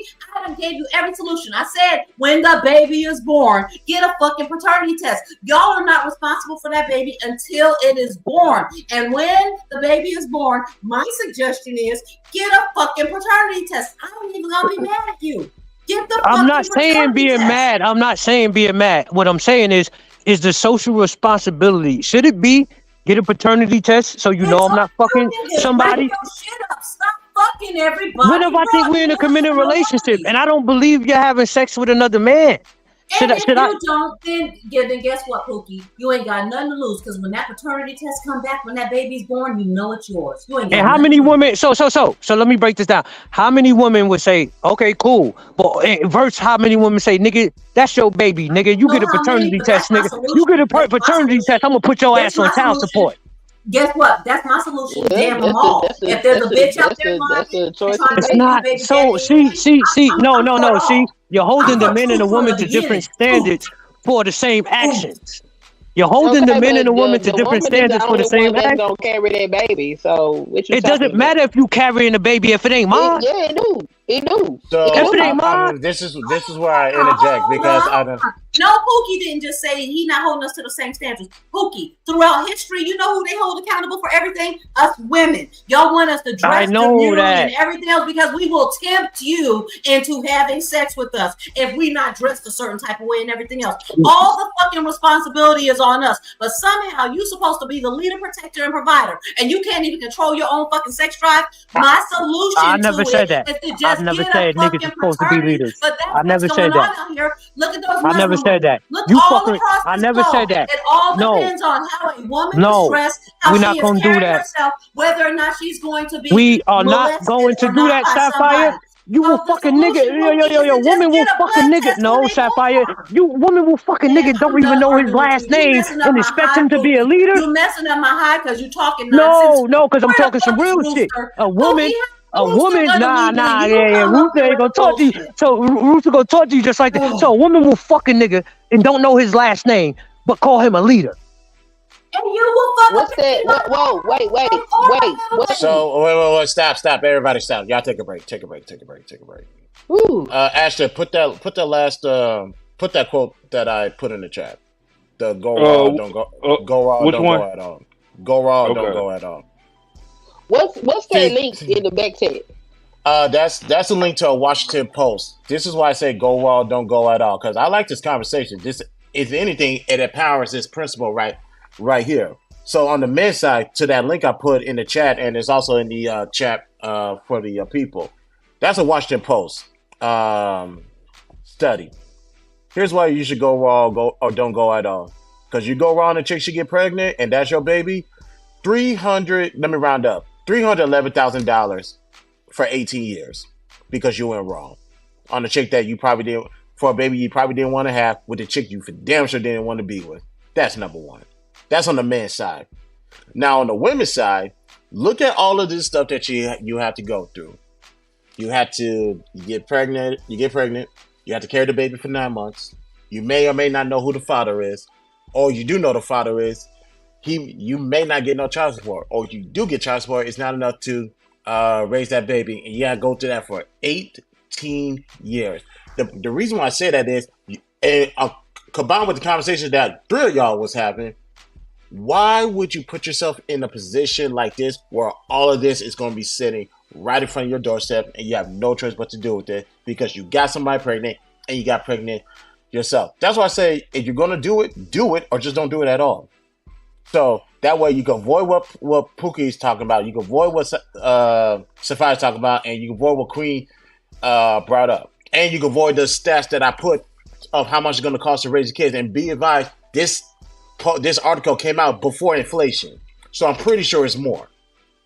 So that's why I say, go raw or don't go at all. It's either you do it or you don't. If you're going to do it, know what you're doing, know the outcomes, and proceed to make whatever decision that you want to make. So that way, ladies, if a guy comes to you without a condom and you was like, nah, I don't want to go through none of this because of what we heard on Ash's panel. If that's what I got to look forward to, nah, I'm good on that. I'd rather not even do it. Or fellas, if you trying to be with the chick who won't be quiet and who want to usurp your authority and take full control of your destiny as a man, you be like, you know what? I'm straight on that. I don't even want to put myself through that. So that's why I say, ladies and gentlemen, that's that. This conversation, go raw or don't go at all. It's that simple. Give me facts. To Pete's point, they changed the law to Tennessee support office can request a DNA test if biological proof of paternity is wanted before a man is named the legal father. Hold on. If biological proof, no, they gonna make you go get a DNA test before getting on child support, and help. They put your name on the birth certificate. When did that law come into effect? Do y'all know? It probably like last year sometime. We gonna see it. We gonna see the results in 10 years. Pookie, any woman can put any man's name on that fucking birth certificate, which is fucking crazy. But that's why I think a blood test should automatically be done, because I don't think anyone should just be able to put anyone's name on that. They don't do that in Texas no more. But Sapphire, you say you worked in that field. Any woman can go say, I want assistance, and this is the daddy.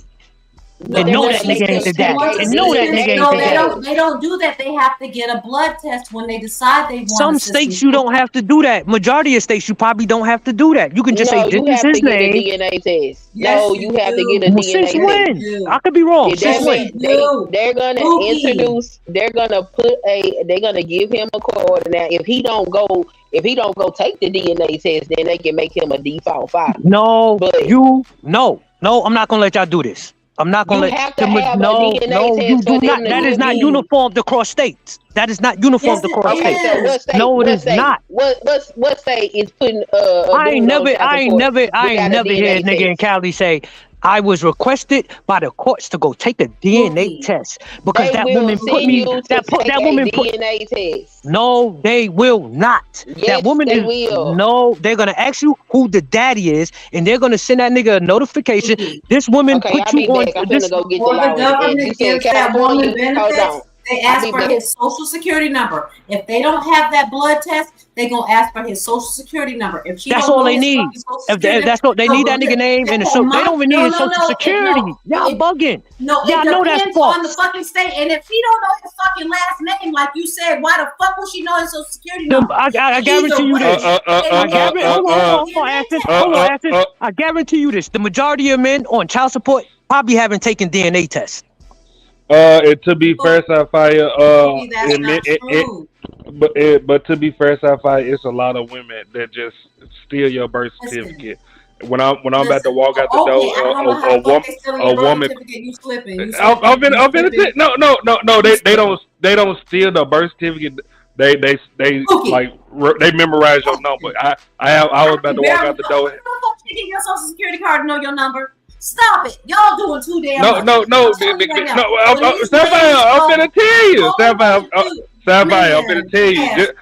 Sapphire, I'm gonna just like my girls fill out my application for me for a job. So, like I said, when I'm about to walk out the door, it's a lot of Memphis bitches that read that number off quick as fuck. So you gave her your social security number?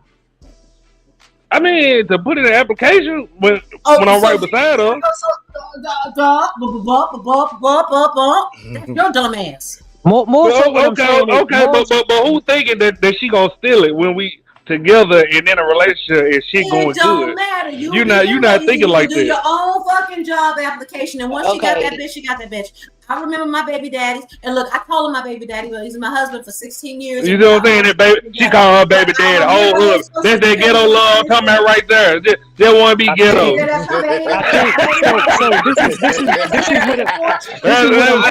know how bad it came out of her when I said mother stole my social security. His social security number. Exactly. Chris, right there. Say it again, Sapphire. Social Security Exactly. number. I remember my children's Social Security number. Grew up in a 2-parent household. Mother just want to be ghetto. I see you, Nunu.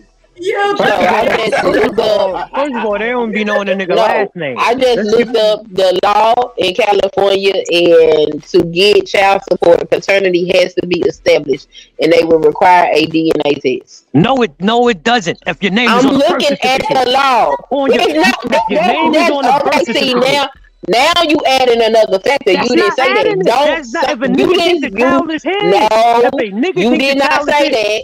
I You don't have did to not say say it. that. I don't have You, to what say you, that. I thought that no, was because what you implied. said, no, it was not implied, because what If you you said make me was, think the if child she is go get, mine, I said if you no, make me think what the you, child is, I thought it what was you said implied. was, My bad. No, I what didn't. you, I never said nothing about. I never you said said, anything. Go you ahead. said Tell if me what that I woman said. go get, you said if she go get assistance, she can put anybody's name on the birth certificate. That's what you said. That No, means no, that no, no, he no, no, hadn't no, no, signed no. no birth certificate. No, and the reason I know this is because I know niggas who started getting motherfucking they when they take out your check because a woman Yeah, you get put your check garnished. that nigga ain't take Yeah. no DNA test. Pookie, That nigga ain't take that shit. I don't know what y'all First of talking all, about. they don't let you leave the hospital without putting somebody's name on that damn birth certificate. They won't even let you leave the fucking hospital. You got to make a decision in that No, hospital. that's not true either. You got to make a fucking decision in that hospital if it's gonna be your name or somebody else's name on the end of that birth certificate. Because if they let you go, No, that was back during World War. That was back during World If the War law, One. if the law has changed recently, I'm wrong. If the law has changed recently, I'm wrong. It probably did change recently because in Texas it changed. The law changed about I want to say about 7-8 years ago in Texas. The law changed because a lot of dudes had signed birth certificates and they later found out that the child was not theirs, and so they changed the law that if you find out that you have some reason that you believe this child is not yours and you can prove that to the court within a year's time, then they will give you the DNA test and reverse the child support if the child is not yours. So what about Because Georgia? those- Because Georgia doesn't have that law. Georgia says if you're married, and you're on that birth certificate, that's your child. No matter what. Listen to me, Pookie. Before you leave the hospital, and I've had my children in 3 different states, I'm telling you, before you leave the hospital, the U.S. government, those nurses push you and push you and push you. You have got to do the birth certificate paperwork before you leave the hospital. You do not, And then because you do get not in a have to do that in Georgia. The court is going to hold you responsible as their husband. You are married. And your name is not on the your name is not on the birth certificate. Your name does not have to be on the birth certificate. The state law is you're responsible because you're the husband. Lord. It's different for each state, but in Texas, that's what I tried to say at the beginning. Hold on. I know in Texas, in Texas, you can't just put anybody's name on the birth certificate. If that man is not present to sign that birth certificate, that birth certificate is blank where it says father. Nobody signs it. Right. So does Georgia not hold the husband responsible even if the kid is not his? You the husband. So when it comes to that, that's gonna be up to the judge that presides over the case because the law still says that on the books, but it's up to the judge to interpret the law. So it's gonna depend on whoever you see and what how they gonna interpret the law. But that is the law. But what you're saying, the judge has to interpret the law in your case. But the law is the husband is responsible for his woman. Have a baby and just write anybody's name on that birth certificate. You don't have to write the name on the birth certificate. Some states hold you responsible for being the husband. Hey, I got one more channel. I got to visit, but I got to get out of here. But blessings to the panel. Have a peaceful conversation. Pookie, you're a real one. Queen, E-Black, Sophia, please be nice, sweetheart. Can you do that for me, please? I think E-Black sleep on his stomach. Ash. Not sleep on his stomach. But I will say Georgia does have. I will say Georgia. Hi, Christopher. We're talking to you, Christopher. But I would say Georgia does have ramifications if you fucking with a married woman, also.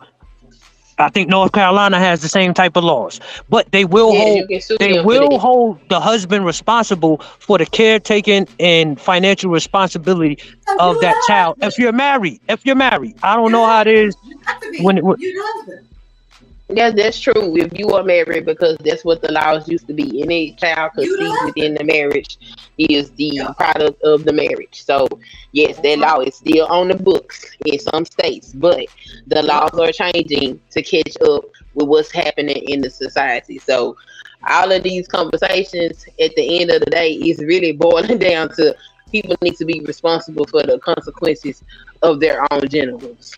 I think that's more so what I was trying to say. I don't. Fix it, Pookie, wouldn't it fix it if before that lady, because you know she in the hospital for 3 days after she had that baby, wouldn't it fix it in the hospital if they just did a blood test, whether you married or not, on every child that's ever born to make sure that that child belongs to both of those people? That's a fact, definitely. I would agree. I would agree to that. But to me, so what I would say to you is, that's cool if they do that, but I have a wife. I shouldn't. I want to believe you. First of all, I shouldn't have to do no motherfucking blood test on my seeds. And if I did, it would be a problem. And then if you're not the father, Pookie, in some states, they still make you No, like the parent. let me tell you, Ashton, let me tell you, I was married for 8 years. I shaved my coochie. I got a fucking hair bump. I went to the doctor thinking this nigga done gave me something because he was running the streets and everything else. Do you know, when I went and got the fucking, I went to the doctor telling him I think I got something wrong with me. I got a bump on my coochie. They was like, whoa. That's a hair bump. No, you know what the doctor told me? You don't need that. You don't need an STD test because you've been married for 7 years. And I was like, no, we've been married for 8 years, and I want an STD test because he'd be out on the streets all the time. And they're like, oh, that's not likely. And do you know what they did?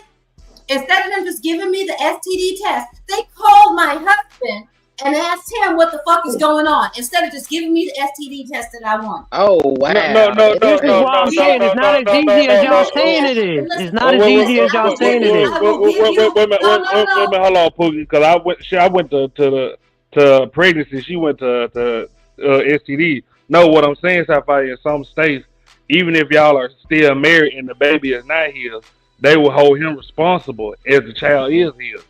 I understand that. And Ashton, what I'm saying to you is that as a human being, if I have a fucking bump on my pussy lip and I want to have it tested for STD, you ain't got to call my fucking husband to ask him if he been fucking around. Just you should have put single on the goddamn paper. I'm glad the laws didn't change now. You don't. But Sapphire, that's a different argument. But I'm pretty sure that was around the Boston Tea Party era. Sapphire, correct? Ashton. I'm finna revoke my cash. Fuck you, Ashton. I'm finna take my. Can I take my cash? I'm sorry, Sapphire. But that were recently. What I'm saying, more so, Sapphire. What I'm saying is, to the core of it, Sapphire, what I'm saying is, there might be legal, which is child support, which is all the legal shit you might have to do. But socially, what it does to the actual man or the woman when somebody steps out, what it does to the actual child when they figure out 7 years, 8 years, 10 years, 18 years that the daddy ain't there. I got a question. I have a question. It's deviating from y'all current topic, but I really have a question. How come when we be on these panels and these niggas disrespect women, the other men tell the women to be nice and don't correct them niggas?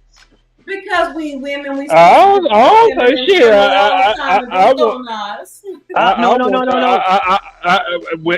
Them niggas be talking about women. I let Sapphire come up here and talk her shit for hours on them. No, we told no. So we can take we can take Jay's example. Me and Christopher J told Dark Lake chill out. And I get tired of these niggas bashing women panel to panel. So when Sapphire come up here, I let her talk her shit for hours on end. But when Dark Lake was getting disrespectful, me and Christopher J said, "Yo, chill. You don't gotta go there." So listen, Homegirl, don't let Dark Lake talk shit to you. Do not, man, cam the fuck up and Yeah. kick his ass. Well, Don't let this is Dark what I'm Lake sit saying. there in a fucking bitch But ass. Don't let Dark Lake talk shit. but Queen, No, but what that's I'm- Dark Lake. That's Dark Lake character. He can't fight in real life. Yes, say- but Dark Lake got. Okay, Say so like this they got on his is ass like, the other day. Do not but let this Dark like Lake the talk second shit. time. You know, well, it's more than the second time because you know He was me and just testing Fantastic. you out, girl. He was testing you out. No, we're not gonna test me out because I'm not gonna be on no more panels where he at because I didn't disrespect that man for that man to disrespect me like that. And see, Well, to be fair, Queen, you was getting loud, and that's what niggas do in the because streets. why do I have to No, just no. because my voice get raised, he was being disrespectful. She didn't disrespect him. He started No, I disrespecting ain't say she would get disrespectful, but when you loud talking to somebody, You got loud. Hold on, I did get out and let me finish. Okay, but I'm telling you, you asking why, and I'm telling you, when you do what you just did right there, no, when somebody trying to talk, that piss niggas off, so you treat you like a nigga. I'm talking. Queen. I would say this. You know, when you don't want your 2-year-old to throw a temper tantrum, you know how you be trying to be But real I nice would to say them before this we more beat so. their ass. That's how I just want to finish my thought. I just want to get my thought out without being interrupted, and that's what happened. Because when I said I wanted to interject, he told me no, and I got silent. When I requested the same thing from him, he got mad, and the only reason why I got loud is because I was still speaking, and he was speaking over me. I wouldn't have got loud if you would have respected the fact that I was speaking and you were interrupting me while I'm talking. So how you gonna get mad because you're disrespecting me? I honored you when you asked me not to interject while you were speaking. Why couldn't I get the same respect back? And now you want to say because I got loud, that's a reason to call me a bitch? I mean, that's what niggas do in the street, but they won't do it. No, because But I don't think the men up here disagree with that. I think we try to calm that down. Training wheels or some shit. You gotta treat them like they on training wheels, and then they don't want you to get loud with them, and you want to be friendly all the fucking time. And then when you give them the same energy back, they want to whine and cry, or they drop the fuck them. Fuck them. Say what But you got this to is my say thing because this seems to be a thing. The reason why me and Fantastic don't get along is because I was like, y'all keep talking about this getting put out the house. How you get put out of something that you own? And they have a rebuttal, so he got mad. So his default was to start calling me all out my name and all that nonsense. Okay, so then I'm on a panel. Where was I at? Over on Izzy's channel, and that Uncle Jeff nigga got up there talking crazy to me. And when DJ Hemp came up there, when he got ready to leave, instead of him saying something to Uncle Jeff, he instead of him addressing him, he told me be nice and stop cussing people like I didn't contribute anything else to the panel. And I'm like, wait a minute. I was nice and respectful. This nigga disrespected me, and because I defended myself back, now I got to be painted as the one that's acting a damn fool. Honestly, I can say this.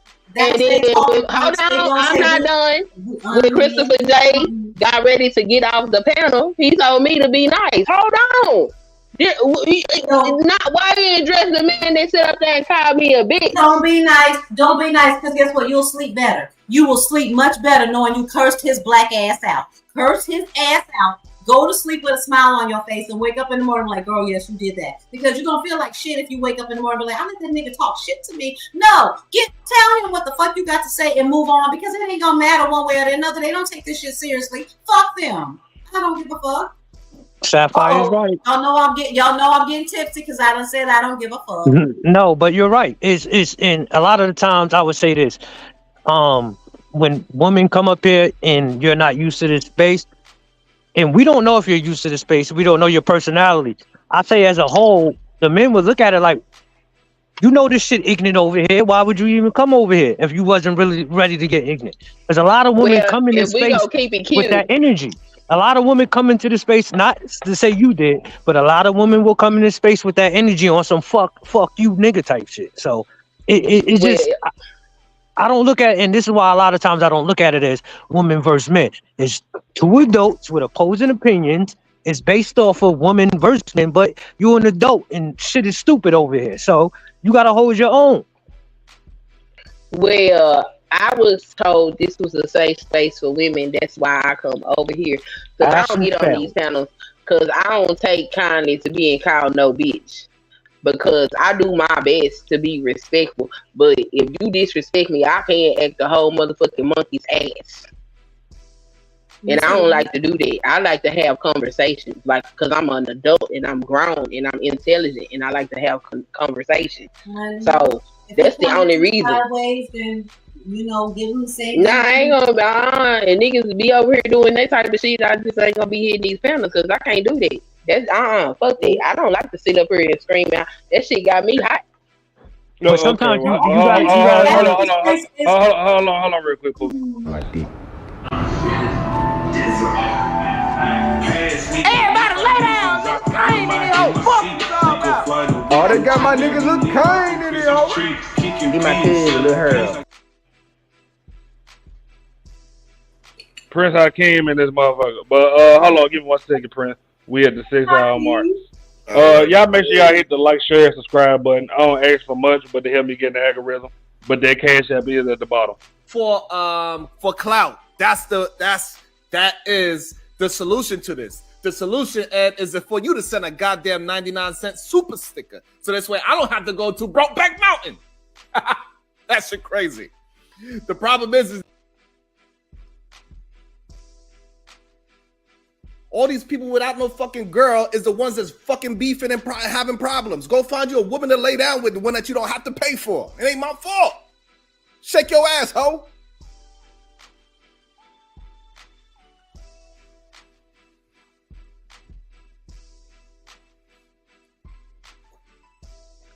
How can you say?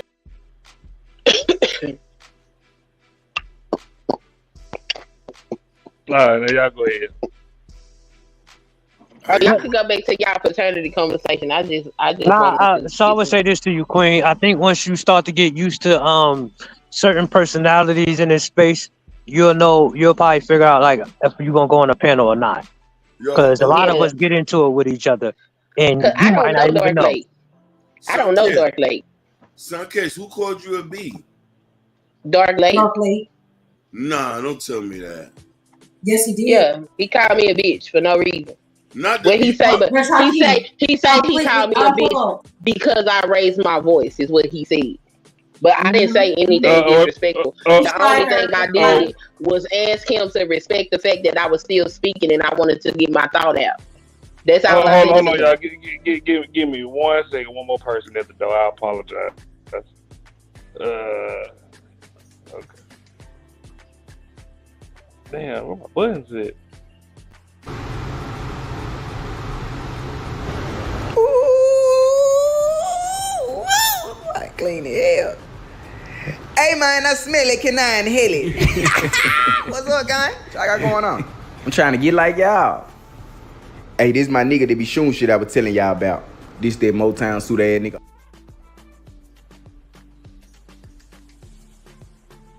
Just hear me out. What's up, Ashton? I'm trying to get it like you, big dog. What's up, Akeem? Yo. How you doing, brother? What you... I've been talking to you forever. Hey, I just want to know when we get back to that story. That didn't make any goddamn sense. Listen, I'm a little bit dumbfounded. He called you a B? Yes.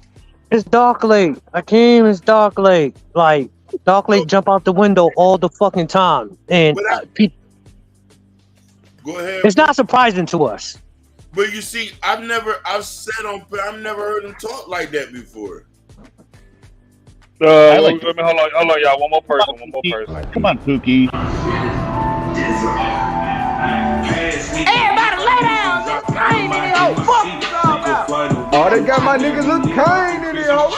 Get my kid. I mean, I didn't see it, but I like Yes, he did. The 18 level. No, I didn't. And it's not out there. You gotta let Dark Lake know that you can try to get it like you.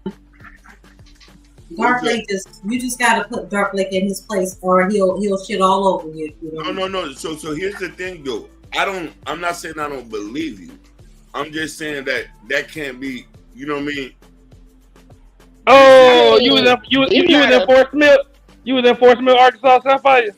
Yes, when I told you about the bump I had on my coochie lip because I shaved my coochie. And how you like Fort Smith? Wait a minute. Get to that bump on that coochie, right? Just hear me out. Hold on a sec. That story, I know you told it for a purpose, but it makes no sense. Your doctor cannot call your husband to ask about what's going on. It violates HIPAA unless he just doesn't want to fuck the job anymore. She said it was 20 years ago. HIPAA didn't cover that 20 years ago. Just hear me out. It was back. That's 2004, 8 years after HIPAA. No, we don't. Depending on who the doctor is and what they believe in doing is right or wrong, they will do what the fuck they feel is right or wrong, even if it is against HIPAA or whatever. I don't know why you didn't sue them. I was married 8 years. Look, I didn't even think about the suing him or anything like that. I was just so amazed that while I'm still laying on the table with my coochie lips hanging out, he called my husband and asked my husband what was going or no, actually he told my husband what I was there for. And then my husband was like, let me talk to her. Did he know you? Yeah, that's true. He was my doctor. No. Your husband you was going there? Was this relationship or something? Was it a surprise to your husband? Excuse me? Was it a surprise to your husband that you went to the doctor for that purpose? Yeah. Oh shit. So what you were saying, Sapphire, it was just practically like an ingrown hair or something, right? When you was, it was a fucking ingrown hair, but I was like, yo, them shits hurt. I know I'm not doing nothing, and I never had one before, so I was like, oh my god, I might have herpes or some shit because this nigga be out the street all the time. So I went to have myself checked, and the doctor called my husband while I was laying on the fucking table. Was he listed as your emergency contact? No. Why wouldn't she? Hey, just hear me out. There's a point she's trying to get to this, where this was a time, even as her being a woman, she still didn't even have the privacy that to show how chauvinist men was. You know what I mean? Or I gotta call this dude to let her know about her business. No, but my point is legally she did, and unless you report doctors like that, they're just gonna keep fucking doing it. Okay. No, because the law was not always like that. You know, 20 years ago, the law was the same. You can't do that. But you got to think where she but is. you have to know about these things. And I was 18 when I married him. He was on all my paperwork and everything. I didn't think slimy about nothing. So I was legit about everything. I put my husband on everything as I should and all this other shit. I did not think in a million years that my private physician would call him, but he did, and I was laying on the table when he called. You want to know why? You want to know why? Because he could have assumed he could have assumed the reason you have that is not because your husband. A black woman on the table. You out here fucking. Don't blame it on your husband. A lot of people look at it like that. He might have thought that, but there are in them small towns and them good old boy places, they still abide by them archaic ass standards. Back during the Great Depression too. Oh yeah, Listen, the doctor he went wrong. Fuck you, Ashton. But he should have just given me my test like I wanted. Let the results come back as they were and left it alone. It was not his responsibility at all to be giving my information to anybody. But at the time, I was too young and dumb, and I was believing all this patriarchal bullshit. And I went along with everything. I had my husband's name on every fucking thing. I didn't expect him to call him. And when he did, I was shocked. And he handed me the phone. I was shocked. And then I had a whole nother mess to deal with. But that should have just been my private appointment with my doctor with my concerns about something. And then we could have talked about it on a personal level. Can I ask you this? And he turned my marriage into a fucking... Your husband didn't have a problem with another nigga with your coochie in full view questioning you about your coochie? Not if that's her. What? That's the doctor. I don't give a fuck. Why you calling me asking me about my wife coochie? What she said? What she said? Wow. No, Pookie. Fuck, nigga, I don't want to have that discussion with you, nigga. Pookie. This is her gynecologist. I don't give a fuck. You discuss that with I'm with Sapphire. You discuss that with her. Me and you not gonna have this motherfucking conversation. I'll come in and get tested if you want me to, but we not gonna have this nigga. And she said her shit was out. She didn't even wait. He didn't even wait for her to put her clothes back on. Oh, none of that. Can I ask a question? Hey, Sapphire. Why did he feel a need to contact your husband? What was up with that?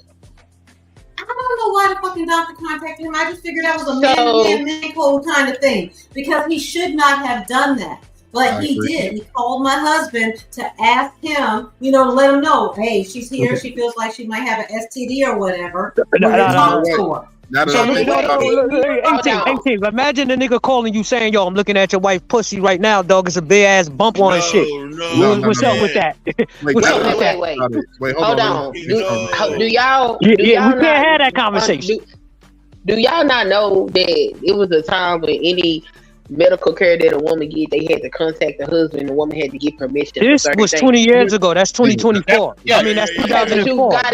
That's not that way in 2004. She just told you where she was living at.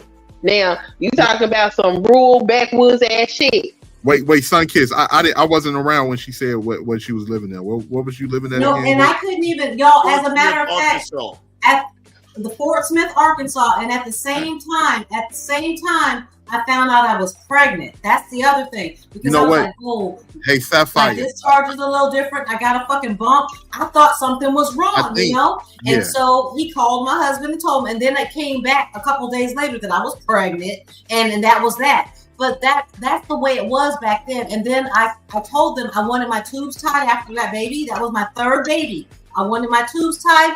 I couldn't even have my tubes tied because I was too young in that state to have my tubes tied. They said, you're not old enough to say that you want to have your tubes tied, and you haven't had enough babies yet to say you want your tubes tied. So I couldn't get my tubes tied either. I was just going to say, I think he felt comfortable doing that because of the fact that you were young. Because had you been a woman, probably in her mid-20s or early 20s. No, wait. She said she had been married for 8 years, so she would have been 25. Okay. I thought she was 18. Exactly. I'm sorry. Exactly. I was not a little girl at that time. I was not a little girl, not at all. But the point she's trying to say was, even at this era in time, she didn't have full autonomy over her body, stating to be like that she was still property. I get it. What I'm saying is she does, even though there are bad actors. That's my only point.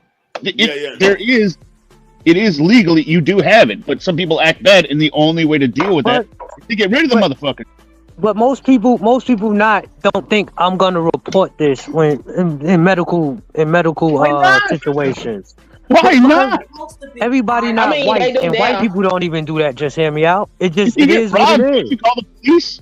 You go. I'm not going to report it. A lot more people do it now because HIPAA has made it very clear that you have rights as a patient and they can't do stuff. But back then, it wasn't pushed that much.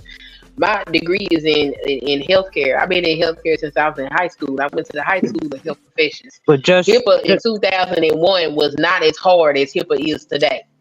This is 2004, right? 20 years ago. So HIPAA had been the rule for like 8 years. It was just HIPAA no. Listen to me. You know what? That's just like, why we celebrate Juneteenth right now? Because laws are passed, and then it takes time for people to start adhering to those laws. So during that time, even though it was the law, there was not much that I could do about it once he had already made the fucking phone call. I've already got to deal with it. And then why would I press charges while I'm still married? And then I find out I'm pregnant. And it ain't No. Okay, cool. He violated you, but you couldn't press charges anyway because you didn't have anything. You had a hair bump. No, she can press charges. He called the doctor. Oh, with the doctor. Okay. Yeah, press charges. You could have. He would have got some kind of write up, or maybe I don't know about in Texas. He would have lost. Let that shit slide in Texas. Okay, so HIPAA. No, she was property. Let me look. Do y'all think about when you went to the doctor? Okay, y'all remember going to the doctor and they kept giving you this privacy form for you to sign?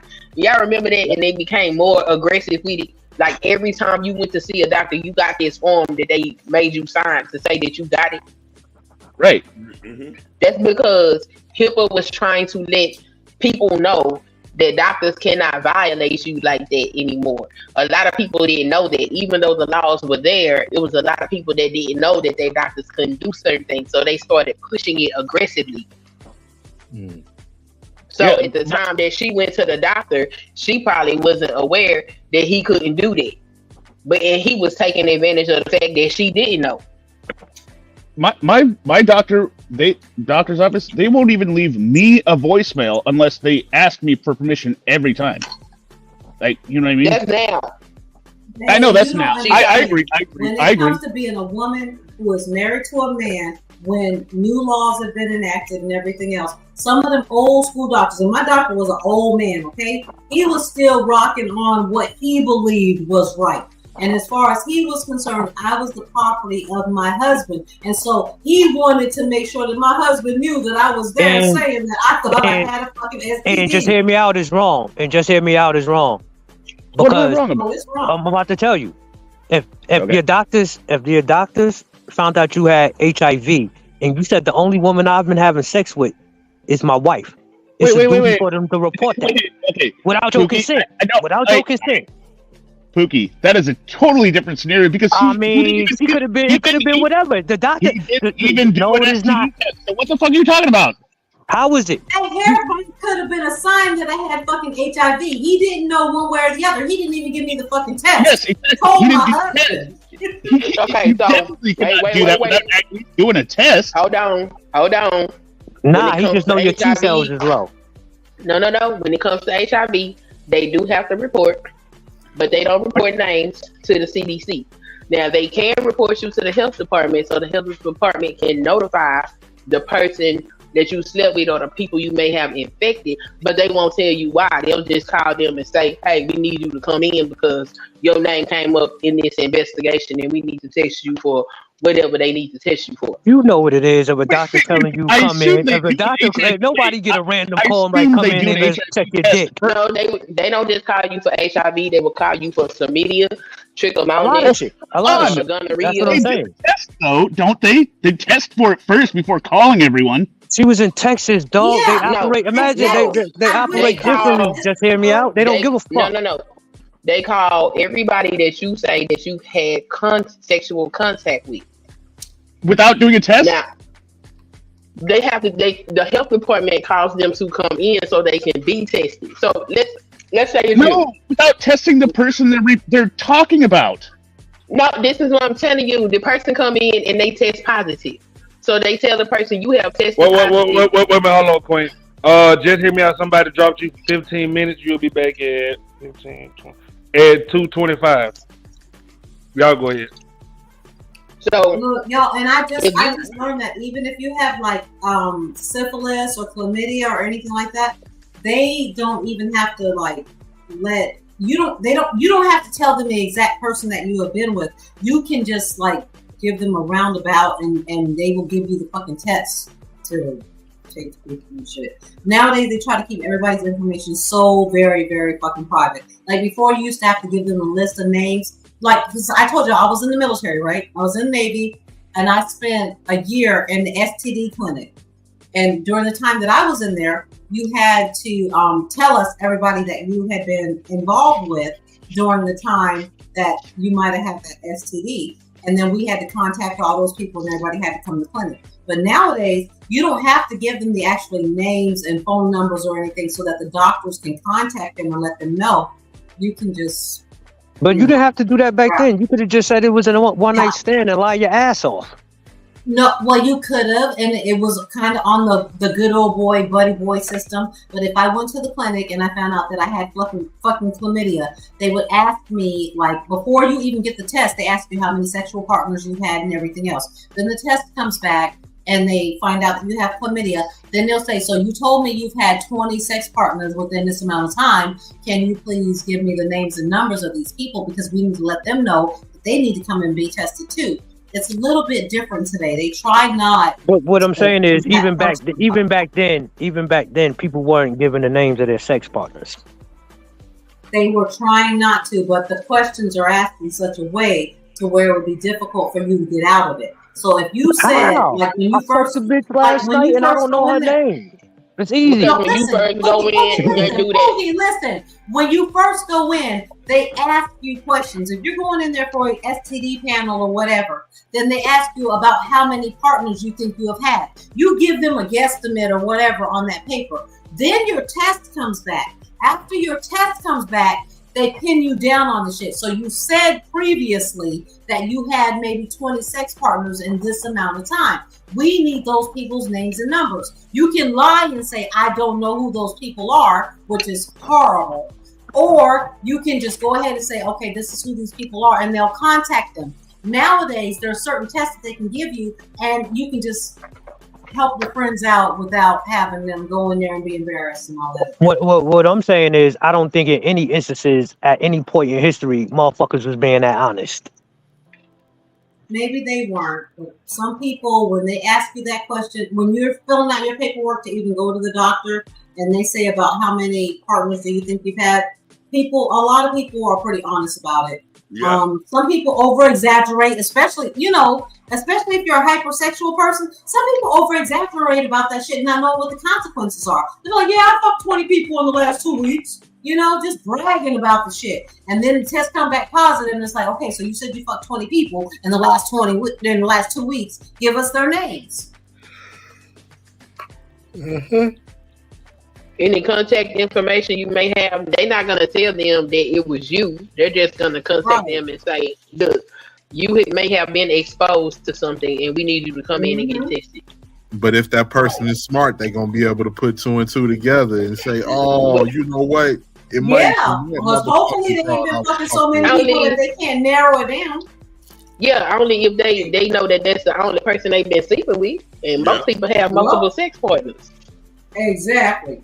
Just narrow that shit down. I know it would be easy for me. I'll be able to narrow that shit down real quick. Like, oh shit, I wasn't fucking one nigga for the last 6 months, But if you've been hoeing around out there, you take your risk and just be glad you got the notification. Most people don't have that courage to give up that information. I mean, if you don't got it, they'll just ask you, where approximately you was with them, because when they, when you look up data and they say, this particular city is having a high incidence of whatever STI. Yeah. They get that information from the people that they are testing. So even if you don't know directly who it was, you can tell them the time, place, and where, and that goes into demographic information. So when they start pooling data to see what's going on, they know, in this particular area, this is a hot spot for this particular STI. And right now, the STIs are on the rise, y'all. Yeah. Houston is on fire. People need to be very careful out there. And that blue waffle shit that they got going on, people need to be careful out here. Hold on. There's some real shit out there. Sapphire. Blue waffle is fake. No, that blue waffle shit ain't fake. Listen, Pookie. Okay, genetically, what is it described as? Okay, outside of blue waffle, what do you call it? What's the actual scientific name for or medical term for it? The worst possible thing, and I'm gonna tell you the worst case I've seen has been people who have genital warts or the HPV really bad, and they just let that shit get out of control. That shit can look like that's blue waffle. Okay. And the thing is about HPV, is that men can be carrying it and don't even know that they're carriers, and they're passing that shit on. And women will have it internally and not know that they have it, and that's what's giving them cervical cancer. Cervical cancer. So that shit is real. Everybody's trying to make HPV? syphilis is on the rise. I don't see how you get. If you seen pictures of, you've seen pictures of that shit. Yes, I've seen pictures. But what I'm saying, I don't even know how you even survived that long for it to get to that point. That's crazy. You survive because it's not something that's going to kill you. It's just a deformity on your body. And if you around your genitalia though, like you ain't, you waited for 4 months. Pookie. Some people. How many people just getting it in the parking lot or wherever? They ain't even looking at the pussy to see what's happening. That's crazy. No, some people really just don't take care of themselves. Like some people be having gonorrhea and chlamydia, and it just be there. They be stinking. The private area though, once that, I don't understand if that should get irritated. That shit scary. They be irritating, they be burning, they be itching, and they still won't go to the doctor. But when you start getting shit, listen, Queen, when you start, go ahead. When you get a woman that has things like pelvic inflammatory disease, 9 times out of 10 she got that because she had an STI that she never went and got treated. A lot of people do not take care of themselves. The human papilloma virus is something that is common in most sexually active adults now because people just out here fucking left and right. So if you are sexually active, it's a high chance that you carry that particular virus. Yes. Now, it's not harmful. The reason why women have cervical cancer, the number one reason. That is also the reason that when your children turn about 11, 12 years old, they start offering that Gardasil vaccination to try to protect them from it. Because HPV does cause cervical cancer. Yeah, God takes the wheel. But no more so I'm not saying because cervical cancer is more so of an inside thing. I'm talking about when you start getting shit protruded on your genitalia. Okay. How long do you wait? They dick can be gripping all That's crazy. Yo, that's crazy. That's not funny, but that's fucking crazy. Hold on, Pookie, ain't you from the Bronx? Yeah, I don't know if you got cauliflower dick. How long you waiting for it to become a cauliflower, dog? You listen, you ain't hear what Ice Spice said on that record? I know me and you from the Bronx, I know you is dirty. No. And the crazy shit is my father lived in the Bronx, so I spent a lot of my childhood in the Bronx. That's before I was having sex. But hey, I don't know about that dirty Bronx shit. Now I'm gonna just say this real quick. I think it just comes from a lot of people not taking care of themselves and being sexually irresponsible. Sexually irresponsible. I dealt with this chick, right? I dealt with this chick for a good month or so. We was talking and everything, and I'll never forget, right? When we kicking it and everything, right? And then like she was like, I really like you and all of this and everything. She just started crying. She was like, I got something to tell you. I was like, what's up? And then she just came out and told, she was like, I got herpes. I have herpes. I contracted it from my last boy. I was like, God damn. I was just like, we can be cool, but Listen, ain't no being cool after that. Listen, it's funny you say that. A few years ago, I met a girl on a dating app who told me that too. But you know what I mean? And but she thought I was stupid or something. She said, "Oh, you can't catch it. You know what I mean? It's under control." I said, "Yeah, I you know what I'm saying?" And I'm like, "Oh, I took health class in school." And I would say this to the fellas, and this is the thing. No, I think you can control it. I think you can control that in HIV. She was telling the truth, and this is why they're probably more open with telling people now because it can be controlled. It can be controlled, but I'm not fucking with that. See, that's crazy because even if they got it under control, but if they got it under control when it comes to herpes, when they do have a breakout, because they can have a breakout just for no reason at all. Randomly. Before the breakout appears, the skin is already shedding, and so if they shedding before the breakout comes and you are sexually in contact with them, you run the risk of contracting it. I wouldn't play with it. But HIV, they got this PrEP, this PEP, and this ART.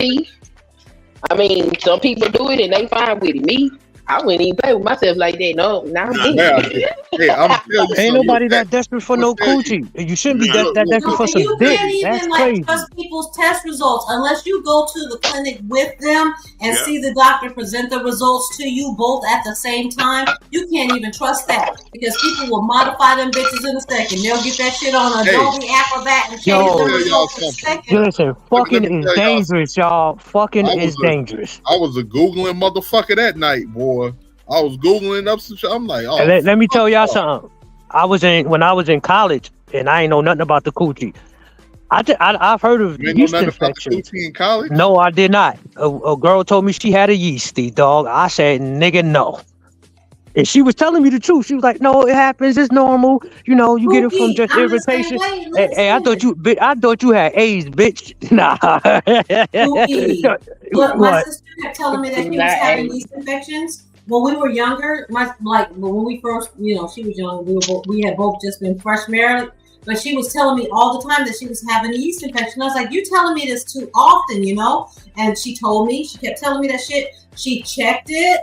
Found out that look, her doctor was telling her that it's probably being passed back to her from her husband because he's not being treated for the yeast infection. So that was one thing. But then she was cleaning out his car one day, and then she found a fucking note from this chick saying that he was fucking her. So it turns out that this chick was giving her husband the fucking STD, and he was giving it to my sister all the time. Well, the yeast infection at the time. That's crazy. And also, on top of it, the fact is that he had her pregnant. He had the other girl pregnant because my sister was like, I don't want to have children right now. But because he was fucking another woman who always had a fucking yeast infection, even though my sister was curing hers, she kept getting a yeast infection from this other chick. So I think, girl, anytime anything's going on with your coochie, be suspect. Yeah, I didn't know that. This is why I support religious You about to go there fundamentalism. now? Yeah. Because, you know what I mean? My parents were fanatics, and they was like, yo, you can't be just out here like that. You know what I mean? Right. You know what it is, Prince Hakeem, bro? A lot of people just don't have, like I say, being sexually irresponsible and not having no self-respect, man. You gotta contraceptives is there for you to use them. But you can, hey, but Wait, hold on. I don't want to hear that shit that, it don't feel good without protect. I done had a couple chicks try to come at me with that. No, you can take it off. No, the fuck I can't. No, the fuck I can't. They're lying because them new condoms, listen, y'all know like I know, them new condoms be feeling better than the real thing a lot of times. They got a lot of stuff going on to make them condoms do what they do. Especially them skin ones. They talking about out here. Yeah, them skin ones I know. But I never been, because I never wanted to have no child. I never wanted to have Man, when they get that heat on it, some of them got that heat on them, man. That new condoms be doing what they do. He said she want an incel. I am dead. But we ain't about to sit here and pretend that it's just the niggas now. Come on now. No, it's not. No, I'm not gonna fake like that. I'm responding. I just seen a whole stream of ladies that were offended. They were offended because the guy said he was gonna leave and go and get condoms because she didn't have any and he didn't have any, and because she said he was gonna leave and go and get them. They were tripping off of that, and a lot of women in her fucking comment section were like, "Yeah, I would be offended too." Like they were so offended because that man said he was going to get condoms. They be fucking wrong. They be fucking wrong. I know one thing. I use cervical caps every time I cheat. The same exact one. That dude. You better learn about a cervical cap. Asked me for sex, and I agreed and showed up with no condom. I was like, "What are you talking about?" No. I said you need to go to the store and get a condom. He's talking about you got a box of condoms in your drawer because he was going through my shit. I said, "Them my condoms, sir. Mine. I didn't ask you for sex. You asked me for sex, and you came unprepared. So you need to go get your own condoms. And not get my condom. You really gonna make me walk to the store, pat them feet, turn them condoms, nigga." But I had a whole cart filled with condoms. Do you know every last one of the bitches was expired because that's how long it's been since I've been fucking? God damn. It was all Hey, I didn't go front. Sapphire, expiration is just a suggestion. All of the young boys know this. I remember when I first started, man, I was getting them motherfucking lifestyle condoms from the gas station. I like that's like I love them lifestyles. a lot of young boys, we was getting the lifestyles back then. That was before it was called lifestyles. Yeah, I like them lifestyles. They're my favorite. They used to be my favorite. But this is at our age. If I was single, fucking would scare the fuck out of me. I But wouldn't I want to wouldn't be fuck single. nobody in this day and time. These niggas nasty. Everybody eat ass. That shit weird. I'm 40. I don't That want to catch is syphilis weird. or herpes at 40. Man, Pookie, I'm the same way. I'm scared of all of it. I'm Why is scared all of these all people of it. eating ass? Because they're nasty. Hey, Ashton's here. Just chill with the ass eating. But that's what they be doing. They be talking Yeah. about it. They just be eating random people's ass. I bet them at the club. I ate their ass. My ass. They can eat mine. They can eat mine because I Yo, know chill. mine. Yo, I'm out of here. I'm tired as hell. Yo, I'll holler at y'all. Hey, nice talking to y'all. Bye, Pookie. Hey, I listen, love you, but it's 3 I'm o'clock gonna in tell the y'all the morning. nastiest thing I heard. I'm gonna tell y'all the nastiest thing. First off, I hate this music today. I hate this music because like we had Kim and Foxy Brown, but I don't even think they was that nasty compared to these days. Like, and then they had metaphors and everything, and we had other women like MC Light, Queen Latifah, and it was more of a balance.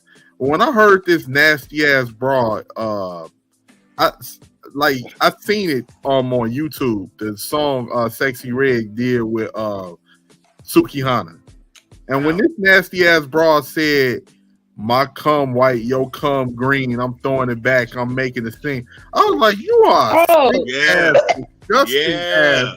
Ugh. Yeah. Oh my god. Praise I the just- Lord. What's wrong with y'all?" That's I can't even be with a man. If he eat too much meat, I can smell it in his tongue. I ain't even fucking with him like that. Y'all, listen. I was like, oh, that's nasty. Being a woman is women awful. bragging about getting STIs. I'm like, y'all, this is sick. I'm like, this is sick. This shit gotta stop. You know they say that eating ass is an aphrodisiac. Wait.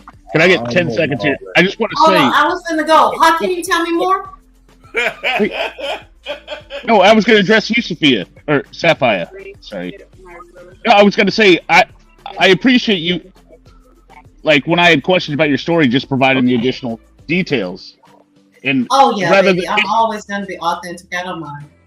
no, rather than most people go like, "What do you call me a liar?" and just not provide. Like I just had genuine questions because people do make up shit a lot. But I believe your story 100%, and I think it was wrong. That's all I'm saying. So I appreciate it. No. I mean, I don't have nothing to lose but to tell y'all the truth. You only live once. I don't give a damn, and I'm gonna use my lies for good things. I ain't going to hell over some bullshit. Now, Hakeem, tell me more about eating ass.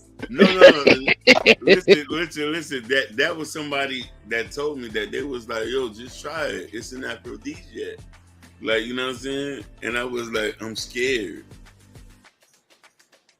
Don't be afraid. Wow. I said that we're gonna. I said if I gotta eat ass, we gotta die together. Pretty much, yes. I agree. What the hell? Like we. Yeah. You don't just do that to no random person. Yeah. You know, the person that you love and you're gonna be with forever. But. Yeah. I mean, if it's your spouse.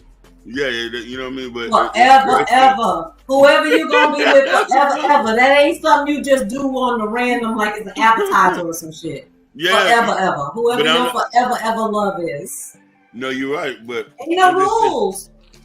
Hakeem, ain't no rules in the marriage bed. No, you're right. Whatever You're it right. takes. But listen here. You got people in the dating stage want you to eat that outer rim.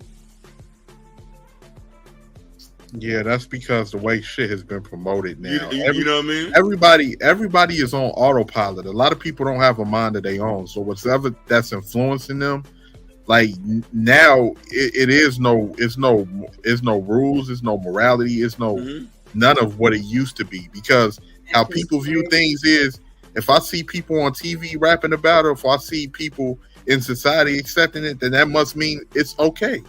And that's how a lot of people live their lives. And now people feel like, oh, well, I can just be as nasty as I want to be, and it's acceptable. And that's exactly I don't know. I think it's generational. My sons and all their friends are way more conservative than I was even when I was in high school. Right? And I didn't even raise them that way. I think it's the younger generation is going to be way more reserved than our generation. They are. I think they are. It's like 50-50. It's like they are either hardcore this way or that way, but like My generation, we were pretty demure for the most part. We found out that the white girls was like way out there, and that blew our minds. But black girls. So I like that you say that, but I also want to specify location also plays a part. Yeah. And depending on if there's maybe a cultural situation going on in that city, because in Miami at the time, for years Miami was rated the top places for STDs. You feel me? That's all that Uncle Luke and It's Houston and probably anywhere in Florida. Yeah. But I think Atlanta Florida is too. high because we have a lot of tourists. We have people that come here and bring shit and leave it, and then they go home. That is a funny break. thing. Hey, Sapphire, what part of Florida are you from? I'm in Tampa. I'm in Miami. So okay, I have family in Orlando. I used to come down there and visit. Oh, okay. Orlando's right up the road. That's right around the corner. So Hakeem, you're dangerous. Hakeem is dangerous. Don't he in Miami? Danger. Listen. Miami has always been a danger zone. Even when I was growing up, this was a fast city. Hoes was popping it for a real person. Like, this was a very promiscuous city. This was even a place where they used to talk about a lot of the gay dudes here catching it here.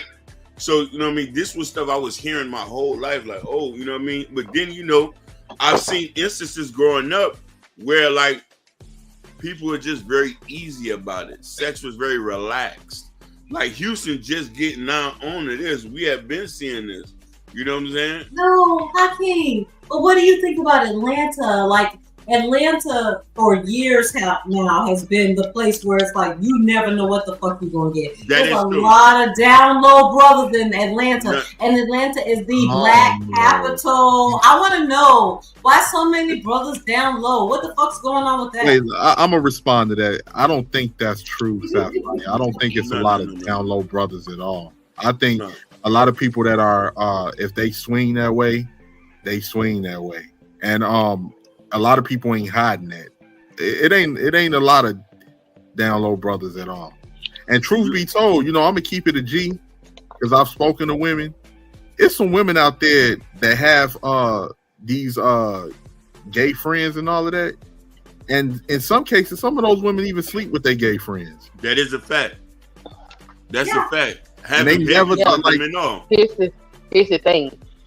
Even if that is the case, women don't typically. I would probably marry a gay man. Honestly, I would marry a gay man.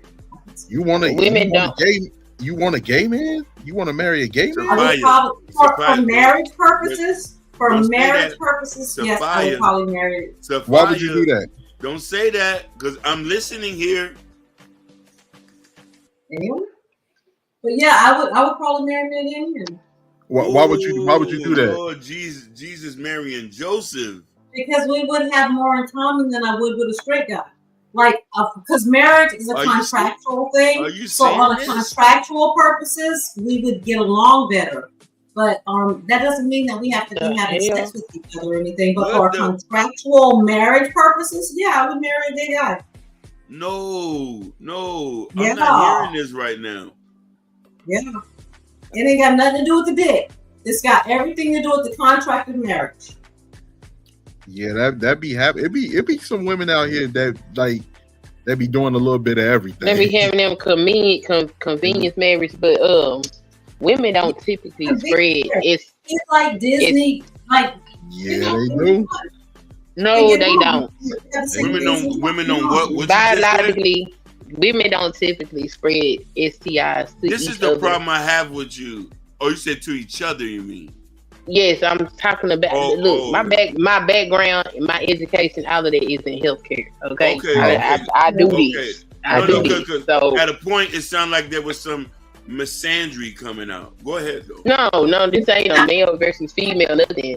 Because of the way that our bodies are structured, it's difficult for women to pass things to men. It's easy for a woman to catch things from a man because we're the receivers. So when you started talking about STI infections and you look at the numbers and you see that these women have these exuberant numbers, and you look at the epidemiology behind it, a lot of the time these women are contracting stuff like HIV and AIDS from down low men. And the crazy part is, the crazy part. There is nothing to disagree about. You can go look at the data. I'm gonna have to emphatically disagree with you on that. No, wait. Keith, Women, hold on. Women are not passing STDs. God damn. They really are not. We get our STDs from men. Let's just no, wait. Hold on. Let me just say something, Prince. We get it from dirty dick. A lot of the times too, they get it from somebody else, and then they go fuck another nigga and give it to him. That's the thing. Difficult. But we got it from a dirty dick. Hold it. Now, it is possible for a woman to spread it, but it's very difficult for a man to catch HIV from a woman. Right. Most of the time, it's going to be a woman catching it from a man. And when you do the epidemiology is the study of disease, where it came from and how it spread. So when you look at epidemiology, and I'm specifically talking about HIV here, because when you look at the numbers, these women that are getting this HIV largely come from men that have slept with other men. The interesting thing about that is the highest incidence of gay men with HIV are the white population. So a lot of gay black men are getting HIV, getting their HIV from white men and passing that shit on to black women. The crazy part is black women are sleeping with bisexual men willingly. So all this shit is crazy. It is. And black women, why do we have the highest rates? Didn't they say that black women have some of the highest rates because we are hotter, we're more porous, and all this other stuff? There's a lot of things that go into this. But I'm saying, Hakeem, just think about it. Your dick, unless you have a cut on your dick, you have very few openings to receive an infection. That's what the epidemiology shows. The data shows, right? Because you got the one hole versus a woman. There could be all kinds of, just from the act itself, right? There could be all kinds of a whole fucking cesspool because we're like a little pot. We're like a pot when you catch all your bullshit. And you don't even want to talk about spiritual. Because while y'all doing that, y'all injecting y'all spiritual bullshit into us too. It's a lot. So we got a whole mucous membrane. The vagina is the whole thing is a mucous membrane. A mucous membrane is a place where you can transmit all kind of things, including infections. So it's real easy for a woman to contract something, which is all the more reason why they need to keep their goddamn legs closed. And to further that, the reason further that the reason it spreads so easily in gay men is because there's another mucous membrane on the other side. In the butt. Oh, you don't want to talk the bunghole. The bunghole is very porous. And easily perforated and everything. That's just the facts. That's why it so easily spreads in those communities. And it is more infectious. And because you guys are highly sexual. You're aggressively and highly sexual. Wait, who are you calling you? I'm not gay. Y'all, I'm just saying, y'all. I'm joking. Because. Oh, go ahead, Ed. Oh, my bad. Hakeem. I just want to say I gotta disagree, Sapphire, because a lot of these women are highly sexual. Yeah. Too. They are. Yes, so we're talking about on a statistical term. Statistically speaking, do y'all remember that show on HBO, Queer As Folk? Yeah, I remember hearing about it. I never watched it. But Queer As Folk was that was a steamy ass show. And it was steamy because it showed what it was like on the inside of the gay male life. Okay? You guys, just like you have a high sex drive when it comes to women, you say you have the same high sex drive when it comes to men. And then it's extra complicated. Gay men nasty as hell. Oh, they be doing all kind of that. I be seeing them on these social medias talking about oh my God, it's some of the most disgusting stuff I have ever heard. It's nasty. That's part of the problem. Even the statement that gay men are highly sexualized is not allowed to be said because it's homophobic, quote unquote, right? When it's just the fucking truth. It's Right? I be seeing them. They was like, this dude was talking about how he, all the kind of nasty sexual things he did with one man and how he did wash his ass before he went to the next man and did some other. I was like, this is so fucking nasty. This is disgusting, and was very proud of it. I was like, this is no, I got to stay away from y'all because that can't be nothing but evil. I learned from watching gay men how to prepare for anal sex. I mean, like, you can learn a lot from gay men. Yeah, they know a lot of things. But if they out there just gay, I'm good. I'm good. I'll pass. I'm not preparing for it. So. Yeah, I mean that's their life. You know, much respect to them. That's their lifestyle. That's how they live. You know, God bless them, and you know, live and let live. But I'm not as a straight heterosexual man. I don't want to learn. Ain't nothing you can teach me. About he can't teach me nothing either. Yo, here's that's a man. He can't teach me nothing about being a woman. Taught me about anal sex. Listen, I learned about anal sex from gay. Oh, okay, yeah. I mean, that makes sense. That makes sense. But I want to comment on this because there's something that Sunkist said that we skipped over that is very prevalent now. Because I had a situation like this. This is why I don't know if you ever heard me say that I like to talk to people before I get into that realm of having sex. So there was a young lady I met one time. We was just cooling out, and this is why it's important not to prioritize sex when you're dating. She told me that her last boyfriend was bisexual. I had blocked her the next day. Okay. Okay, I'm telling you. Look, no, she telling the truth. You when she said that, about 4-5 years ago, I was on Facebook, and the girls was posting up posts that was saying, "Y'all still out here not giving bisexual men a try?" And I said, "What the hell y'all talking about?" I said, "That's not safe." What you mean? They even went as far and they was trying to say that HIV don't have nothing to do with homosexuality. Oh my God. What the hell are you talking about? The data shows that is the most prevalent way that the disease is spread. What are you talking about? No, that's not what it say. The data has changed. No, it has not. And they was really out here trying to shame other women for not wanting to sleep with bisexual men. You know what the next thing is? It's going to be the shame of not sleeping with trans men or trans. I don't even know. We already getting there. No. I know that. Wait, the comments are out there, right? But it's going to become widespread. It's going to be elevated to the level of being race related, right? Like, no, I believe you. Like, you don't date this person because, or like, it's going to be treated the same as somebody saying, "Oh, I'm not going to date black people or Asian people," right? Oh, you're not going to date trans people. Fine. It's just fucking ridiculous. Yeah, it's weird. Everything we're dealing with a society right now. This was purposely done, and part of this was purposely done to cause more confusion. It wasn't purposely done. No, stop that, 18. No, wasn't nothing purposely No. Listen to what I'm saying. Stop all that shit, look, bro. Stop all that shit, bro. Look, don't feed into that bullshit, this internet, because you want to get on this motherfucker and just feel like fairy tale land and shit. Look, we believe a certain different thing, bro. Because if you look, just imagine though, 18.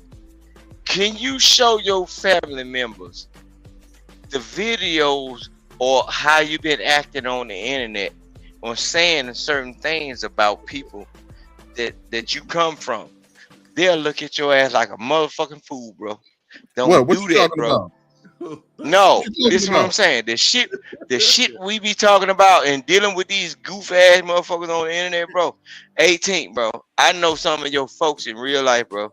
If you show some of the shit that be going on the internet, these motherfuckers can't tell the truth. You got motherfuckers doing goofy shit, motherfuckers kissing ass to folks that they listen what I'm saying though. I'm confused now. Look, bro, 18, bro. If you was to come down here to Mississippi and take your phone and put your phone on projection stream and show your face and show what you've been dealing with just with these conversations. Don't you know the half of these old women tell you, you better get that bitch ass nigga away around me, cause he gonna be some motherfucking shit. You know this shit now. You know, They're lucky gonna we tell all. you this. Wait. Just side note. Side note. Vic. No, Vic, just hear me out. I'm agreeing. Just I'm hear me agreeing out. with you, Vic. You know what? I'm reiterating your point. You can't agree. You ain't from over here, so you can't agree with what I'm talking about. Now, sometimes this is not the Boy Scout meeting. You ass ain't invited. No. You're not going to control the conversation. You're Vic, not going to control the I'm agreeing with you. Let me give you a comment in support. Give me an agreement. Joe Biden agreed with us now, but he told us Let me speak to Vic real quick. Hey, Vic. Joe Biden agreeing with us now, but he said hey, Vic. Some kids don't need me. Before some of these motherfuckers were born now. Hey, so Vic, I'm telling you. Let me tell you something real You quick. gotta stay out of. Just Damn it. Hold on. Let me tell you something real quick. Joe Biden is agreeing Vic, with I'm us right agreeing now. with you. I'm agreeing with you. Can I agree with you vocally? I don't need no. Jesus. Hey, no, Vic. You misinterpreted. Wait, hold on. don't have to agree with me. Vic, you misinterpreted what I'm saying. When I say shit is being shit is being controlled that way, I'm talking about the promotion of all of this shit. The promotion of the rainbow community. That shit is being put out there.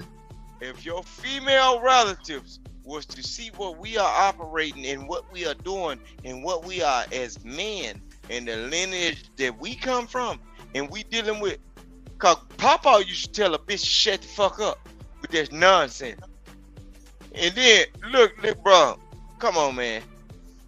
18, we can't fall for this shit, bro. Some of our kids got to have the old way, bro. I'm telling you, look. I agree. Listen what I'm saying. Papa used to tell a bitch, Ben tell a bitch, if you don't get the fuck out the goddamn way, a Mack truck gonna come through, right? And you gonna get the ran the fuck over, bro. You know who I'm talking about, bro. No, bro, we ain't operating like this internet shit, bro. And I'm glad I caught you when you was talking, bro. We ain't moving like this, bro. Cause these motherfuckers being indoctrinated, bro. They are being indoctrinated by their feelings and who their next job is. There's a whole lot of these motherfuckers. Can I no. Okay. No, hell no. Okay. Hell no. I'm talking to 18, bro. These motherfuckers is being indoctrinated, bro. I want to comment. You can't control. Oh no, that I can't. Okay, I just had to catch your He doesn't boy. want Go ahead, Hakeem. He doesn't want Go comments. ahead, Hakeem. Go ahead. Or Now, anything. fuck that shit you talking about. Just hear me out. I like you like another brother. You didn't even let me say. No, fuck anything. that. What are You you ain't got talking about? No, you are not like us right now. What are you talking I about? fuck with you, just hear me out. You are I not know, like Vic. us, bro. We talk on the phone. I'm literally asking you, what are you talking about? You ain't You're literally not doing even that letting me because you ain't say in front of my anything. face, bro. No, I'm saying, bro, I'm talking to the black community or community or whatever the fuck black folks call that shit. I ain't up in it for the height of the conversation. I'm talking to a person that I actually know where his lineage come from. Like the people that produced him. I've been raised in the area where he come from. So this is the conversation not for you, just hear me out. I'm talking to a brother that's finna acquiesce to some bullshit. And he knows the people that I know, bro.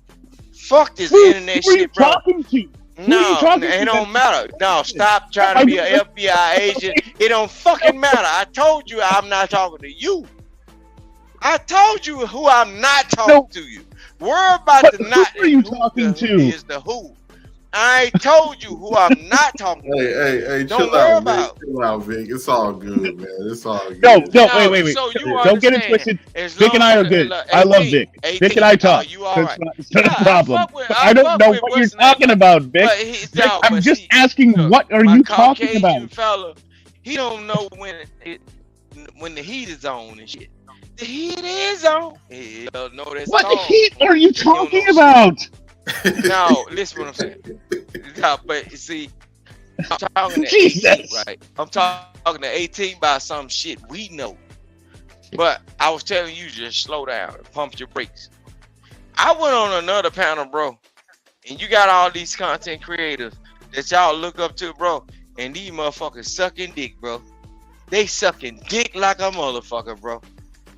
God Look, damn. I just got off a panel, bro.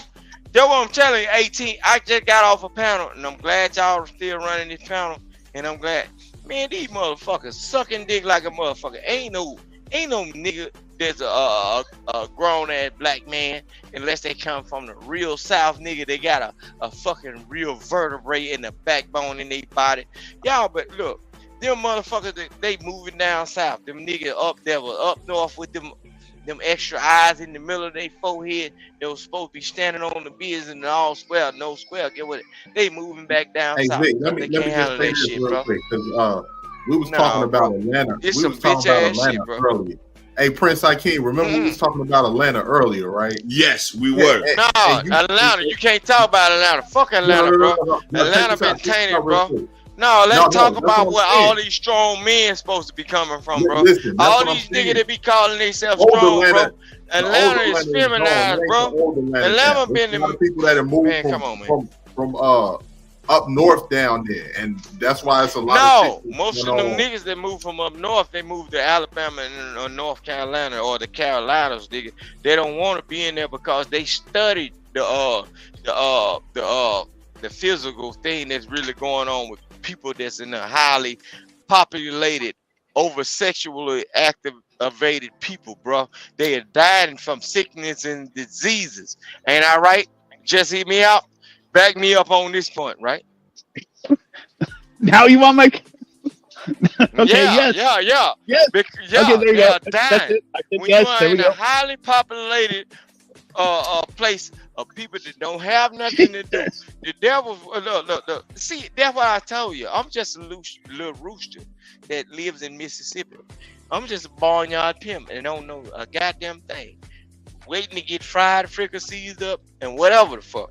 I know all this shit because all this shit. I know all this shit because all of you motherfuckers that y'all listening to. I got an attachment or association with some of these motherfuckers with the same mindset as the idea. If you got a motherfucker from the deep depths of New York, if that motherfucker say he rode the crab boats up in the and shit. Who's Why from the New fuck York? you think I eat good crab, nigga? How the fuck you think I eat good crabs? And I No, wait. the Who's nigga that from don't New know. York? What are you talking about? Vic, I'm I'm trying to telling understand you, what you're look. saying. No, you can't understand it because I'm talking Negro. Okay, I I'm talking talking right. Negro. This ain't The panel language you've been understands. taught. You've been taught yes or no, sir. Oh, look. You know what I'm saying? That's the only thing you talk. Y'all ain't loud niggas talk to y'all. It's a yes or no, sir. Yes, man. You know, ma'am. Here and hello. Yeah. So yeah, y'all ain't gonna understand the language. But for the people that understand what the fuck I'm saying, they understand. I ain't talking about these northern niggas. I ain't talking about none of these motherfuckers that trying to make a new light or a new generation of these motherfucking bionic niggas. I don't give a fuck about none of the new shit.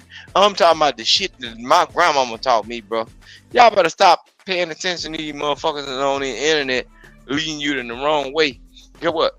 Start hugging your mamas and your daddies. That no good motherfucker that try to slap your mama across the motherfucking head to get that bitch mind right. Why? Ask him why he had slapped the bitch across the head. Cause your mama been telling you, dad wasn't no good. He been slapping me. Ask your mama, bitch, why he had slapped you? Because if you moving like these niggas on the internet, he wouldn't have to do a damn thing. Only thing he had to do is send a cash app, and you've been dancing and jiggling to the beat of his goddamn drum. Cash App should have been out a long motherfucking time ago. Cause there's a lot of you motherfuckers that moving like everything under the sun instead of being like what men supposed to be, man. And then y'all got these bitches that I'm on here sucking more pussy than any goddamn thing, telling y'all what the fuck y'all supposed to be doing. How's y'all supposed to run the land, nigga? What the fuck wrong with y'all, man? Man, y'all better go back and ask y'all mama why y'all let these bitches have so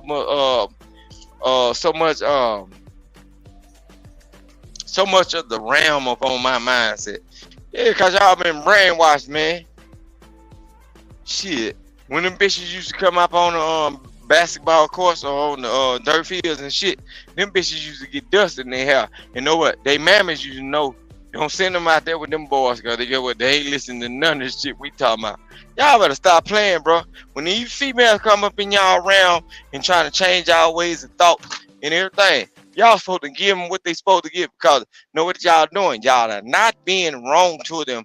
Y'all are letting them know as a big brother or father or whatever what the world is gonna do to them. Y'all, all that old pandering and shit. Y'all gonna let one of them good old white y'all gonna let one of them motherfucking white boy with their hair like Jesse hit me out, and that motherfucker gonna spread that bitch body all across the goddamn United States.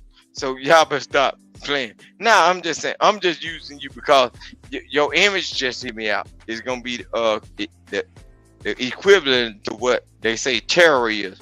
And when we see the bump in the night, we ain't thinking about no black people coming to get up. We think about a white man. They're gonna cut the screen off our window and sneak through our goddamn door.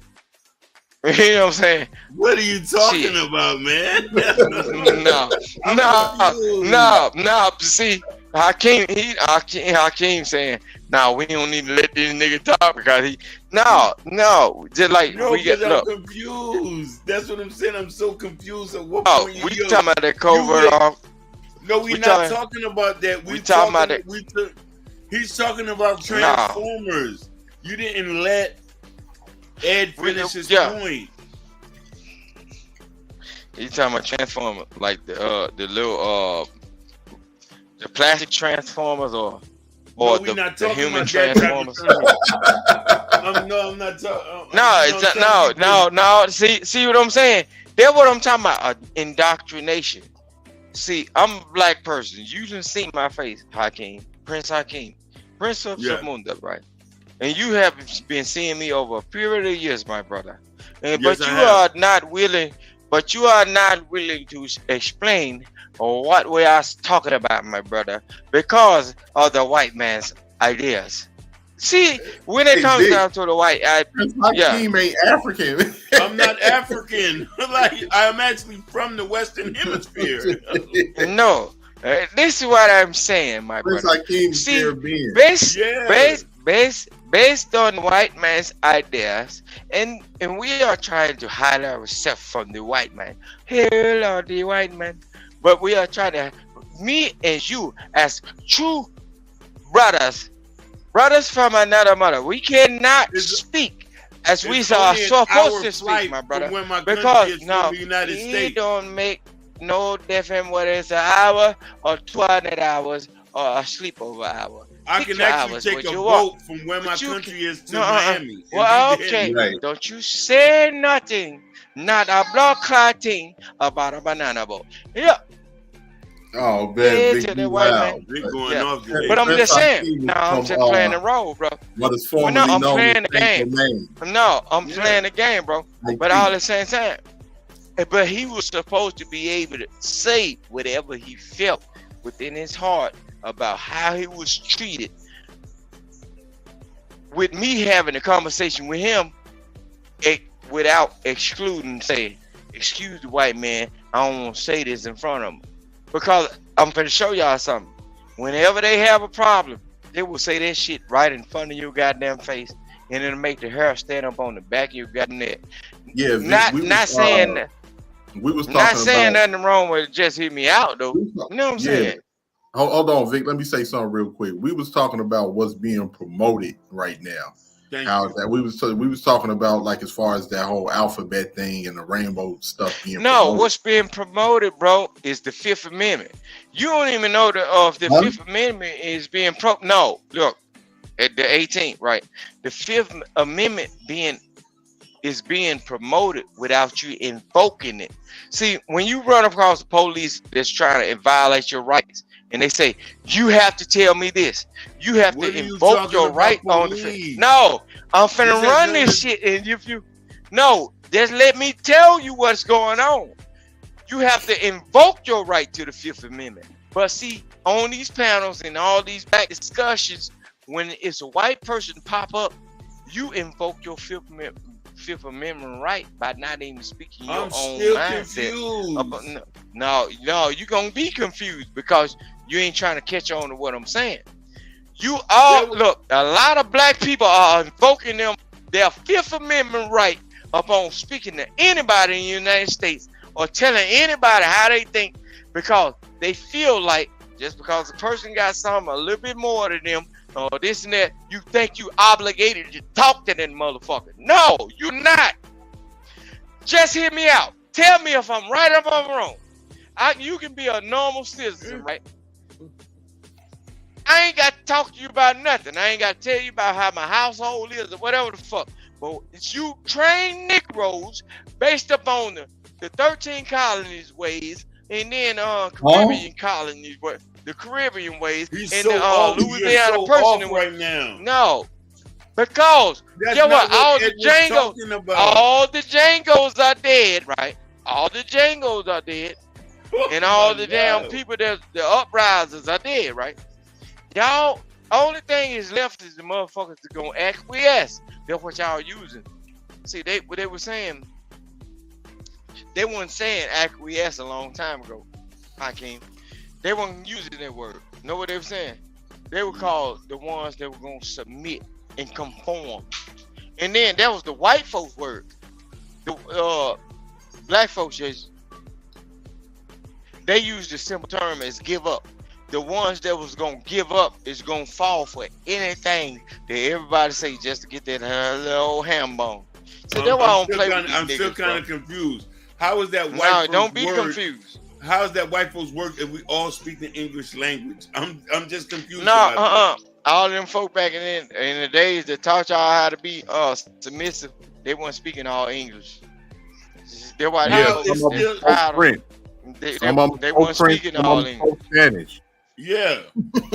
But particularly we spoke English, so I'm confused. Right. Here's the thing though, Vic, here's the thing, hear me out. Ed was saying King Rooster. You gotta say King Rooster now. Okay, Yeah, all King these Rooster. motherfuckers don't know me now. King Rooster. Ed was saying the point that I'd agree with. There is a propaganda that's being promoted with the Transformer community. And I ain't worried about them Transformers. If you stop producing certain equipment or stop dealing with their ideas of where they can push dicks and titties in your face, they'll stop playing with you with that shit because it ain't amusing to them no more. People only like the shit that's amusing and that'll trigger people, bro. If you say, okay, well, you want a new dick or a new some body parts or whatever the fuck, go on over there. And then what's gonna happen? Motherfucker ain't gonna fuck with you with the shit because they would say, well, we don't get no triggering moment out of him. Let's go on down the road to this other person. We can make him feel a certain type of way. Can we influence him? No. I don't have a problem with them people. But know why? Because all they say is that I say, well, the motherfucker throw they extra titties around me or whatever. I say, well, I guess that's nice. Shit, bitch, don't catch a plane because when that shit blow up, it is what it is. Shit, I won't be on there with you. No, you can't preach no certain shit to me because I was raised for a certain way, Hakeem. And it's all of this shit is taboo to me. It's even taboo to where you can ask a person a certain question and they'll tell you a lie in front of your face when you know the majority of people see what the fuck you seeing, bro. It's taboo, bro. Don't you know it was people that used to get their fucking head cut off for that shit? Because you just believed in a certain shit and you agree with shit. That's what Christianity was, bro. When they did the Crusades. Just like they did that debate today, bro. And you know it was a clear wash, bro. Even though the underdog or whatever the fuck, or whoever the fuck won, that boy won that shit. That motherfucker from across seas won that shit. You talking about Fatty? Hell yeah. I wanted you to say the name so I won't be no shit. See how I used you? You see what I'm saying? Yeah. You see what I'm saying? All right. Fatty won that whole motherfucking thing. The whole thing was a wash. And that's what the whole fucking the world is looking at us like as American black people. And then you got another motherfucking female that came up there as cute as she can be, and she couldn't even tell the fucking truth. Know what they saying? Don't bro. You seeing it clear? And get what? Them white folks was in the background laughing at all of us. Cause you know what? The simple thing they just called it, they could fucking debate when it was nothing more than a freak show, a side circus, or a conversation, nigga. We could have had a conversation around a bottle of Jack Daniels or some cheap ass liquor and just got it together. I told the motherfucker in the chat, bro. Y'all would have been better off taking that conversation to a back alley, strapping that motherfucking shit out and shaking hands, bro. After this shit. Cause that shit's stupid, bro. You making her look a goddamn fool. All these people y'all call leaders ain't worth a fuck, bro. Ain't worth a fine fuck, bro. Cause I got some real leaders around me. They ain't worth a fuck, bro. Look, 18. When you see motherfucker that can't look, even if they're where you come from, in the bloodline you come from, bro, motherfuckers didn't always. Even if a female couldn't handle a goddamn, at least you can ride in the back of a goddamn old school ride and shit. They take you to the what's the name? They take you around them niggas that was dangerous as a motherfucker. But the nigga that took you around them nigga, they always had respect, bro. Now I don't know what this new shit is, bro. The new shit, and they thinking niggas supposed to fall behind that shit, bro. You know what I'm doing? I'm on this internet and I'm studying the mindset of black human beings right now. Because get what? If you wake up in the morning, your ATM card don't work no more, and the lights don't come on, I already know. I done taught my son a certain thing. Stick to me, son. Cause the rest of these motherfuckers. It means I didn't show up to work. That's what that means. No. Hey. No. But you, Hey, hear me out. Where you headed to, man? Where you headed to?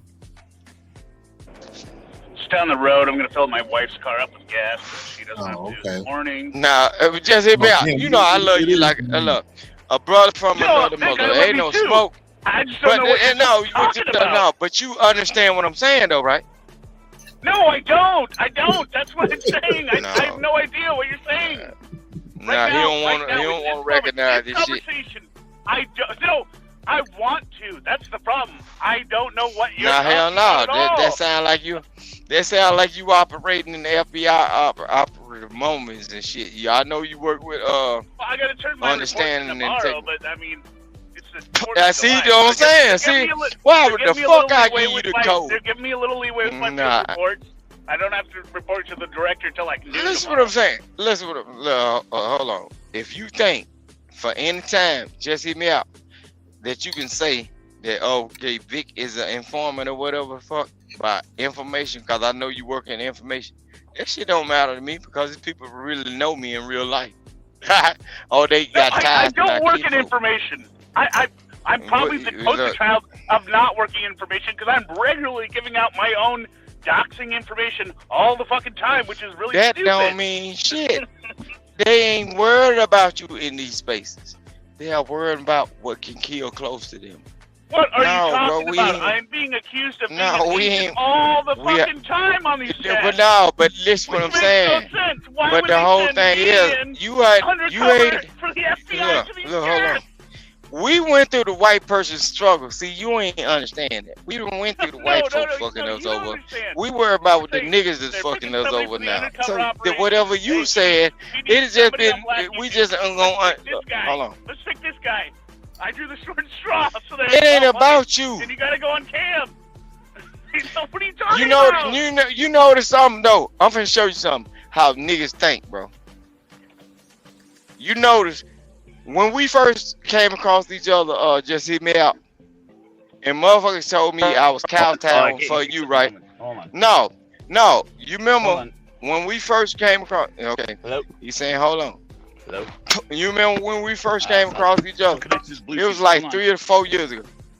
No, they can hear me, but it was 3 or 4 years ago or maybe even 3 years ago. They were saying I was holding up for a white man, right? But all at the same time, how many times have a person called him a drunk or whatever the fuck? But I'm just a nigga on the internet that can see everything because of my lifestyle and how I've been moving. So I know not to get fucked over again about people that look like me, bro. But they don't call him that. Know what they say? I'm shut the fuck up because the white man in the space. You see what I'm saying? Wait, I Say, just for got instance, audio back. I didn't hear anything for the last 3 minutes. I'm still it's confused. good you ain't hear that because I was talking to my people. I'm still confused, to be honest with you. No, don't be confused. The people, But look, it ain't for everybody though. I can't. What I'm saying ain't for everybody, bro. But Vic, 18 letters. Ask Ashton. If Ashton wake up, Ashton know what the fuck I'm saying though. But he ain't gonna say it. Ashton's awake. I called him. That's how I got back up. I was like, dude, wake up. Now they gonna say Ashton not like us. One thing. Now you said that. You said that. You went on a tangent. That's what I'm trying to say. I ain't went on no tangent. I have not went on any tangent. No more than all these. That was the biggest tangent I've ever seen. You crazy? Come on now. It was fucking 90 degrees right off the topic. Out of all these just black fucking folks, skyrocket. I'm finna show you something. Look, just hear me out. If you want to make them mad, I can really make them mad with some shit that I know. Invite me up on your panel, a panel just like Sharon did, and I can say some of the most egregious shit. It'll get white folks and black folks upset. So if you want to try, what are you talking about? I don't have panels. I'm not a YouTuber. you're a gamer, so you're a YouTuber. No, I make. I see you playing Battleship. It ain't about you. No, this ain't about you. This is not. This is not about you. This is not about you. It's about people. You just said invite me on your panel. I said invite me on your channel, and you said you are not a YouTuber. So I said no. Since you're not, no, we ain't gotta argue about it. We are not. No, I don't know what you're talking about. What do you mean invite you to my channel? You can come to my channel. If you don't know what I'm talking about, if something sounds belligerent, what are you talking about? Why would you fight with somebody that you say you don't know what they're talking about, bro? And I'm specifically talking. I'm specifically talking to people that know exactly what a certain person that know exactly what I'm talking about. Look, I don't give a fuck if y'all don't get it. Vic, I'm asking you, how do I invite you to my channel in the manner that you're speaking of? How does that, like, logistically, step 1, step 2, step 3? I don't know what you're saying. You don't have to know what I'm saying. Well, then how can I do it if you don't explain it to me? You don't have to do it. I'm just telling you. Lordy. That's what I'm saying. I'm telling you, you don't have to do it. But based on the conversation that we having right now, and you said you are not a YouTuber, and I said, if you got a YouTube channel, invite me on your channel. We can talk deeply into things that will make black people mad and white people mad. If you don't want to do that, and you say you don't have a channel, why are we talking about it? And I said, well, don't worry about it, because you don't have the channel or the platform to do that. Are you saying you want to go live with me on my channel? I'm just literally asking. Oh Lord, Jesus, goddamn! Is that what you're asking? Lord. Put Panel, your help clip me down. out. I don't know how much clearer I can ask this question. Nah, hell no. We ain't got to be clear. I just told you, leave it alone. We ain't got to do that because I did that. We do have to be not clear. even. No, I said what I said. What I said. Not even having no intention on coming on your panel and talking against my people. I just said that. I don't have just to panels, get a reaction, bro. so I can have a one-on-one conversation. All right, with you. though, but you was just about to invite me on something that you was about to create. Like they always say, white men create all this shit, but you was gonna create a panel in order for us to do this shit. But I was just telling you, no. I'll create a panel, but it's probably gonna be true crime. Well, no, you don't have to, cause I'm telling you, that was my goal. My goal was to see whether you was able to be fully active in that shit, even if I was there on fuckery, and then you own it. You showing me, look, you showing me what I'm trying to prove, bro. It's a lot of black people don't understand it. A lot of black people have these conversations. The only thing they want to do is argue with each other and find out that they got one penny more than the other motherfuckers, just to say I got more than you. But what you just said, you said you will create a whole new world for me to say I shit on white folks and black folks. We black folks ain't creating no whole new world. No, what you're asking for? I wasn't asking for a goddamn thing. I wasn't asking for a goddamn thing because if I really wanted to shit on black folks and whatever, look, I got the same technology. I got the same technology as all these niggas on these platforms. I'm listening to every word you're saying. I could create my own channel that I can shit on niggas and bitches and whatever fuck. If I wanted to do that, I could do it on my own. I'm just showing a motherfucker based on my reaction or what I'm saying to a person. It triggers a reaction, and then when I give my rebuttal, it shows the truth that's inside a person because they wanted to give me what the devil do, right? See, I'm the Pied Piper. I'm whistling like a motherfucker, and I'm just pissing in the wind. Hold on, I lost. But ain't no piss on my shoe. Hold on. Hello? Yep. This nigga walking through snow, ain't it? What the fuck wrong with him? He chewing broccoli. Hold on, I lost my audio again. I'm back. Oh. No, Vic, I'm not triggered. No, it ain't about you. I'm telling you. I'm switching from the This car man Bluetooth to my stand down. Oh, it I'm ain't not about triggered. you. I'm You sound like you trying to be in What are you talking argument or something. No, it's not about you. No, if we wanted to talk about anything or whatever, You it ain't asked me about to come you. on my But channel. you pushing the issue. No, you pushing the issue about you. No, it's not about you, your culture, your heritage, your offspring, or nothing. But you are trying to trigger a certain thing out of me. Chime in here, please. No, Yeah. I'm here. Listen, how I'm going to be able to chime in if you won't let nobody chime in? Nah, ain't no chimes. When chimes usually blow when a nigga dead. That's a memory. Listen, Vic. You have gave us a history lesson. You gave us tangents. I'm still trying to figure out the. No, go ahead. I'm on a tangent. No, go ahead. I was trying to tell him to calm down so y'all can get in. Hey, all hail to the white man running. I'm so confused what that had to do with the. No, 18th don't be letter. confused. It will be confusion because I ain't never heard y'all say y'all were confused when a black woman come up here and tell y'all what they want. Losing my audio again. Or a black man came up here and tell y'all what they want out of a black woman. Y'all don't have no confusion. Y'all have a great debate. But the white man come up here, which is my brother from another mother, and now all you motherfuckers confused. And he understand that. That's why he laughing at you motherfuckers. No, listen, y'all confused now. No, it ain't no laughing matter, bro. Now y'all, it ain't no misconception. Shit, y'all doing this shit intentionally. Because everybody is in this shit on their own, Wait, bro. Vic, I missed the last 3 minutes of How the many audio. times, can you answer the question? What was the question? I didn't hear just anything. hear me out.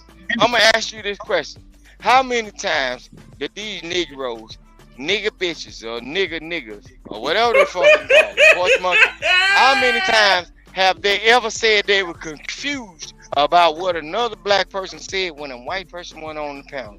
And it ain't for you. Just look, blame it on me. No, blame it on me. No, I'm gonna take the full responsibility of this shit, bro. No, you niggas ain't gonna get this shit, bro. Because we got, just hear me out on here.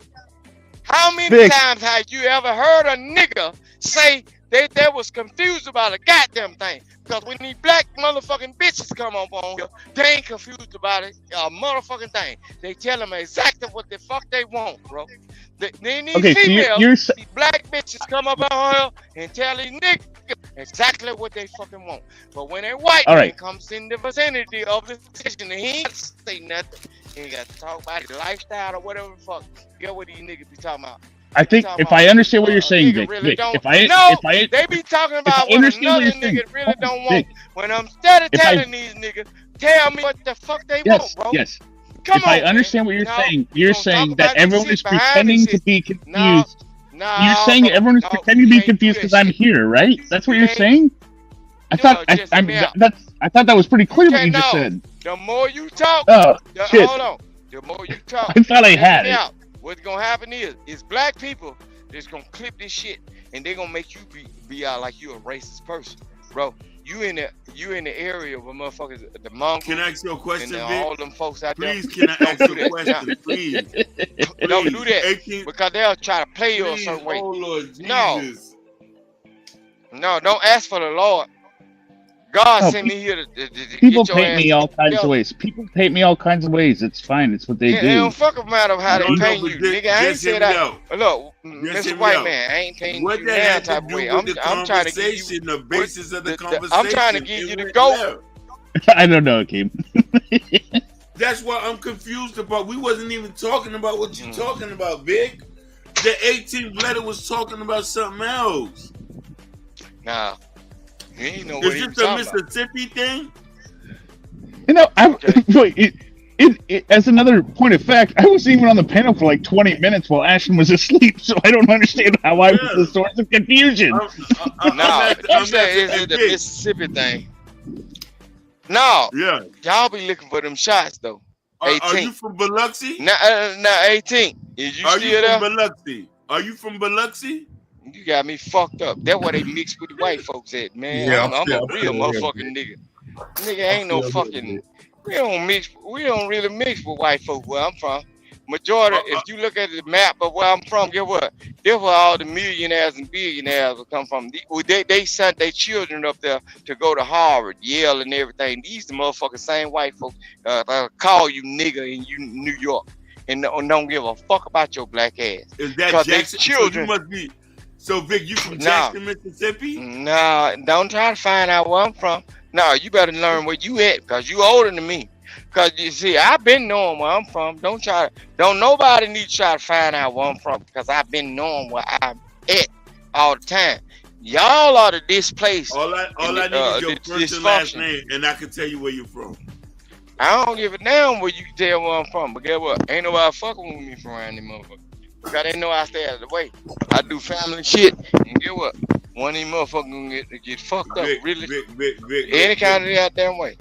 Vic, you derailed the conversation, and I'm still I ain't trying to derailed figure out- shit. I'm still It trying was to a figure out- derail. It was a derail. It was a derail when y'all talked about other folks' conversation that wasn't real in the first beginning, bro. And that's what we always doing. Conversation? What conversation? Them other conversation that the Negro was having about the early day plantation shit that they was having on another Nobody panel. was talking about that. Talking about that. I'm so Man, confused. look, I I'm will finna say go that on mute. This has Run been it, highly. no. This has been highly entertaining, though, Vic. I love it. Nah, it ain't no. Look, ain't that what Buckwheat I been love you, doing? Vic. I love you, Vic. Ain't that what Buckwheat been doing ever since they came up with black actors? Ain't that what Sambo was? Shit, it was all entertainment. What? Shit. No, fuck. You're I know what I'm in. You're entertaining for the reasons that you don't understand at this moment. That's all I'm saying. I ain't worried about the moment. I'm talking about generations of shit. Why would I change now? Why would the fuck I change now when my people done told me what entertainment was? It was the fuckery, the foolery. You Foolish. basically And it was people that was falling. Vic, let me give you an example. I'm gonna keep the dream alive. And all at the same time. Not a hypothetical. An analogy. You came up here and argued for the last hour why blue houses sell for more than gray houses that nobody has been talking about. Like you came up here for a real estate discussion on something that has not at all been talked about. That's why it's funny. Well, you ain't Because gonna nobody is never arguing understand against it. you.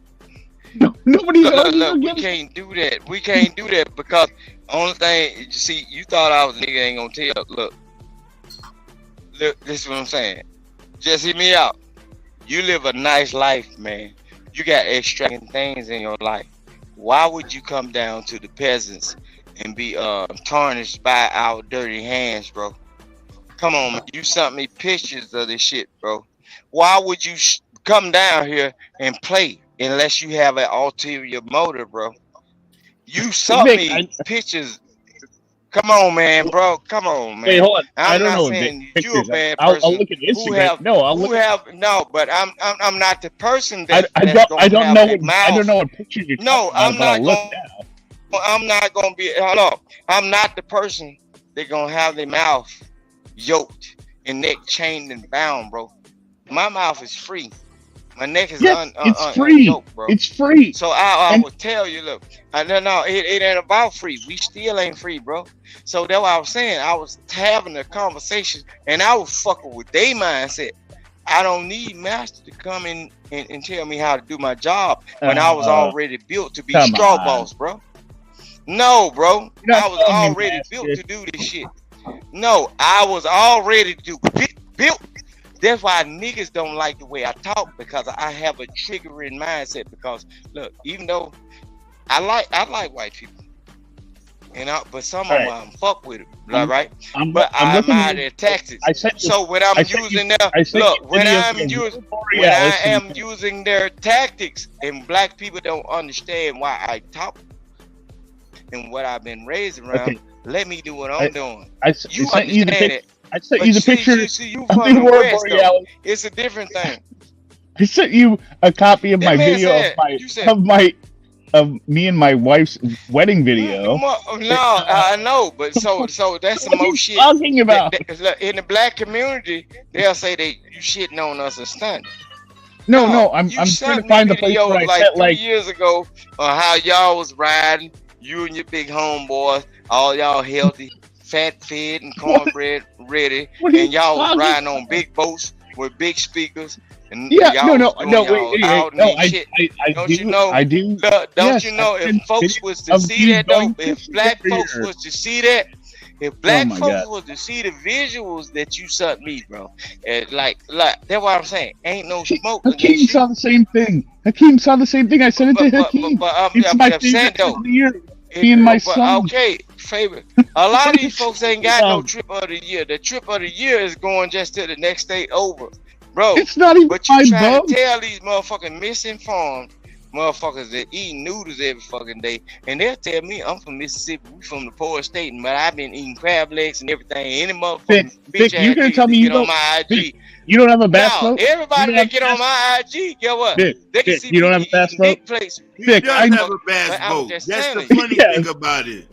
I know you got a boat, Vic. You're a fisherman. What are you talking about?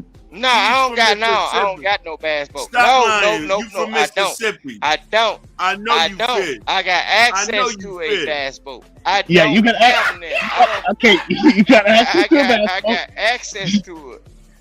Vic, you got access to a bass boat, just like I have access to the boat that I drive.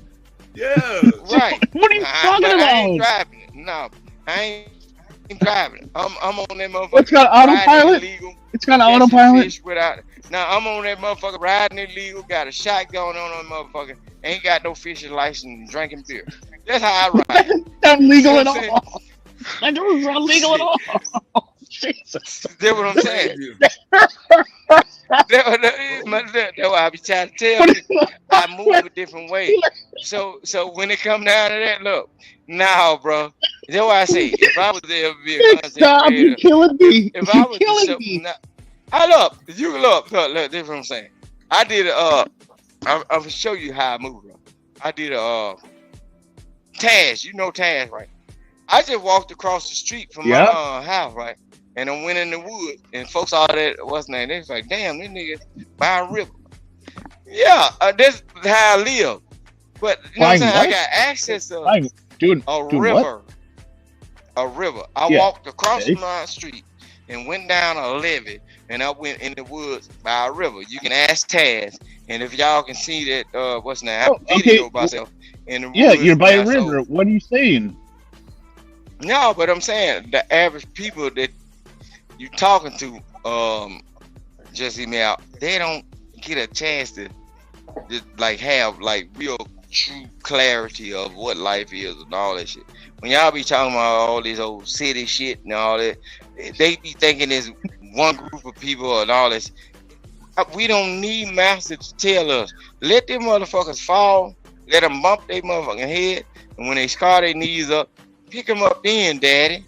and say, hey, I'm gonna show you the way because you went your ass to school and you can be their manager. Don't you say you work off grid or whatever fuck. You know you ain't gonna have a whole lot of black people who gonna do that shit because they scared of the fucking dog. They scared of mirrors in their house or scared of the lights going out. So leave these people alone in their conversation. Just hear me out. I say what I say to trigger niggas. And I know you don't want to say that word. You probably do want to say that word. You looking like Leif Erikson like a motherfucker. That's why I be wanting to call you. I'm confused now. This is why I say when I No, don't be confused. No, but get what? Look, he understand everything I'm saying. He telling you he don't understand, but get what? He's simulcasting on another damn thing. And he gonna show all the good white folks, yeah, this is a good specimen of a man right here. So whenever Joe Biden decided not run, if something gonna happen bad in the United States, they're gonna think I'm a good worker. I'm gonna be the laziest motherfucker in the goddamn world for white folk. And my folk done told me, shit, the faster you work, the more work they give you. You got me fucked up. I know the plan. Yeah, what you laughing for? No, hell no. I'm gonna be the laziest motherfucking on the plantation. When y'all build a new motherfucker, them cyber plantation where y'all grow that food, not on the ground, but it going up and down. Shit, I'm gonna piss in the bottom of the goddamn plant. Shit, all you motherfuckers gonna feel my glory. Shit, you got me fucked up. Y'all gonna be eating green tomato. And them bitches supposed to be red by August. I'm telling you now. See, I got a different soul, bro. Y'all folk be following anything, bro. Y'all be following these folks that ain't qualified. Y'all got these motherfuckers that don't even know they sexuality, bro. On these spaces, man, y'all got motherfuckers running pages because they found out that shit that they were gonna do is seasonal and shit, and y'all following these motherfuckers. Motherfuckers ain't had no grit and shit to go through like real dudes. You know what I'm saying? Bro, y'all following these motherfuckers. These motherfuckers is displaced kids, bro. Don't even know who their grandmama is. They ain't had no goddamn sit down talk with their daddy, or their mama don't even fuck with them because their mama had to have 3 to 4 jobs. They were raised in houses where their mama had to go outside and them kids were walking the blocks, man, by themselves. Man, down here in the South, man, you was always placed around your kinfolk, bro. No matter whatever go on, some shit, I ain't gonna say everything was all good. Some shit probably had happened bad to certain people. But bro, you was always around your motherfucking people, bro. Them city people, bro, they're running these platform, and they good with them computers. Man, a lot of them motherfuckers was sitting in the back of the class or in the front of the class because ain't in the front of the bus. Because you had to sit in the front of the bus because them vultures was to ate your ass up if you had a sat on Rosa Parks seat. If you had to sat your ass back there, them folk gonna put some knots on your motherfucking head. Them little kids. Yeah, man, y'all following the wrong thing, bro. You motherfuckers can't be touched. You can't be bumped, bruised, scratched, scraped. Y'all follow anything. Y'all ain't even listen to what these motherfucking hoes say. And then y'all got these hoes. The way y'all living in these bitches' houses, bro. And them motherfuckers tell a 5-year-old son. Tell that nigga to bring me this. Hey, Vic. Tell that nigga to bring me that remote control. Y'all crazy motherfucker. Hey, Vic, I was going to ask Prince Hakeem something real quick. Yeah. I want to know, hey, so Prince Hakeem, what part of Miami did you grow up in, brother? I'm from Liberty City. Oh, yeah, I think you did. What was it like at that time period in Miami growing up down there? Oh, my God. Because people keep telling me it's 2 different Miamis. It's South Beach, and then when you go over It is a very different Miami. Listen, crime was rampant. I seen my first murder at 14. Golly. Going to the corner store. And the dude popped and the dude shot somebody with a shotgun, blew his brains out at the front doorsteps. You talking about there was we had a serial person. We found, you know what I mean? Sometimes when you live in poverty, you can't help where you stay at. You feel me? Right. Right. So at that time, second time they had found an unalived woman in the back of our apartment buildings. You talking about going to school is very hypersexual. Mm-hmm. Fights all day. You know, the funny thing is we didn't have the concept of gangs here. Right. Yeah, I know that. Like but Miami, even with that, it was like mostly crews or where you grow up at. Yes. Miami is very rough. It was very rough at that time. So it was, and then also remember I'm a foreigner too. So I used to get picked on for being from another country. Yeah, I know. I've heard about those stories. I've heard about those stories. And the crazy thing is, because even when you like say that, like especially with Black Americans, my people, of course, Black Americans. Yeah. But I don't know what it is, man, because like even when I was growing up, where I was growing up, you know, mostly going like if people thought that you was just slightly different or you just nice, you know what I'm saying? You just a good dude. People will try you based off of that. Basically. You know what I'm saying? And then you throw on top of it coming from the islands as well. And that's a different dynamic. Because I remember I had to beat this dude ass, man, one time in the middle of the classroom. And you know that motherfuckers that I had problems with after that, you know what motherfuckers had the nerve to tell me, damn, G, on folks, I ain't know you can fight. I'm like, what? like, what? Seriously? You know what I'm saying? But that's how it is, man. Kids are very cruel. No, Kids very cruel. Very good. Listen, I used to go to school in a two-piece suit with the briefcase. And I used to get picked on every day about that.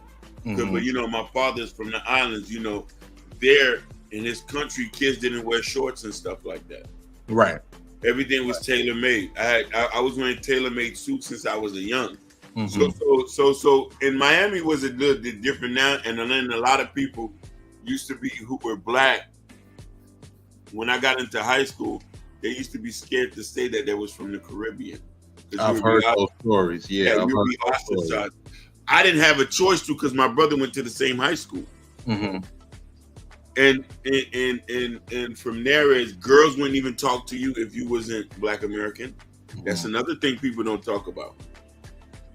And you know what's funny? I never knew that had went on because when I was coming up, right, even though it was mostly Black Americans, and it was some Caribbeans here and there, but it's kind of like it was just like, you know, how do I explain it? It's just like you didn't know nobody, like certain people that you came up with was Caribbean. You like, hey man, your family Jamaican? You're like, yeah. I was like, man, I ain't know that. And then it was just that was it, you know, like it wasn't a thing to talk about. Even, you know what I mean, look, even, you know what I mean, people, you know what I mean, a lot of people didn't know 21 Savage was from London. You feel me? Or Trinidad James. He's of Caribbean heritage by way of Britain. But by way of Britain. I think he's from Turks and Caicos or something like that. You know what I mean? And Trinidad James. You feel me? Right. His parents are Trinidadian, and then you had something. ASAP Rocky, the same motherfucker too, bro. Look, man, look. I don't know what y'all wasn't paying attention to. Evidently, y'all wasn't good in geography or social studies or none of that. The whole thing is about dialect. See, that's why people be on these motherfuckers try to rag about me and my chopping them my words and whatever fuck, because they ain't never heard nobody talk like me or whatever. They intrigued by this shit. So say for instance, if I was a person like 18, say for instance, if I was a person that was on here on some deviant shit, right? And they like how I cut up on niggas and I talk and I can randomly talk and I can say whatever the fuck. Just by me having a certain southern dialect, and they can play my voice around and one of their folk. That's it. They older people will tell them, no, don't play with that nigga. That nigga from down south. And then the older female that's in their house might say, no, that nigga talking that shit like we used to talk. But they then got proper up there. You know what they say? No, I ain't the one to move around like that because you advanced, but you ain't advanced them on like world like because we look And being like in small space. that, like when We you said understand that, people, bro. Yeah, when you said that being advanced on world, like for instance, Prince Hakeem. Yeah. Like my grandmother, she taught me a lot about Black history. Yes. And she encouraged me to read. And from knowing what happened in America, she encouraged me to learn about Black people in other places. And that's when she bought, I can't remember the name of the book, but she bought me a book on hate. And that's when I read about Louis Vuitton Toussaint and John Jack Dessalines and how what happened with the in 1804 and all of that. And from that point, I started studying Black people in other parts of the Caribbean and Latin America. So like she wanted me to become she wanted me to be educated on that because my grandmother used to Chicago. Okay. Oh, you see, so you already know. You know who the founder is. You know what I mean? Yeah. DeSalvo. Yeah. DeSalvo. Who's of Haitian heritage. And you know, y'all got a lot of Haitians in Chicago. Yeah, but see, and that's the thing because nobody ever really, and I don't know, it's because like people was just blended in, and I wasn't never that ignorant because I made sure I taught myself and educated myself on other Black culture. But for instance, it was like my next door neighbors, man. My boy, they was Haitian, and nobody ever put two and two together. But their last name was John Pierre. Yep.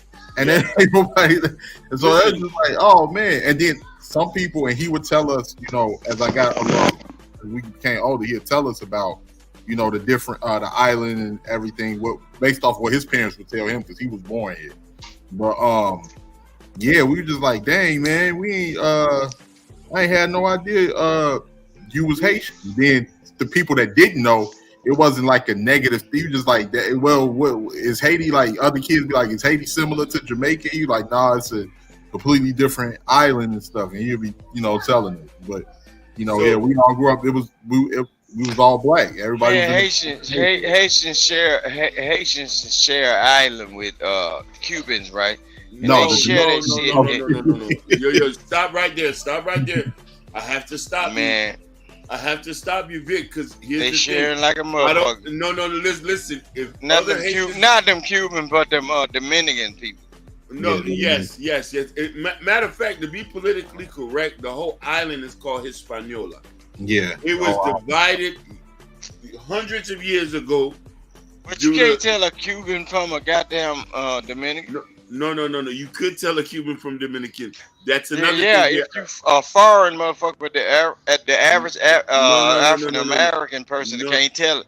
If they jamming their motherfucking head with their motherfucking speaker box full of foolishness, they can't tell because they don't understand the fucking dialect, bro.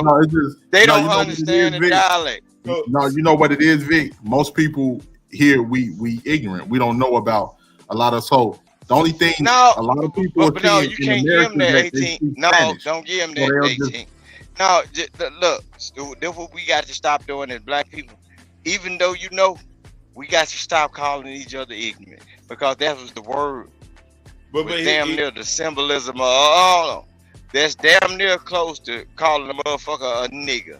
I'm talking about the true essence of a nigga. When they said what we gonna do is. Now, when it's time for me to give Black people grace, now I don't want to give it. You're not giving Black people grace. You're listen. I'm trying to give you the benefit of the doubt. No. This is what the problem is. Get them motherfucker anything. Look, get them in. Look, give Black Americans anything that's willing to be given to them because the motherfucker ain't giving them a goddamn thing, bro. We've been out this motherfucker. You're misinformed, my brother. You're misinformed. No, I ain't misinformed on shit, nigga. I still live in Mississippi. I'm older than you. You know that? I don't give a fuck how old are you. My knowledge don't come from how old you are. My knowledge came from being the foot warmers of the motherfuckers that know how to warm their foot on the bellies of a baby. What the fuck are you talking about, bro? I'm a different type of nigga, bro. If you understand what I just said, bro. You never. If you understand what I just said, you will understand. I don't. Hey, chill out, Vic. Chill out, Vic. He doesn't even. No, bro. He's talking about. I'm a different He's type of talking dude, about bro. something that So he's that's never why even experienced. He's talking about something you never even experienced, and this is what happens when you live in these small. You live in these small towns. When it You comes live in these down small- to it, I said I'm coming from the aspect of life where folks was taught how to be a foot warmer.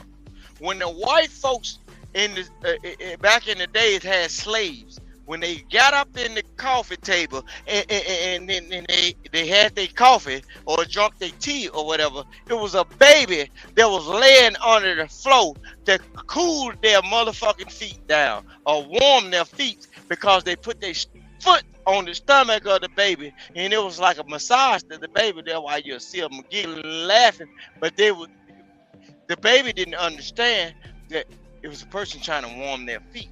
I'd have done that. God. Hey, so Crazy, man. let me ask Prince Hakeem a real quick question. Vic. Yeah. I just wanted to know. And Hey, then they was trained that black American females that was established, they have been trained that shit too. Because Vic, my let him ask grandmama me a did the question. Let same him ask thing. me a And question. guess what? I Let him drunk ask some me of a that question, same old please. coffee that them white Please. bitches taught the females how to drink. Please, Vic, The let him motherfucker ask with me a that extra question. shit Hey, in there. so Prince Yeah. Hakeem, I was gonna ask real quick, like, with the history of what was you taught about the history of slavery in Haiti by your family and parents and stuff? So That's it's a funny. different thing. It's funny that you say that. You know, and I think this is maybe the difference that a lot of people don't know. Most Haitians know their history verbatim because we're taught from an early age. And Right. you know, we learn about Toussaint, Dessalines. We know that Toussaint, and we even go in depth into this. You know, a lot of people. The only mistake. So it's wrong for me to know that it's wrong for me to know my shit then. Nah, Vic. See what I'm saying? It's wrong for me to know my shit though. No, but I'm Vic. an American black, bro. It's wrong Hey, I for was me to gonna know. say- Hold on one second, Go Vic. ahead. I was just gonna say with Hakeem, what you were saying. The only thing that I got mad at Toussaint for, man, is believing them damn white folks and going. No. Yeah, we taught Oh, that because you know what the biggest issue. And then here's the funny thing too. My mother taught me about this so much, and we gone in depth. First off, when you're in Haiti, everybody's required to learn this, and as Right. Haitian in the diaspora, a lot of it is spoken verbally. So a lot of people don't know that Toussaint still wanted slavery. You know that, right? No, I did not want. No, I did not. Yeah. know that. He didn't want to abolish slavery. He just wanted to be in favor with Napoleon. Napoleon tricked him and died in jail. Now here's the thing: they hated Dessalines. Should be revered. This what happens with colonialism, and this is they still try to promote a narrative that's not true. Dessalines is our true founder. He's the one. There's a term called coupe tête boule caille, meaning that cut the heads of the white folks and burn the houses. But here's the thing with that. Dessalines also, and let me tell you where this is why Dessalines also was assassinated too, because and let me tell you why that. After we got our independence, you know, he was going to war with Alexander. Go ahead. Before you finish, Hakeem, I just wanted to add something real quick. Yeah. Hey, that dude, boy, too. He was crooked too, man. No, he was crooked. Listen here. Yeah. There still are families to this day who have a European mindset. A lot of people don't know. Majority Haitians, the bourgeoisie, still control an island, and a large majority of the people on the island are considered bossals, meaning that descendants of slaves. You know what I mean? So even there, we have a concept of race. Even though people pretend that we are nationally known as Haitians, there's still classism in there. So here's the thing to draw out. You know why they wanted, you know what the issue has been, and this is the reason why they got Dessalines. And if Dessalines would have succeeded, we wouldn't be in this position. Dessalines wanted to give land to 80% of the Haitians on the island, and the elite said hell no. Right, because they wanted to continue the same power structure. They just wanted it to be under them. Basically. Now, let me tell you about your culture, bro. So, if you got certain people that look the same, but they are not operating the same in the mindset, how are people supposed to know who's a part of the bourgeoisie? Know what? Know how you can understand about mannerism? It's about mannerism and dialect, bro. It's about mannerism. No, it's about mannerism and dialect. Because guess what? The poorest person will never speak the same. Vic, I'll do your favor here. I'll do your favor here. You cannot tell me nothing about my culture when I'm born and raised here. But you can't trying to tell me. No, I didn't. I wasn't trying to tell you nothing. I wasn't trying to tell you nothing. I just said you was emphatically. I ain't gonna get back in. Yeah. That's what I'm saying. But because it ain't no major thing. Yeah, I didn't tell you nothing about nothing. Shit. I ain't gonna pull out the sheepskins or nothing and try to bang. You also gotta remember too. With you also gotta remember too. Like this, if man, like it's so deep here, where America's history is intertwined with Haitians. People don't understand that. You feel me? Oh yeah, I know what you're saying. I know, like even after the 1804, a lot of those French tried to take their slaves and run to Louisiana. Yeah, they did. Listen, you want to hear something funny? I'm related to somebody from Louisiana. It's not funny. It's not funny. Let the man finish, Vic. Hold on one second. No, I was telling him about dialect. He said, "You want to hear something funny?" You're talking about dialect. We talking about slavery and colonialism. That's totally different. But slavery. But I was just showing you something, bro. If you speak a certain way and you say, "Do you want to hear something funny?" There is nothing funny about oppression, slavery, or where somebody come from. The lack of speech, the lack of knowledge. There's nothing funny about it. You were saying. So that's what I was saying. It's a mind fuck, right?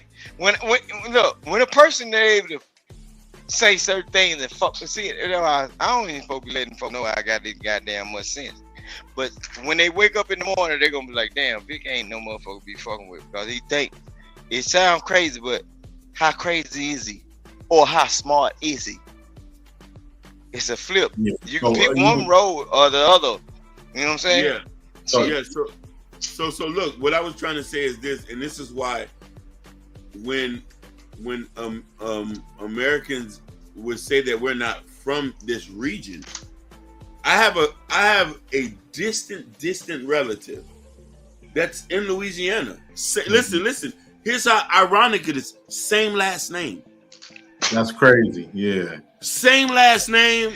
We do not know each other. We're like 100 years separated, but is there, and this is where I say the concept, because Haitians have heavy influence in Louisiana, especially within the first quarters, and a lot of people don't know the row. That's where voodoo comes from. 100%.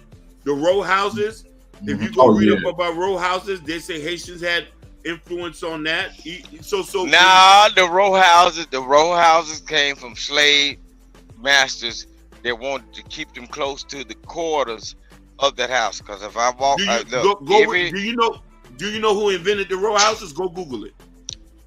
No, listen what I'm saying. The row houses was convenient to have the persons or the people that was in bondage to be as easily accessed. Because we got row houses down here. I can get up and I can drive to a goddamn row house right now. Because look, in the state of Mississippi, come on, 18. How you goddamn people? And look up a person named Della. Come on, man. People were still living in them goddamn row houses in the early 2000s, bro. They just cleared the motherfuckers out. I'm talking about historical situations. No, I'm talking about historical housing, bro. What Look, it's saying that it was 18. from Look, like when I'm chick telling named you, Lala Hakeem, Louisiana or something like that. 18 know some of my people, bro. This ain't Yeah, no I do. enemy Yeah. shit. I He know do. my people, bro. He knows some of my people. My Yeah, people Vic. know his people, bro. Yeah, Vic. So Vic is from the same. the row Vic houses, bro. The row houses. If you ever been down here and you walked up there where that goddamn store was, where Della was, bro, she owned all of them motherfuckers. The cars. And then the man that he was a half white. He was a half white. His daddy was a full white man. Them motherfucker was rich, and that woman rich right. I think I was wrong. Now, I'm talking about a shotgun house, the one that's straight through. So So no, that's yeah, what I'm telling you. Look, 18. Have you been down there? Oh, okay, have you been down here? You been on 3rd Street?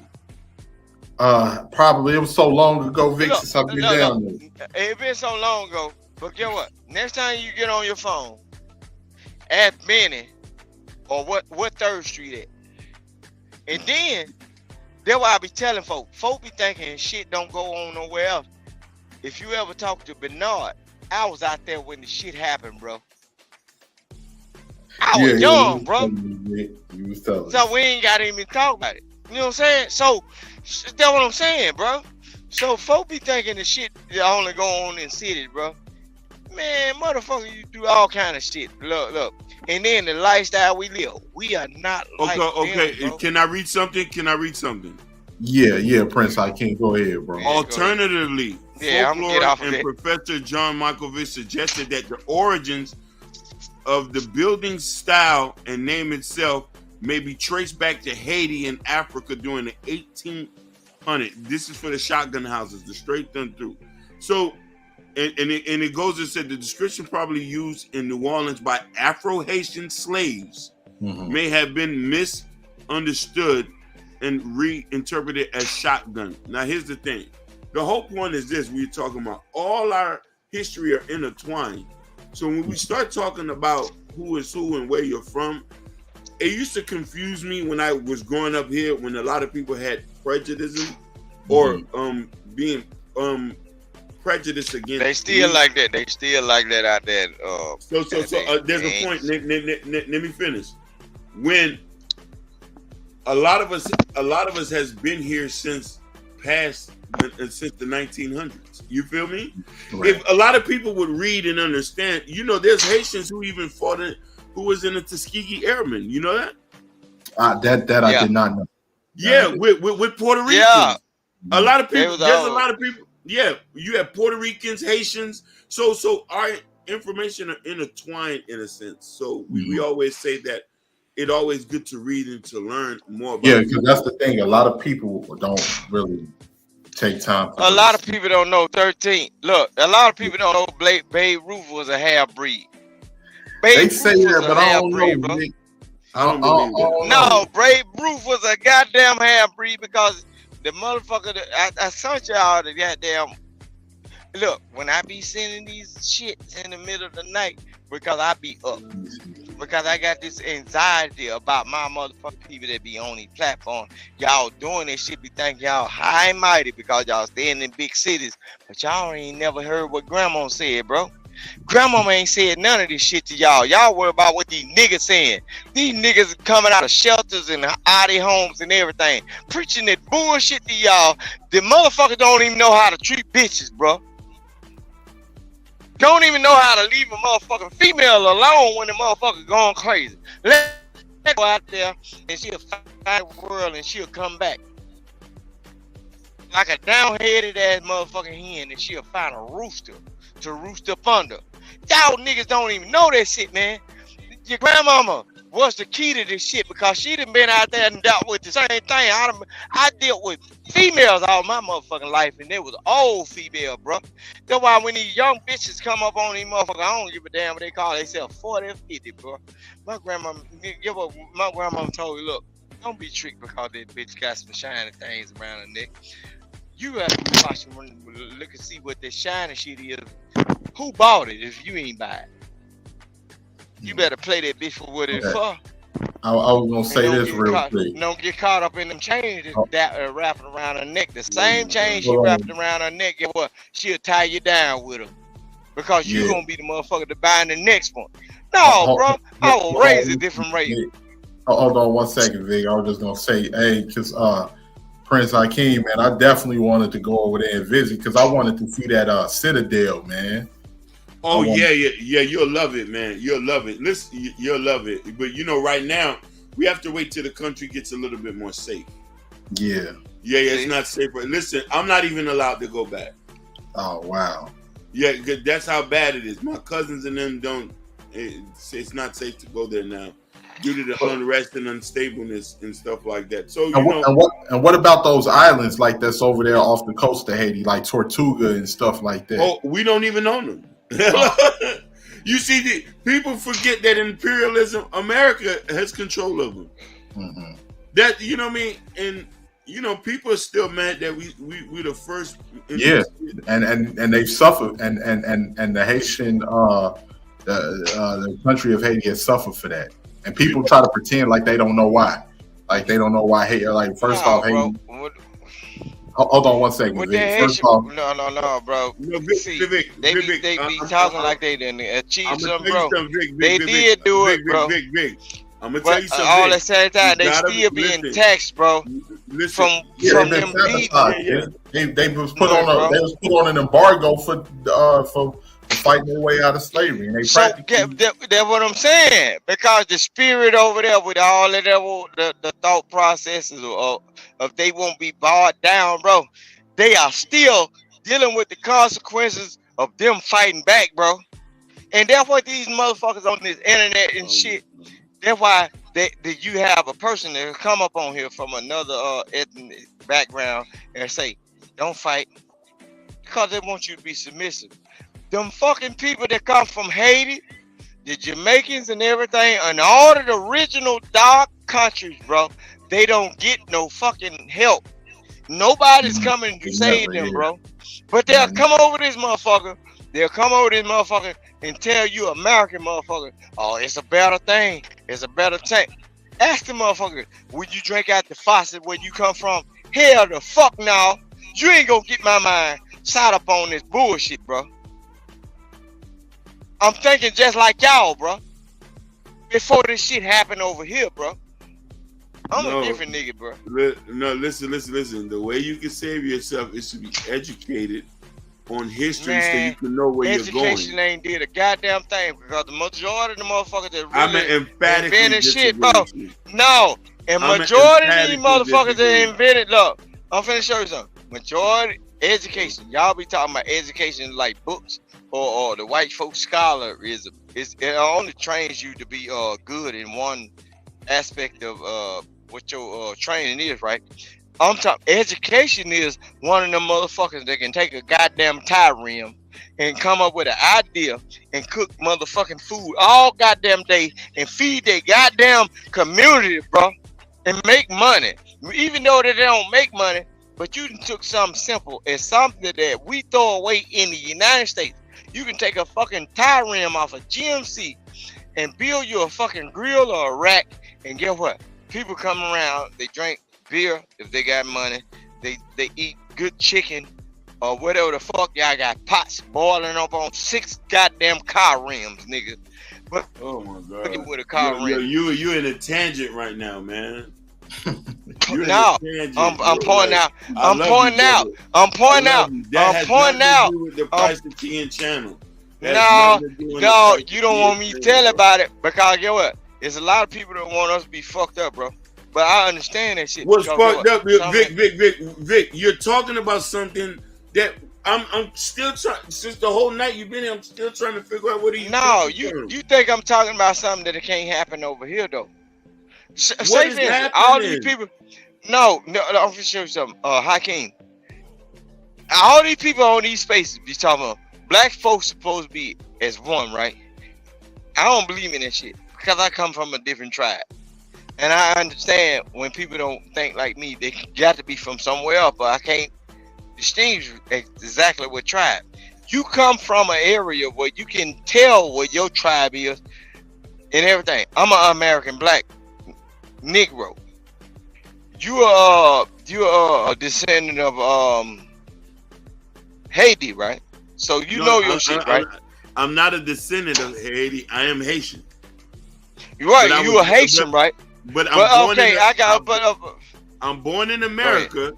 I'm born in America, so I identify as being black. Here's the thing.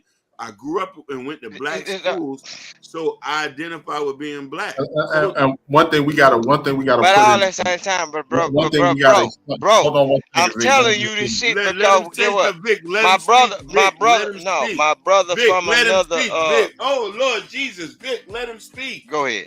No, I was And they just don't gonna want to say, tell the truth though. and people, here's the thing people don't understand. Hakeem, you and I both know Yeah, the different, like it's like race and nationality. We are the same race of people. 100%. We're just, our nationalities are different. Like That mindset gonna fuck Haitian, it up all the Haitian, time, bro. You descend from African slaves that was taken to the island of Haiti, Basically. and I descend from African slaves that was brought to the United States mainland. That's it. And it may be some cultural differences here and there, but that's it. But we're the same race of people. Man, look, I can show you my face. I look like a fucking East African. What the fuck is y'all talking about, bro? Vic, we was brought from West Africa, man. Most of us were descended from West No, Africa. I look like I can show my face. That's why these motherfuckers love me so much. Because I look like a fucking East African, bro. Because you got to remember, Vic, West Africa was close to the water. And people was dropped off in I know that. So how the fuck somebody steal?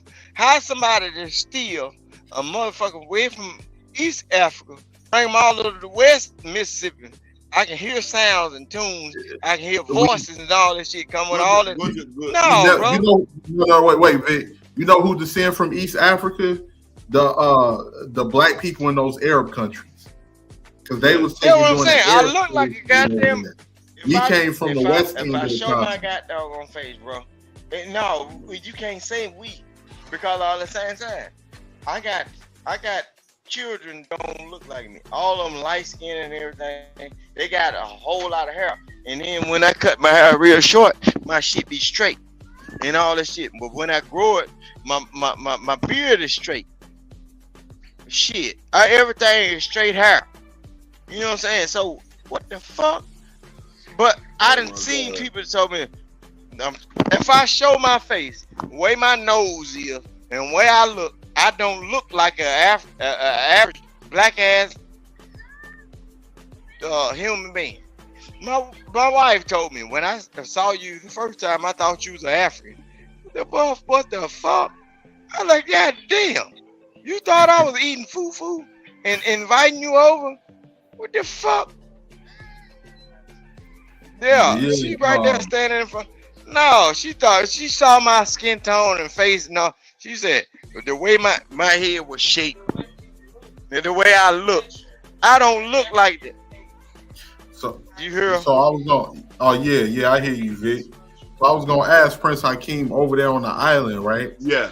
Because I done heard people say some foul stuff, like especially like some of them racist Dominicans on the other side of the island. Yeah. But they try to say, oh, Haiti destroyed that's why they can't grow crops. And I know that's not true. No. Is it still parts of the land when I first came back home, the food can be grown? Because they say they cut down all the trees and turned them, used them for charcoal. But I know that was survival. No, that is. But also, if you go back to the Bill Clinton era, Bill Clinton was the reason why when I first came back home, my accent was totally different. Bill Clinton's the reason why we're not able to grow food there. You know that, right? Yeah, I've heard. Bill Clinton is the reason why we can't even grow our own rice and we have to buy rice. And they also had decimated the population of pigs in Haiti. When I came back home, You know what I mean? my voice was a lot of things were caused by the United States of America. I don't know. It was different. Proximity. I don't know. It's some more shit because I've been every goddamn. So like it was more. Smooth. Anything. Listen, my grandfather owned over 100 acres. You feel me? And that's aggressive. And you know, when you own Haiti and when you own land in Haiti, you consider to be a little bit different. Because my parents here, they, you know what I mean, they went to schools and they got here. Like a lot of people don't even know. My dad been here since 19. My dad's over 80. He's been here since 1960. You feel me? Okay, I feel it. You see what so even that people don't even know. Like I got cousins from Mississippi Right. who are Haitian, Right. who's been in Gulfport. This is why when he talks, it's like I'm you know what I mean, like. Which is still a part of Mississippi that has strong French influence from spilling over from Louisiana. 100%. Yeah. Right. So with that, so even with Haiti right now is anything you hear falsely is emphatically. Oh yeah, I know that. You they know, say the same thing about black people, no matter what country we from. 100%. We had free schools, free healthcare at one point. And then until we had to pay back France that debt, if not, we was going to be recolonized. It was over. That's what I'm saying. It was over $1 billion. That was because y'all beat them and they lost. They called product or whatever. And now they punished y'all and said y'all had to reimburse them for the slaves that they lost throughout that battle, bro. So I understand. See, I don't be supposed to be letting motherfuckers know I got sense. I'm just a Mississippi nigga. I don't know nothing. And then too, Prince Hakeem, you know what's crazy is that they just dropped that movie Napoleon and they left out his loss to Ike. They left that out. No, Napoleon, it goes so goddamn deep. That's why y'all need to stop eating chocolate, bro. Because them chocolate hands, bro. That's come not on, man. That's not Napoleon, Vic. That's them Belgian motherfucker. Yeah, man. No, bro. But that's just a part of it, bro. They was cutting hands off of, man. That was chocolate hands, bro. That was Leopold. Leopold. Okay, but that must have been his great grandson or some shit. They say shit sound the same. Fuck that shit. But look what I'm saying. When it comes down to chocolate, that's why you look American Negroes. That's why y'all need to be stopping eating all this goddamn chocolate and don't drink no goddamn Coca-Cola. Cause there's a whole lot of history to go behind that shit. And y'all worry about why y'all got erectile dysfunction and all this old bullshit. What they call it is another thing. Don't worry about erectile dysfunction because that's only in men, right? You motherfuckers need to be worrying about y'all drinking all these pops that come from these projects and these plantations or whatever fuck that produces all these goods and shit. Y'all need to be worried about poor blood circulation because when they pack your body full of that goddamn sugar, bro, and that's another thing to keep you down. You notice everybody that's going through the diabetic epidemic and everything, they are brown people. Even the Mexicans, even the Hispanics on every other coast. How many times you hear white people talking about, I'm a diabetic? If he a diabetic, he be eating cornbread from your goddamn grandmama house. That might be you goddamn, that's why you got a light-skinned cousin and some shit. That motherfucker sitting over there eating it. Look, all of that shit, bro, that they feeding us, bro, is bullshit. That poor blood circulation and all that shit, that's where it come from. When you go to certain native areas and all that shit, them folk don't deal with that shit when they eating from the grass and the roots and all that shit. Them folk don't even have no problem. Them folk be 60 and 70 years old, steady running, moving and dancing. That's why they doing on TikTok shaking their ass now. And you ain't seen no beautiful ass like that on a young goddamn girl.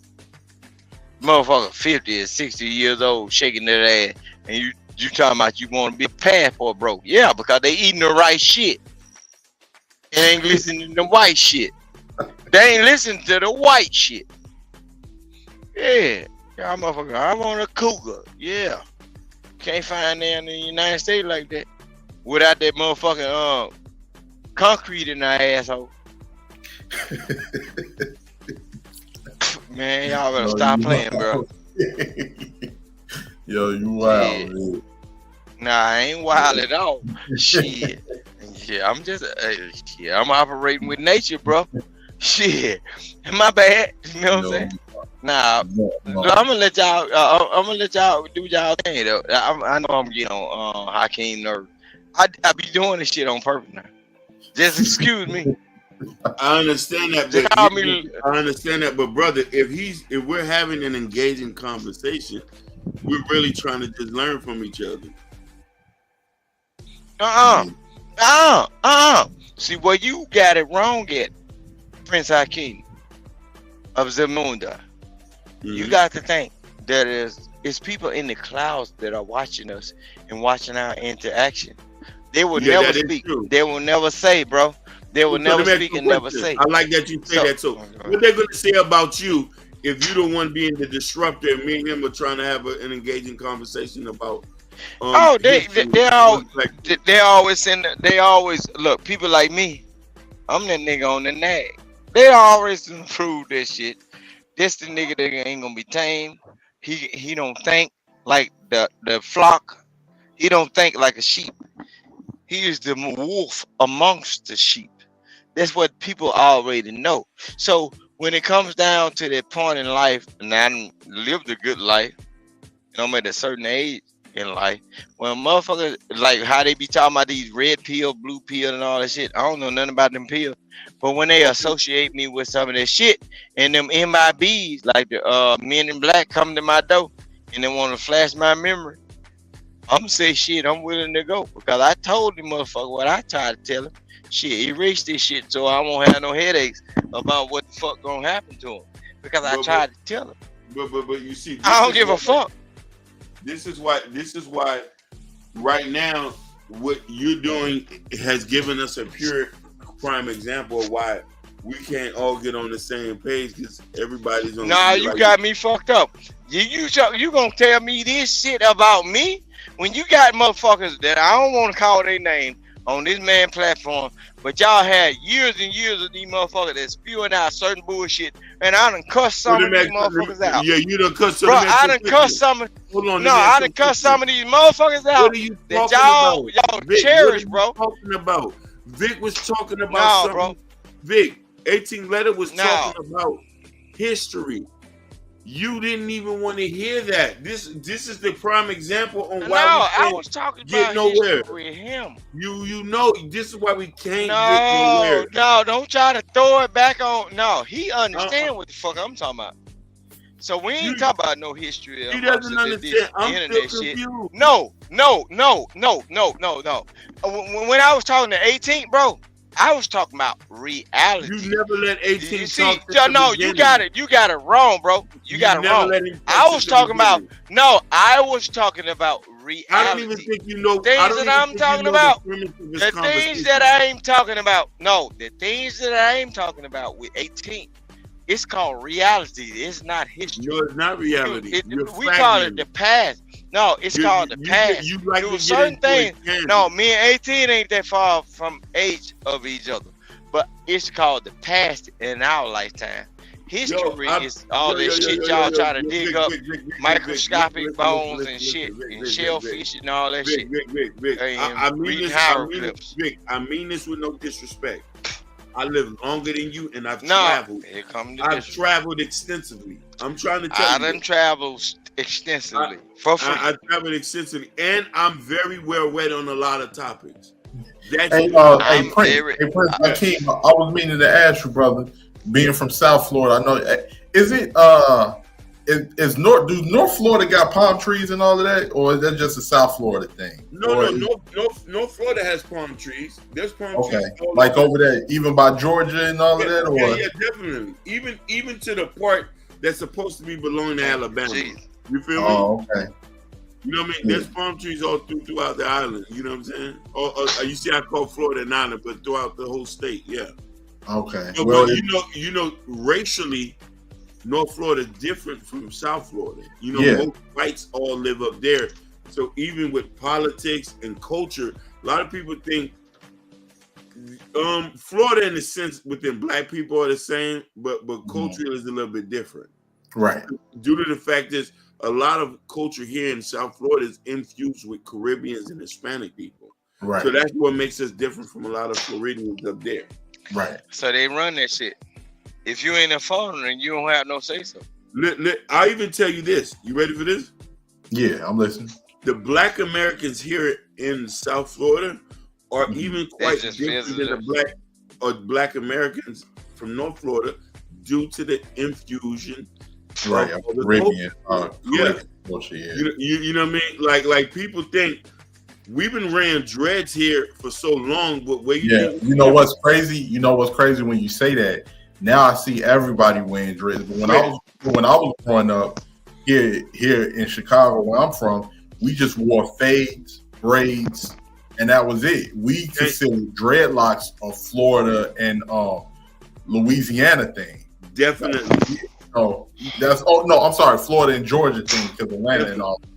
We was like, we don't do the dreadlocks. That's they thing, and also the grills and all of that. The grills, all 18. 18. And listen here. Yeah. A lot. You know what's going on with that, bro? What's that? That's the awakening, bro.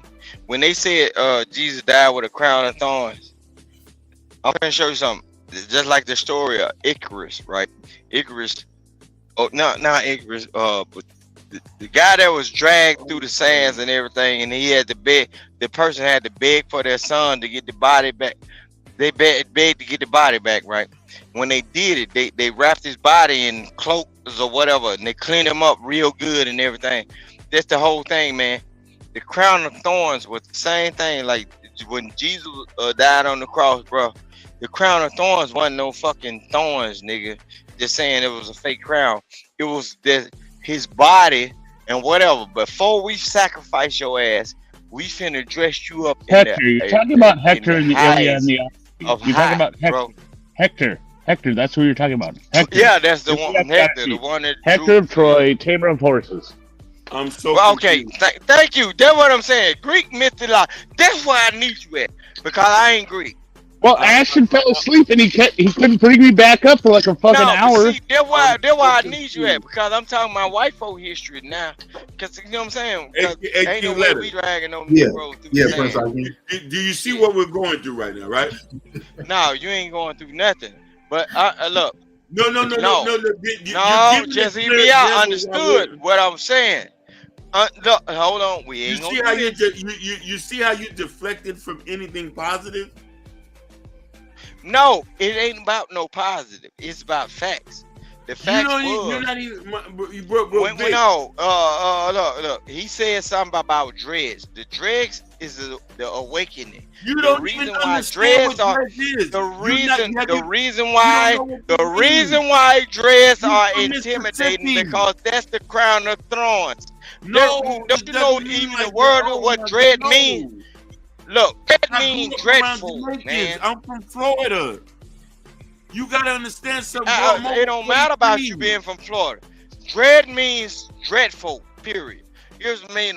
They came across a black motherfucker that had undone hair. Is that really what it means?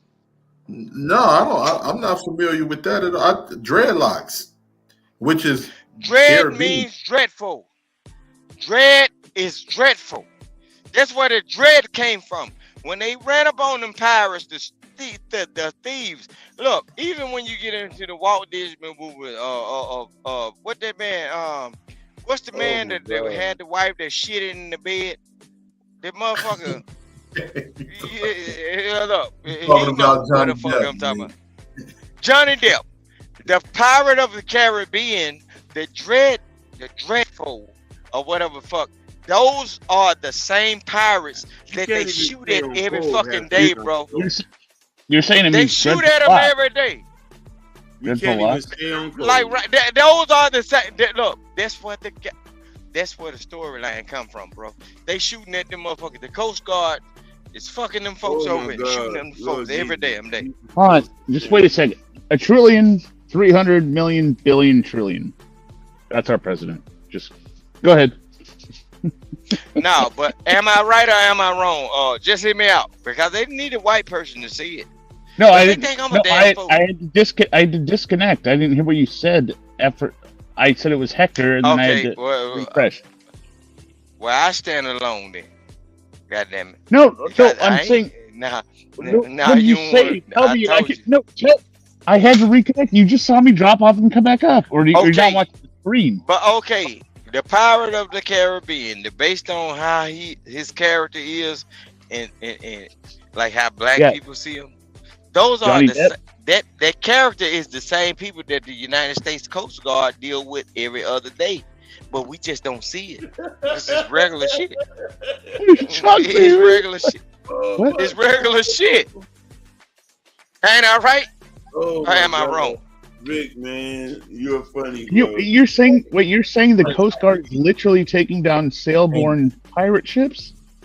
Hey, Prince. No. See, Yeah, look, no, I can't fuck with you. I can't fuck with you. Wait, Look, Vic, nah, Vic, I ain't gonna fuck with you. Cause you Vic, trying to flip it nobody's on me. Cause I got Vic. your ass last time. No, wait, No, Vic. you trying to flip that? Hold Nah, on. ain't no way. Vic. Wait, No. 1 second. Nobody's dressing up like Johnny Sparrow on a modern boat. Nobody's no. Them motherfuckers is looking like look. Them motherfuckers is looking like Somalians trying to sell fruits and vegetables and shit. And Oh yeah, Somalians hijack boats all the time, but they're not Look. masked vessels.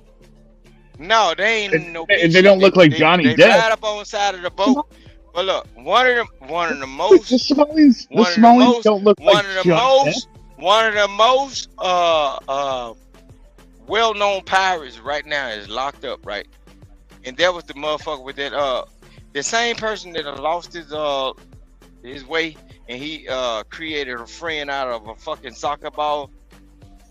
That motherfucker. Castaway? Oh my God! I think I'm Yeah. gonna get ready to go get. Like I'm done, man. I'm done. Wait. No, I didn't. I wanted to make.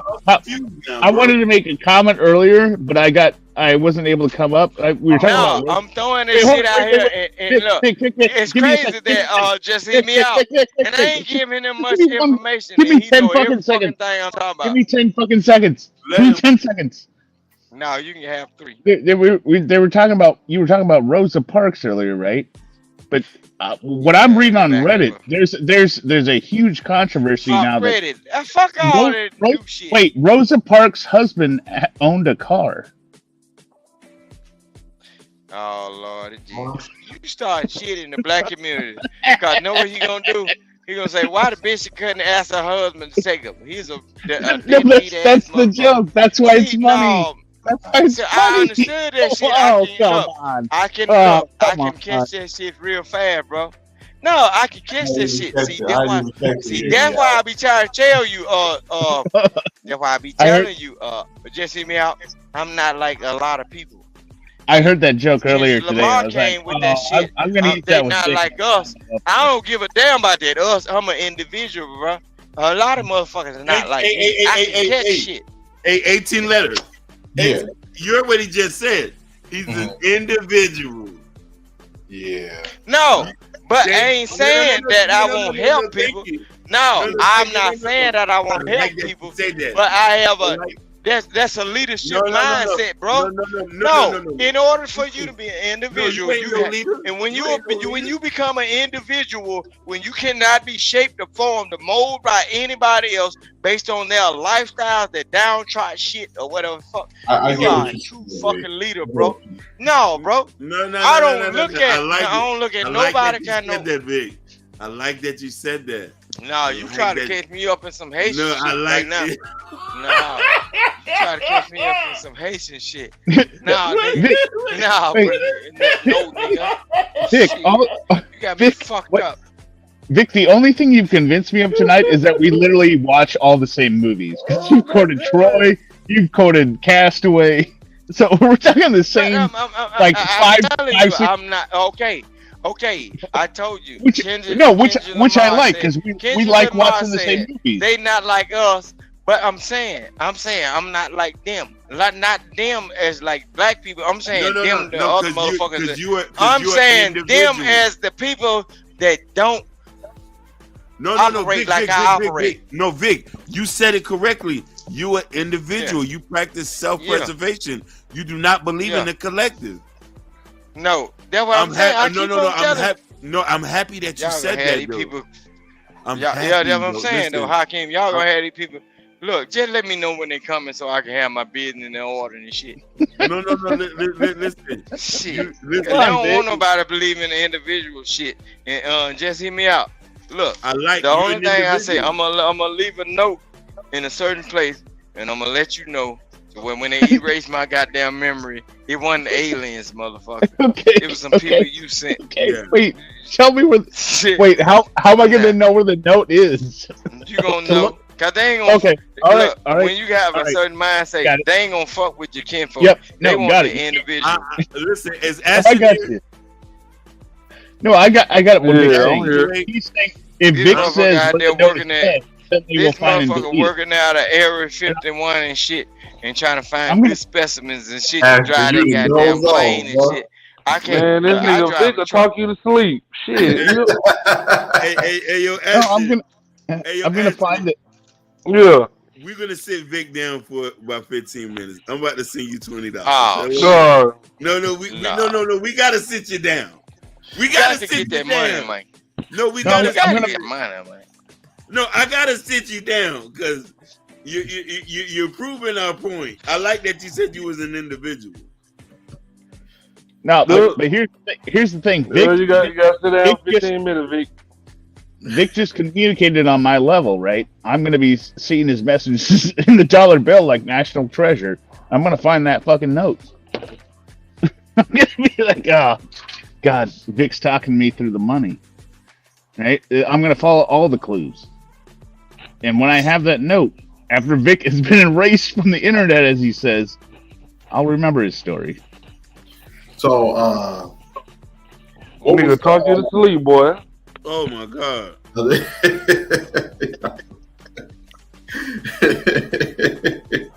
I didn't even know your stream was still going, Ashton. I gave up and I was like, well, yeah, this is over. Right? And then you texted me like, I'm back. And I'm like, oh shit! He said extra Vic. You got to sit down more than 15 minutes. So, let's get busy, baby. hey, Ashton. Hey, Yeah. so you from Memphis, right? Memphis or West Memphis, Arkansas? West Memphis.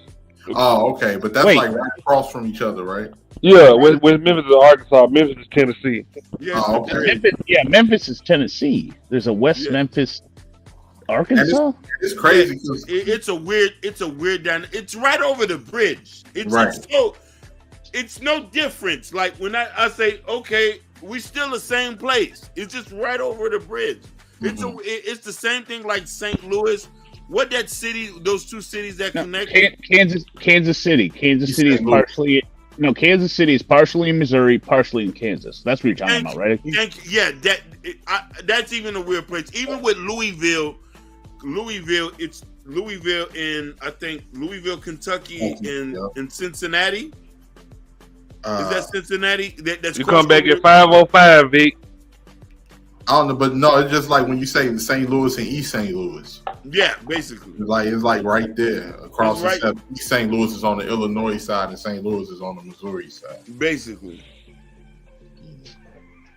Or Grand Rapids and East Grand Rapids, which isn't even geographically separated. They just call it East Grand Rapids and Grand Rapids. If Jordan was here, he'd know what I was talking about. What about Augusta? Jordan was here. No, I'm saying if he was here right now, he would know what I was talking about. I'm not. No, he was throwing in shade the at comments. He was here earlier. He was in the comments. New Jordan Era was here. Man, I'm gonna tell you, when I first, because I wasn't going over there as a shorty. I remember the first time, man, I went to Gary, Indiana. Yeah, I've been, well, not Gary, Indiana, but I've been in Indiana. Oh fuck! Don't go there now. Yeah, I remember driving through there, and one time, and I hadn't been there since I was a kid. One time, I was driving through there and got lost because I was trying to go to Cherryville, Indiana, to a mall, and I ended up taking a wrong turn down. I was looking around. I was like, "What the fuck is this?" Yeah, it's like a bomb. Yeah, you know what's like that too? Pine Bluff. Oh yeah, Pine Bluff, Arkansas. Dilapidated houses. And my great grandmama came from there. Yeah, my great grandma came from Pine Bluff, Arkansas, and moved to Chicago. Yep. Yeah, I went through. I drove through Gary every year when I was going to school. Right when I would do it was fucking stupid at this time, but I would do the marathon. I drove myself from Washington to Michigan every year, but I would just try and see how far I could go from Spokane to Grand Rapids without sleeping. I usually get to Wisconsin, take a nap, but Gary, as soon as you hit Indiana, because the entire skyline is power lines. There's no trees. There's no vegetation. You're like, what the fuck is this place? And abandoned factories. A lot of abandoned abandoned factories, power grids. Yeah. And then as soon as the power line sign, you're like, well, I must have crossed state line. Yep. Okay, here we go. I'm in Michigan. Okay, got it. Like it was just such a fucking bleak place. Yeah, I was looking around. I was like, God damn. But I had to ask somebody because I didn't know. I was like, hey, man, what city is this? He's like, oh, you in Gerd. I was like, yeah.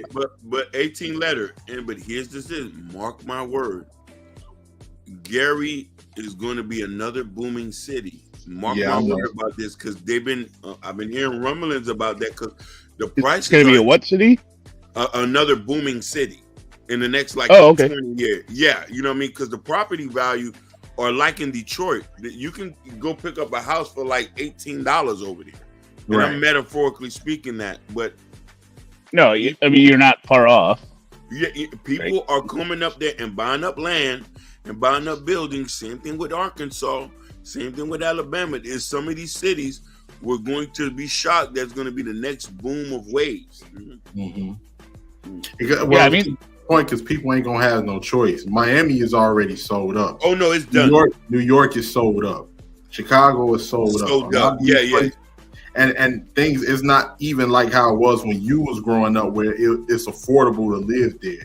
You can barely live in a lot of these places anymore. So it's forcing people to venture out and look for other opportunities. Listen, my mother bought a house in 1996 for $70,000. It's now worth $500,000. Oh man, yeah. You're not buying no house here. There's no, if you're not making 2 to 10 times the rent, if you're not making at least 10 grand a month, you're not living in Miami. Matter of fact, one of your guys from Chicago came here and bought up half of Brickell. The guy who owns Citadel, the company, he's from Chicago. He bought up like 3-4 buildings in Miami. He came and did a press conference. He said, Miami is the new New York. So all it takes is really that tipping point where somebody starts buying, right? Once you get to the tipping point of people are buying more than selling, right? Because then you get to the classic supply and demand situation, right? The problem with Detroit, the Detroit area, right, is there is such a huge supply of houses, right? You're almost never going to overcome that, right? But in a place like Gary, where you can live affordably and it's not the size of Detroit, right? You can overturn that very quickly and then people will be buying in. So yeah, I believe it, Vicky. No, definitely, because I've been listening to that and I'm saying, I would even consider buying a property there just for that main reason, because I know it's like betting on the stock market. You know something's gonna turn up over there. Yeah, you know what I'm saying? Yeah. And it's like, okay, what not do it if the property that you could just flip it later? You know what I'm saying? Yeah. Well, like that. I mean, out here in Washington, right? People are paying ridiculous prices for houses because of tech. Right? And it's spread out because all the tech jobs, the headquarters are in like Redmond and Bellevue, which are very well off cities. My parents are in Bellevue, right? But Microsoft is. A lot of that is spreading from Northern California into Washington, right? The tech, what you saying with the tech companies and stuff like that? Well, I mean, if you drive through downtown Bellevue, it's fucking odd. living here for the last 32 years, right? You drive through Bellevue downtown, which used to be nothing. There was nothing over 3 stories, right? There's nothing over 3 stories in the city. We have probably about 25 skyscrapers in Bellevue now, and half of them have the Microsoft logo on them. Wow. Right? Which is weird, right? You're like, how do they have all these buildings? I mean, obviously it's not all Microsoft within it, right? But these are probably 20-story, 25-story high rises, skyscrapers, right? And they're filled, and there's cranes building up more and more all the time. So, but the people who work there, right? They want to live close to where they're working, right? And so, but you can't live in Bellevue anymore. It's $1 million minimum for any house in Bellevue. So you go further out, Redmond, $1 million minimum for like a 2-bedroom shack. So it's as far out now as up here where I am in Marysville that people are working in these places down in Redmond, where I used to work in Seattle, right? Before I said, fuck it, I'm not going anymore, right? And then I just let my resume speak for itself, right? But it's gotten so widespread. There's people out in Sultan. Sultan is like, I don't know how to describe this for people who don't know it. This is like, you drive through like a place that is a trailer park town, right? It's got, the one shop that maybe sells gas and everything. And these houses are going for $700,000-800,000. Eventually that is going to stop. Right? They're not going to pay it anymore. They're just going to be like, well, whatever. And some company is going to start up in Gary or someplace that they can get, hey, if we start up here, we can get a lot of people to come here. They can buy a cheap, affordable housing. That's all it takes, right? Just that one decision, right? Because you don't need to be on the West Coast to do tech. You could do it anywhere, right? So that's why people wanted to go. If you got a tech job and you wanted to go move overseas, man, you got it set. Because you making American wages and you living in a place where it's a lot cheaper. You can your money might go 3 times, 4 times as long. Now I don't know how long it's gonna stay like this, because if they get this BRICS currency off the ground, that's really gonna affect the American dollar. I don't think they're gonna do it. I think they're gonna do it, man. I think people tired of American shit. I think if that BRICS currency, if that BRICS currency start doing decent, the American dollar ain't gonna be the petrodollar no more, and that's gonna cause some of its value to go down. We're still the world's reserve currency. It's gonna be that forever because they know that the American government will increase the debt ceiling no matter what forever, and we are the wealthiest nation on the planet. We will always pay the debt. Not anymore. We're not the wealthiest no more. Oh, who's wealthier? We owe a lot of money. We owe a shit ton of money to China. No, the greatest GDP in the world is us. Yes. Okay, who's running second behind that? I don't know. Maybe China. I'm not talking about net assets and liabilities, right? I'm talking about the generation of wealth, right? USA is still heads and tails above anyone else. We produce more than anyone in GDP. No one's even close, right? And China has its own problems with they're going to be facing regulation on pollution. I don't even want to get into all this stuff, right? But I mean, there's tons of opportunity in America for places like Gary, right, where they reset and don't focus on what was traditionally before manufacturing jobs, and they just become a hub of tech jobs, right? They explode. They'll explode. Because why do you want to pay $700,000 for a house in a trailer park city? That's an hour and a half away from your headquarters. It doesn't make any goddamn sense. Yeah, I don't know. It's going to be interesting to see what the future may hold in the next 20 to 25 years. Well, hey, so Prince Hakeem, what you think about all of this AI and stuff, man? They've been talking about.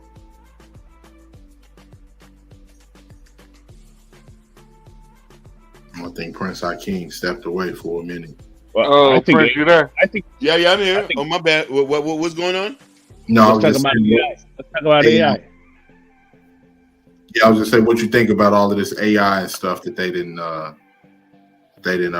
brought forth. Oh, thank you so much for saying that. So, it's if we don't get on quick, you're going to see detrimental effects, and we're now noticing it now. And I think, and this is why I'm so totally against. And a lot of people might not like when I'm about to say this. Like, I think as people, we have so much focus on emphasis on the wrong thing. Kids need to start learning about AI right now. Just like certain schools were teaching kids how to code, that's done with now. Yeah. AI is taking people's jobs. You feel me? And is making life a little bit more easier. You can go write an email right now, just type it in the chat GPT or say, hey, correct this for me in the blink of a second. Yeah. That's true.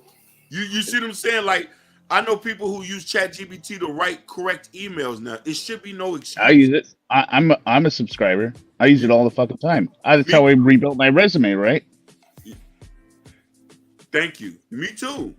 So it's like, but I do think that and this is another reason why a lot of people might not. This is what the whole foreigner thing and people coming over to this country. A lot of these people are gonna come here and do what? Clean toilets? No, yeah, it's already been it's going to be people that's coming over here for that, but it's also a large portion of people that are coming over here for tech.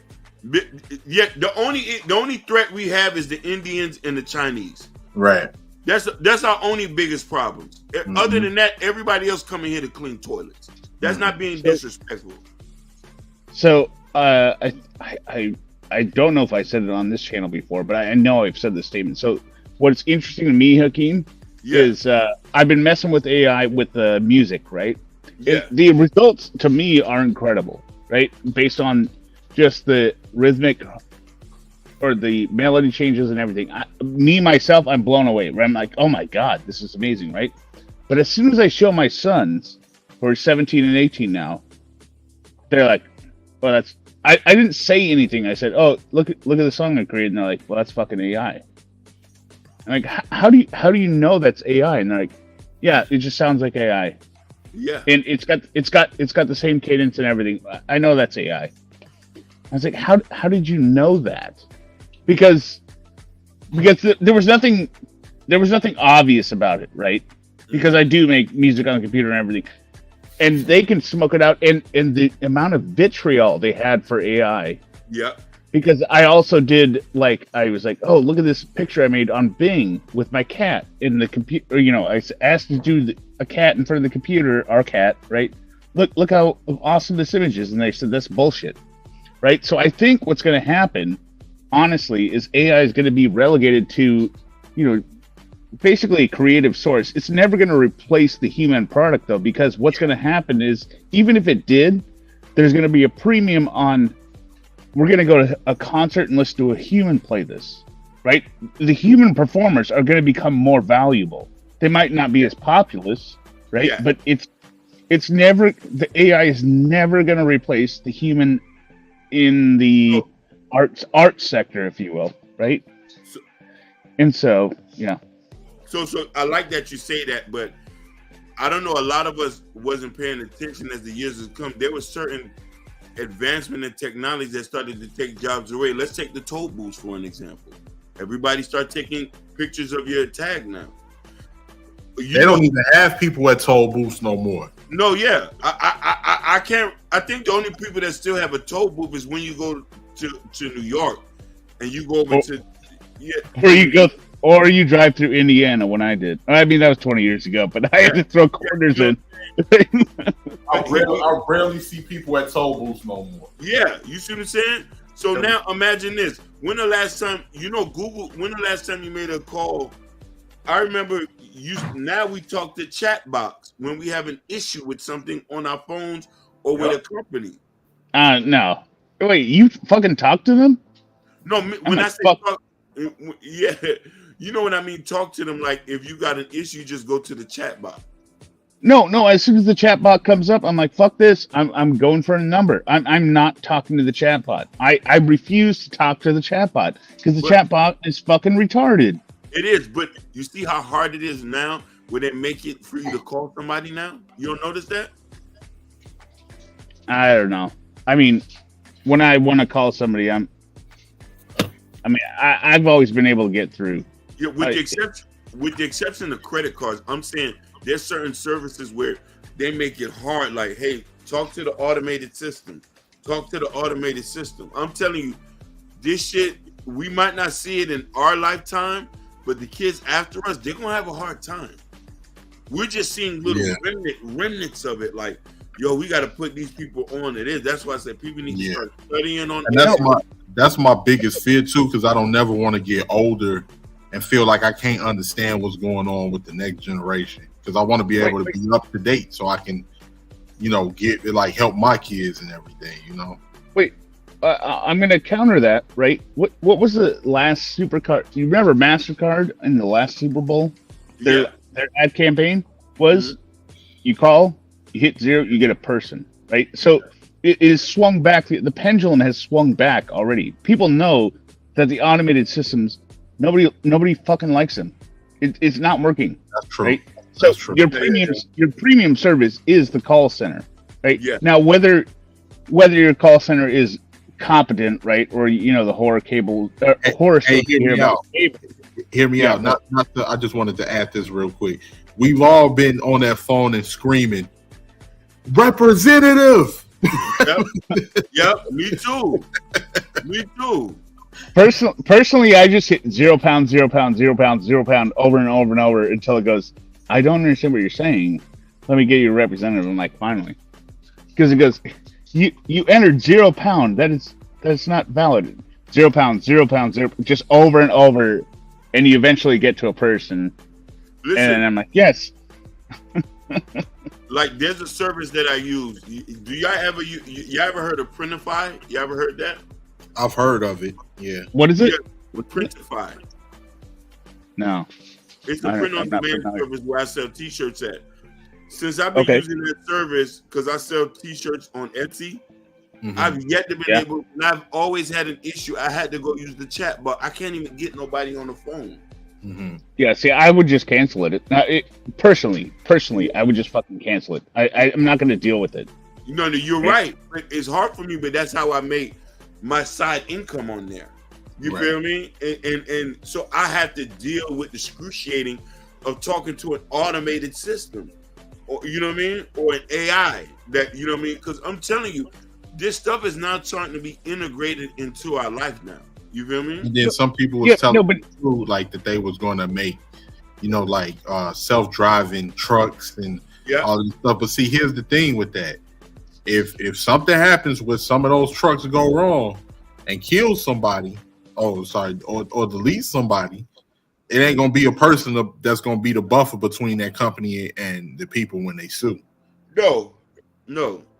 But I mean, it's happened plenty of times with Teslas, right? They misread a white truck as sky, and the car goes under a 18-wheeler and like it's shaved off at the driver level, and it's horrible, right? But I mean, AI is going to come, but it's the idea that AI will replace everything that I think will very quickly become corrected, because people don't want to deal with AI. They don't want to interact with it, right? They want AI to create things, but they don't want to talk to AI. They don't care about talking to AI. You want a phone person, you want somebody on the phone, and we've already seen it, as I said, with MasterCard talking about you get a person on the phone, and that will swing back the other way. The automated systems are done.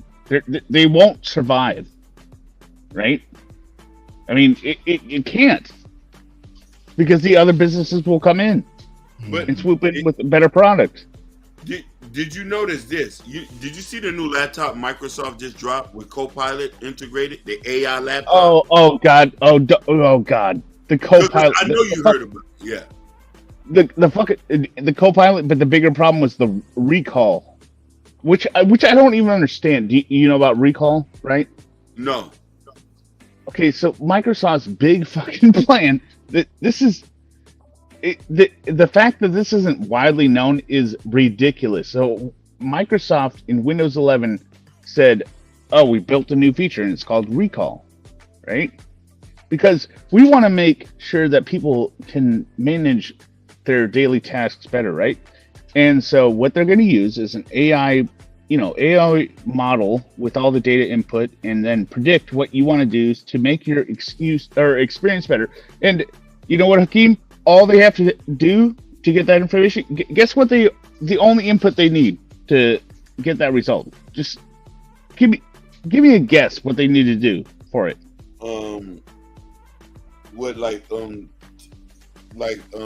Type it into the computer, open it up. Nope. All they need to do is take a screenshot of your computer every 5 seconds and upload it.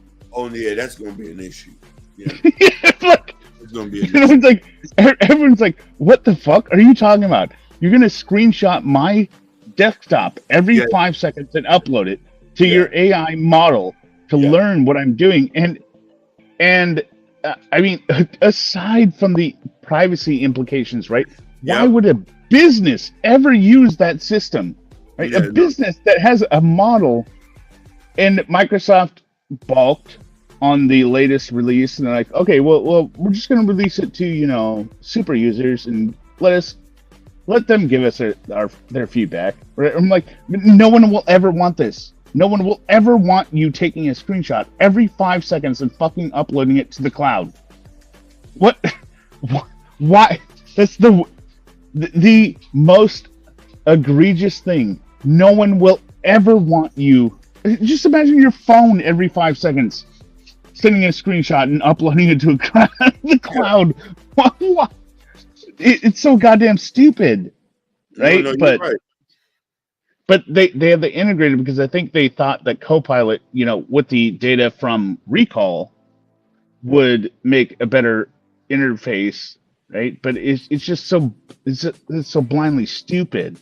Like people don't care that much about. Oh, I clicked on the start menu and it showed me what I was going to click on based on its analysis of how I do things, right? Nobody cares about that.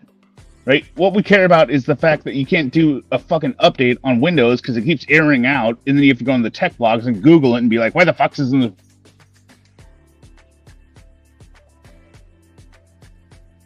No, you're right. Hello?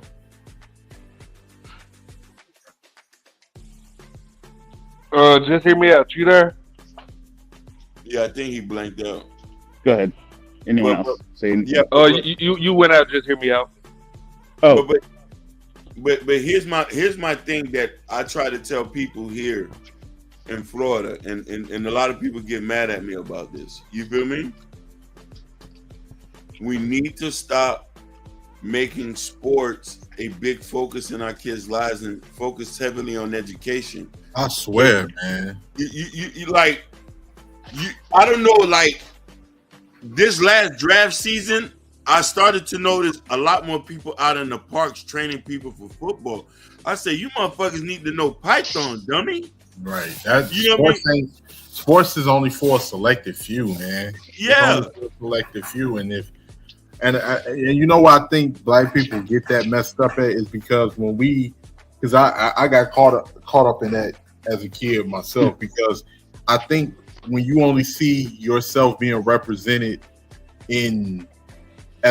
represented with success for being either a rapper or in sports, yeah, you thinking that's the only way you can really make it. When you don't know no better, you don't do no better. But yeah, and this is why it's important. Even when my sister, she just had 2 kids, and I told her, I said, well, we need to make sure we get these boys in coding or machine learning. That's the wave of the future. Even me as an older person, I started to take some Coursera courses on trying to learn about prompt engineering, how to input prompts and stuff. That's the thing I'm trying to learn now, because it's going to be a day something's going to come up, and you're going to be like, when you don't know this stuff and you get left behind, it's going to be an issue. You know what I mean? I would agree with that, with one exception. What people should be learning in terms of a demand, They need to be learning the old systems, right? Because all the new systems, you have 10,000 people that know them. That is true. Right? Yeah. You need to learn this because most businesses, and I'm learning this more and more through consulting, right? They're on old fucking systems. They're not updating, right? And they have a system where the available talent, if somebody retires, right, who doesn't know the system, they're like, who do we even find that understands how this works? Right, so learning antiquated systems, almost like a language, is almost a premium, in my opinion. Like you learn like Cobalt, or you learn, fucking early JavaScript, like that kind of stuff, right? That's in my opinion, that's the way to make yourself set apart, right? Because everyone else is going to know the new language, and everyone else can use Chat GPT for programming solutions on the new language, right? So you got to know like the antiquated systems. That's it. I don't know. No, you got a point because I think didn't Google shifted from Java to Kotlin? Yeah, exactly. Like you have all these people now coming out. They know everything, but the stuff that I learned back when I was programming back in college, none of that's known. But it's still used by a lot of people, right? Because they do not want to spend the money to upgrade. So the more rare things you can do as you are a person that like just learns things, like the better off you are, right? Because you hold the keys to the kingdom. Yep. Oh, that guy died?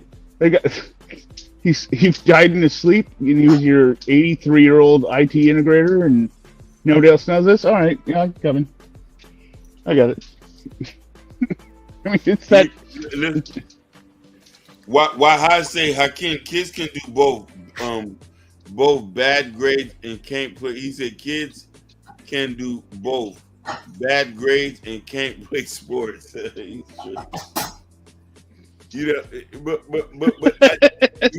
bad grades and can't play sports. He's telling the truth, but I just think that our emphasis right now, we're learning. Like I've seen the mistakes in so many different ways right now. When I'm telling people, I say, "Yo, what is that all about?"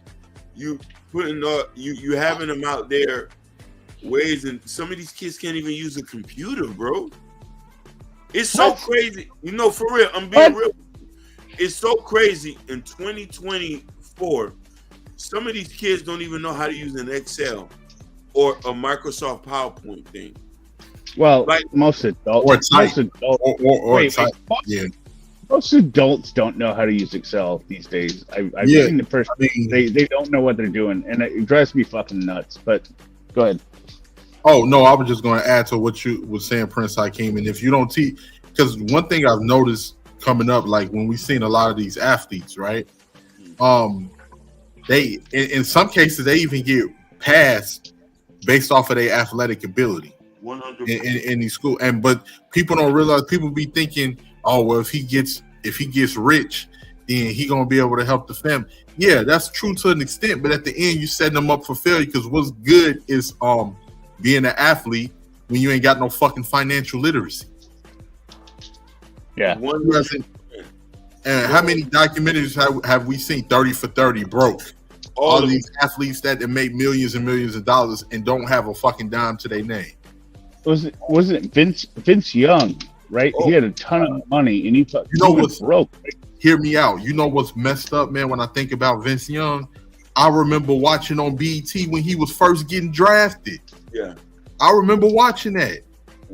Never would I thought in a million years he'd end up. What about Spree-Rail? Wait, you cut out. You watched him choking out. He was on BET doing what? No, I remember I was watching. It was a BET special on Vince Young when he first got drafted. It was showing his progression into getting drafted and all of that. And I never would have thought watching that as a kid that he will be going broke. And Antoine Walker is another one from Chicago. Yep, from Chicago. Trying to buy everybody's houses. Yeah, I seen him in person, and I was just like, man, bro. I just like I still hold him in high regard. You know, I had a lot of I really liked him as a ball player, but I was just like, man, I would have never thought that you would be going broke. And he was gambling with Michael, and Michael wasn't giving him no advice. Well, wait, Michael's just a gambler, though. He just loves the action. I think you hear me out. I'm just saying, Michael was able to afford it, and he was.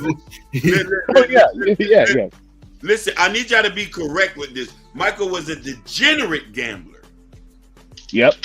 Be correct about that. Yeah, but wait, he's degenerate. Wait, y'all worry about folks downfall. See, oh that's my what God. Negroes do, bro. Don't ask for God, ask for me. No, Vic, we were about to resolve a conversation. No, don't and ask, you're gonna take it on another fucking don't ask for tangent. God, ask for me. But look, while I was taking my little break on my excursion of being dropped, I looked in the chat, bro, and I saw people, and some of the raggedy ass people in the world trying to talk down about the old King Rooster. Lord, he did. Up there, so you motherfuckers that's living in that motherfucking environment where y'all got the little small ass, where y'all got to buy cardboard furniture and shit. I'm not living like you. See, I'm that nigga that you have to think that, okay, he is saying a certain thing. Do you think you can talk down on me to make you feel better? I'm not that. No, Lord. Not any time in your life. No, my baby. Get your motherfucking regular ass up and get them chicken bones from up under your bed. You disgusting ass bitch of a heathen you. No, don't do me like that. Look. No, don't do me like that now. Because they all up.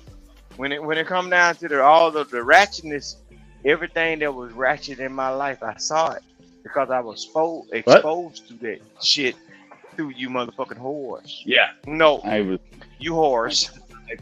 Whores. Nah, It ain't about what you want to talk about, Mr. White Man. You my homeboy now, and I like you like a new brother from another mother. But no, this is the battle that you can't get in. No, it was people talking about the rooster. The yard bird. They weren't talking about the Vikings. For the people in the chat, it's $20 to drop Vic. You got that right. If y'all want your name, yo, it's a hot commodity, bro. I'm a hot commodity, cause I'm gonna put it in your whole chest, bro. Like a Mandingo warrior with a whole lot of dick, bro. It's a lot of these bitches want to suck some, bro. Cause my name been running up through this motherfucking. I took my little don't tell your people about me now. Now you going out of line now. Just hit me out. Don't tell your people about me now. Keep this on some nigga shit now. No, we ain't going throughout the household. And we ain't cooking no bologna sandwich telling you folks. No, I heard your ass. You went to the goddamn kitchen. And you said, oh, that was just Vic talking. No, don't tell them. I'm talking to you. And the people on them over. Don't. I was talking about the person no. Whenever you own this motherfucker, make sure everybody tucked away like Peter Pan land. And this what we do in the night. Don't involve your don't involve your people in don't involve your people in it because they got a different idea. No, they got a different idea than you have, bro. Look, your people have a different idea about what you're doing than what you have, right? Don't do that. We gonna keep everything straight and cordial, just like with these regular ass bitches that think it how to live like they live. I'm good. Hakeem, help me out. What did I say that was interesting in the last 3 minutes? Yeah. I said, no, ain't about nothing saying nothing interesting. I'm talking about because the interesting things are not going to be the truth because everybody know the truth. They just running from it. The interesting thing, the interesting thing in the world is going to be how much a motherfucker can lie to you in your face when you know the truth. What did I lie about? I said we need to find where we're going tomorrow. for 4th of Nah, July you because must not. You know, his wife evidently you ain't been he reading the doesn't chat. have plans. Everybody been talking about Rooster since he been gone. They ain't Nobody said been nothing about talking motherfucking about you. Man, Lord, You listen. The main objective is this, man. When new technology's coming, we just got to be able to be self-aware of it and learn about Man, it. new technology been around. Hakeem, come on, Hakeem, press up the listen, you ain't slow on none of this shit, bro. I'm finna show you something. Look, Hakeem, I can't let you do that, bro. You ain't slow on none of this shit, bro. You done lived in a faster state than a lot of these niggas that's on these town. And these those regular ass bitches. These bitches don't even know how to sell pussy right. And you out there with motherfuckers sell pussy at. You see what I'm saying? So don't come to me with that shit, bro. I do, but even that's how even got. But no, it ain't no but. See, that's the thing. They let me know I'm telling you the truth because you said but. I keep telling them motherfuckers, I done forgot more shit than a lot of these niggas are gonna ever know. And these bitches too, bro. I'm coming into a good light, bro. If I was to come on demon time, bro, ain't shit that these folk gonna tell me. And I'm sad that my buddy tried to come up and tell me a certain thing earlier today. My boy DL, Daryl Long, he trying to tell me about hoes. Nigga, you ain't seen half of the shit I'm able to do. That's what I be saying. The content creation shit though, I understand my role in this place. I come up in this motherfucker, I come up here and create bullshit, arguments and everything. I'm up here to get somebody else some money. I don't pay. Look, I don't get paid. I don't get paid for none of this shit. But when you motherfuckers just challenge me, it won't be no debate. It won't be no debate. We will have a conversation about real life. Look, get one of these motherfuckers. Look. Let's do a challenge, right? Get these motherfuckers to challenge me up on a conversation on real life. We're not gonna win. You ain't gonna let nobody talk. You ain't gonna let nobody talk. No, because I ain't gonna let nobody. No, I ain't gonna let nobody be confused and misused. No. Get Ashton. Get one of these motherfuckers on this bitch and tell me about real life. Don't get into this statistics and mathematics and shit. I say Prince. No, listen what I'm saying. Get one of these people. Okay, if you want to say Prince, get what? I prove. No, Prince I already know. I wouldn't fuck with Prince because all at the same time, I done already seen the other day when he had his episode and he had to go off. Because what I said, it triggered certain things in him. I wouldn't fuck with him like that. But don't disrespect the king. What are you doing? No, I don't need no white man telling me what the fuck I'm gonna do in Negro. What are you doing? I don't need to hold on. Because what you finna do, you finna offset some shit in me. No, I'm more. You don't have to beg me. Oh. No, I understand that. You don't have to beg me to stop. Only thing, look, you don't have to beg me to stop. You only have to stop and let me talk to my people. You come from a different tribe of people, bro. And let me tell these people, I tell people to challenge me upon all of this shit that they got going on. And I will look. And when I don't need you to say it. I want to say the same things to them. And I want to Mike TV is a fucking felony scammer, and Daryl Long loves him. That's a problem. You said who is a felon? Mike TV. Daryl Long loves Mike TV. Mike TV is a felony convicted. No, there was a felon from the jump, man. Mike TV is a goddamn child that was born in a biracial relationship. Yes, he's a goddamn child, and Daryl Long loves him. Hold on, no. Listen, what are you talking about? That's what I'm talking about. That's what I'm asking you. Majority of these kids that was born in biracial relationships, they are already a felon because they don't know what side to choose from, bro. You started talking about Mike TV. I don't give a damn about Mike TV. No, you said you were talking to Daryl Long, and it wasn't a criticism. Daryl Long loves Mike TV. So what are you talking about? Okay, but all at the same time, They might be trying to find themselves or whatever. But I ain't mentioning them right now. No, I'm calling out to I said, like so Mike TV you is can my guy. understand that. You heard that shit though? He can understand what the fuck I said 2 hours ago before I got kicked the fuck off. But he don't understand what the fuck I'm saying now. See, this is what I'm saying. You stupid motherfucking niggas, man. Y'all let anybody play over your motherfuckers and create conflict, bro. But all at the same time, I said what the fuck I said to him when he came up on these motherfuckers or whatever the fuck he was at. He understand. I said, okay, I understand where you coming from. I told him specifically to himself, and did he say anything else to me? So why do you have to be Captain Leif Erikson of the fucking Viking ships and row your boats upon the mound that it ain't created for you? I told him what I told him. He ain't say shit to me. Leave that man alone. And I'm probably more like Eric the Red or no, Eric, it ain't no Eric problem. Blonde Nope. at this point. I don't give a damn what you probably is, but I'm telling what you ain't gonna be.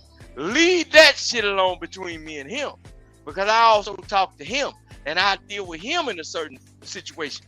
He came up here. He got his own platform. I'm not a content creator. Mike TV? It ain't no see nothing, because I'm a blind man walking with a stick. And the stick is sharp at the end of it. Just hear me out. Leave that shit alone.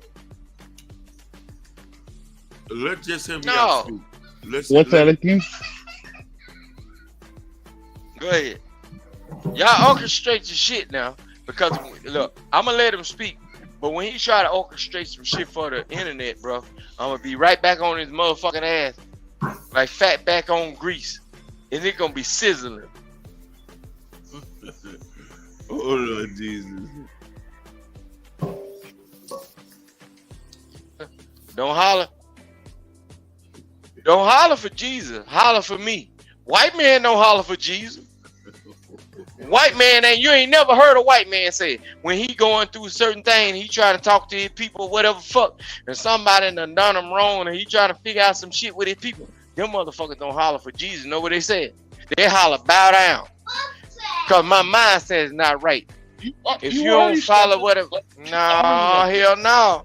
Y'all better stop hollering at the saving shit, niggas. You niggas need to stop saving people, bro. Stop saving these bitches. Stop saving these niggas. Stop saving these white people or whatever fuck. Cause what gonna happen is you gonna get the fucking crucifixion because you the face of the goddamn problem because you saving the motherfucker that create the shit. Leave this shit alone. I ain't saying just hit me out. I ain't saying nobody on no shit. Dick, respectfully, leave the fuck alone, bro. Dick, I would respectfully argue that you are doing that by promoting Daryl Long and Mike TV. Yep. I ain't promote. You said Mike TV. What the fuck? Man, you crazy fuck, man. I ain't saying nothing about them motherfucking is associated with Mike TV lockstep. I don't give a damn. That's your beef, bro. Mike TV ain't did shit to me, bro. That's your beef, bro. No, he might have. Is that your long lost son that he trying to get mad at his dad because you separate? No, Dick, you got a beef with that man. That man ain't never fucked with me Dick, let me ask on you no this. internet Dick, or none of that shit, bro. Dick, let me ask you this. Adolf That man Hitler ain't did nothing to me, but I can still agree he's a terrible person, right? He could be whatever the fuck. He could be. He could be. He could be a child of. Okay, some people think that biracial dating. Do something horrible to you, some people think that biracial dating, right? And when they produce a child, and then you don't have the proper leadership skills to treat that child like it's supposed to be taught, and show that you are this and that, and you might be a quarter of this might be you. And that, and you ain't showing that person that you raise it. Some people say that's child neglect because you ain't showing that child what you're gonna have to go through. The black group might embrace them on certain parts, the elderly folks, because we got a colorism thing going on, to where they like the light-skinned child, but when he go out in the playground, when he go out in the playground with the kids or whatever to go somewhere, he the light-skinned child. they might kick his ass, but they his blood brothers, right?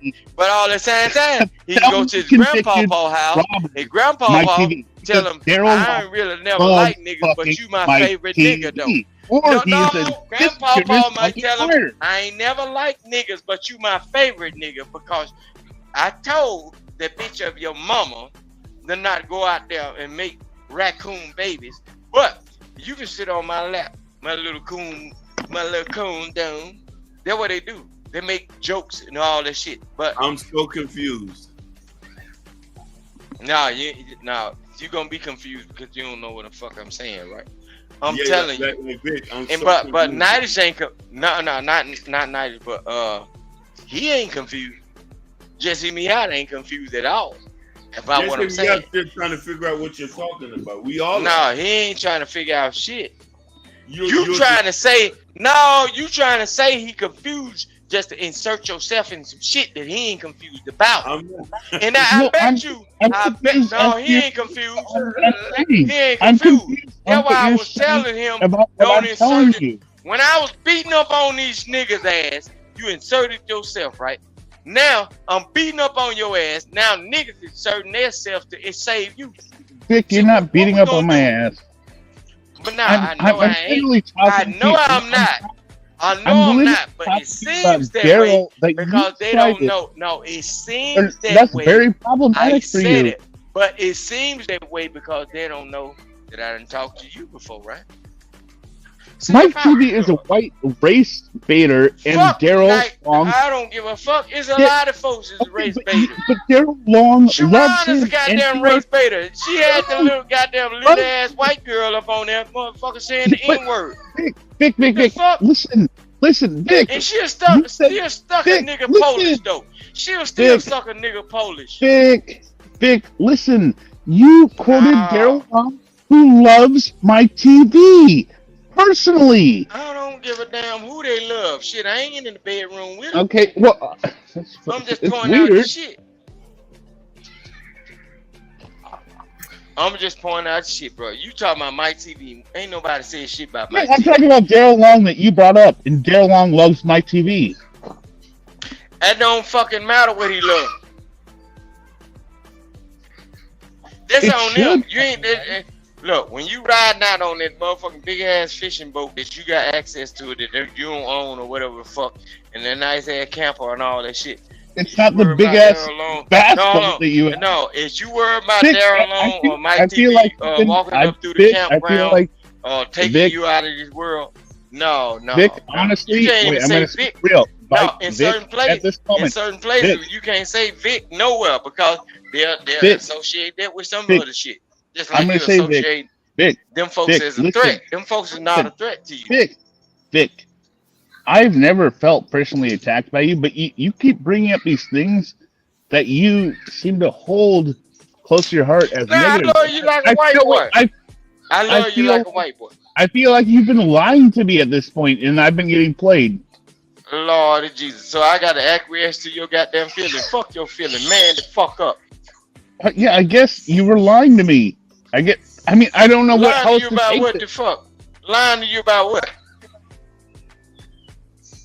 You hold everything I'm talking about in resentment. Man, we you ain't resent me for everything I've ever talked to you about. I ain't resenting you for shit, nigga. I'm telling you, bring it up as a negative. Can anyone else on the panel? You talking about Mike TV? Fuck Mike TV. I don't give a damn. I deal with people like individual, bro.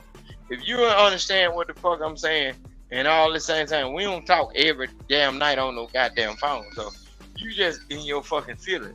Get out your motherfucking feelings. Pull your britches up and get your panties out of fucking knots. And get yourself together, soldier. Now I don't give a fuck what you meant. I'm telling you what the fuck is you are saying to me right now, soldier. Your ass is going the fuck off, bro. And you trying to tell me, Vic, trying to tell me my character is other than what the fuck that I've been saying to you, bro. You got me fucked up and scrabble all over the fucking place like Crayola. You got me fucked up. Vic, I ain't said shit out the goddamn way. You done brought this motherfucking miscommunicated ass mixed ass Oreo baby ass white boy, and you compare it to Daryl. Daryl is a demon, and the white boy that's mixing confusing, which is Mike TV, he's just confused. Daryl is an intentional human being. Mike TV is just a confused human being.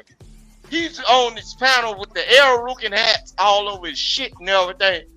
Man, come on. Those people that's operating with the fucking feds is those were the same people that sold niggas into slavery. Let me give you 30 seconds. The motherfuckers that with the red feds, they call air-looking, right?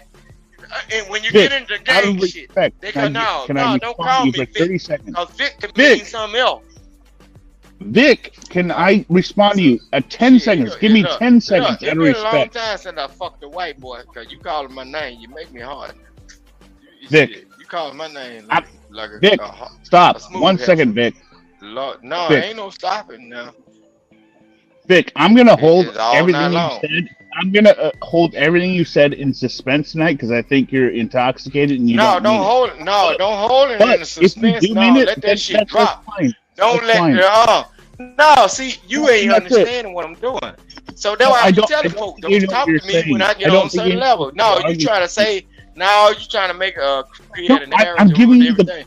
It was I am now, you offering. ain't giving me nothing, bro. Look, I don't make no money off none of this shit. I'm giving. I am I'm giving doing you what get out I of jail do, bro. free card out of everything you said tonight, Yeah, Vic. what the fuck? I ain't going to jail. What the fuck I'm going? Why white people always want to put a nigga in jail? What the All right, fuck? I'm done. Why would I need to get a jail? Go ahead, Panel. Okay, I'm no, done. don't be done, because done, when that motherfucker say I'm done, that means like it's either feds coming or somebody gonna throw dirt in somebody's face and they gonna plant flowers and shit. Don't say you're done. No, I'm just saying you just can't contain me. No, I'm the nigga on Vic, that name. I keep telling But you. you've said everything horrible about me tonight, and I'm trying to tell I you. ain't said shit about you. Really, I didn't say shit about you. I said about your mindset. Because all the time, look. How many? Okay. Let me be serious, bro. Let me be serious, though. Okay. How many? I know you're a certain type of person, bro. But I'm saying, How many white spaces you go over there and to search your authority, bro? You don't do that. Look, my baby even hollering. He know daddy right.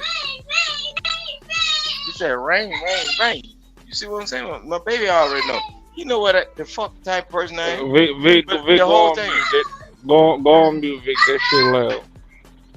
Yeah, because he going in.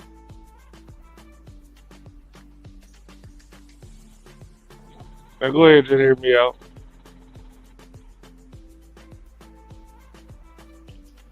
no, I said what I needed to say.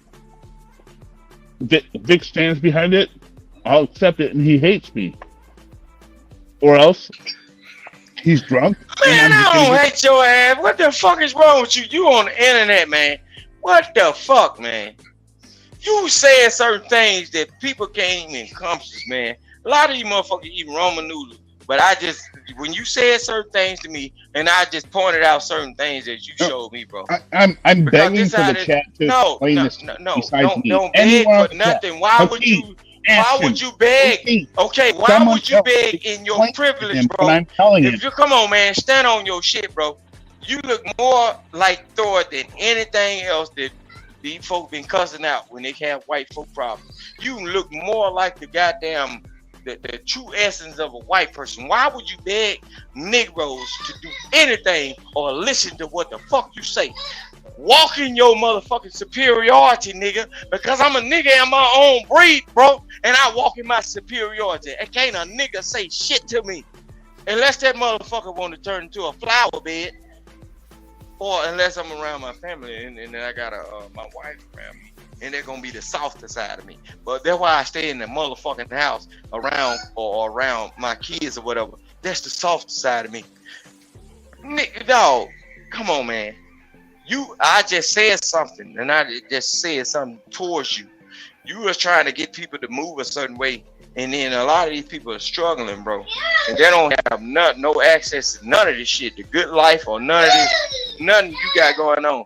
But you was trying to step up in a black folks argument, and they ain't even figured they self out. Out of all these years of eating ramen noodles, that's why I was telling you, sit back, be quiet, let me talk to him. But you wanted to get in there.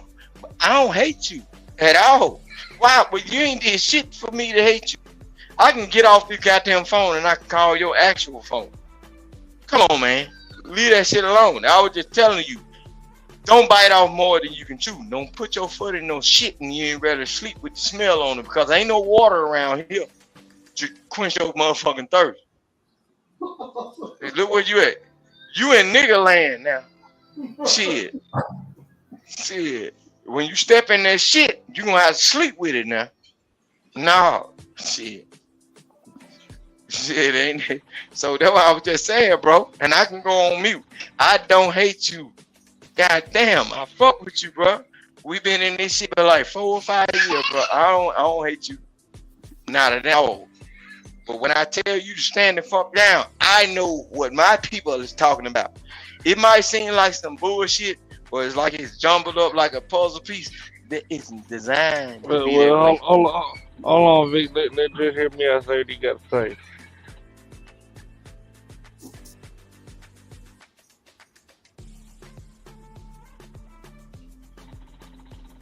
Just hear me out.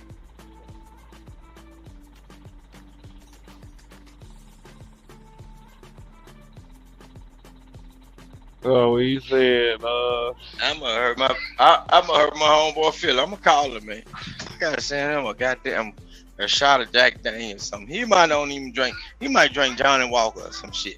I can't. No, I don't want to hurt white folk feelings and shit. They're my white man. You know what I'm saying? They're my white boy. Just as well as the up. But come on, man. When I tell you stand the fuck down, bro, we talking about black folk issues. It's gonna be far, far away from your thought process because you've been raised a different way, bro. I don't hate you. I don't got no hate toward no white folks. Shit. Some of the people that I was raised around, bro. Some of my people in my real life were white folks, and then on the bad side of it, shit, my granddaddy had a disagreement with a white man. He popped his ass and he went to the great toy box in the sky, and he ain't do no. So I understand the balance of the shit. So, you know what I'm saying? I'm just a different type of nigga. I came from a different type of family and all this shit. We got a melting pot of Negro, high yellow, mid-tone, all this shit. Press, you still there?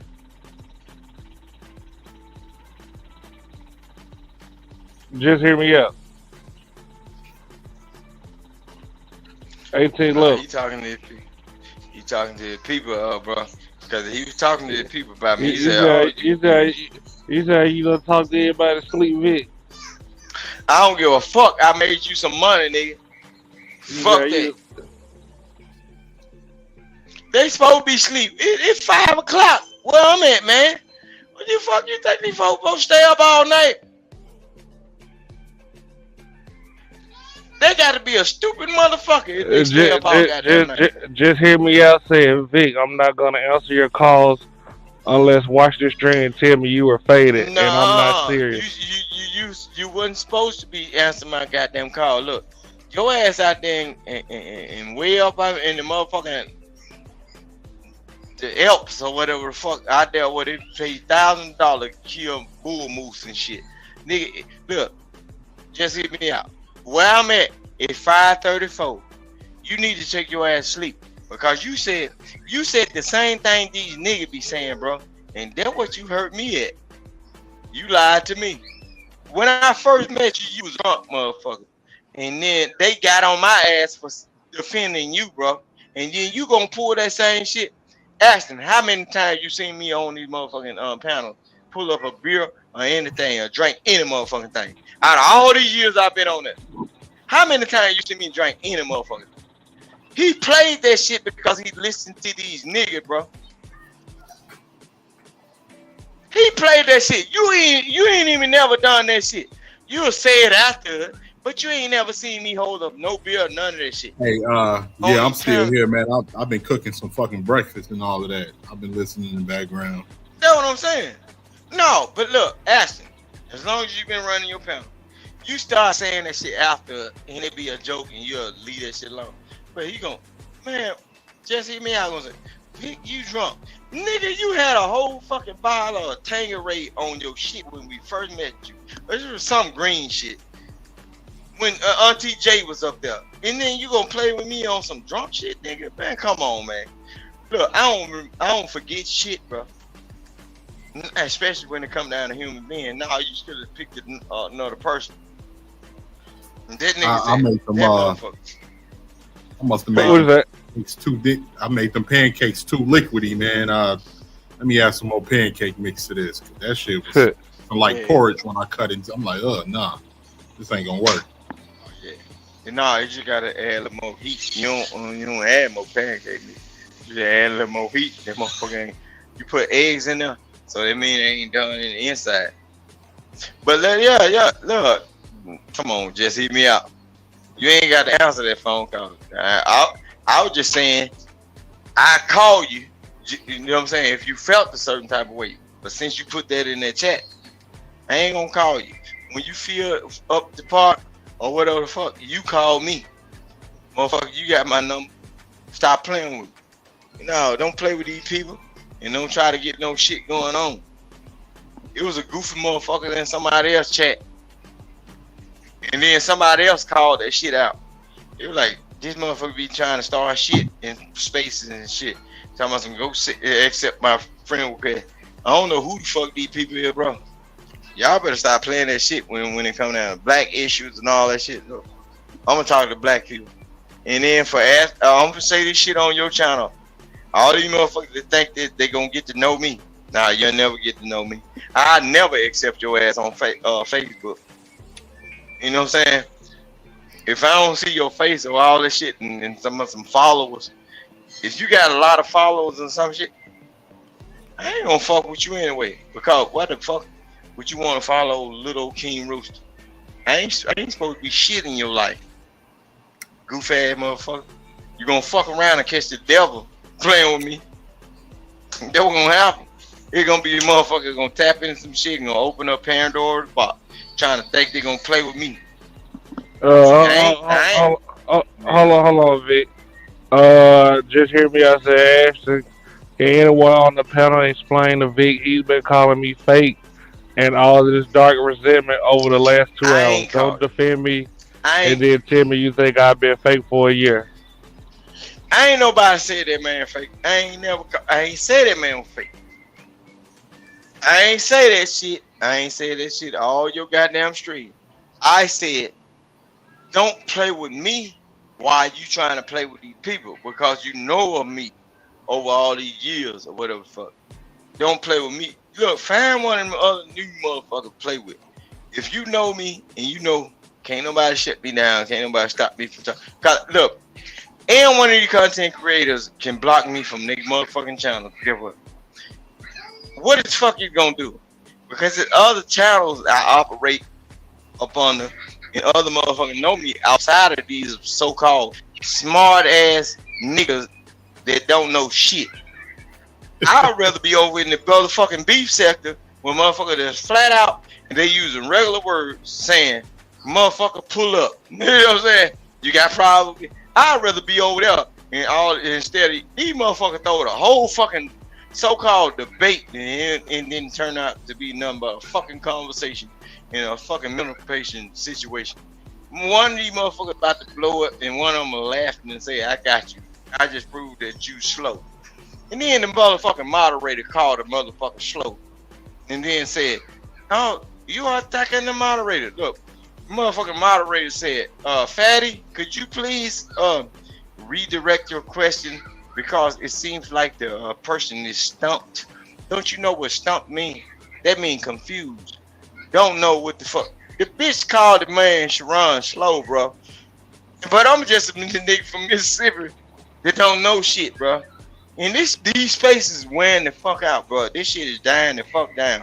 Because motherfuckers that really know some shit, they gonna fuck around and dumb themselves down to this shit, bro. And no, and then another motherfucker try me. They're alone. Don't you ever try me like that again. You my boy, bro. Don't try me like that, bro. When it come down to all that shit, You had a lot of people that, if you listening in the cloud, you had a whole lot of people that you could have came at about their ideas or whatever the fuck. But all at the same time, bro, I'm not like them. This shit, I ain't never aspiring to be a no content creator. But if I can come up here and start a little shit and a motherfucker can drop me down and get a motherfucker paid, guess what's gonna happen? I keep doing that shit. But nigga, ain't now one of these motherfucking niggas and them ragged ass bitches controlling me.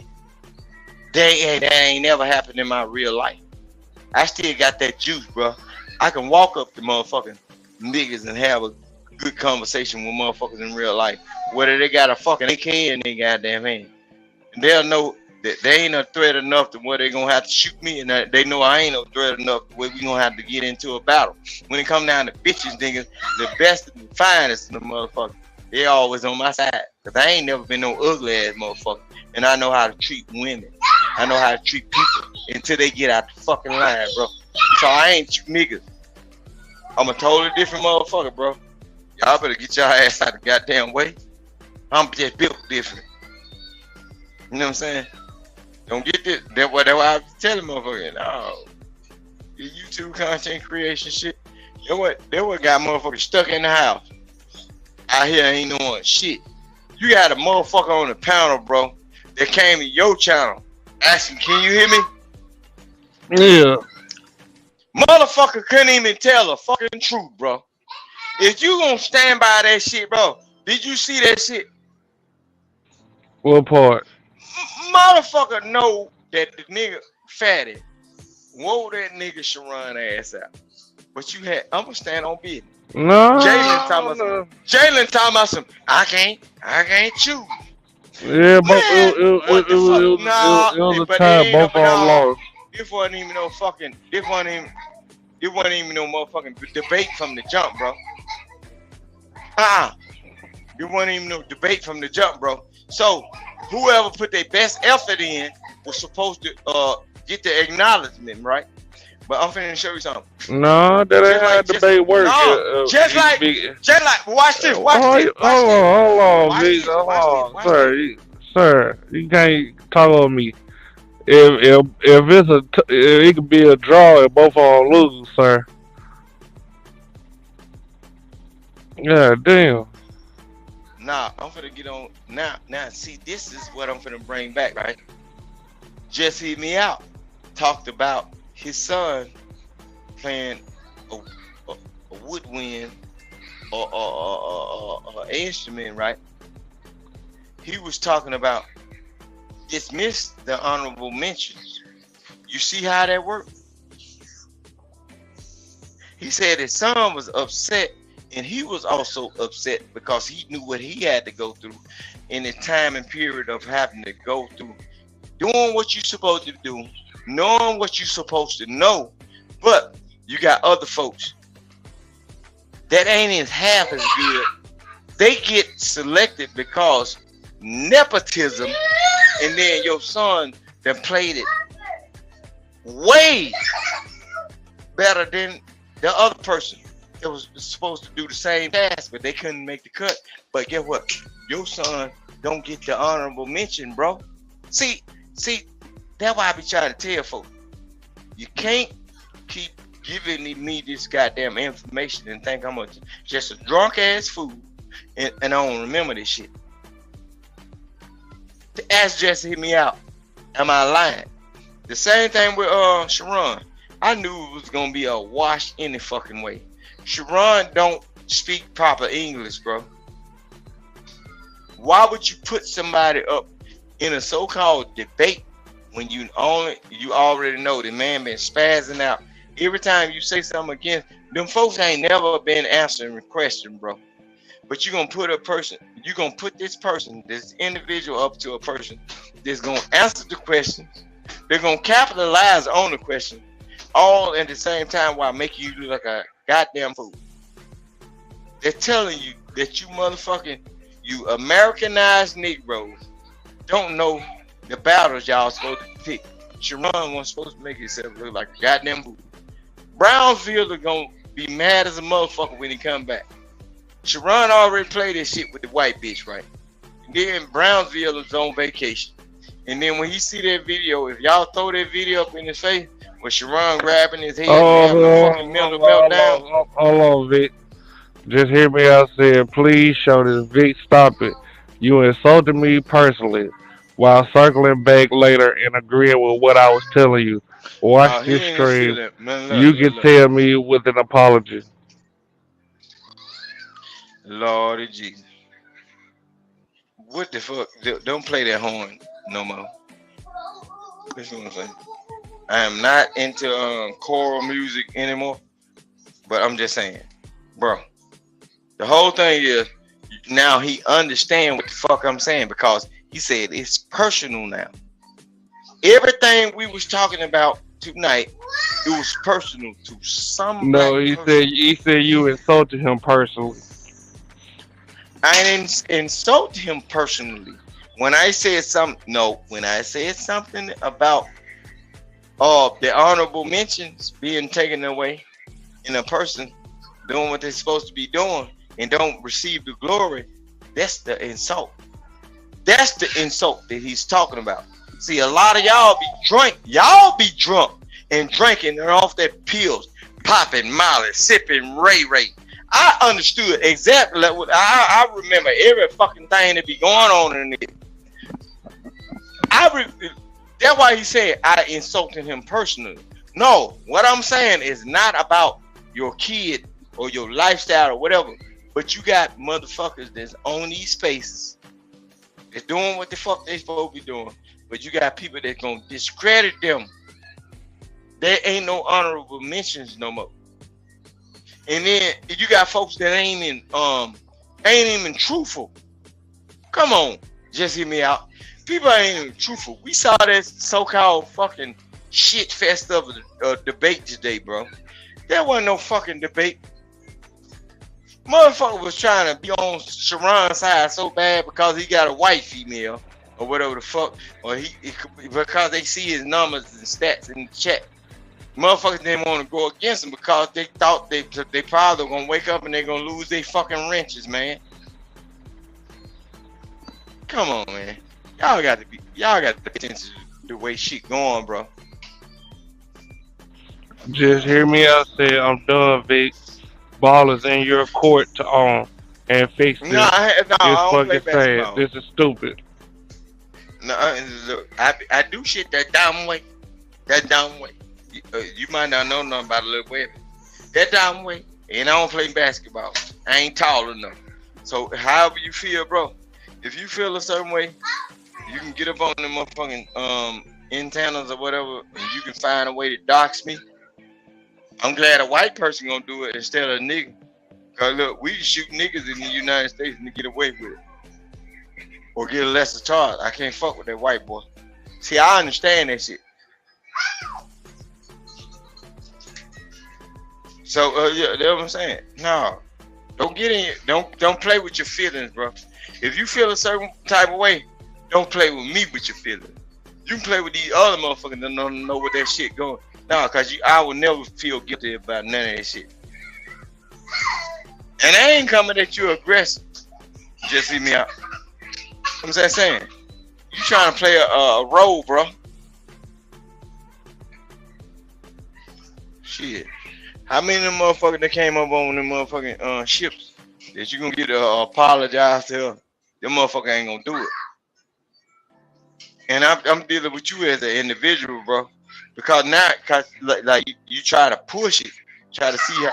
Cause look, ever since they played that little shit with that white girl, I know I already know I can say anything on the internet. Because if they let that white girl do it, I can do it too. I ain't gonna read no other name. I ain't reading shit on no internet. Only thing I read is nigga. That white folk information. I don't read none of that shit. I can't see that shit on my phone. That shit be so goddamn little. And I know you tired. I know you tired. Huh? I can see the screen, but my shit be so little. Yeah, actually, what you about to say? What'd you say, Prince? He said, can anybody on the panel tell me how I'm misread. I'm open to any what the fuck explanation, some shit. But see, my shit be little the motherfucker when I'm on this shit. No, see, he got this. Okay, see, it's bullshit. I'm paying attention. That's why me reading that shit though. This nigga trying to play the victim, bro. This goof ass shit, bro. Come on, man. You came up to an all white, all black panel, and then you finally get somebody to give you some pushback, which is a motherfucker that's really cool with your ass. But then you gonna come with that shit. Nah, bro. You feeling a certain type of way because you're in that motherfucking alcohol. But I ain't saying nothing over and over and over when you call me a drunk, right? But all at the same time, since I done woke up on your ass, and now you feeling that way. Now I keep asking, can you do this? Yeah. How many times, even though you can say it too, but how many times you seen me turn up a beer on panel? Or any kind of alcohol or something. Okay, how, like, if people don't even understand, me and Ashton got into an argument before he even started the channel. But after we had the argument, I ain't never had to, Ashton ain't never fucking with me in any kind of way. He ain't trying to say, well, this is I'm gonna send somebody at you and nothing. And I said, no, I apologize. I think I apologize. If I didn't, I apologize today. But the whole thing, we been good. We been cool. Ashton sent me a friend request. How many times have I? I can't hear you. Them kids in the back going ham. No, this one motherfucker. This goddamn monster right here. Get your mouth off of that. Look, but I'm just this type of person. I'm thorough on certain shit. Look, get your mama phone. Get your ass out of here. Good baby. Good boy, here. Go to your mama. Go. Bye-bye. Bye-bye. Boy, crazy. But I'm just saying. Ashton will say what he say, and he'll leave it where it's at, right? But it's like when people try to push their narrative. I keep on telling folks, Ashton, you want to make a lot of money?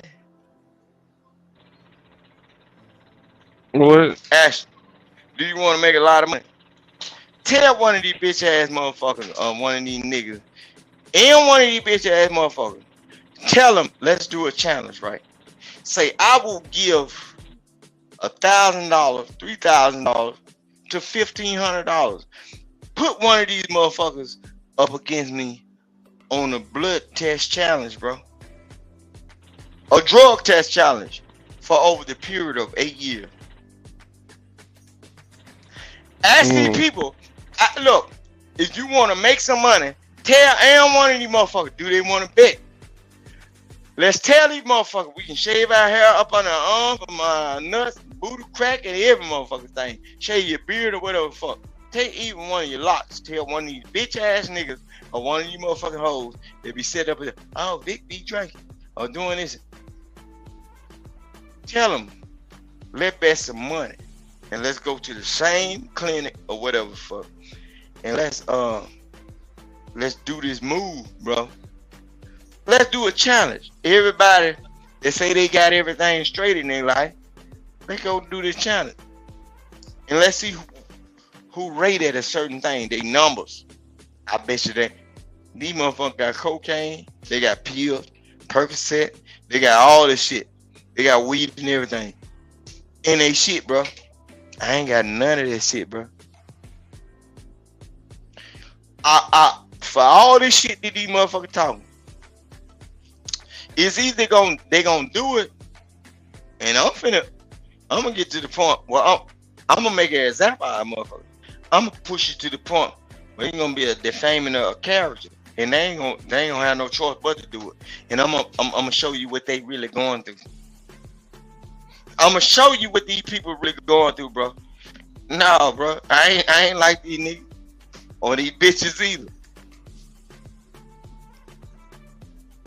Tell them let's do this challenge. When I started talking like that, when I started do a talking like channel, that, just hear me out. I'm talking about ain't one of these niggas on the panel. Just hit me out. Just got in the feeling and shit. He got in the feeling because he forgot I remember what the fuck he was talking about the honorable mention shit. Cause he tried to flip this shit. Nah, but all the same time, tell I ain't one of these niggas or these females they be talking a certain thing. When they get up on these motherfucking shit and start talking to you a certain way, which they probably ain't gonna do. But when they talk about anybody that got a drug addiction or whatever fuck, tell them, look, if you better than anybody, let's do the challenge. Test your blood against Vic. You gonna win every motherfucking time, bro. Just hear me out. Just hear me out. Say I'm out. Happy 4th, Ashton. Happy 4th, Hakeem. Vic, check yourself and come correct next time, or just stop pretending with me. Nah. So he feeling him bone. Now, whatever I've been saying, he must have hit him a certain way. Because a lot of other folks done said a whole lot of other shit. And now I got to be the one. So I understand what it is. It don't bother me. Don't bother me. But all at the same time, look. Do what we gonna do, Ashton. Every time motherfucker say, Vic drinking the beer. Tell the motherfucker, okay. Or Vic doing this. Or he be doing it. Let's tell these motherfuckers. And you gonna get a lot of money off this challenge right here. Put a blood sample against yours. We gonna take this shit into real life, bro. They can't, I bet you they can't beat me.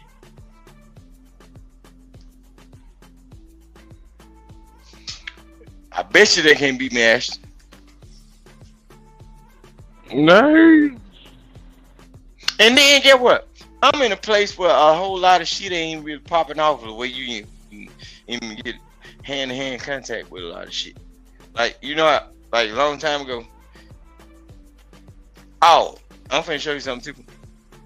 All you bitches that out here, they be trying to play on my name, you go to hoes. If your baby daddy snort that powder, he fucking you and he nothing in you, you can't pass a drug test. Because the drug is in his semen. You goofy ass hoe.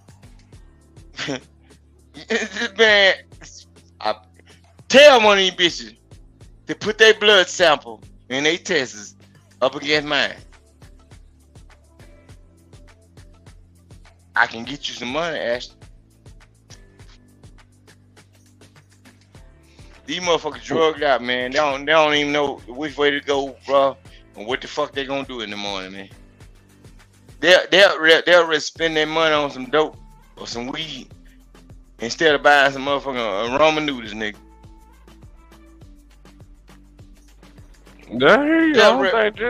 I don't think just hear me out. No, not just hit me out. Not just hit me out. No, I'm talking about.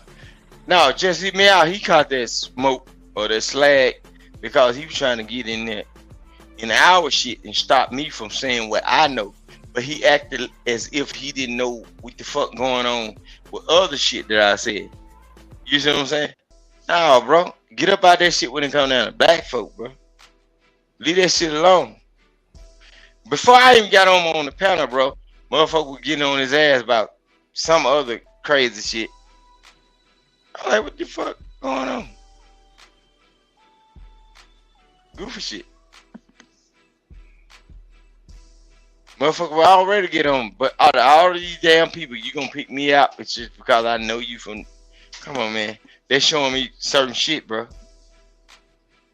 And then I ain't seen, like, I ain't seen them on none of the other panels. Come on, man. We can't move like that, bro. I'm seeing what the fuck it is. But then, out of all the goddamn people, you gonna get mad at the rooster. When these motherfuckers done said a whole lot of other deeply degrading shit, bro.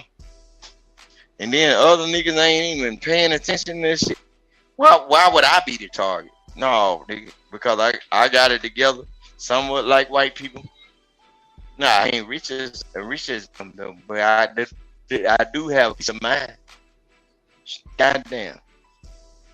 Now you being disrespectful, Jesse, man. You don't want a little poor nigga, a little yard bird to have peace of mind. Come on, man. It's crazy. All these motherfuckers in chaos, you ain't fuck with them. And now time, bro, you ain't say shit to them about nothing they were saying to you.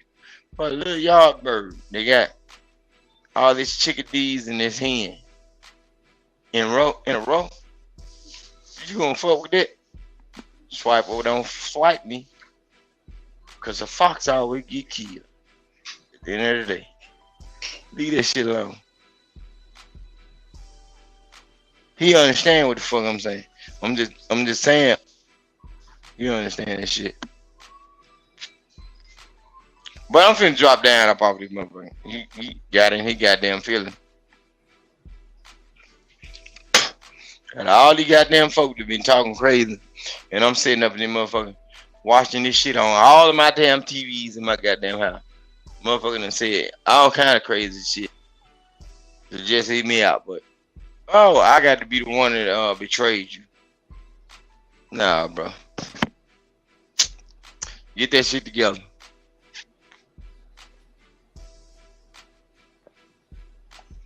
You don't send no goddamn super chat and everything. You thought I forgot about what you said. Just like to say, why would the fuck how in the hell I can remember what all these niggas saying? And it's alright when I go against them and they say, Vic won't never shut up because I'm just telling them what they told me. But then when the almighty white man come around, I supposed to have dementia. Forget that shit like Joe Biden. You got me fucked up. I'm a different human being, man. But Ashley, man, I sure appreciate you for bringing me up here, man. And that shit crazy, bro. Yeah. You gonna pick me out. You gonna pick me out of all the goddamn people. I was the first motherfucker that had to toe the line just for defending his ass when he said, Auntie J, you look sick. I was like, ho, bro. All the rest of these motherfucking niggas didn't say a motherfucking thing, bro. It was a couple females say, but okay, you can remember. That shit crazy. I know one thing. I don't feel like going to fucking work today. I gotta work. Who that? Me. Oh, dude, you gotta go in. Shit. Yeah, man. I shouldn't have signed up for that damn 4th of July extra day, but I wanted the extra. No, you crazy hell. You don't never look 18. Huh? I thought you knew the game, nigga. I thought you knew the game. No, it's you an extra. Bro, you never sign up for overtime, bro. Because overtime only go for tax. You only working extra 8 hours for tax to eat up at the end of your check. You'll never see that money, bro. Ah, damn. I didn't know that, Vic. No, just pay attention to it. See, I ain't supposed to let these motherfuckers know how much sense I got. Look, okay, they always ask a certain person, do you want to stay overtime or you want to get their holiday pay? Their holiday pay, guess what? When you get that extra shit, that extra percentage over their regular paycheck, the government is looking at them motherfuckers and say, oh, he got some extra money. So they tax you extra, bro. So you basically stayed over that motherfucking for like a percentage of your money. So that's why I look, when I was working in warehouse, I used to tell motherfucker, hell nah. Shit, you can go outside with a push mower and make more money than they gonna give you in 10 hours, bro. Depending on who you know, bro. Hell no, that overtime. Have you ever seen a white boy do overtime? Yeah. He poor as a motherfucker. He don't know the game. He poor as a motherfucker. That son bitch got 1 tooth missing in the front. Nah, dog. Them motherfuckers, look, majority of the jobs, they gonna try to pull that shit though. They don't let their daughters. They ain't gonna let that hot tour. They put some spit on that thing. She ain't gonna work in that motherfucker. They ain't gonna let her do it. I'm gonna tell See you how the cute slick that shit. girl? I'm gonna tell you some of the slick shit they do. Cause it ain't nothing but a few of us up in there. Messiah, come here. The motherfuckers, the white boys be terrified of the fucking hood. So they be Oh yeah, they sending. crazy motherfucker. Unless you in Ohio, them niggas wear Jordans up that bitch. Now they be sending, cause you know I drop gas. I'm a fuel hauler now, Vic. So they be sending us to Damn, all boy. of the motherfucking rough ass gas stations. They sent my ass yesterday. No, that was the day before yesterday. They sent Yeah, my them ass. white boys they ain't going over there. They ain't gonna send them white boys over there. Cause them white, No, they don't. yeah, they ain't gonna. I was they wondering all- why. I was like, man, why the hell we keep going to all of the bad areas? Rough And then spot. you know, white boys is telling me that Because they be complaining about you sending them over there. What she do? What she do? My baby. Go ahead. Go ahead. I sent my ass over on fucking. I still know the exact address: 4804 Madison and Cicero. Man, it was Vice Lord City over there. All of them motherfuckers was hanging out in the gas station. And Yeah, you the see, gas station was you see closed. red. Look, you see red flag pussy and gas. The gas station was closed. They was like, "Oh, don't worry, Lord, don't worry. We gonna let you. We gonna guide you in." I'm like, "Damn, this is a tight ass space. I can't even." They're like, "Oh, we got you, Lord. We gonna guide you in." I was like, "All right." I get out. Goddamn, I pop the lids. The damn gas. The thing that we connect the guns gas to cap. is broken. The gas cap is broken. I'm like, God damn. Somebody been running over the bit, like with rocks in the little hub cap, the little thing you flip up. So I had to Is you dropping it in? You dropping it into the ground or you? Yeah, I'm dropping it I don't into know the how ground. You have to use a stick to Oh prop it yeah, up so I can drop it. All right, so nah, I ain't gonna get into It was kids out there, man. There's kids out there with goddamn Pooh Shiesty masks on.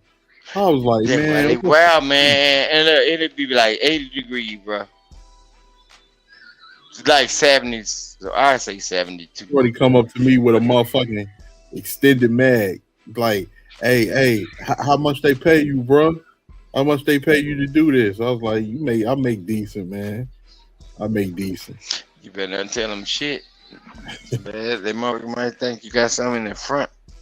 Yeah, he came. I saw it sticking out. I was looking down at it. I was like, it's sticking out. But you know them kids, they might have not been nothing. I ain't gonna just blame it on that though. Because they doing that little gel gun thing. The little water bubble thing that they put in the water. So it could have been one of them. The kid could have been playing. I ain't gonna just put it on them like that. Unless you saw like real deal steel though. No, it was an extended magazine that was poking out the side of his. No, but look, the thing, the water guns and shit got the same shit, bro.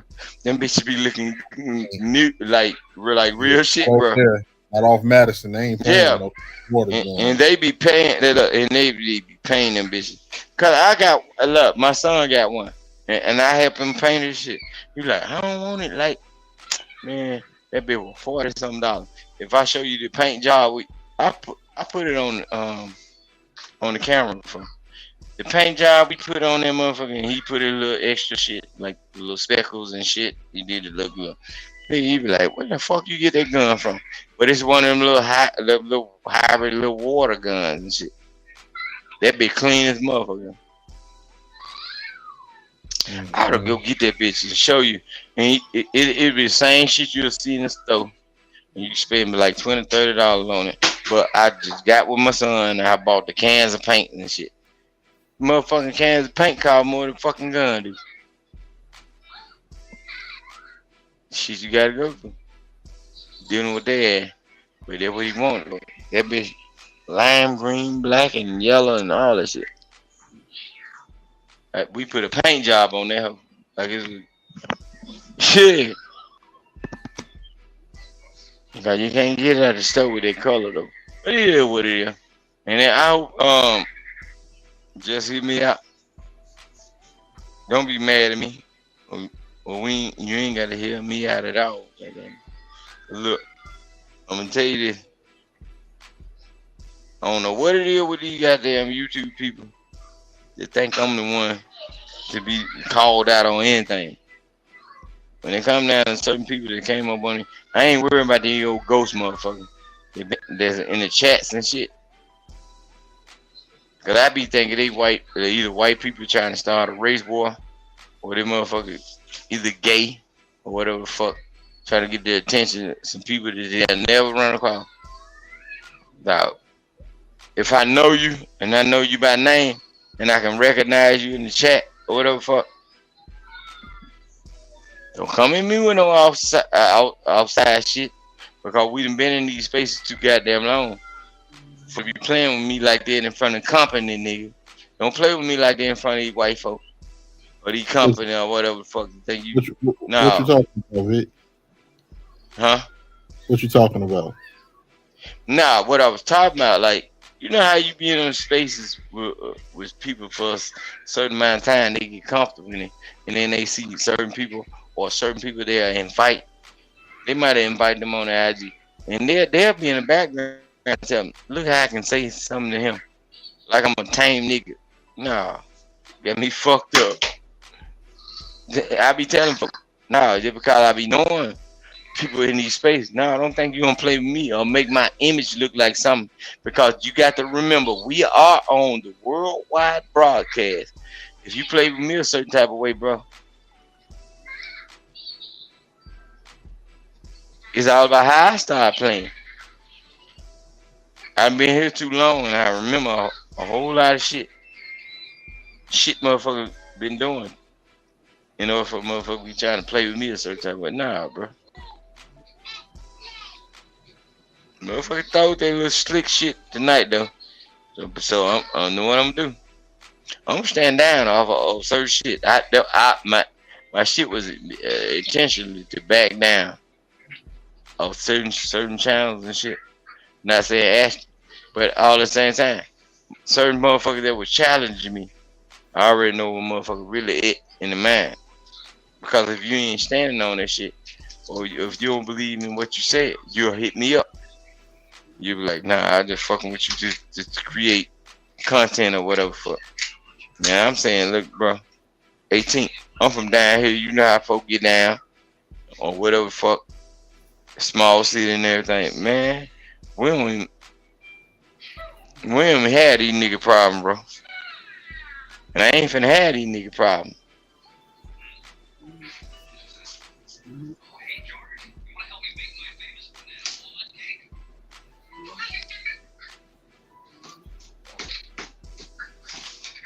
But y'all go ahead, man. Alright, Vic. Alright. Yeah. What the hell they asking? Asking strumming on the old banjo, ain't it? The fuck? Prince Hakeem that went to sleep too?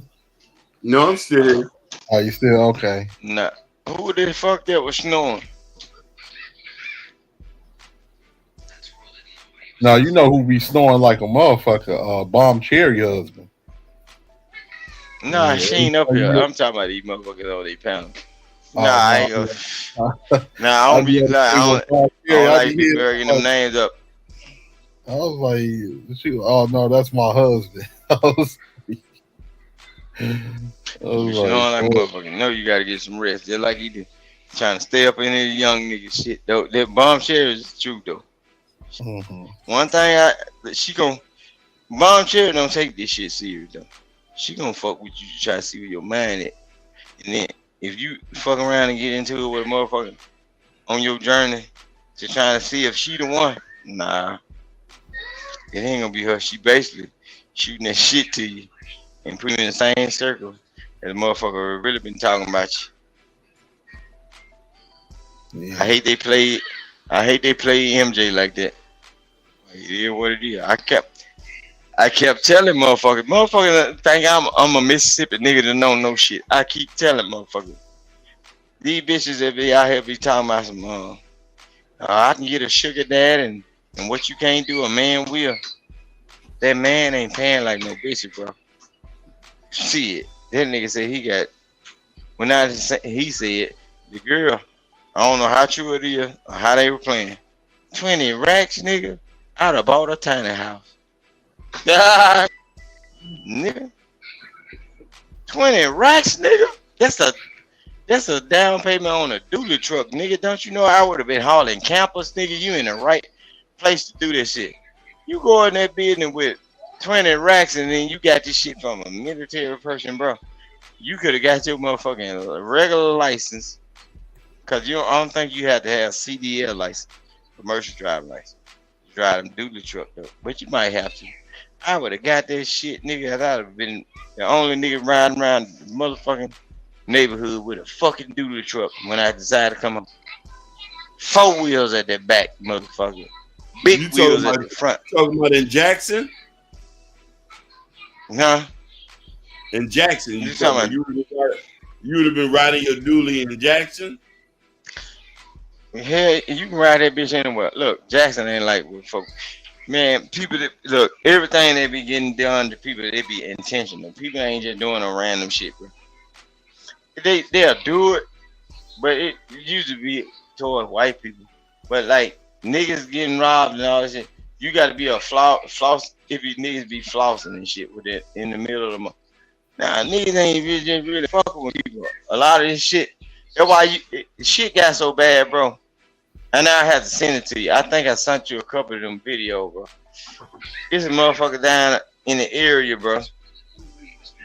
That white folk done fucked up so bad, bro. That he just blatantly racist. He is blatantly racist, bro. And the only thing he is doing is promoting hate, bro. He blatantly racist, bro. And he is a content creator. And he do some shit like news and shit.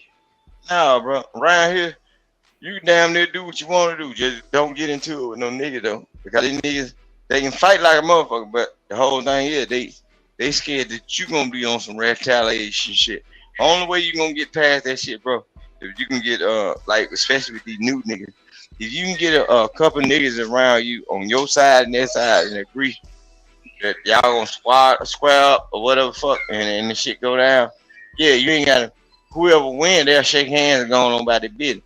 But like trying to do that shit on your own, you're walking up in the store and punching the motherfucker. Nah, bro. See it. Nigga, your house might get shot up. You know what I'm saying? These young motherfuckers different, bro. No, you're gonna have to, that shit gonna have to be orchestrated. It's gonna be damn near that have to be set up immediately like a boxing match and shit right now. That's how these niggas moving. These young motherfuckers. That's why I be telling my son. I got a 16-year-old son. And I be telling him, look, you got a problem. And he fight like a motherfucker. I be telling him, look, don't fight. But look, strike that motherfucker like it's a waltz. The reddish thing, bro. Hit his ass hard as a motherfucker. When that son bitch wake up, you at home. Now if they come down here and try to get you while you at home, bro, shit, you ain't got to do a goddamn thing. I take that charge. I lived a good goddamn life. You got brothers and sisters and family members and all that shit that you still got to be acquainted with. Nigga. If you make it to the house and the motherfucker ain't got their bad ass kids on the leash or a grown ass dad or your mammy, whatever the fuck, shit, I cook your ass like bacon. I keep telling people, I tell you, I ain't one of my brothers.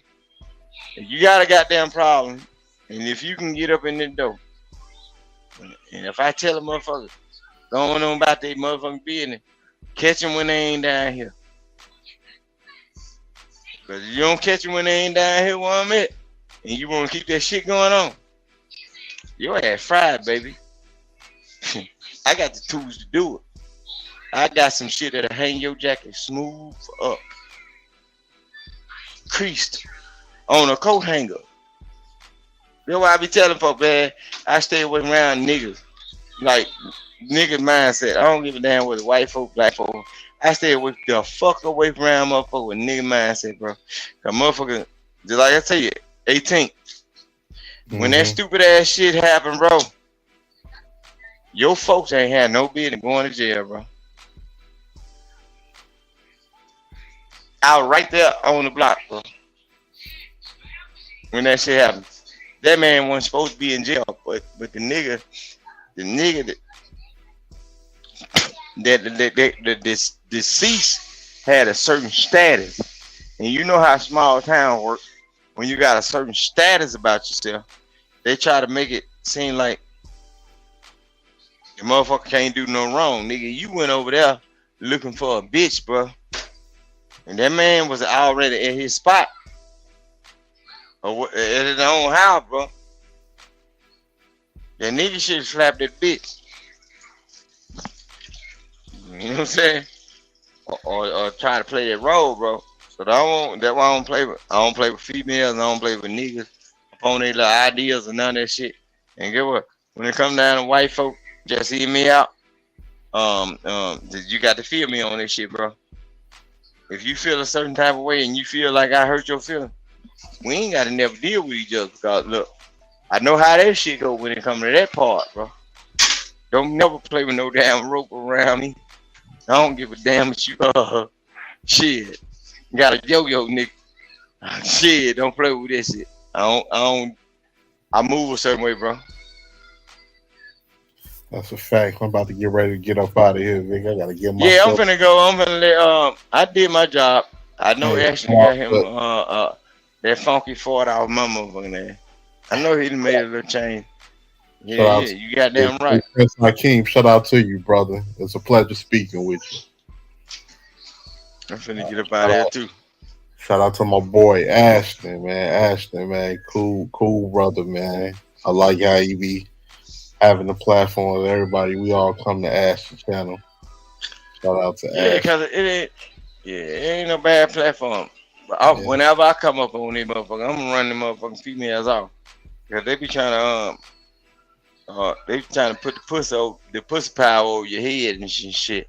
So I be just the monkey wrench in their system. Cause I be talking with their ism. And I be talking foolish too. They don't like that shit. And they already know. Every time I'm talking, my old lady, he can hear everything I'm saying. And you know what I'm saying? So they can't trick me because they ain't got no pussy to offer. They can't offer me no pussy. So they're ready to say, get big out the way. Get big out the way. Pop him. Look, you motherfucking heifers gonna keep on paying your motherfucking money. Shit, I ain't on this motherfucker for no pussy. Cause get what? All that shit don't smell good anyway. The fuck? I'm off on here for some low grade shit. For crazy hell. Well, all right, y'all take it easy. All right.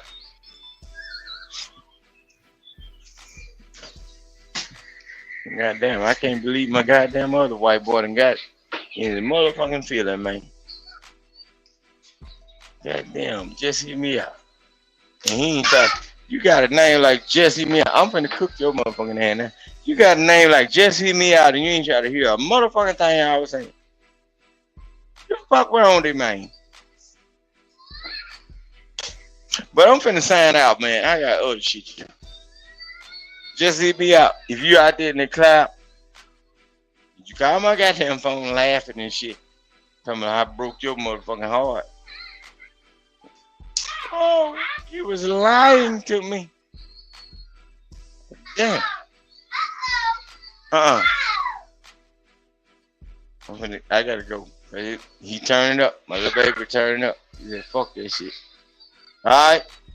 Y'all be good. Be safe. It's firecracker day tomorrow. Just hope y'all wake up in the morning without your windows busted. Or your tires on flat because you spent the 4th of July with the other regular ass bit. It's gonna be what it is now. But y'all better know. In 2004, you females thinking just like y'all thinking. So stay away from them fireworks. She waiting on them fireworks to pop. Get what? So she can pop you in your motherfucking side. Or do some damage to you motherfucking ass. Cause you ain't been right since Christmas. Y'all better stop playing. You know good nigga, stay away from the motherfucking firework. Cause she gonna do a countdown on your ass. Firework did it. Bitch done shot you with a 22 or a 380. The get back coming now. But I'm finna get the fuck up out here now. I done done my job.